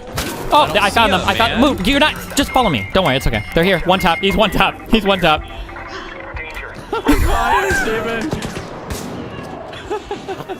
Radiant, get the fuck out of here. You're not doing anything. You're just being in here and I'm being helping. retarded. Out. I'm helping. Okay, Relax. okay. Dan, why are you telling me to relax? Is he helping you actually or not? Listen. Wait for it to reinstall. Out of video memory, I already reinstalled. Out of video memory, trying to allocate a rendering resource. Okay. Wait, so you just had another crash, or? Yeah, trying to load in. You do not have any debugging symbols required to diagnose the call stack for this craft. Bro, this is wild. You might maybe try restarting your computer. Like maybe that'll like. Fine. I don't know. You know what? Fuck it. Goodbye forever.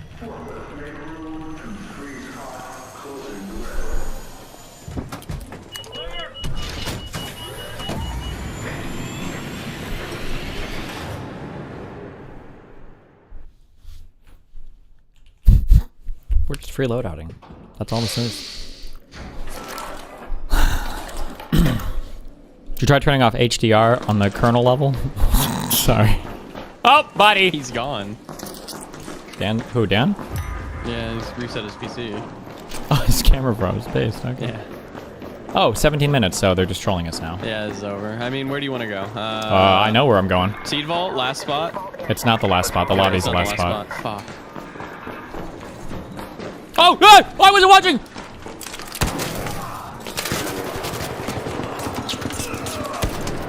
Got him! Got one, Moot! Will you get the other? Will you get one? Will you get a single person? Another shield down, Moon! Are you gonna do anything? Down. Hey, you guys fucking suck. Trump 2028. I'm voting for him again. Good.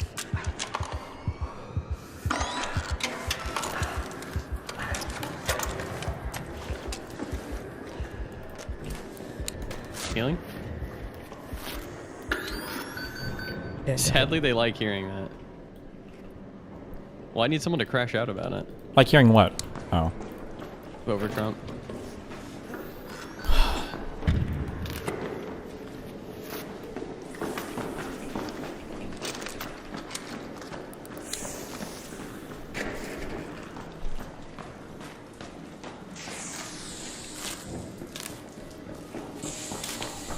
One sec. You can check next person. You texting Dan's mom? Yep. Nice.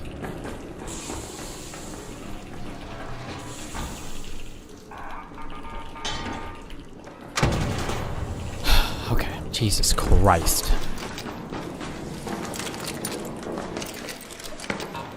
Why? Okay. I don't know, man. What That's are you retarded. doing? Stop dying. What do you mean? I got hit by a fucking thing. Josh, my community farms interviewed the girls for Turkey Time allegations today. Any chance will cover it? No, what is there to cover? Hitting women and making them bleed is bad. Not good. Don't do that. What if they ask you to? But also, I'm sure he's didn't do anything that they said he did because he's a big commentary YouTuber, so nobody else will cover it. So, based. King. He's a king.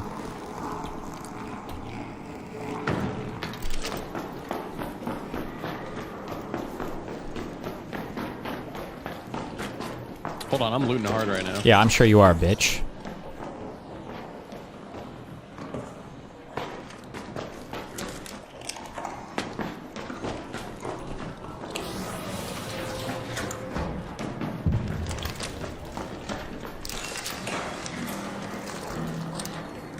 Okay. God damn it. This way. Steven isn't locked in. Did it work, Dan? I mean, how the fuck would I know? I just got here.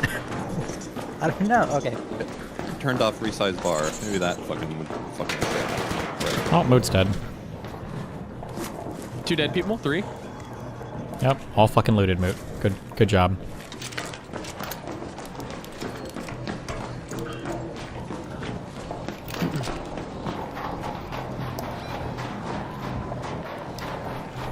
You know what? We will go to the sea vault. Fuck it. Why the fuck not? Do you need a heal? No? Do you? You look like you need one. You did need one. Are you kidding me? Spider from the fucking medical room. Good. I'm Let me glad. loot these real quick. I Oh need my healing. god. What was this fucking setting you said to turn off? HDR. I already have that off. Fuck off. In the For settings what? for RTX, like dynamic lighting or something. Put that static. Did you turn off for what? Ray tracing. It's on static. What should it be on? It should be on static. To Yeah, that's where turn it it was. off. Or well, that's the lowest it can go. So. Stop! Shooting. Great. Now he's on us. Shredder. Be careful. Just kidding. It's good. We're fine. We're fine. We're fine. Trust. Trust in the process. Okay?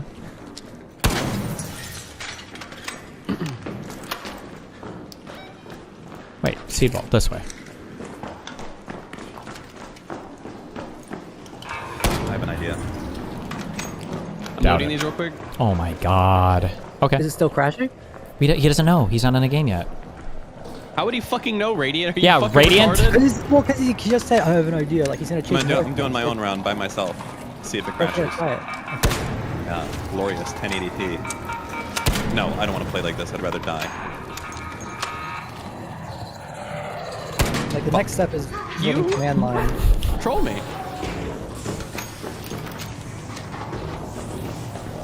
Oh my god. It's alright, I got a Pharaoh. Just give me a That's fine. hour.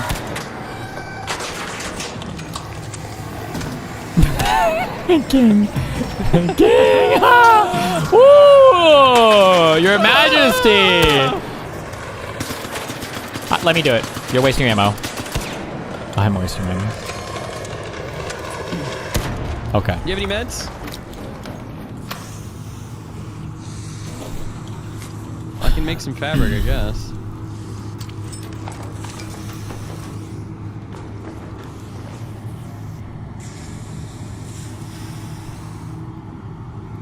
Okay.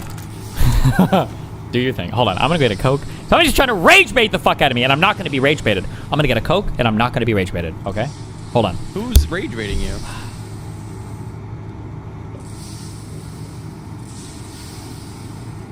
Who's in this guy's DM? Someone needs to go to Miami right now and figure it out.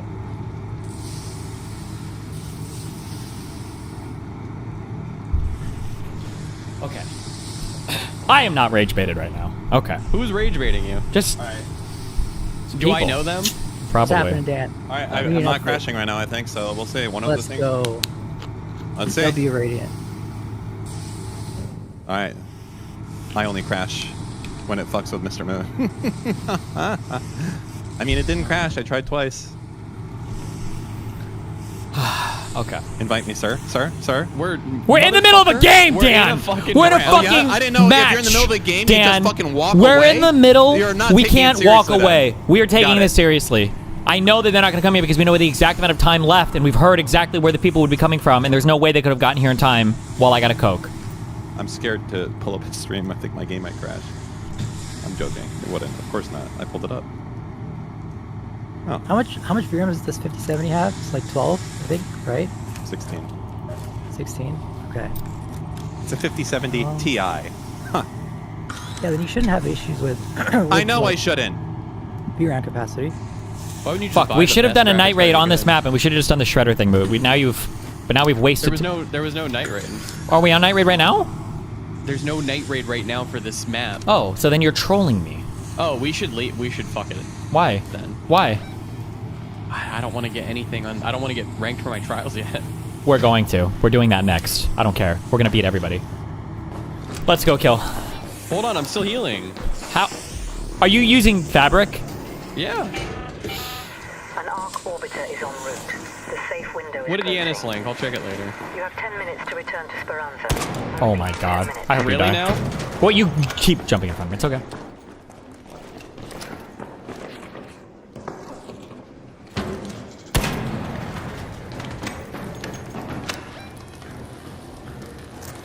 Go to that location.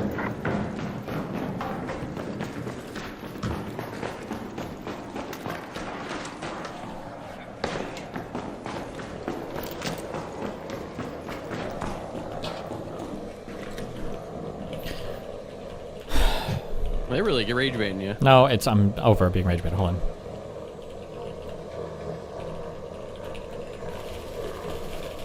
Disabling hardware acceleration. Really? Wait, you didn't crash yet. Like, I don't think you should keep messing with settings.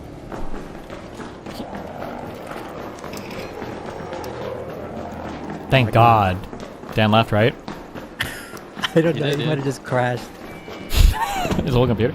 Oh. Okay, Moot. You hear him? They called it. Stop. Oh, he's shielding. That means he's almost dead. Oh, I see him. Headshot! You good, Boom! Headshot! He's down! He's down! One on stairs. One on stairs. Yeah, I'm gonna go headshot him too, Moot. There's a whole nother group, I think. Then.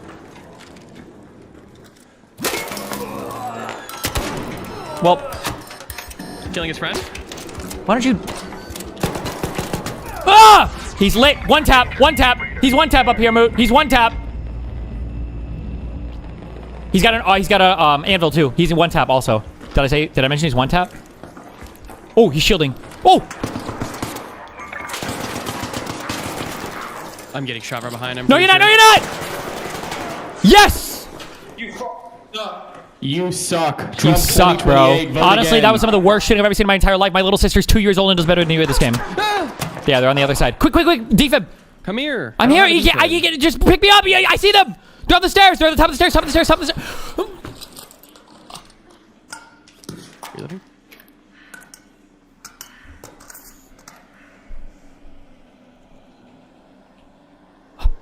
I'm getting trolled.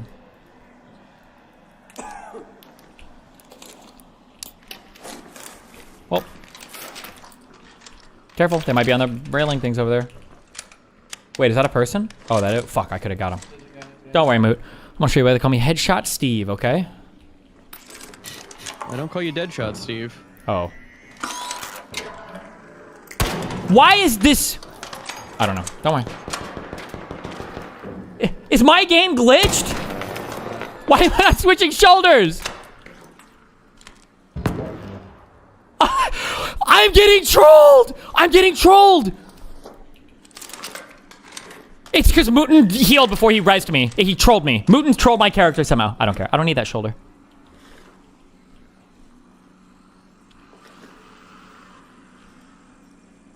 Wait, are you still crashing, Dan? Radiant? I'm Radiant, gonna come to chill, wherever you stop, live. chill, Fucking Moot, stop. My bad, my bad. Chill. Did you pick up a lot of meds or a few meds? A few. Okay. I can drop you 8 bandage or 8 fabric. Bandages? Oh, fabric. Okay, yeah, I drop can make it. you a fabric with it. You can make me a bandage, you mean? Yeah, making you a bandage, dropping you fabric. Here's 3 fabric. Splitting bandages. Okay, there's 2 bandages. Okay. Did that guy have anything else on him? Not really for meds. Did they leave? No. Oh, wait. I see. Hold on. Oh, I see him up there. Yeah, he's all the way up. Let me do it. Boom. Easy. Good hit. Oh my god! I'm unstoppable!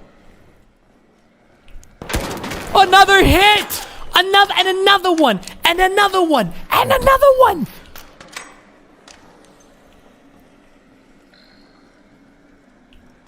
I'm gonna get reported by these guys. I'm going down. Maybe. You mean you're going down? Well, I'm looting this guy and he's probably gonna shoot me and kill me. Oh. Yep, they're fighting. And whoever's showing up is definitely better than they are, so we're about to get fucked. Oh, but they don't know we're over here. Wait, no, wait. Come back. Whoever they're fighting, they don't know we're over here. That's good for us, for Bitcoin. Oh shit, they might be telling people we're over here though. Hold on. All raiders, arc on screen. 5 minutes left. Go find your way home. I repeat, 5 minutes. Whoops. Wait, is there a guy down there? Do you see him? Bottom of the stairs? Boom! Shield down! Oh, I didn't hit that one. Oh, they ran? They went like back and out. Well, this is the last extract, so. Hold on, I'm switching the spot again. Go loot that guy then.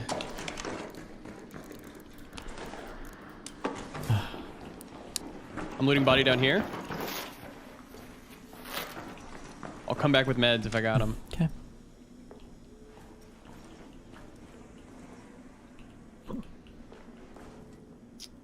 So sorry, there's no meds. I can't believe I can't switch shoulders.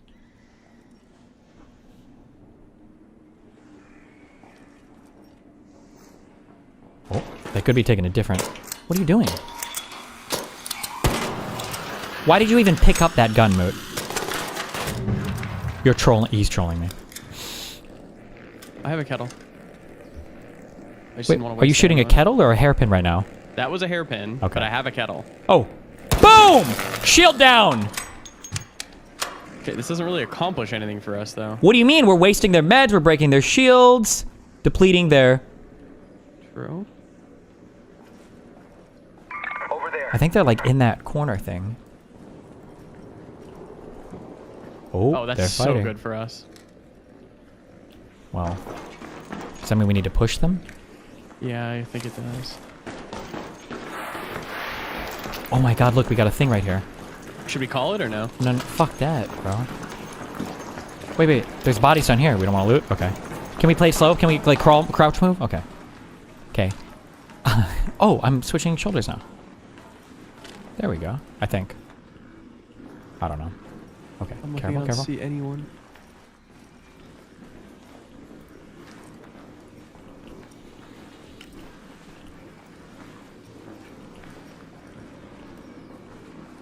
Okay, this is like back where they ran in this area thing, I think. Oh shit. Oh, get ready! Wait. Oh, but below. above, I think? No, below. They're gonna come out of that little thing down there. Yep, you're right. I know I am.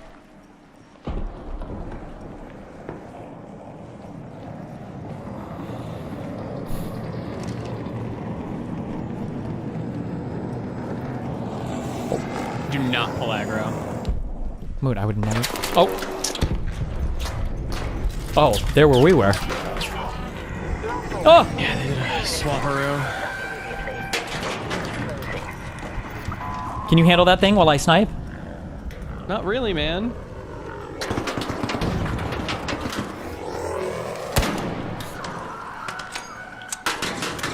You got it, Mood, I trust.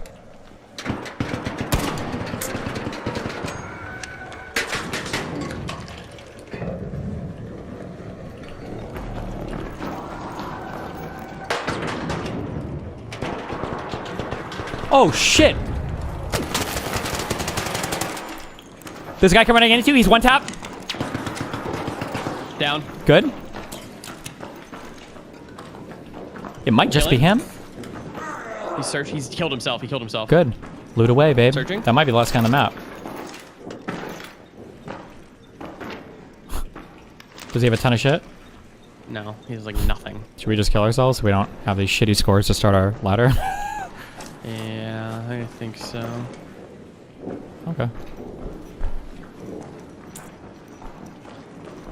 Well, let's wait to see if anybody else comes, just for fun of it. Yeah, of course. When you switch shoulders, your guy normally switches hands, right? Yes.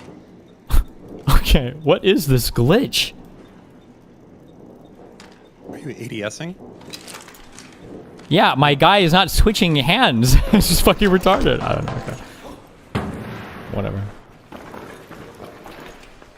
Oh, it's probably because I have HDR on True.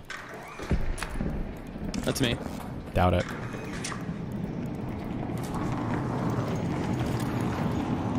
Wait, you What? can be up there. Yeah, no shit.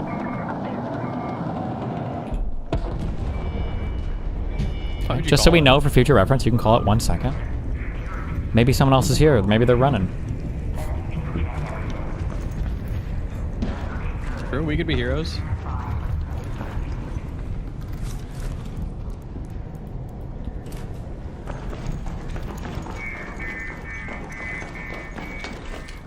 Alright, chat. My work here is done. DGL. Goodbye, Radiant. W Radiant. Love you, Boop. L Radiant. But he didn't do anything. Yeah, you didn't do anything, man. Want to go together? Hey!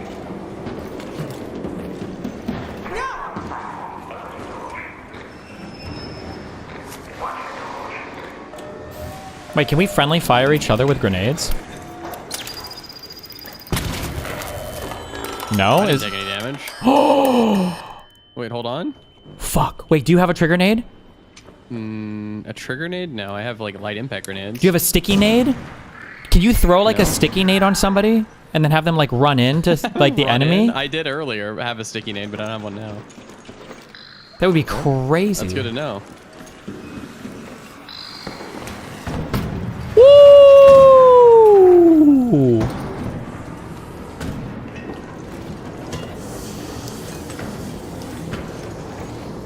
I've never seen what happens. Wait, when did you stay check too this long. body? Yeah, that guy had fucking. Wait, gay. how glitched is this game right now? Hello? I don't know. Oh, okay.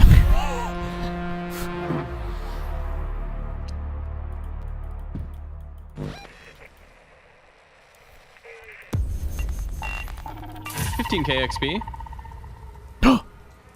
Failed extraction progress lost. Good. Wait. All right, invite me. I'm good now. Is it I good? Hope that doesn't put us in a line. Oh no. It's good. It's good. It's good. Everything is fine now. I swear. Nope. Did it? Progress any trials or objective in order to be placed in Okay, a yeah, okay, we're good. Hi, Moot. Send it over. Invite you? Alright. Inviting.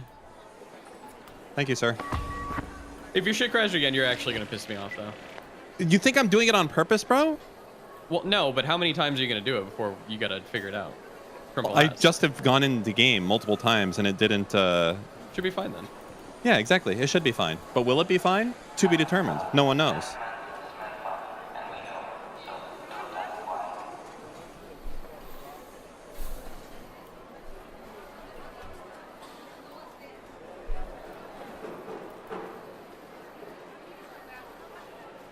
Sorry, I need to ready up, don't I? No, it's okay, Dan. You know, we're just chilling. I don't have a free loadout augment. No.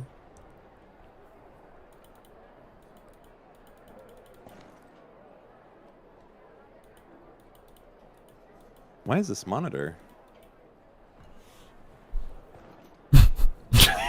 I'm just kidding. He's not crashing. I'm not. I was. Listen, this is the Elgato thing. Mm-hmm. It's acting wacky. There we go. Now it's working correctly. Mm-hmm. I crashed. He's trolling. Just kidding. I'm trolling. Get trolled. I'm still here. You didn't troll me. I'm not trolled. I saw through your bullshit. Same. Same Z's. Same Z's. Same Z's. I actually did crash. No, wait. No, I didn't. One or more files in the installation are corrupted, but I can just move it to the side. Based. Oh, there it goes. Nice. Nice. I did crash. Have your eyes adjusted to the dark Raider? He's out of the squad, isn't he? He's out of the squad for tonight, at least, for sure. Maybe, maybe for a week. There needs to be a squad timeout or something. For sure. Yeah, for sure. Okay, it's just 2v3. Moot, we got it easy. Okay, they're above us. That's what it is normally. Yeah. Well, usually we at least have a bullet sponge, but that's true. Yeah. Now it's gonna be a legit 2v3. Okay, I'm taking this up with my Pharaoh, and I'm gonna fuck him up. Wish me luck.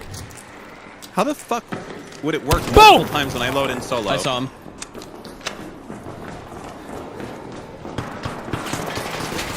Boom! Corrupted installed. Down one. Okay, they're right here. Closing. Boom!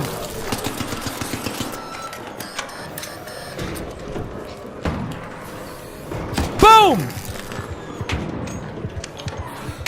What? Okay, good luck, Moot. It's all you, buddy. He got me from behind. Man, we fucked these guys. We should have killed the guy who was down. That was our mistake. We should have killed the guy who was down. True. True. Triple S. We should have just ruined their fucking lobby. Oh my god, because Il Toro 4, yeah, he would have been mad. I bet he's got... I bet he's got a lot of stuff, and they would have been like, no, get my stuff and re-extract, guys. Oh. That grenade was thrown by me, but my grenade wouldn't do damage to him. Dealt damage. 24. 80... Oh, wait, receive, wait. 24. 24. 24. That's... You were a warrior. What do you want me to say? Plus 40 shields. Okay. 40 shields, 40 shield. I count shield damage.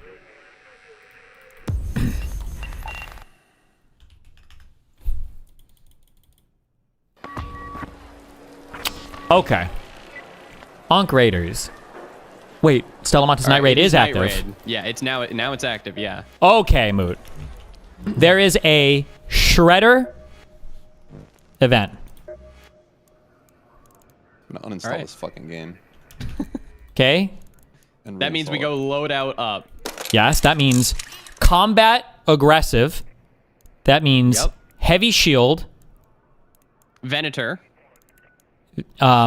Venator and shotgun. True. Well. Or Venator and anvil. Anvil, I think, but yeah. Alright. I need a heavy shield. Okay, make it. What do you go for heavy shields? Do you go Combat Mark II? No, what? Combat Mark III? Or you go Tactical Mark III? Combat Mark III. Combat Mark III. I need processors. I don't got them. Then deconstruct some of your purples. Yeah, I can do that actually. I have a ton of them.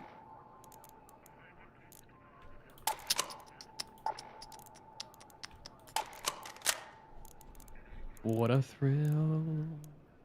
No, wait, none of my purples deconstructed. Oh, yeah. Is there whatever. Is anvil really the best to kill shredders, or is it shotgun? I feel like it might be shotgun. Is there a world where the fucking GPU I bought is like, would this ever be a possible problem with the GPU? When I start getting errors like that, I just reformat my entire OS. Yeah, but everything was fine with a 3080 Ti, and then I went to this, and I've also had issues where I'm doing nothing. Oh wait, you swapped GPUs? I did swap GPUs. Oh, I definitely reformat my whole everything. Did you uninstall the drivers manually, or did you just like install new ones? I've done that already, but I did have an issue where I was just using the PC and all the screens turned off, and then they came back and I checked, and it says like a power issue. So I'm wondering if the card itself is faulty. What? I'll reformat here. Why would the card be faulty? Well, the error for it, when you Google it, all the responses are like, oh, make sure your power supply is good. Make sure it's seated correctly into the motherboard. Usually that's what people say when they have no fucking idea. It's just like a general that was error. my thought as well, And but they're like, all oh. the responses were about power. Well. Let me try this fucking fur mark program. That's just a benchmark for your GPU, no? Oh boy, here he comes. Hello. How's it going? Hello? So, could I send you some information that validates what I said to you before? Yo, it's Vegan Gains. All right. The one and only. What on which claim? The missile systems in Venezuela. So this is from the National Post. They show images of probable ballistic missile sites within Venezuela. Why do you hate Venezuelans so much? Dispersion and recall. Well, I think some of the things you were covering on Venezuela were just a little silly, and you just don't know enough about the topic. Well, I know fucking nothing about the topic, so that should be. Well, I'm talking to Destiny. Oh, well, he's also retarded. Well, and knows so nothing again, about Venezuela. I'm no fan of Trump. He is a fucking idiot, but the attack on Venezuela was perfectly sensible. Here's the thing. The left wing, particularly further left kind of progressives, they're being infiltrated by the Chinese Communist Party. And the right wing are being infiltrated by Russia. And the reason you're seeing all this stupid fucking nonsense where you're seeing the left wing criticizing, the Trump invasion of Venezuela, that is entirely just communist propaganda. That's all it is. There's nothing unsensible with the Venezuela invasion. All right, we have satellite images raise speculation about Venezuela's military capability against the U.S. Private sleuths have suggested military developments in Venezuela may be the real reason for American actions. Yeah, I don't think this is true.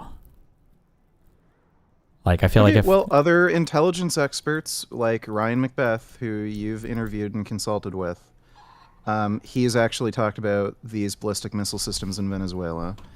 Well, here's the super simple question is why wouldn't Trump just say this? Well, there's a variety of reasons. One, he's fucking stupid. I don't know why you'd expect him to say anything. The guy also talked about how he wants to fuck his daughter.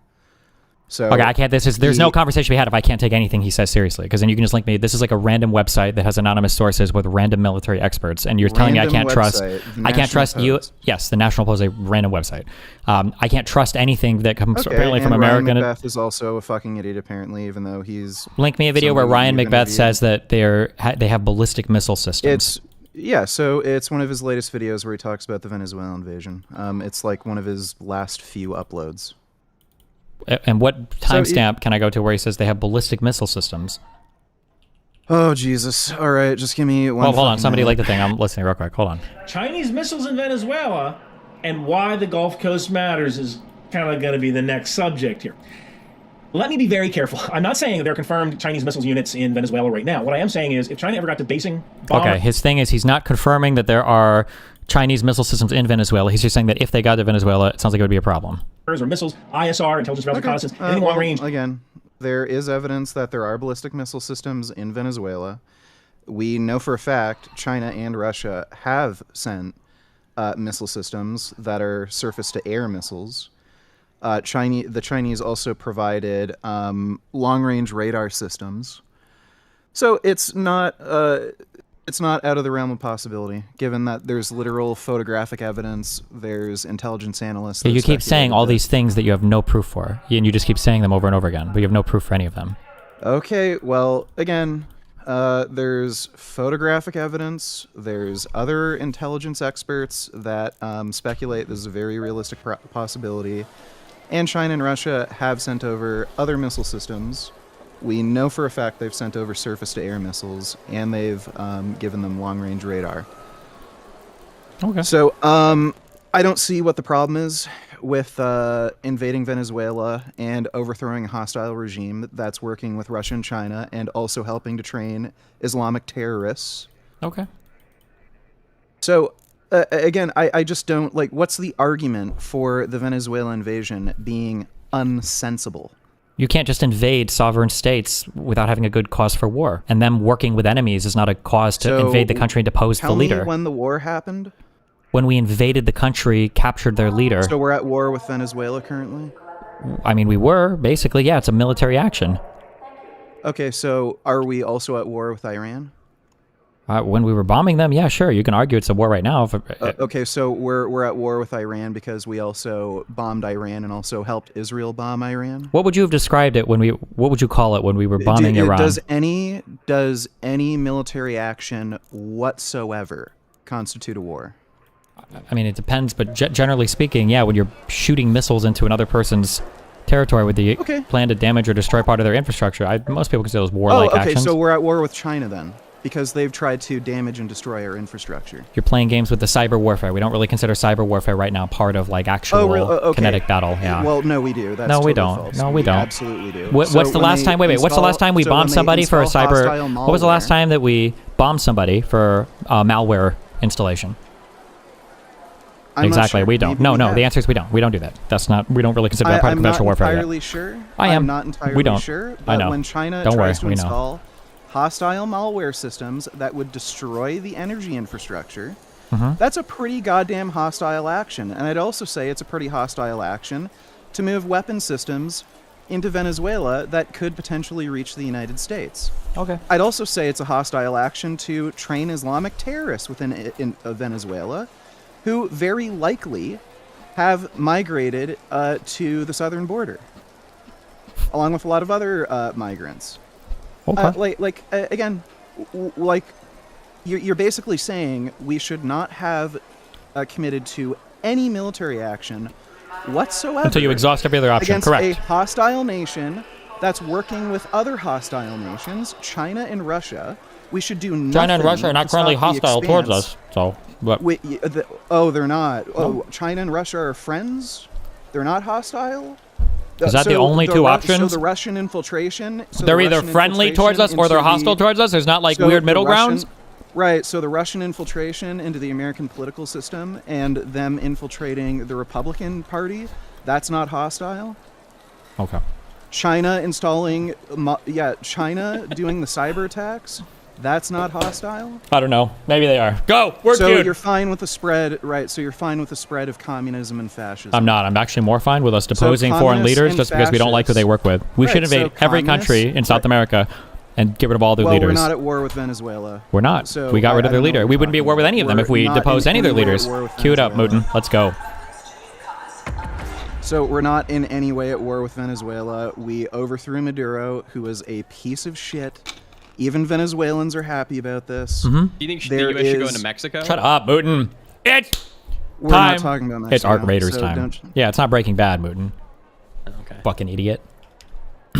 So again, what? Like I'm just not understanding your position. So we have I love Maduro. I am a sacred regime. leftist. I love socialism. That's why. We're never going to see eye to eye on this topic. I don't know the point of arguing this. We're not going to see eye to eye on this. We fundamentally disagree. That could attack the United States. We fundamentally disagree on this topic. In a possible future war with China, fundamentally they could take disagree control over the on this Panama topic. Canal. So we're not going to come to an agreement on it. They're training Islamic terrorists. Based. They're I'm also going to pray 5 times a day. drugs. Moot, we're leaving. They've stolen billions of dollars leaving. in U.S. investment in the oil industry. Because we came in late. But it's wrong to overthrow Maduro. What is the argument for it being wrong to overthrow Maduro? Honestly, I'm starting to come around to fucking vegan gains here, Destiny. You're not Good. really even trying or engaging with what he's saying. Yep, I'm getting shut up. Because he has no argument. I just got shredded. Well, and by the way, I saw the video you uploaded of our little debate last time. I didn't upload it. That's my YouTuber guy. Okay. I know for a fact you used the Instagram photo that I have on my Instagram, and that fucker whoever edited the video, he didn't show the full photo. He only showed my face. And we all know the reason he didn't do that is because if people saw what I looked like with my godlike fucking physique, nobody would fucking take me seriously. That if nobody's wait, what happened? My editor did what? Remember he only showed my face, but he used an Instagram photo of mine where I showed off my whole physique.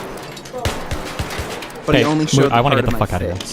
Well, that sounds like I know for a move. fact. I'm suspicious of you. I think you told him not to show my physique because you know nobody would take you seriously if they see my godlike, jacked, chiseled physique. We're gonna die, Moot. I'm gonna die. I'm leaving. I'm leaving. Moot, you're.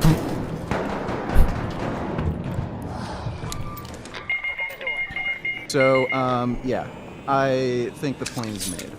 The Venezuelan invasion, completely sensible. It's a win-win-win for the United States. Was that the last one, Moot? And the world. Yep. It's helping stop the spread of communism and fascism. It's stopping the spread of Islamic jihad and terrorism. It's helping to, at least to some extent, stop the flow of illegal narcotics and drugs and harm the cartels. It shows U.S. military power. They've proven that the Chinese defense systems are absolutely useless against the United States. You realize you just don't know Wall and he's not listening to you at all. We're playing yeah, we got it. I got it. Okay, listen, I understand your point. I'm sure somebody's listening. Okay, we got your point. We understand. We disagree on fundamentally some foreign policy. It gives us better security for the Panama Canal. Okay.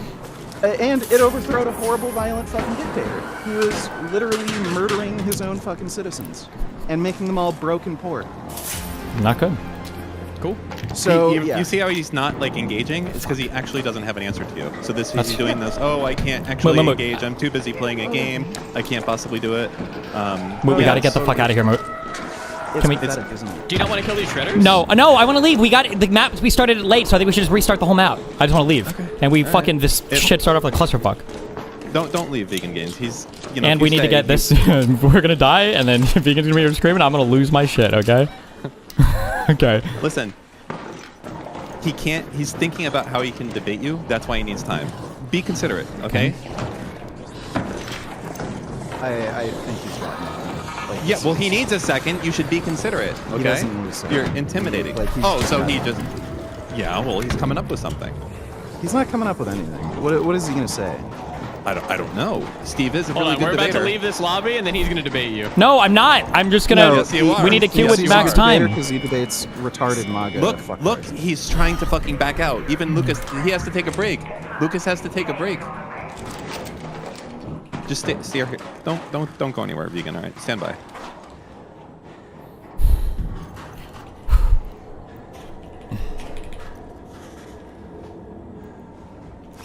You're lucky I went back in there to save you, Moot. Thank you. I'll lose it. Steve, if I was you, I'd be seriously thinking about how you're going to counter this narrative, because I don't know. Talk less in game, think more in Dan, your how head. about you fix your fucking GPU, okay? Figure out that. There's nothing to fix. Oh, guy, north. Yep, good luck, Moot. We can also talk about the Greenland situation. Perfect. I think a lot of people kind of misunderstand the Greenland thing. So Trump is too stupid to find Greenland on a map. He doesn't know what the hell it is. The reason he's gone on this whole route about Greenland is Okay, because hold on. he Stop. Listen. Okay. Number one, you have no credible evidence that there are any missile systems in Venezuela. Can you admit that? No. Okay, there are no ballistic missile there systems. absolutely is. Really, based on just this National Post article. No, so I didn't say. Stop. Hold on. No. Wait. Don't just spam a bunch of random fucking words. What is your single strongest point of evidence right now that Venezuela has ballistic missile systems, so missile systems that are capable of launching an intercontinental ballistic missile, which is what you would need to get from Venezuela to the United States of America to southern Florida? Is there any evidence whatsoever that they? Yes, it's literally a continent away. It's in the definition.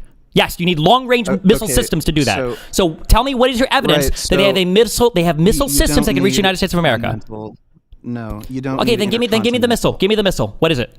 Okay, you understand that when you go from one continent to another. I'm waiting. You're stalling because you don't have the answer. You're getting mogged right now. You don't have the answer. This is like saying you don't have the answer. You don't have the answer. You don't have the answer. If you don't have the answer, that's fine. If you don't have the answer, that's fine. But you don't. Have, so there's no evidence. If you're right at the border, all you have to do is take a step. So what you're saying take a step into what? The ocean? What are you talking about? A step where?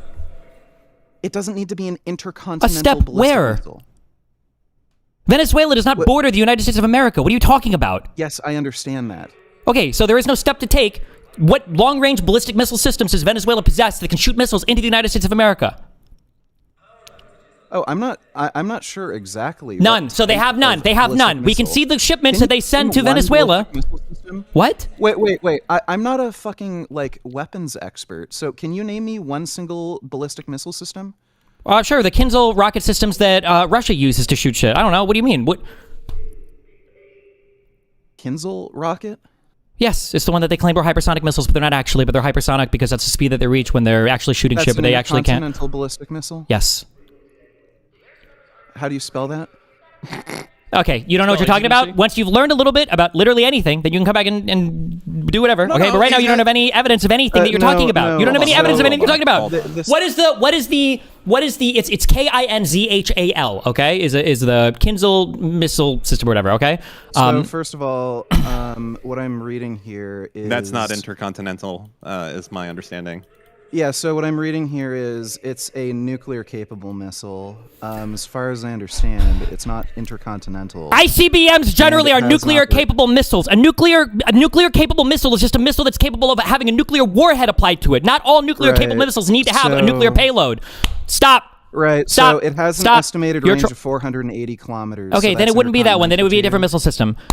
I asked you for your strongest piece of evidence. I don't know the names of every missile system. I'm not the one making the claim that they have a missile system right now in Venezuela. So it's a little silly. I'm just asking for your strongest piece of evidence that they have a missile system. Silly. You don't have it? You've got 10 seconds before you're kicked. 10, so are you gonna 9, hold on, 8, we don't do it like this. 7, Come on. 6. Okay, so you have no evidence that they have a missile system that can shoot something to the United States. Let me talk. No, because you're derailing right now on an irrelevant point. You won't even let me talk. You're derailing. You're just railroading me. Do you have evidence? You're the one who's trying to derail me. I'm asking you. Do they have? So, Destiny, it's a little silly to ask me to name the exact missile I'm not system asking you to name have. the exact missile system. I'm asking you for an article that shows that they have these missile systems, that they have a system that can reach. Hold on. I'm asking you. Your server muted. No one can hear you talk. You're talking to yourself right now, okay? It's a simple question. What is your strongest piece of evidence that Venezuela currently possesses a missile system that can shoot missiles into the United States of America? That's it. That's a simple, easy one. I'm not asking for the name of it or the brand or the type. I'm just asking for the strongest piece of evidence you have that they currently possess that weapon system. Okay? Go ahead. Yeah, so the satellite images that I linked to you in the National Post article. So again, do you know anything about? Hold on. Wait. Do you know? Again, you don't have any? Okay, I'm going to server mute you. Okay. Do you have anything beyond this National Post article? Okay, so like what AP or Reuters? These are credible reporting outlets that report on stuff like this. Is there any mainstream media outlet? Is there anybody in U.S. intelligence? Anything beyond some grainy pictures of what look like giant metallic dicks and some anonymous, unnamed people that are saying, well, maybe this could be a missile system? Do you have any evidence that shows any of that, or are you relying 100% just solely on this article and this picture? That's my question. Go ahead. So no, you can. Okay, take a then look this at, topic is not. This article on its own is not convincing to me. So what is your next piece of evidence? This article right here would not, in my mind, justify an invasion of Venezuela or for me to support an invasion of Venezuela. So tell me the next piece of evidence you have. The next strongest piece. Right, you're straw manning me. So I never said that image alone. Okay, that's fine, and I agree with you. So that's why I'm asking for your next piece of evidence. What are you asking me to argue for? I'm asking you for evidence that would support the idea that Venezuela is so much a threat to the United States that deposing their leader using military force is an acceptable course of action. And the first thing you presented was that they might have missile systems that can reach the United States of America. This one grainy picture and this National Post article is not convincing. So what is the next piece of evidence? Right. So you're straw manning me. You're asking me to hold a position that I don't actually hold. I'm asking you, So what is the next piece of evidence you have that Venezuela is no, engaged in some... No, we're not playing that game. We're not playing that game. So you're trying to straw man me. Okay. Not good. When you have that, when you have other piece of evidence, okay, then you can bring them to me, okay? But this is not, we're not doing the random, I don't know what this is right now, okay? I don't care. We can have different opinions on this as well, but we have a fundamental disagreement on what the ruling structure of the world should look like. And random news articles and random hatred of Islamic terrorists, in my mind, is not justification to invade other countries and depose their leaders, okay? That's crazy. That's insane. Okay, that's too many video games and not enough politics. That's a crazy position to take. So if you have stronger evidence in the future of some stuff that makes Venezuela a clear and present danger to the United States, such that the only way that we can alleviate ourselves of such danger is to go to the country and depose their leader, then I'd be interested in that. These pictures are not that. That's my position. Okay, so I have one question for you. If Donald Trump was successful on January 6th of overthrowing the Capitol and forcibly taking power, would you be against, say, a nation like France or the UK or Germany flying over to the United States, conducting a special operation, and kidnapping Trump, deposing him, arresting him, holding him accountable? Yes, I would be opposed to that. Yes. You would? Of course. So you're fine with the spread of dictators and fascism? Yep. Yeah, that's what I said. I think that's exactly what I said. Yes. Right. Yep. Yes. That's So exactly what I said. Yes. You don't want to protect democracy. Nope. You want to allow violent dictators who are supported by the cartel to be able to The more lead violent, a the more I fascist support them, regime. actually. Yes. Correct. So, right. Yes. So, so Mhm. this is 12-year-old behavior. Yep, I agree. Well, he doesn't have an answer, so he's dodging. You're bogging. Yeah, him he's right just now. dodging. Okay. You see how So he's we getting know you're frustrated? full of shit. We know you're full of shit. Just like We how you do. said, oh, animals are robots. Then we see you fucking petting cats. Like, Yep. go fuck yourself. True. That is true. He really likes cats also, by the way. He acts like he would run Yeah, I one know. over without giving a shit, and he's True. like, oh, Yeah, he's full of honey, shit. Mhm. I love you, sweetie. I'll True. do anything for you. Yes, true. Oh, yeah, and by the way, apparently Maduro said, come and get me, so he gave consent. Nice space. True. I think he just got dunked on. Yes, I think so, actually. Yes. I admit actually it. Take care 100%. once you're ready for an adult conversation. Like, Okay. what's hilarious is this guy said he'll debate anybody. Oh, it's just that nobody's willing to debate, or they're scared, or they'll run away. And then as soon as I come around, railroading, muting me, straw manning me, and then when I force him into a corner where I prove that his positions are unsensible, oh, it all turns into a joke now. Oh yeah, I support fascism. Oh yeah, the more violent the better. Mhm. Like, you're not a serious person, so True. you're turning into a son. You're Okay. just what do you call it? Partisan shill. True. I agree. You think when he Yeah. was playing Arc Raiders was the best time to have a conversation with him? Well, this happens no matter what he's doing. True. He could I don't know, beyond his Just curious. ADHD Do you think meds, that? Do you doing think the United nothing, States is? chilling, Do you think the United focused, States is zoned in? justified in invading Greenland too? Well, we can talk about that. I wouldn't say they're justified in invading Greenland necessarily. Okay. It kind of depends on a number of factors. Like what? Well, let's say there was some kind of serious war between United States, China, I guess Japan, Australia, South Korea would end up getting involved because of the Argentina. Defense Pact. I don't know about Argentina, but They're part of the. Right now, the United South States is talking about invading and stealing Greenland. Do you think the United States is justified right now in that? Not in some future hypothetical whatever is going on, but right now, Donald Trump has made it clear. Right now. Okay. Well, not right now, and it would be a stupid move. And the way, again, Trump is too stupid to find Greenland on a map. He doesn't know what the fuck that is. What's going on there is some of his security advisors talked about how global warming is going to open up new shipping routes around Greenland, and that is going to be a strategic advantage for China and Russia. So Greenland is going to be a very important defense hub. Yeah, for good thing the Denmark's our Union, ally, the right? United Good thing we States. have allies then, and that's why. Yes, yeah, right? and Yeah. unfortunately, Trump is a fucking idiot, and I'm sure he's had a lot of meetings with foreign leaders who don't take him seriously, Mhm. think he's an idiot, have maybe been a bit rude and disrespectful for him, and we know he is a vicious, vindictive asshole. If you ever offend him, even years later, he won't forget it. And when you die, he'll make fun of you, just like Rob Reiner. Okay. So what's probably going on here is his defense advisors have told him about Greenland, its strategic importance, and because he's pissed off at some European leaders, he thought it would be funny to get their panties in a twist, saying, I'm gonna invade Greenland. There's nothing you can do about it. I'm gonna give you tariffs. And he's just laughing, seeing their reaction.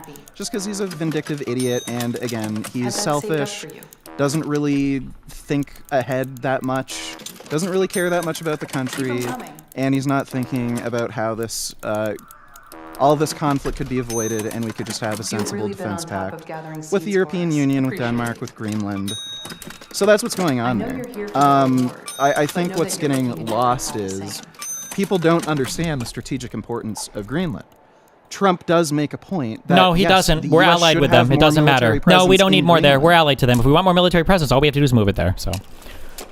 No, yes, it's not. that's just a all we have to simple matter do. of moving Yes, it there. is a You simple need matter of doing it. They're permission. allied. No, we don't. Okay. We have a base there. We're the head of No, NATO. They're part of you NATO. need We don't need permission. No, we You don't. need No, we permission don't. to involve- No, you- we don't. yes, You're you wrong. do. You're Yes, wrong. you You just do. don't know what you're talking about, but We that's do. okay. No, we don't. You're No.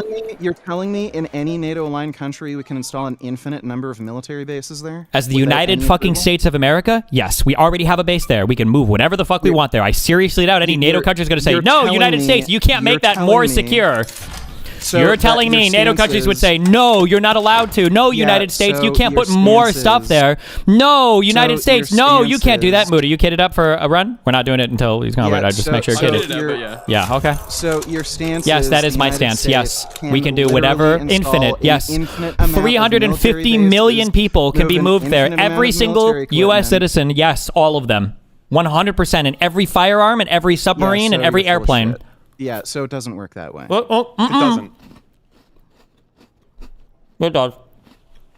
So it doesn't work that way. And again, Trump could have gone about this the nice way. Okay. had No, a I don't care. I sensible don't care. That's great. We conversation. understand. Okay. Thank you. We got your point. I'm saluting Okay, you. how about Mom Donnie? I love him. He's great. I hope I want to go to New York City to pray 5 times a day. Salute. Yeah, so you love the Islamic Mhm. Jihad, Mhm. He does, Jew actually. hatred. Mhm. Yeah. No, I fucking hate Jews. Yes. You also Why? love how. What did we do?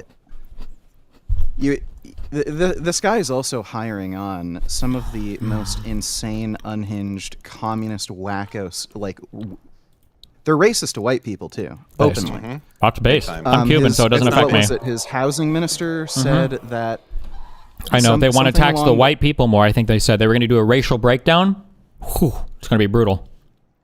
Well, they said fundamentally, home ownership or property ownership is part of The white power hatred structure, or yes. something. Mhm. Yeah. Mhm. So Mom Donnie is going to absolutely destroy the Democratic Party. Based. I'm here for it. If okay, we have to Okay, do this. great. We're on a Well, time I guess limit. we can expect a third term for Trump. Absolutely. Okay. Be careful. Okay. Take care, dude. Take care.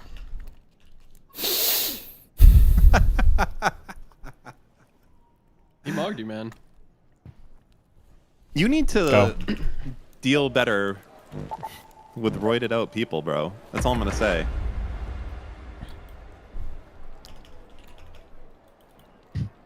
If you can't defeat him, how do you expect to defeat Shapiro? Okay.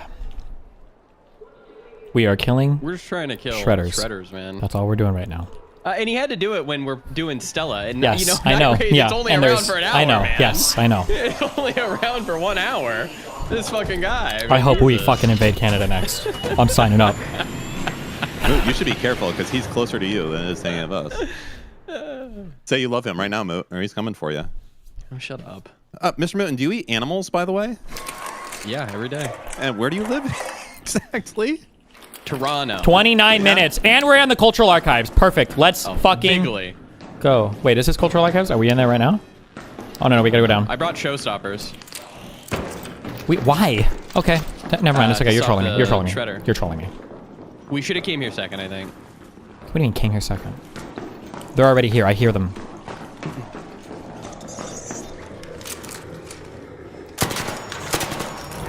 Go, please, please go to your side! Don't! throw retarded shit near me. I can kill the shredder without needing to use the most retarded fucking grenades in the game.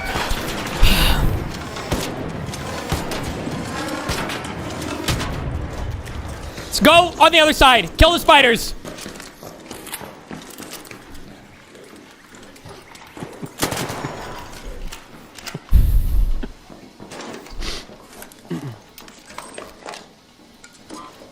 I didn't know how that grenade worked, but now I do.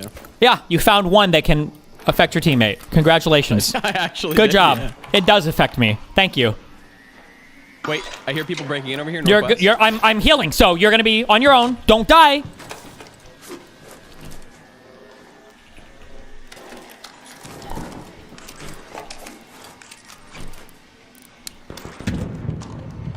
That's above us. Yep.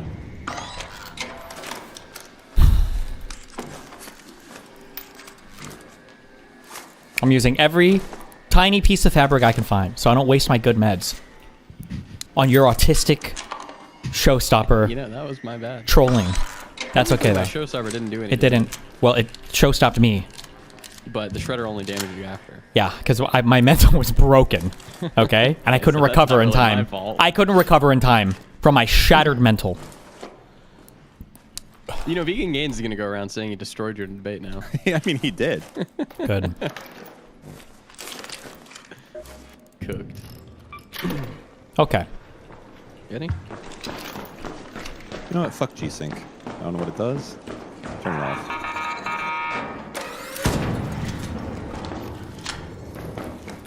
I'm shooting.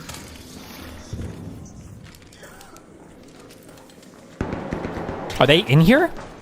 No. They might be like right below. It might be.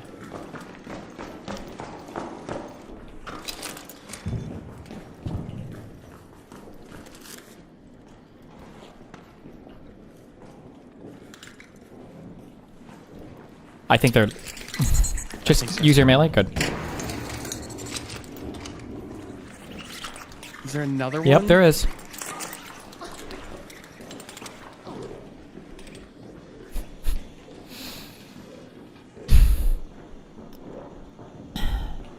I can't get him. Where? I'll get him. He's a slippery fuck, man. Okay, we've wasted 4 minutes. Yeah. What? They're fighting down there. That's not what we're here for, though, is it? No, it's Do you not. want to go down there and fight, Moot? If you want, I'm ready. I got a It's stitcher good 4. to get rid of 'em. Okay, true. We're not even...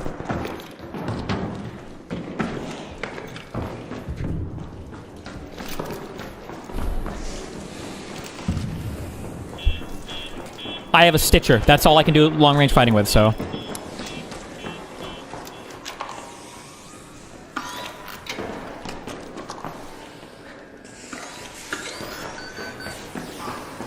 Yeah, and they called the train.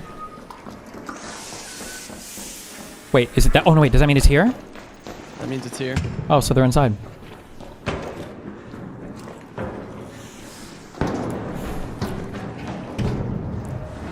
Yeah. Okay, somebody just left.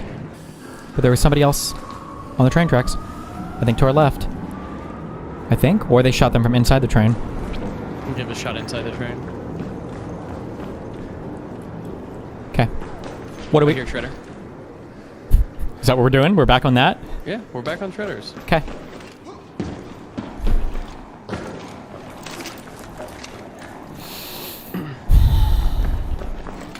I don't know where it is. Maybe above? Yeah, it's the sandbox, so there's 50 million of them.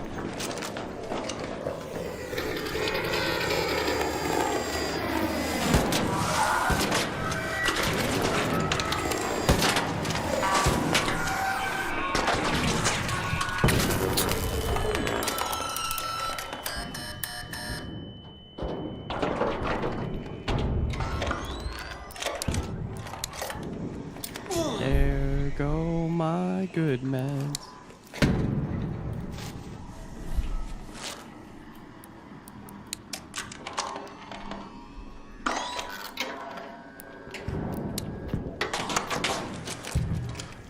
Shredder just went off. I just saw a guy. Southwest. Oh, there's a guy in here shooting, by the way. Wait. You have another guy out there, or are you talking about the guy in here? I'm talking about the guy out there. Like, in the sandbox. Yes, There's in one here. coming to the right. Okay. I don't know what that means, but okay. Like coming to me or coming to you? He's down. He's down. Good job. Retard, Good job, he's Moot. dead. Good job, Moot. Did he have anything? Well, I don't even know why you'd ask me that. What just blew up? Was that a grenade or? There's a grenade, I think. Cool. I'm healing. Cool. Reloading. I'm farming the shredder. Farming the shredder. Farming the shredder. Farming the shredder.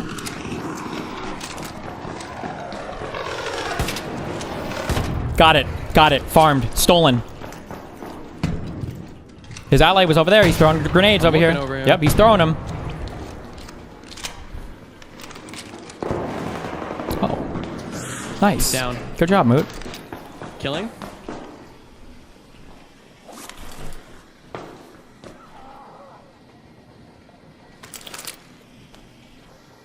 Do I hear somebody?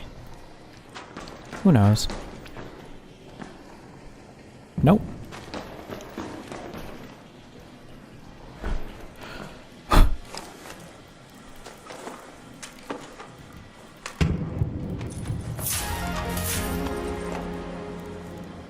Okay, I'm looting this guy. Thank you. I needed meds bad.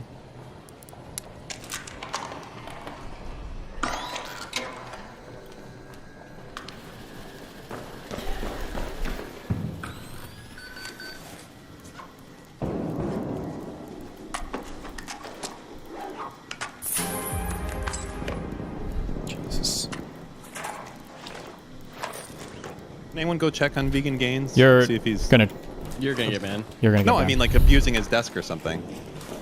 I'm not saying to get him in here. Well, you guys are getting very frisky. You can check his Need meds, body. Steve? Yes or no? No, I'm fully fucked out right now.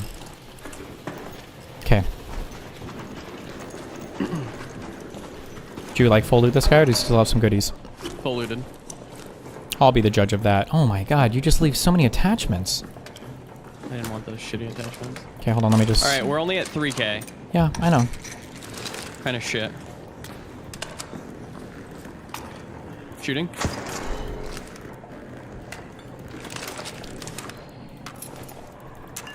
That's what I need, baby. Okay. Okay. You gonna go up? Of course I do. Let me get a drink of my Coke. Hold on, hold on, hold on. Don't go up. Okay. Go ahead and go up. Shooting. Okay. I'm here. Go for it. Good job. Good shot. There's like 3 of them. There's another one.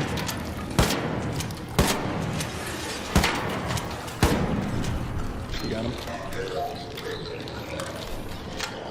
I hear a shredder outside this door mode.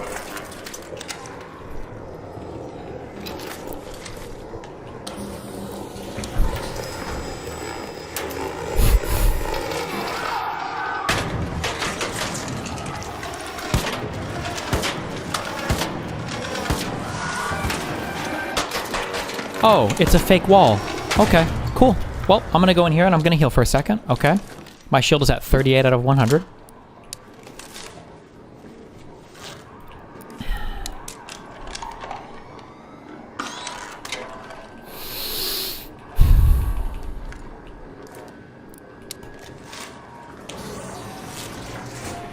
Let's keep going.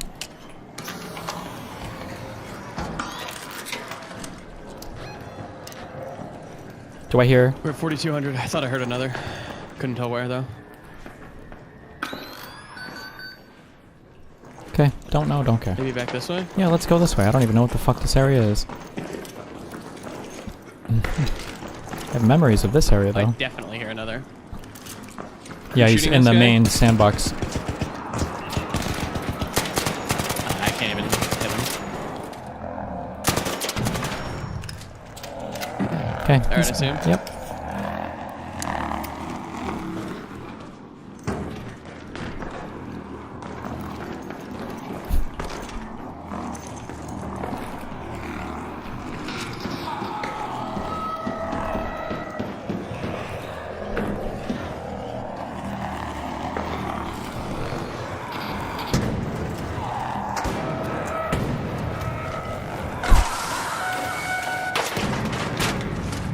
Great dodge by me.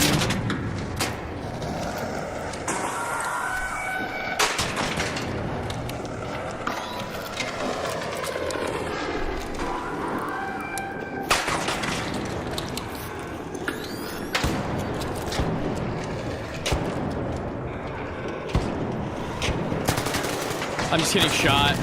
Shot from the other room. Can you crawl back towards me? I can only crawl back in here. Sounds like one of them went down. Are you sure? Yes, I heard a fucking flare.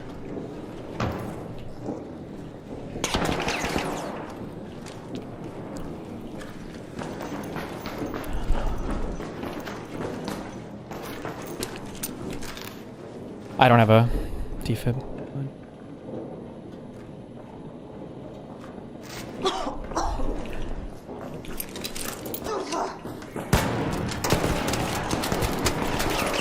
Got one. Just heal!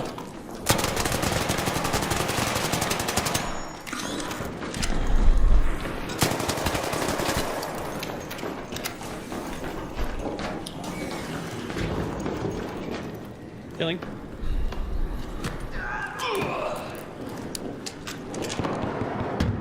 That's somebody else. Yep, they're up in the cafeteria area, I think. Quick looting. Me too. My shield is 20.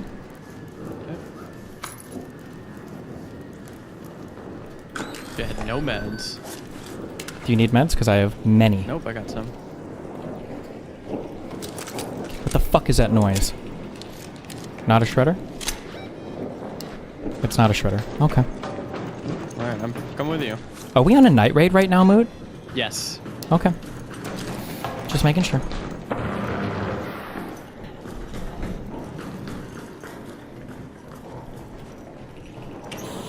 Okay, this place never has. Only near the exit. True. True, actually. And then it's honestly rare. Unless we need to extract. Yeah, then it's always. Then it's there 100% of the time. Okay, I was just looking for some. I don't see any. No, they be fighting up there. Up into the left, yeah, fuck that.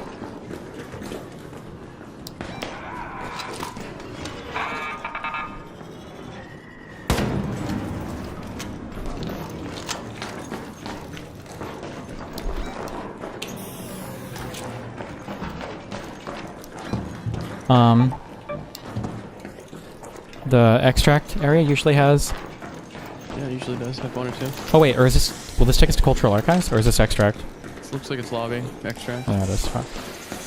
Which is fine. Hold on. Usually two here. I hear spiders. Waiting. Oh, oh.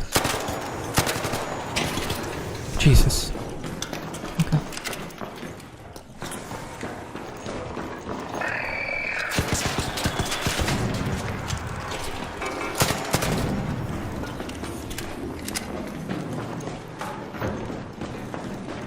Not hearing or seeing anything, but we could go to lobby. Okay. You got a fucking Tony Hawk Pro Skater bot behind you? Yeah, I see him. He fucked up. That's through here, right? And then up, I think? Yeah. Okay, be careful. I feel like I hear one. I know I hear Oh one. yeah, he's right up there.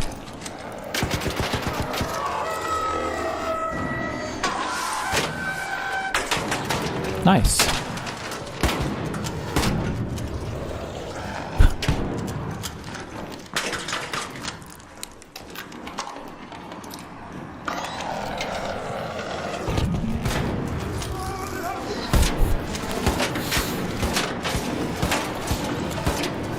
So that was actually an elite moot strategy because... True. No! Sorry.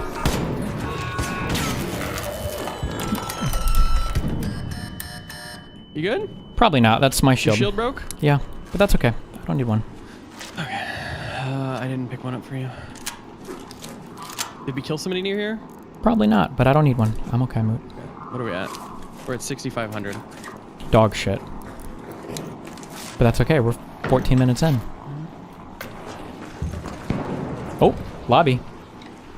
Do these people need to be dealt with? There's another in the sandbox. There's 2 of them. Okay, are we worried about the... No, not at all. Fucking A, bro. Let's go. And there's probably a, Hey, a microscope. you know, Yeah, I don't know what that means, but yeah, I agree. probably a shield on this body. Oh, hold on. Oh, you're Yeah, gonna there's go just ahead and white loot? shield Yeah, at go. least, No, white go ahead. shield Check at for it. Oh, okay. Can I look now? Thank you.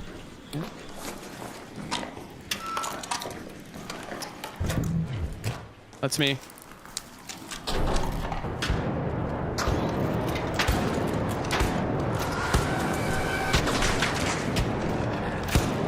Ran right into the fire, huh?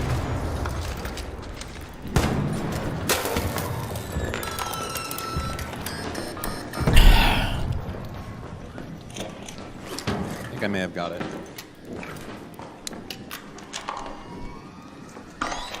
Got what? His thing fixed. Oh, you're out of the squad for the night. Checked in the event viewers, and there's a bunch of shit about Game Bar, so I just fucking uninstalled it. We'll see. Okay, there's not normally shredders in assembly, right? I don't think they spawn over there. No, not usually. We should go lobby if we want shredders. Okay.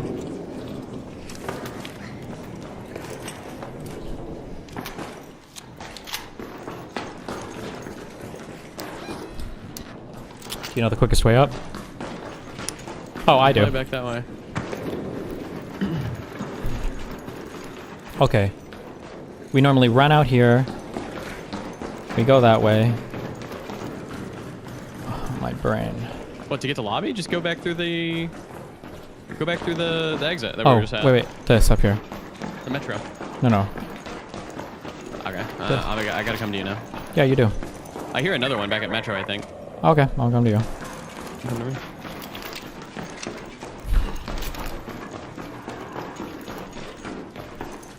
I also think I heard standby for train. Yeah, there. Someone's calling. Are we fighting? I'd probably prefer not to, honestly.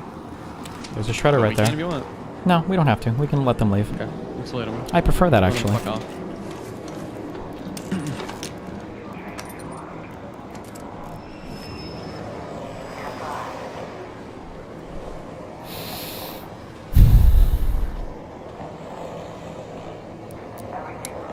You gonna shoot this guy pulling this way? Hold on.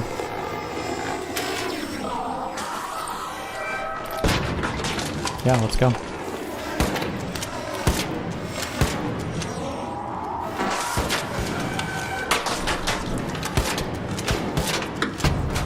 Easy. Dead.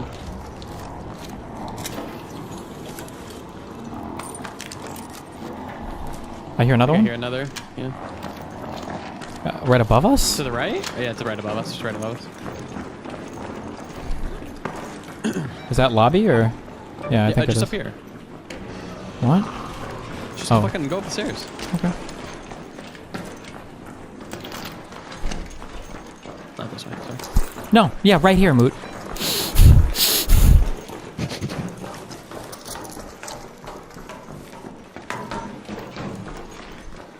Oh, I hear him. Yeah, he's right here, Moot. It's okay. I'm just Well, kidding. we're I'm going just kidding. We're going. We're getting there. Yeah. An arc orbiter is en route. The safe window is closing. 10 minutes to get out of there. I repeat, 10 minutes.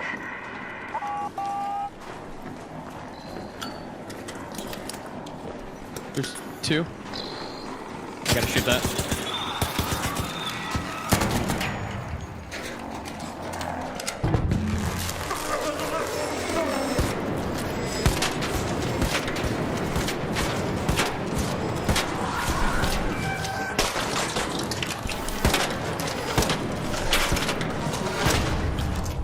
Careful, careful. Should be one more. I know. But we're listening for people too, right? Yep. We're at 10K. I have one more showstopper. Okay. If you give me a heads up that you're going to use that, you know, I can like shoot it while he's showstopped, you know. That's true. Do we want to really do it in the middle of the open floor? He'll come this way. Okay, Ready? true. Yep, okay. I'm going to showstop him. Okay, wait. I'm waiting for him to get closer. And you're not going to miss it, yeah?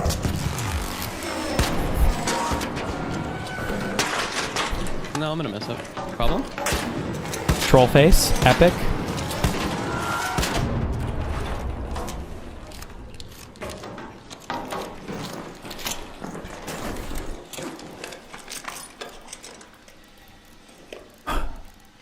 Amount of showstoppers. How much shotgun ammo do you have left?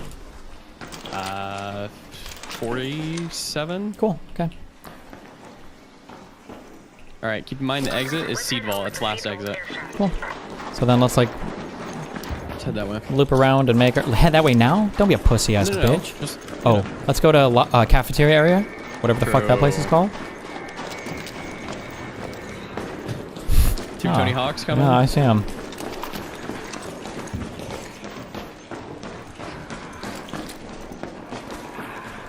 Okay, that's good. This is good. Means there's nobody here.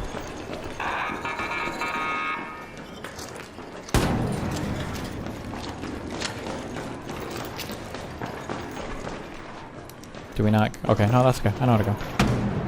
Excuse me.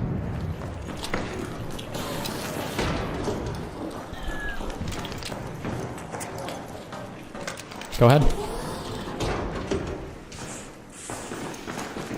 Okay. And then there's always a few in here, right? Oh, yeah. Wait, that wasn't on us, right?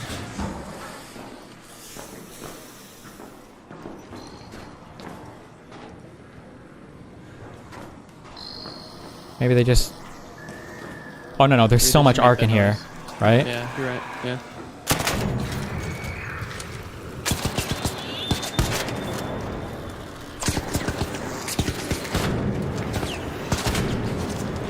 Reloading.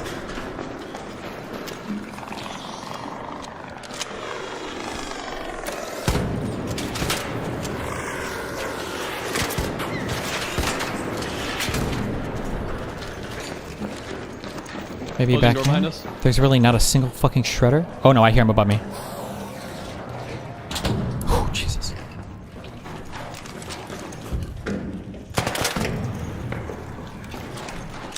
Wait, did you know you can go up here? Like this? Nope. Okay, well, I just did it. Looks sick. Wait, did you hear one up here? Am I crazy? I hear one above us. Or... Oh, fuck. I hear one, yeah, but where? In here? I don't know. I don't Maybe know. I don't. Head home at the Seed Vault air shaft.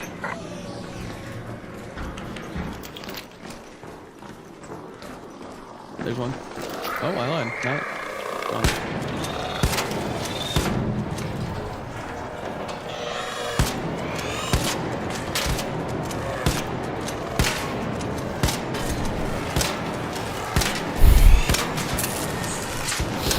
Okay.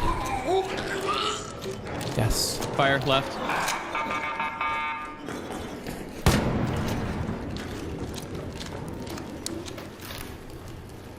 Five minutes. We can go Robo Bay Sandbox again. Sure. On our way to Seed Vault or whatever. Yeah. Ooh, are you There's sure? really no more shredders, Wait, huh? That's a long walk. I hear one. Oh, I'm following you. Do you know which way to go? Nope.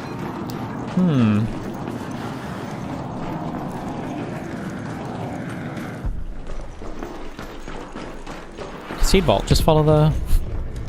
True. Ultra Archives. All raiders, we have Arc on screen. 5 minutes left. Go find a way home. I repeat, 5 minutes. Did you shoot? Yep, I did. Wait. Okay. We do want to peek Tony Hawk into cultural just yeah, real we can go quick. there. Tony Hawk on the stairs. Just everybody's on the stairs. Yes. That's okay. Didn't need it. I don't want a shield. Just slows me down. There's another one, I think. Oh, Shredder. Yep.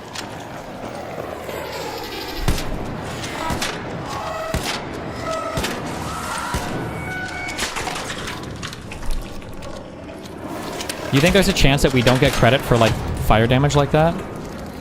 There's a chance, I guess. Any more in here? Do you see any? No. I'm looking, doing a quick run through. Okay. Yeah, another. I'm shooting him. Okay. Come on over to you.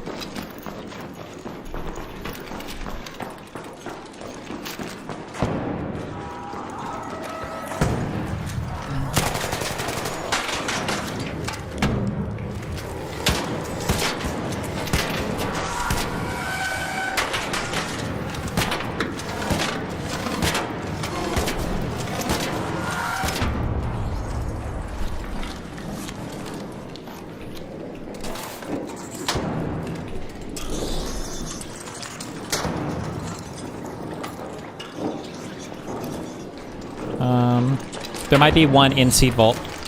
Could be. It's 15K. It's an okay run. No, it's really good. And we didn't even stop by Medico. No, we didn't. Okay.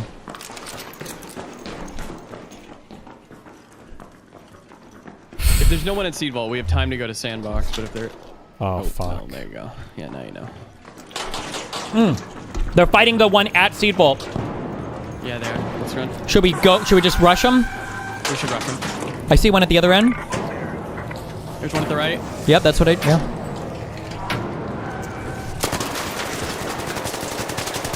One down. Yep. Wait. We should let him live. Might just be him. We should let him Let live. you live. Just shut the fuck up for a second. Let us kill this. Okay. All right, we're gonna let you live. Call it. I will defib you. Come on. No, don't defib him. I'm just gonna stabilize him.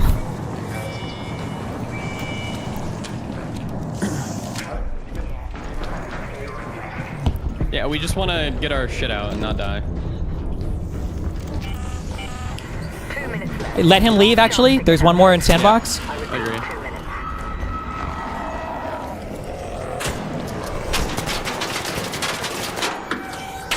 Oh my god.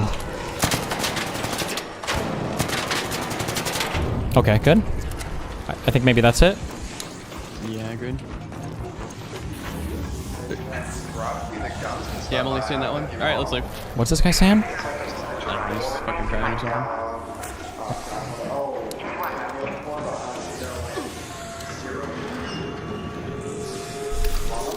Okay. I don't even know what he's saying. No, just let him in. We don't care, yo. Well, I still appreciate you guys very much. Thank you. We should kill him. No, don't do it. Don't do it. Don't do it. If you do it, I'm never playing with you again. I'm not killing him. That would be fucked up. Jesus. You know what? Was that a 15K run? It was a 15K run. Was it 15K?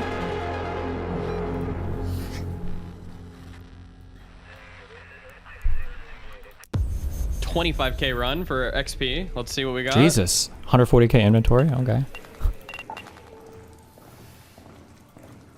34K XP. Yeah, okay. It was a 16.7K run. God. Not bad. Not bad. We take those. All right, let's see where I'm at. What group are we? We might be in the same one now, I think. Trials. Ranks. 10? Number 2. Oh. Wait, you're number 10? Oh, man. Okay. What is yours? Oh, you're fucking cooked, man. My guy's 24K at the top. Well, mine's not that far off here. 30K? What rank are you? 2? 2. It's... Shut the fuck up. Okay. All right. We're back tomorrow? True. Dan, did you fix your shit? No. Dan shit is fucked forever. I did. I mean, in solo, nothing happens. Oh, it's just when you're trolling your teammates. Dude, this search first wave husks, I feel like if you load spaceport on a map condition, you can get like... That's every single... Or that one map. What is it called? Blue Gate or... Blue Gate or Dam? Or Dam or whatever? Yeah. Good. All right. We'll play again tomorrow. I love you. Be careful. GG's. Bye, Dan. Bye, Steve. Where are you going? Way to We're all sleep and done. stuff? We're all leaving. Where are you going, though? To your mom. Your mom. Why? She needs love. Silver. Mint. Study.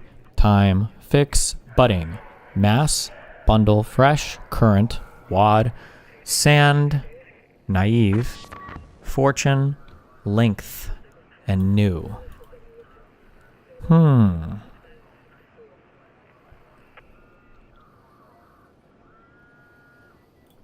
Fresh, current, budding, no, naive, new. Beginners, inexperienced, okay, alright, okay.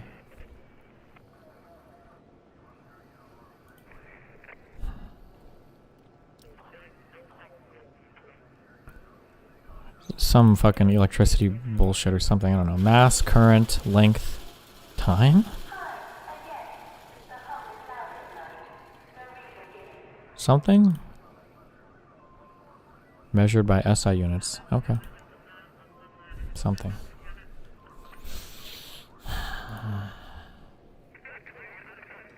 A bundle, silver, fortune, sand, wad. Fix, mint, study. A sand castle, study castle, bundle castle. Fortune, 500. Silver, 500. Bundle, 500. Mint a coin. What's the fix?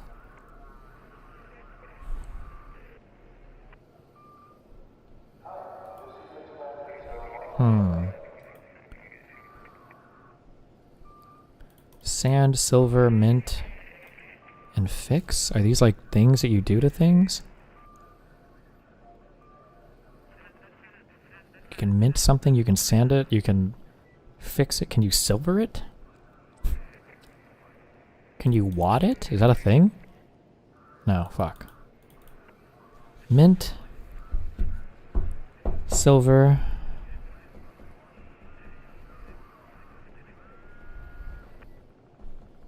mint, silver, sand, and fix. It has to be silver, right? Because it was one off and then it wasn't.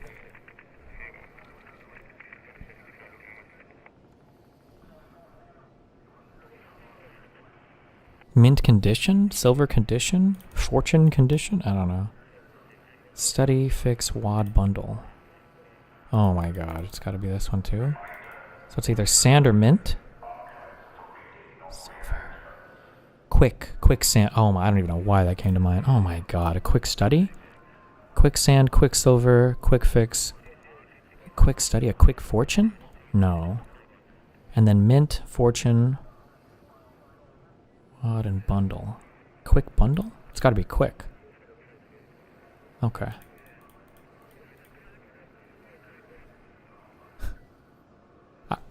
Oh, this is just referring to money or a bundle of cash, a fortune, a mint, a wad? This is, I don't know. Okay. Alright, I love you guys. I'll be back tomorrow. Stay safe.